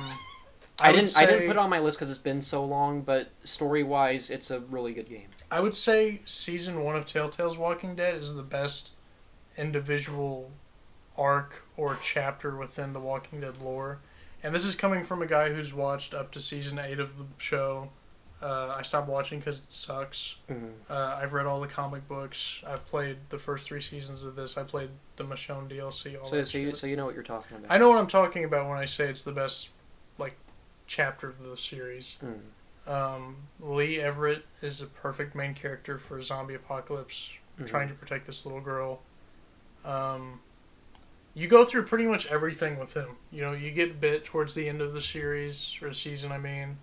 You know, you teach the little girl how to do all sorts of stuff. You have so many different interactions with all the characters. Like, you got Kenny, who's trying to be a leader, but he's just a fucking asshole, so he can't do it, so you have to step up. Kenny's the best character in the series. Kenny really is. Because he has a lot of interesting... He's the best part of Season 2, because he has all that interesting stuff where... the only time... Because... Okay, so let me... His downside is that his son is a fucking annoying prick. That's exactly why he's so good in the Season 2, though, is because his son's dead. Yeah. And it's really sad. I was just talking... Didn't his wife die, like, immediately after it? Yeah. Didn't she shoot herself or something? I think she did. I haven't actually played any of those in a long-ass time, but that's what's so interesting about him in Season 2 is that he's still grieving over his son. And because of Clementine being there with them, like, throughout that first part of the adventure or whatever, like, there's a really sad scene when they're, like, reminiscing over old times, and he calls Clementine Duck, and he's like, oh no, oh god, and he just, like, breaks down, and it's, like, actually really sad. But, the first 2 seasons are pretty good. Season 3 is whatever. I haven't played Season 4. I'm gonna put it right in front of the DMC reboot, I think. I think that's fair. Didn't Telltale go under? Like, why did they make another season? Like, Telltale literally went under right after episode 1 came out of that season. Were they, like, contractually obligated to finish it? I believe they were. And they had that whole Minecraft thing where they had to fucking port it to fucking Netflix. Yes. That was a whole thing. It was so unfortunate. I just realized, I want to bring attention to this before I forget. The carpet from the Resident Evil thing makes it look like the guy from Black Ops 1's wearing a samurai hat. Right there. I'm glad you brought attention to that. I think that's funny. I just noticed that. But no, it's Walking Dead. Telltale's pretty good when it is. And I hate Telltale games, and I hate Naturally. those kinds of games. Like, Detroit's the one outlier where it's like, and you saw where it's at on my list. Yeah. I like Detroit, and it's that low on my list. Yeah. I'm not a fan of those games. If I put The Walking Dead on my list, it would probably be at least in B tier. Yeah, I wouldn't say they are like my guilty pleasure type games, but they are really good. Yeah. When they are, obviously. I've only played a few Telltale games. The- I've played... The Guardians of the Galaxy and Batman ones look kind of interesting because of the mechanics that are in it, but like the detective Yeah. stuff in the Batman game looks kind of cool. I never played those. The only ones I've ever played to completion are The Wolf Among Us, the first 3 seasons of The Walking Dead.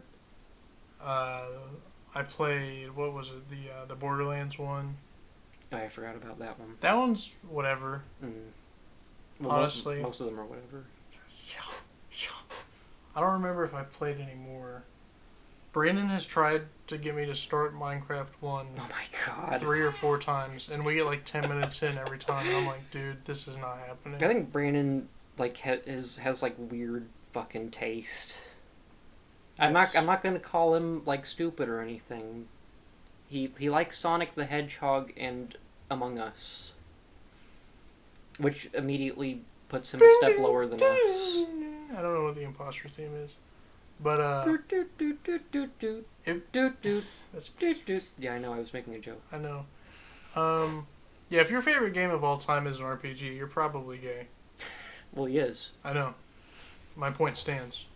This is our Brandon rant for 10 minutes. Let's we can make a tier list about that later. Yeah. Oh, worms! I love worms. Worms.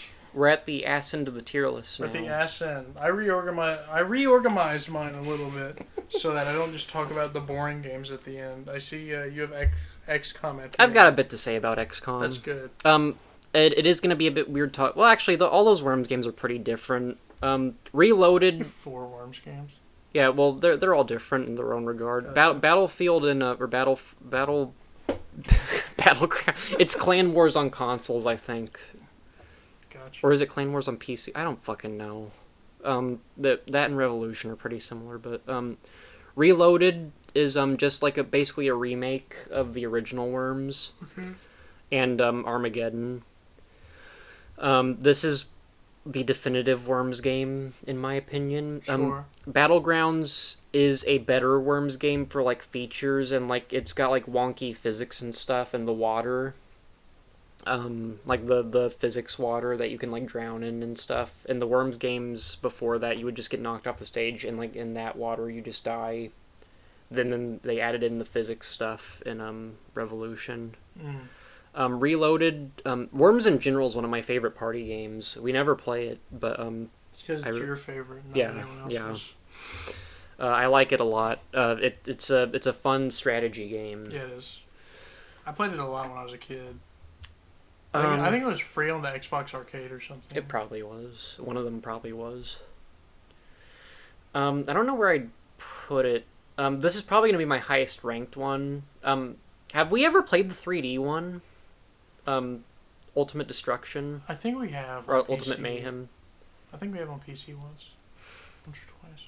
That one's the only one that's going to be like an outlier here because the other ones are relatively similar. I don't really know where to put... I don't like love Worms, but it's a lot of fun. I'll put it behind... I'm going to put Minecraft like... I was about to ask about that. Yeah. I was like, what do you think you could play for an hour and have more fun with? Yeah, Minecraft's going to go fucking... I don't know what I was thinking. Holy shit. Minecraft is fun like in like a specific environment. Very specific for a very specific amount of time. Good I mean, I don't hate Minecraft. Jesus Christ. I'd rather play like every single Lego game though. Mario Party sounds kind of fun. Sounds kind of fun. I'm gonna move up Super Mario Party because it's a lot better than the DS one. Vader Immortal should be way lower. The facelift is coming. I see that. Where'd I even put it? I don't even remember. Doesn't matter. It's probably in the right spot. Right? I'm not an idiot. Did I even put it anywhere? I have one question for you. Do you really enjoy Vader Immortal more than Battlefront 1? As a full... I had probably... The only fun I had with the first Battlefront was like the 50 matches I played on Cloud City where I was like top of the leaderboard. That's fair. That's fair. I'll give you that one. And like I said, that was like the tail end of its lifespan, so I had never really experienced the Right. entire game. Alright then. Where did I fucking put it? I don't even see it anywhere. It's right there by Portal 2. Right, okay. I remember now.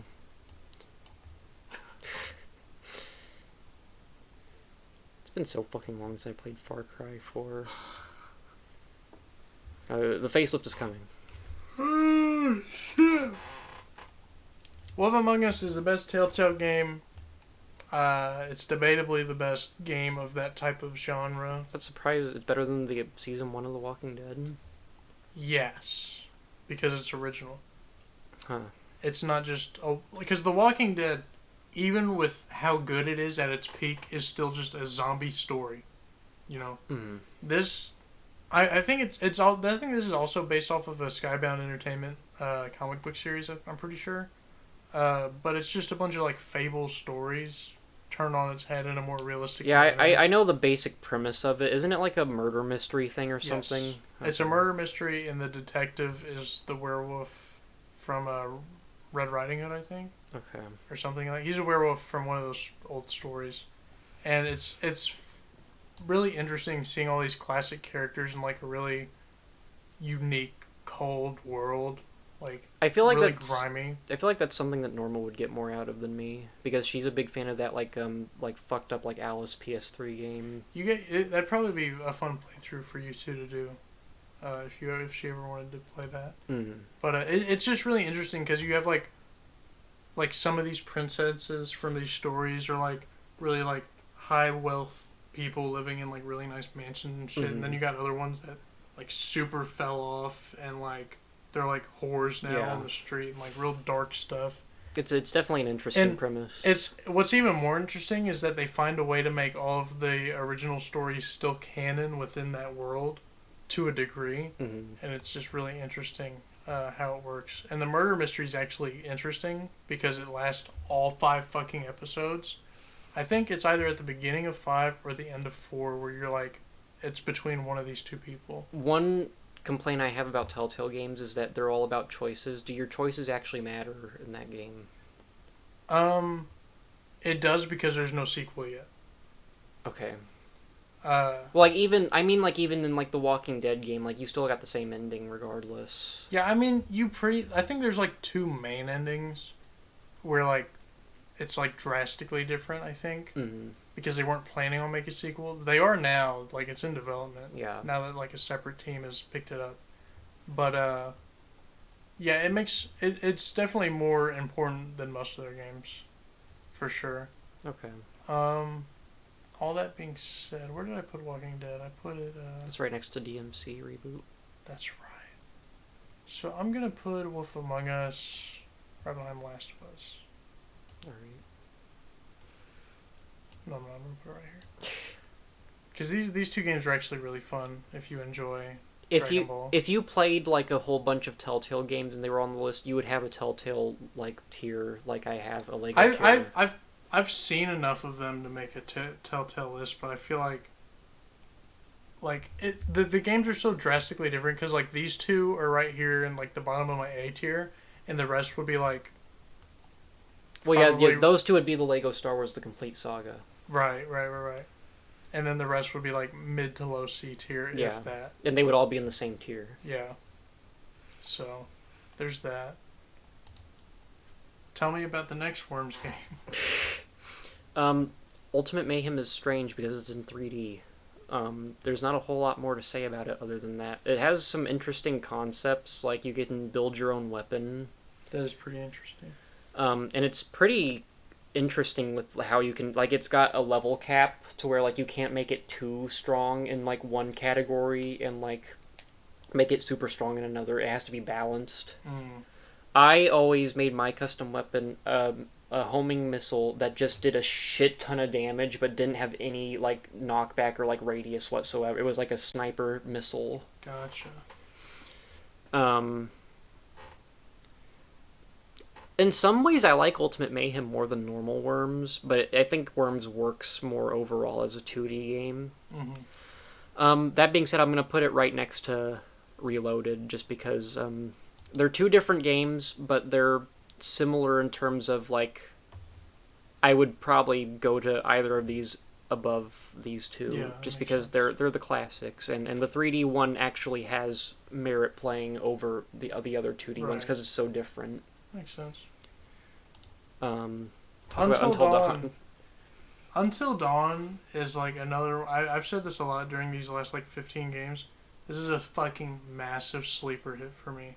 Until Dawn is like the opposite reasons I like Soma so much. Was Until Dawn made by the people that made like Little Hope and like those Yes, games? Man of Okay. Medan and all those. Those games suck.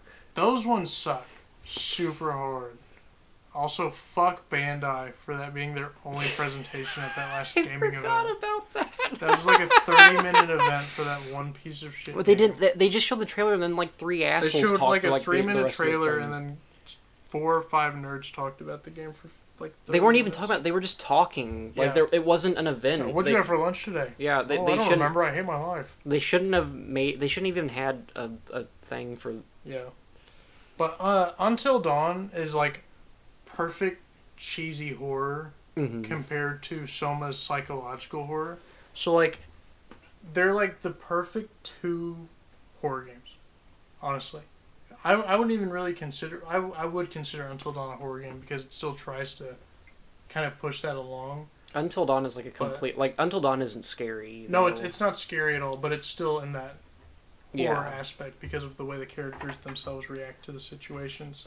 I haven't But- I haven't actually played Until Dawn, but I know enough about it. Like I've seen all the endings, I Yeah. think, and I know like my favorite thing about the game is like how like at the beginning of the game when the guy's about to get murdered by or fake murdered, even if you switch it to the girl, it just does him automatically, Yeah. and like you're just like oh like that guy was like, oh my god, what if you actually did cut that woman in half? Right.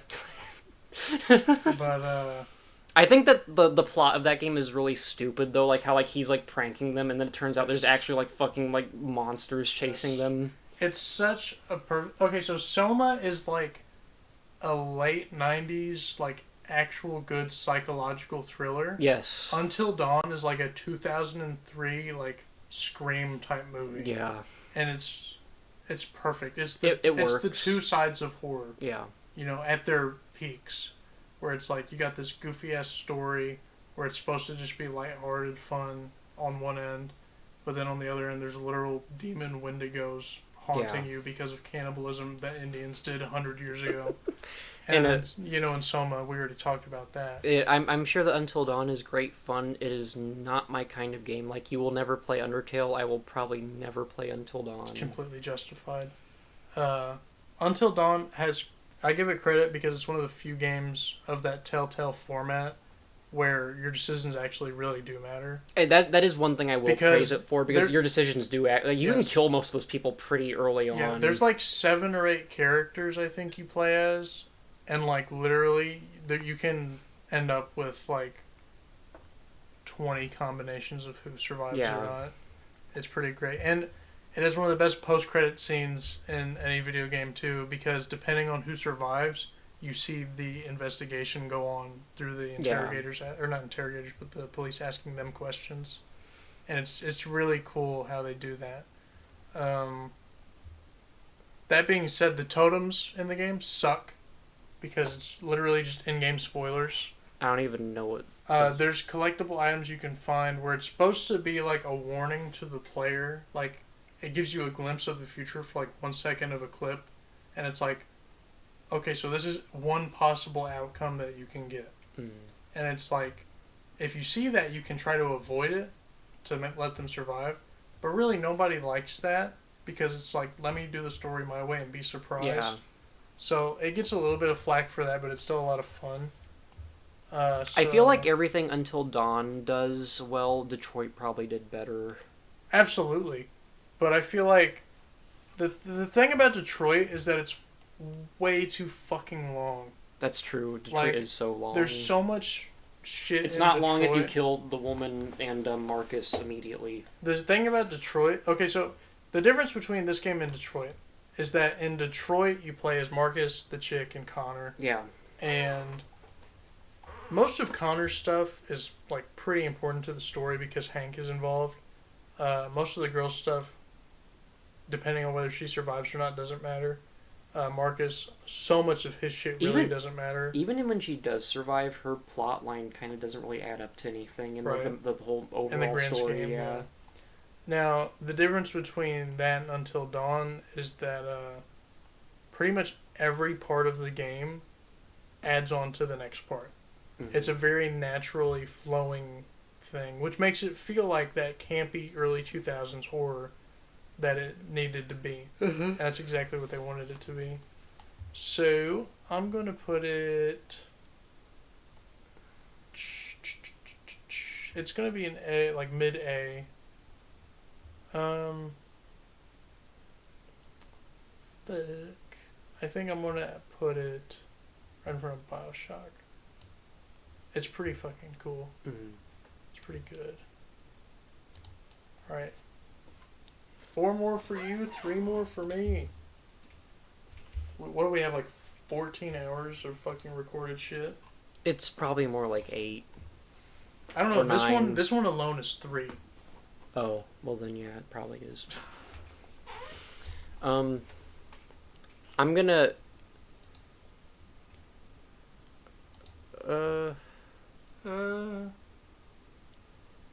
Revolution is basically what pioneered what Worms is now. The new one they made, WMD, is like weird. Yeah, it is. And I don't really like it that much. That's why it's not on the list, because I didn't really play it that much. Worms Revolution kind of started the whole like physics shit, and the worms look really fucking ugly. Right. I much prefer the cartoony worms, but this does have a lot of new features that are cool.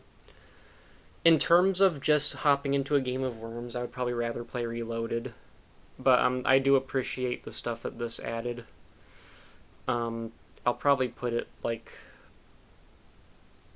below Earth Defense Force, and Battlegrounds will probably just go right in front of it. I don't really have a lot to say about Battlegrounds. Yeah. Street Fighter V is a lot of fun. It is. At launch, it was not great because I think there was. What would it have been like? 14 characters at launch, I think. I'm pretty sure. 16 maybe. It's pretty small Yeah, considering I've Street heard- Fighter 4 had like 30 or 40 something. Yeah, I've heard pretty mixed things about Street Fighter V at launch. Launch Street Fighter V. It's kind of the opposite of Overwatch, really. How the first like year of Overwatch was a lot of fun, and then they just started nerfing and changing all the rules and stuff. Street Fighter V is cool because they've added so many characters and they've added so many like abilities to the characters within the game. And Wasn't there not even an arcade mode at launch? I'm pretty sure that's right. It's either that or story mode. I can't. Because remember. I think that's what pissed people off the most. Yeah, they were missing a lot of shit. The game just basically wasn't finished. Yeah, But Tekken 7 was out in Japan. They had to have something ready, yeah. and what they did was they pushed that console release before Tekken 7. I'm pretty sure is why they did that. Mm. But it's blossomed into a pretty fucking fun Street Fighter today. It's probably my second favorite. Third Strike's my favorite Street Fighter. Mm. I feel like 5 obviously has a better roster because at this point half of the Third Strike characters are fucking in it. But yeah, it's pretty fucking epic to be honest. I was just playing this the other night actually with some of my buddies. All that being said, I still don't think I'd put it incredibly high on here. It's definitely better than these games. I don't think I'd put it above World at War though. But it's a lot of fun. It's definitely, if you want to get into Street Fighter, it's obviously the one you want to get into because it's the one people are playing right now. It's the easiest to learn. There's so many cool characters in it now. If you buy the special edition or the what's it called, Champion Edition, I think. So there's just so much to do with it. I think it was free on PS Plus like a few months ago. I think it was too. I don't know if it was the Champion Edition. It probably wasn't. But yeah, definitely now is the time to get into Street Fighter. That's your thing.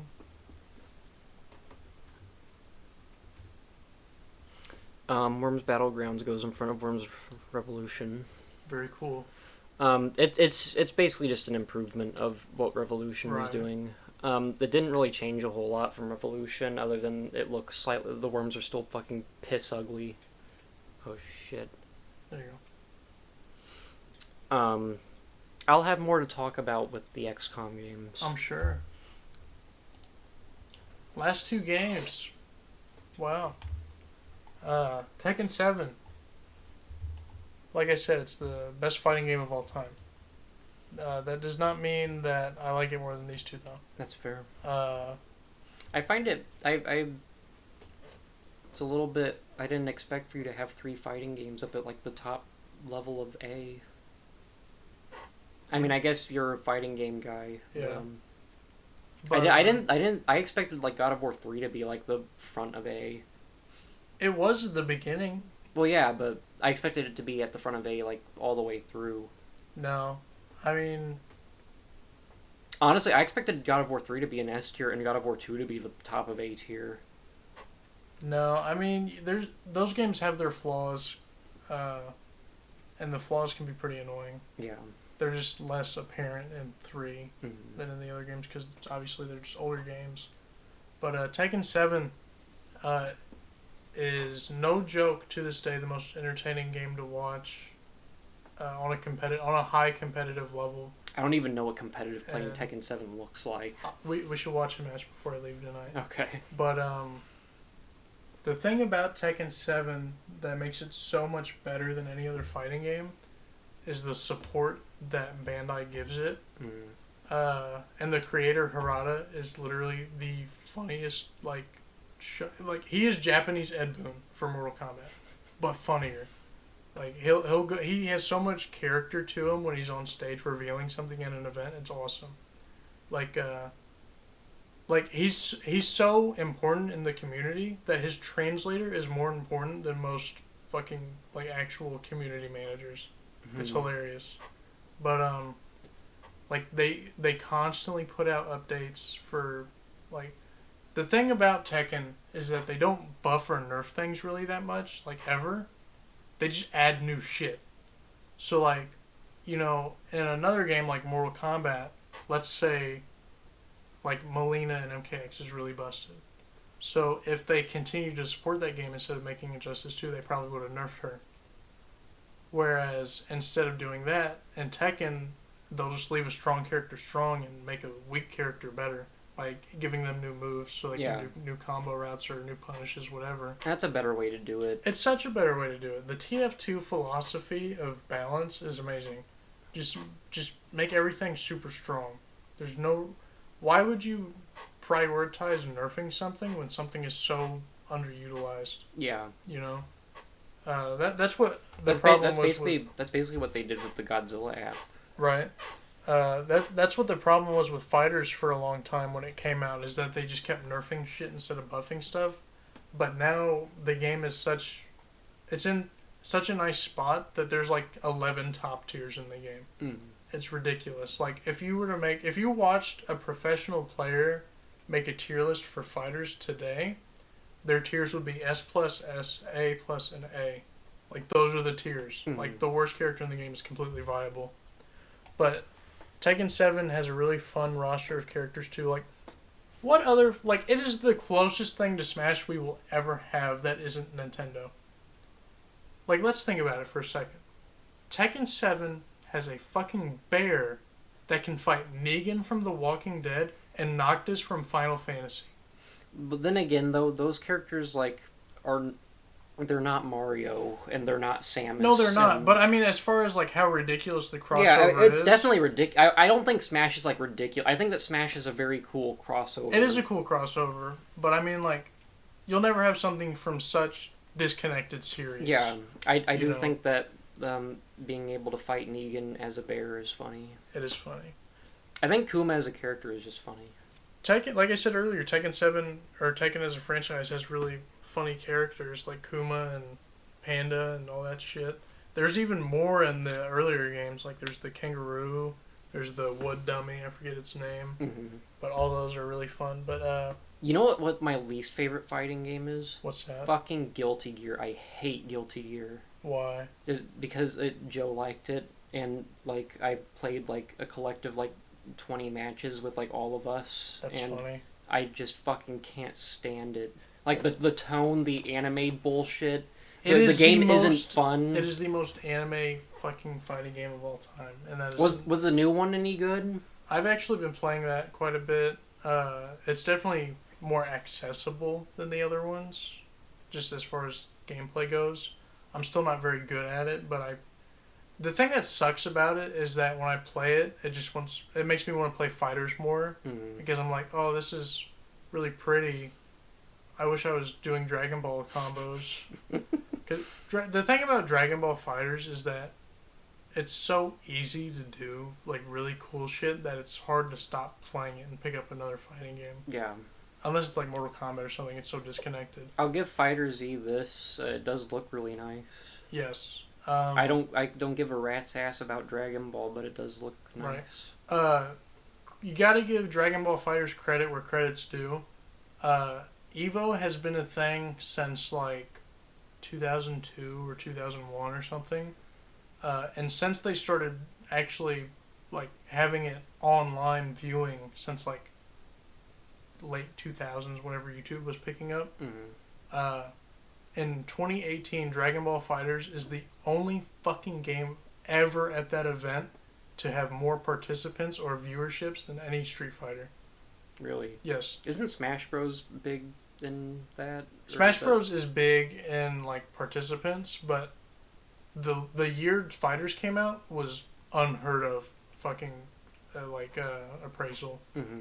But, to beat out Street Fighter for viewership is fucking massive. Didn't they fucking kick MVC 3 out for Infinite? Yes. Yes. And then they just stopped doing Infinite because no one liked it? Infinite was there for 1 year, and then the next year... I think 2019 was the first year there was no Marvel Yeah. at all at the main event, because the main event's always like 9 games. But they still do side tournaments and stuff for it. But yeah, Tekken 7 is a masterpiece of neutral. Like I said earlier, talking about how when it's a slower pace and you're watching it, you can really like feel every thought that's put into it. Tekken 7 is the perfect Yeah, example. Tekken and Soul Calibur feel like very thought-worthy Yes. fighting games. Yeah, Soul Calibur is a bit different because I feel like the mechanics aren't near as smooth. Oh yeah, Tekken 7 has the best hitboxes in a video game ever. I believe it. It's ridiculous. And Tekken 7 also has the slow-mo thing, where like if you're both going in for a punch at the same time, and like let's say you're playing as Dragunov and you go for like your fucking like dash forward medium or some shit, and he's like doing this like sliding like punch, and then Kuma's going for like an overhead thing, but because he's crouched into the punch, Kuma's paws don't reach his head yet, and he punches Kuma and wins. And it's all in slow motion, and it's the most ridiculous shit. I love it. XCOM. Let's see XCOM. Do you know anything about XCOM? Only what you've told me. It is just better Fire Emblem. Fire Emblem isn't really a fair comparison. No, not at all. Because this game like completely blows anything in Fire Emblem out of the water. I don't really know what game to compare, because all the games I can think of that are like XCOM are just like like that Mario Rabbids game just copied XCOM. Right. Into the Breach is just an XCOM ripoff. I mean, those are good games. I love those games. I actually really like that Mario and Rabbids game after playing it. I don't like it as much as XCOM, but Right. Enemy Within, I think I might like Enemy Within more than XCOM 2, just because the way that the gameplay works is different, or not even the gameplay, just like the way that you play it, like the way the matches are.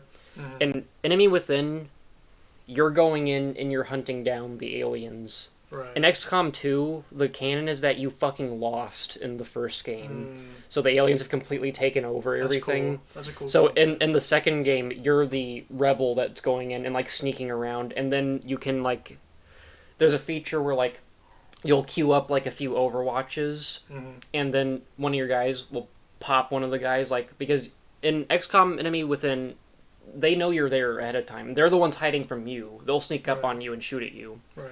In XCOM 2, you're sneaking around, you're setting up your ambush, and then you'll like blow one of them, and as soon as they start running, like all 5 of your guys just like gun them down. And by that point they know you're there and they're coming at you. Mhm. I think I like the way Enemy Within works more, just because I like that gameplay loop more of like Sure. hunting down the aliens and getting jumped by them. I do think that the way it works in XCOM 2 is very interesting, though. It's a nice way to put the franchise on its head. Enemy Within is an expansion to Enemy Unknown. Mhm. It adds like mech units and stuff. It's just a better version of the game.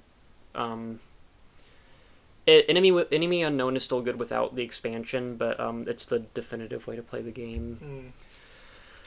Now, where would I put it? I like this game in the same vein that I like a Monster Hunter game or something of that caliber, like FTL. Or it's a very fun game to just jump into, play a few Yeah. matches.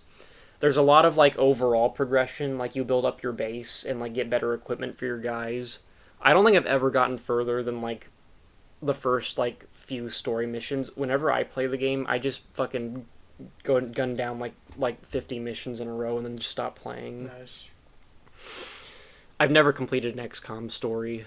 I just played a shit ton of matches. Yeah. I don't even know how the games end. So That's awesome.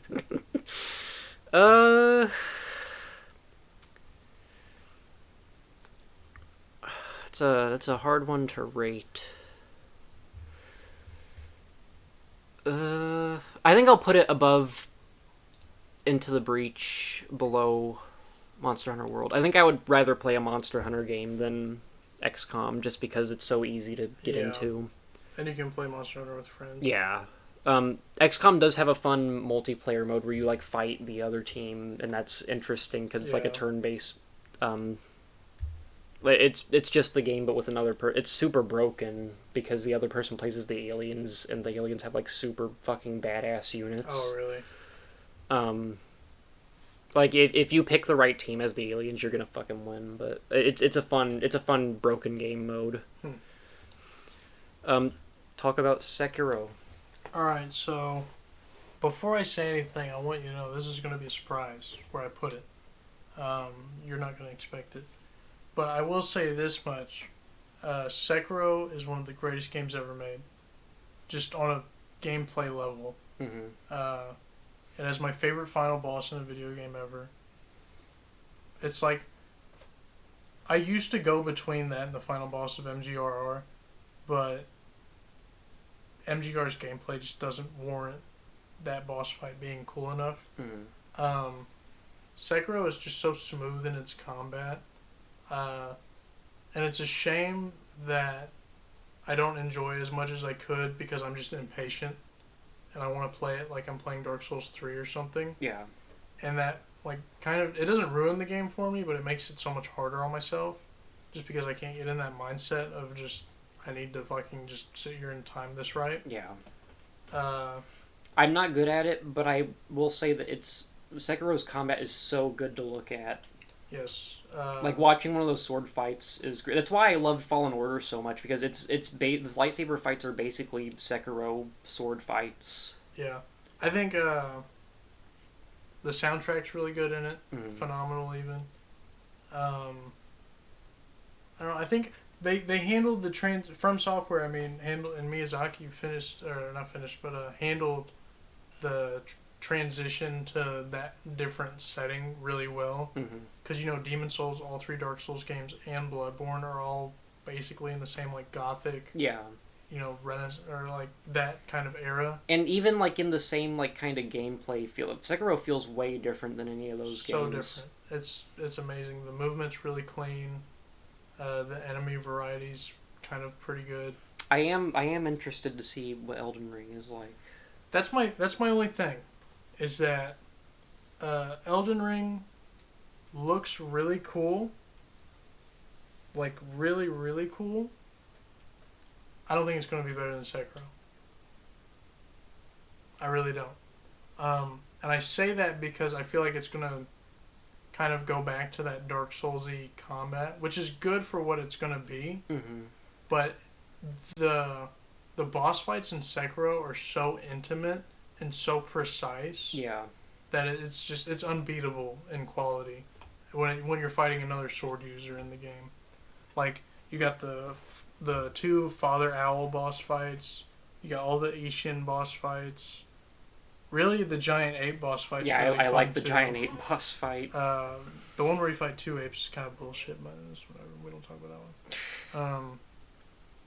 Yeah, I think we need to go through and beat that game sometime though, because it is a fucking. Yeah, we got a lot on our plate because you got to play the Ratchet and Clank games. I got to play Dark Souls. I just had an idea, by the way. I'm gonna place this and I'm gonna tell you the idea. Okay. But I'm gonna put it right here. I think. Okay. Well, when you started out like praising the game, I thought you were gonna place it like low or something. No. That doesn't surprise. I mean, it surprises me a little bit. It surprises me that you like it more than Bloodborne. I like it more than Bloodborne for a few reasons. Bloodborne has a handful of parts of the game where, like I will play through most of Sekiro, and, like, there's no individual zone where I'm like, oh, God, Mm. But there's 2 or 3 in Bloodborne where I'm like, this is why I don't play this game that much. I hate games that have parts in the game like that like make it hard to play. It honestly sucks because the only FromSoft game that doesn't have an area, like, out of the Souls games, that doesn't have, like, more than one area that I don't like going through is Dark Souls 2. But that's, like, the longest one and the most boring one. So it's just unfortunate. But no, Sekiro is fucking great. The prosthetic weapons, the limited customization kind of sucks. But like I said earlier with how precise the boss fights are, it just makes the game much more intimate in how the combat works, which is a good and bad thing because the freedom of the other games is really fun and it makes replaying it a lot more fun. But the difference between, I've learned this since the last time I critiqued this game a few months ago is that the difference in replay value between Sekiro and the Souls games is that in the Souls games, you can have a different experience, right? So it's all about the fun or like challenging yourself, like, oh, can I beat the game with this weapon? Mm. The thing about Sekiro that is so awesome is that at least for someone like me, not everyone plays games this way. The thing about Sekiro is that the only benefit you get to playing it more than once is getting better. That's it. Like, perfecting it. And the way the combat works is that it is meant for the player to perfect it. You know, it's so just on the money with how you're supposed to do it. And for that reason, it makes it one of the best games to watch speedruns or do speedruns of. Yeah. Like, no joke. You know, you gotta do skips and stuff for, like, Bloodborne, Dark Souls, whatever. In Sekiro, you just run and you go kill bosses. And it is so much fun to speedrun that game. Mm-hmm. Like, whenever I was actually playing it, I could get, like, to the first main boss. Not like the troll boss, but, like, the first, like, actual boss at the top of the, like, dojo or whatever. I could get to him in, like, 12 minutes. And, like, start the fight and beat him in, like... I was under the minutes, impression that you hated Sekiro. Like, I think a year ago you said that you, like, hated it or something. I did hate it at first. Okay, so I tricked myself into hating Sekiro when it came out because, you know, it's... Oh, the Dark Souls guys are making a fucking Ninja Samurai Shinobi game. That's awesome. And I said to Chase, I'm not going to watch any trailers. I'm not going to look at any news for it. I want to be completely blind when it comes out. And when it came out, it was not Japanese, like, samurai Dark Souls. It was something completely different. Yeah. And so, it's not what I wanted. But it's what I got, and I've learned to really appreciate it for what it is. And I think it is... like a top 5 game of all time, easily. It's up there with like Lego Pirates of the Caribbean. That's a joke, but I know. I really do like it a lot, and that's my tier list right there. Nice. Are you gonna fine tune it at all after? No, mine's completely fine. Really? Yeah, I think that mine's a fucking mess. that's fine. Well, this is gonna be a boring one because XCOM 2 is probably just gonna go. I know I said that I like the gameplay loop of the first XCOM more, but XCOM 2 does have a lot of better shit in it, and it is really satisfying to like get an entire ambush set up and just let loose. XCOM 2 is also like fucking brutal compared to Enemy Within. Yeah. You've said that before, I think. It's so fucking hard. I probably need to put more hours into both of them, like actually like beat the game. Yeah. But Hell yeah. A whole lot of A's in mine. A whole lot of B's in yours. yeah, If you put the Lego games with the B's, they're about the same as my A tier probably. yeah, probably. The important thing is just like these two rows. Yeah. Or all of this shit kind of just like melds The main takeaway together. from the whole probably 7-hour video this is going to become is play Red Dead 2. Yeah, and play God of War. Those are the two. I think those are the only two that are both in S tier. Yeah. There's one Resident Evil game in S tier from both of us. Yeah. I could be persuaded. I really like the Outer Wilds. Like I could be persuaded to put that like all the way up here, but I'm not going to because I love Ratchet and Clank and Super Metroid so much.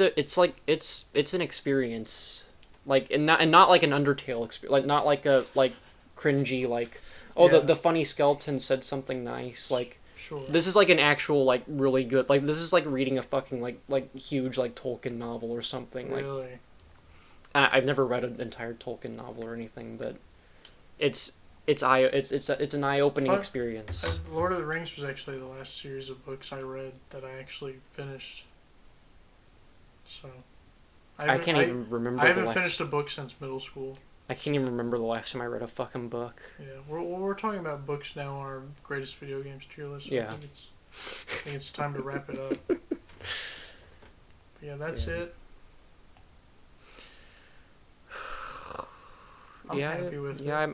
I'm fairly happy. I like I said, this is like all scatterbrained. I could probably fix this up a little bit, but yeah, Off the dome, that's it. yeah. Like I said, this is the shit that's important. Yeah.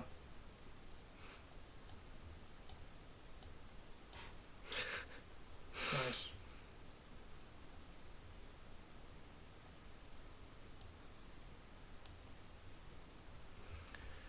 Yeah, every Lego. What did we learn? We learned that every Lego game is the same except for the complete saga. We learned that every Telltale game is the same except Wolf Among Us and Walking Dead Season 1. We learned that the first Ratchet and Clank is the best one. Let me see. Actually, you put Rift Apart ahead of the first Ratchet and Clank.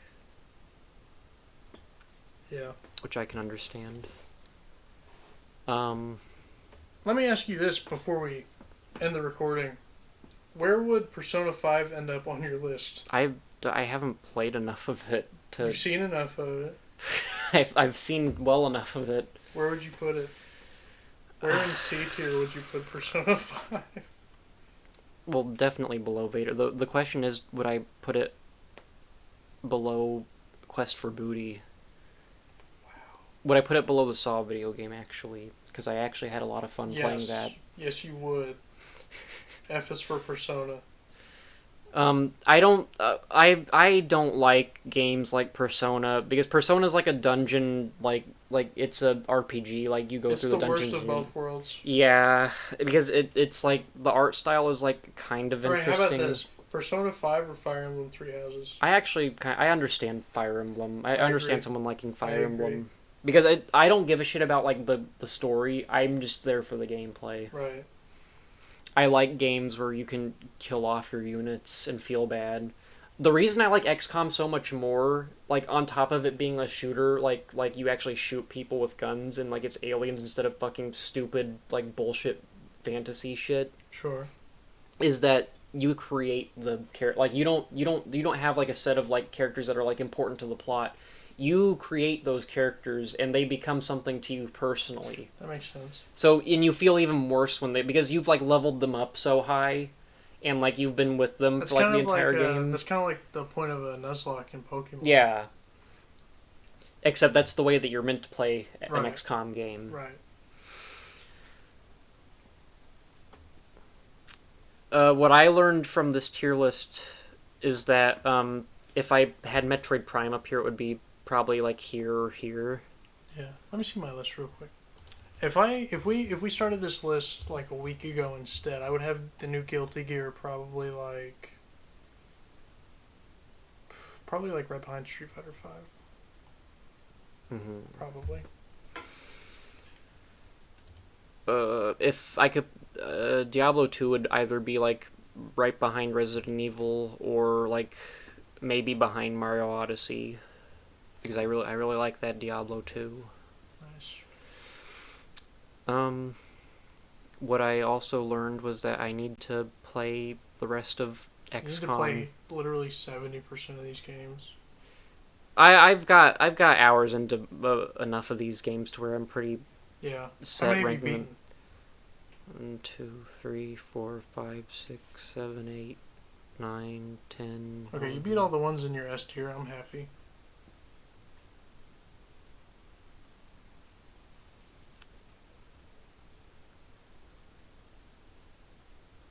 I actually haven't beat Shadow of War. I did beat Mordor. I've actually, me and Brandon were talking about that earlier when we were watching Lord of the Rings. I need to play those. I'm actually curious now though.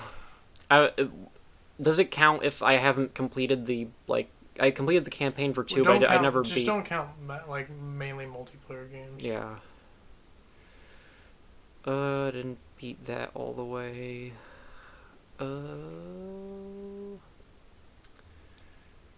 Stop it. Didn't beat XCOM. I've never actually. I did beat FTL once. Never beat Generations Ultimate. Never beat San Andreas. Never beat 4.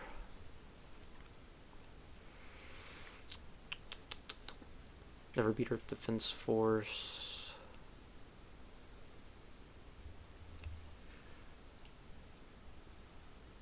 Yeah, I've beaten most of them. That's good. I didn't beat All for One or Full Frontal Assault. No, I didn't. I did beat Quest for Booty. I beat all that shit. With a lot of these, the problem is it's just been a while, so I don't really remember Fair a lot of enough. them. But yeah, most of these games I have beat or put a significant amount of hours into.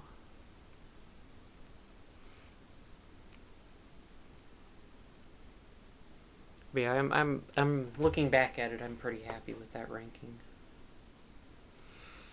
Nice. It was nice to talk about Outer Wilds and Decepticons for the DS. That was awesome.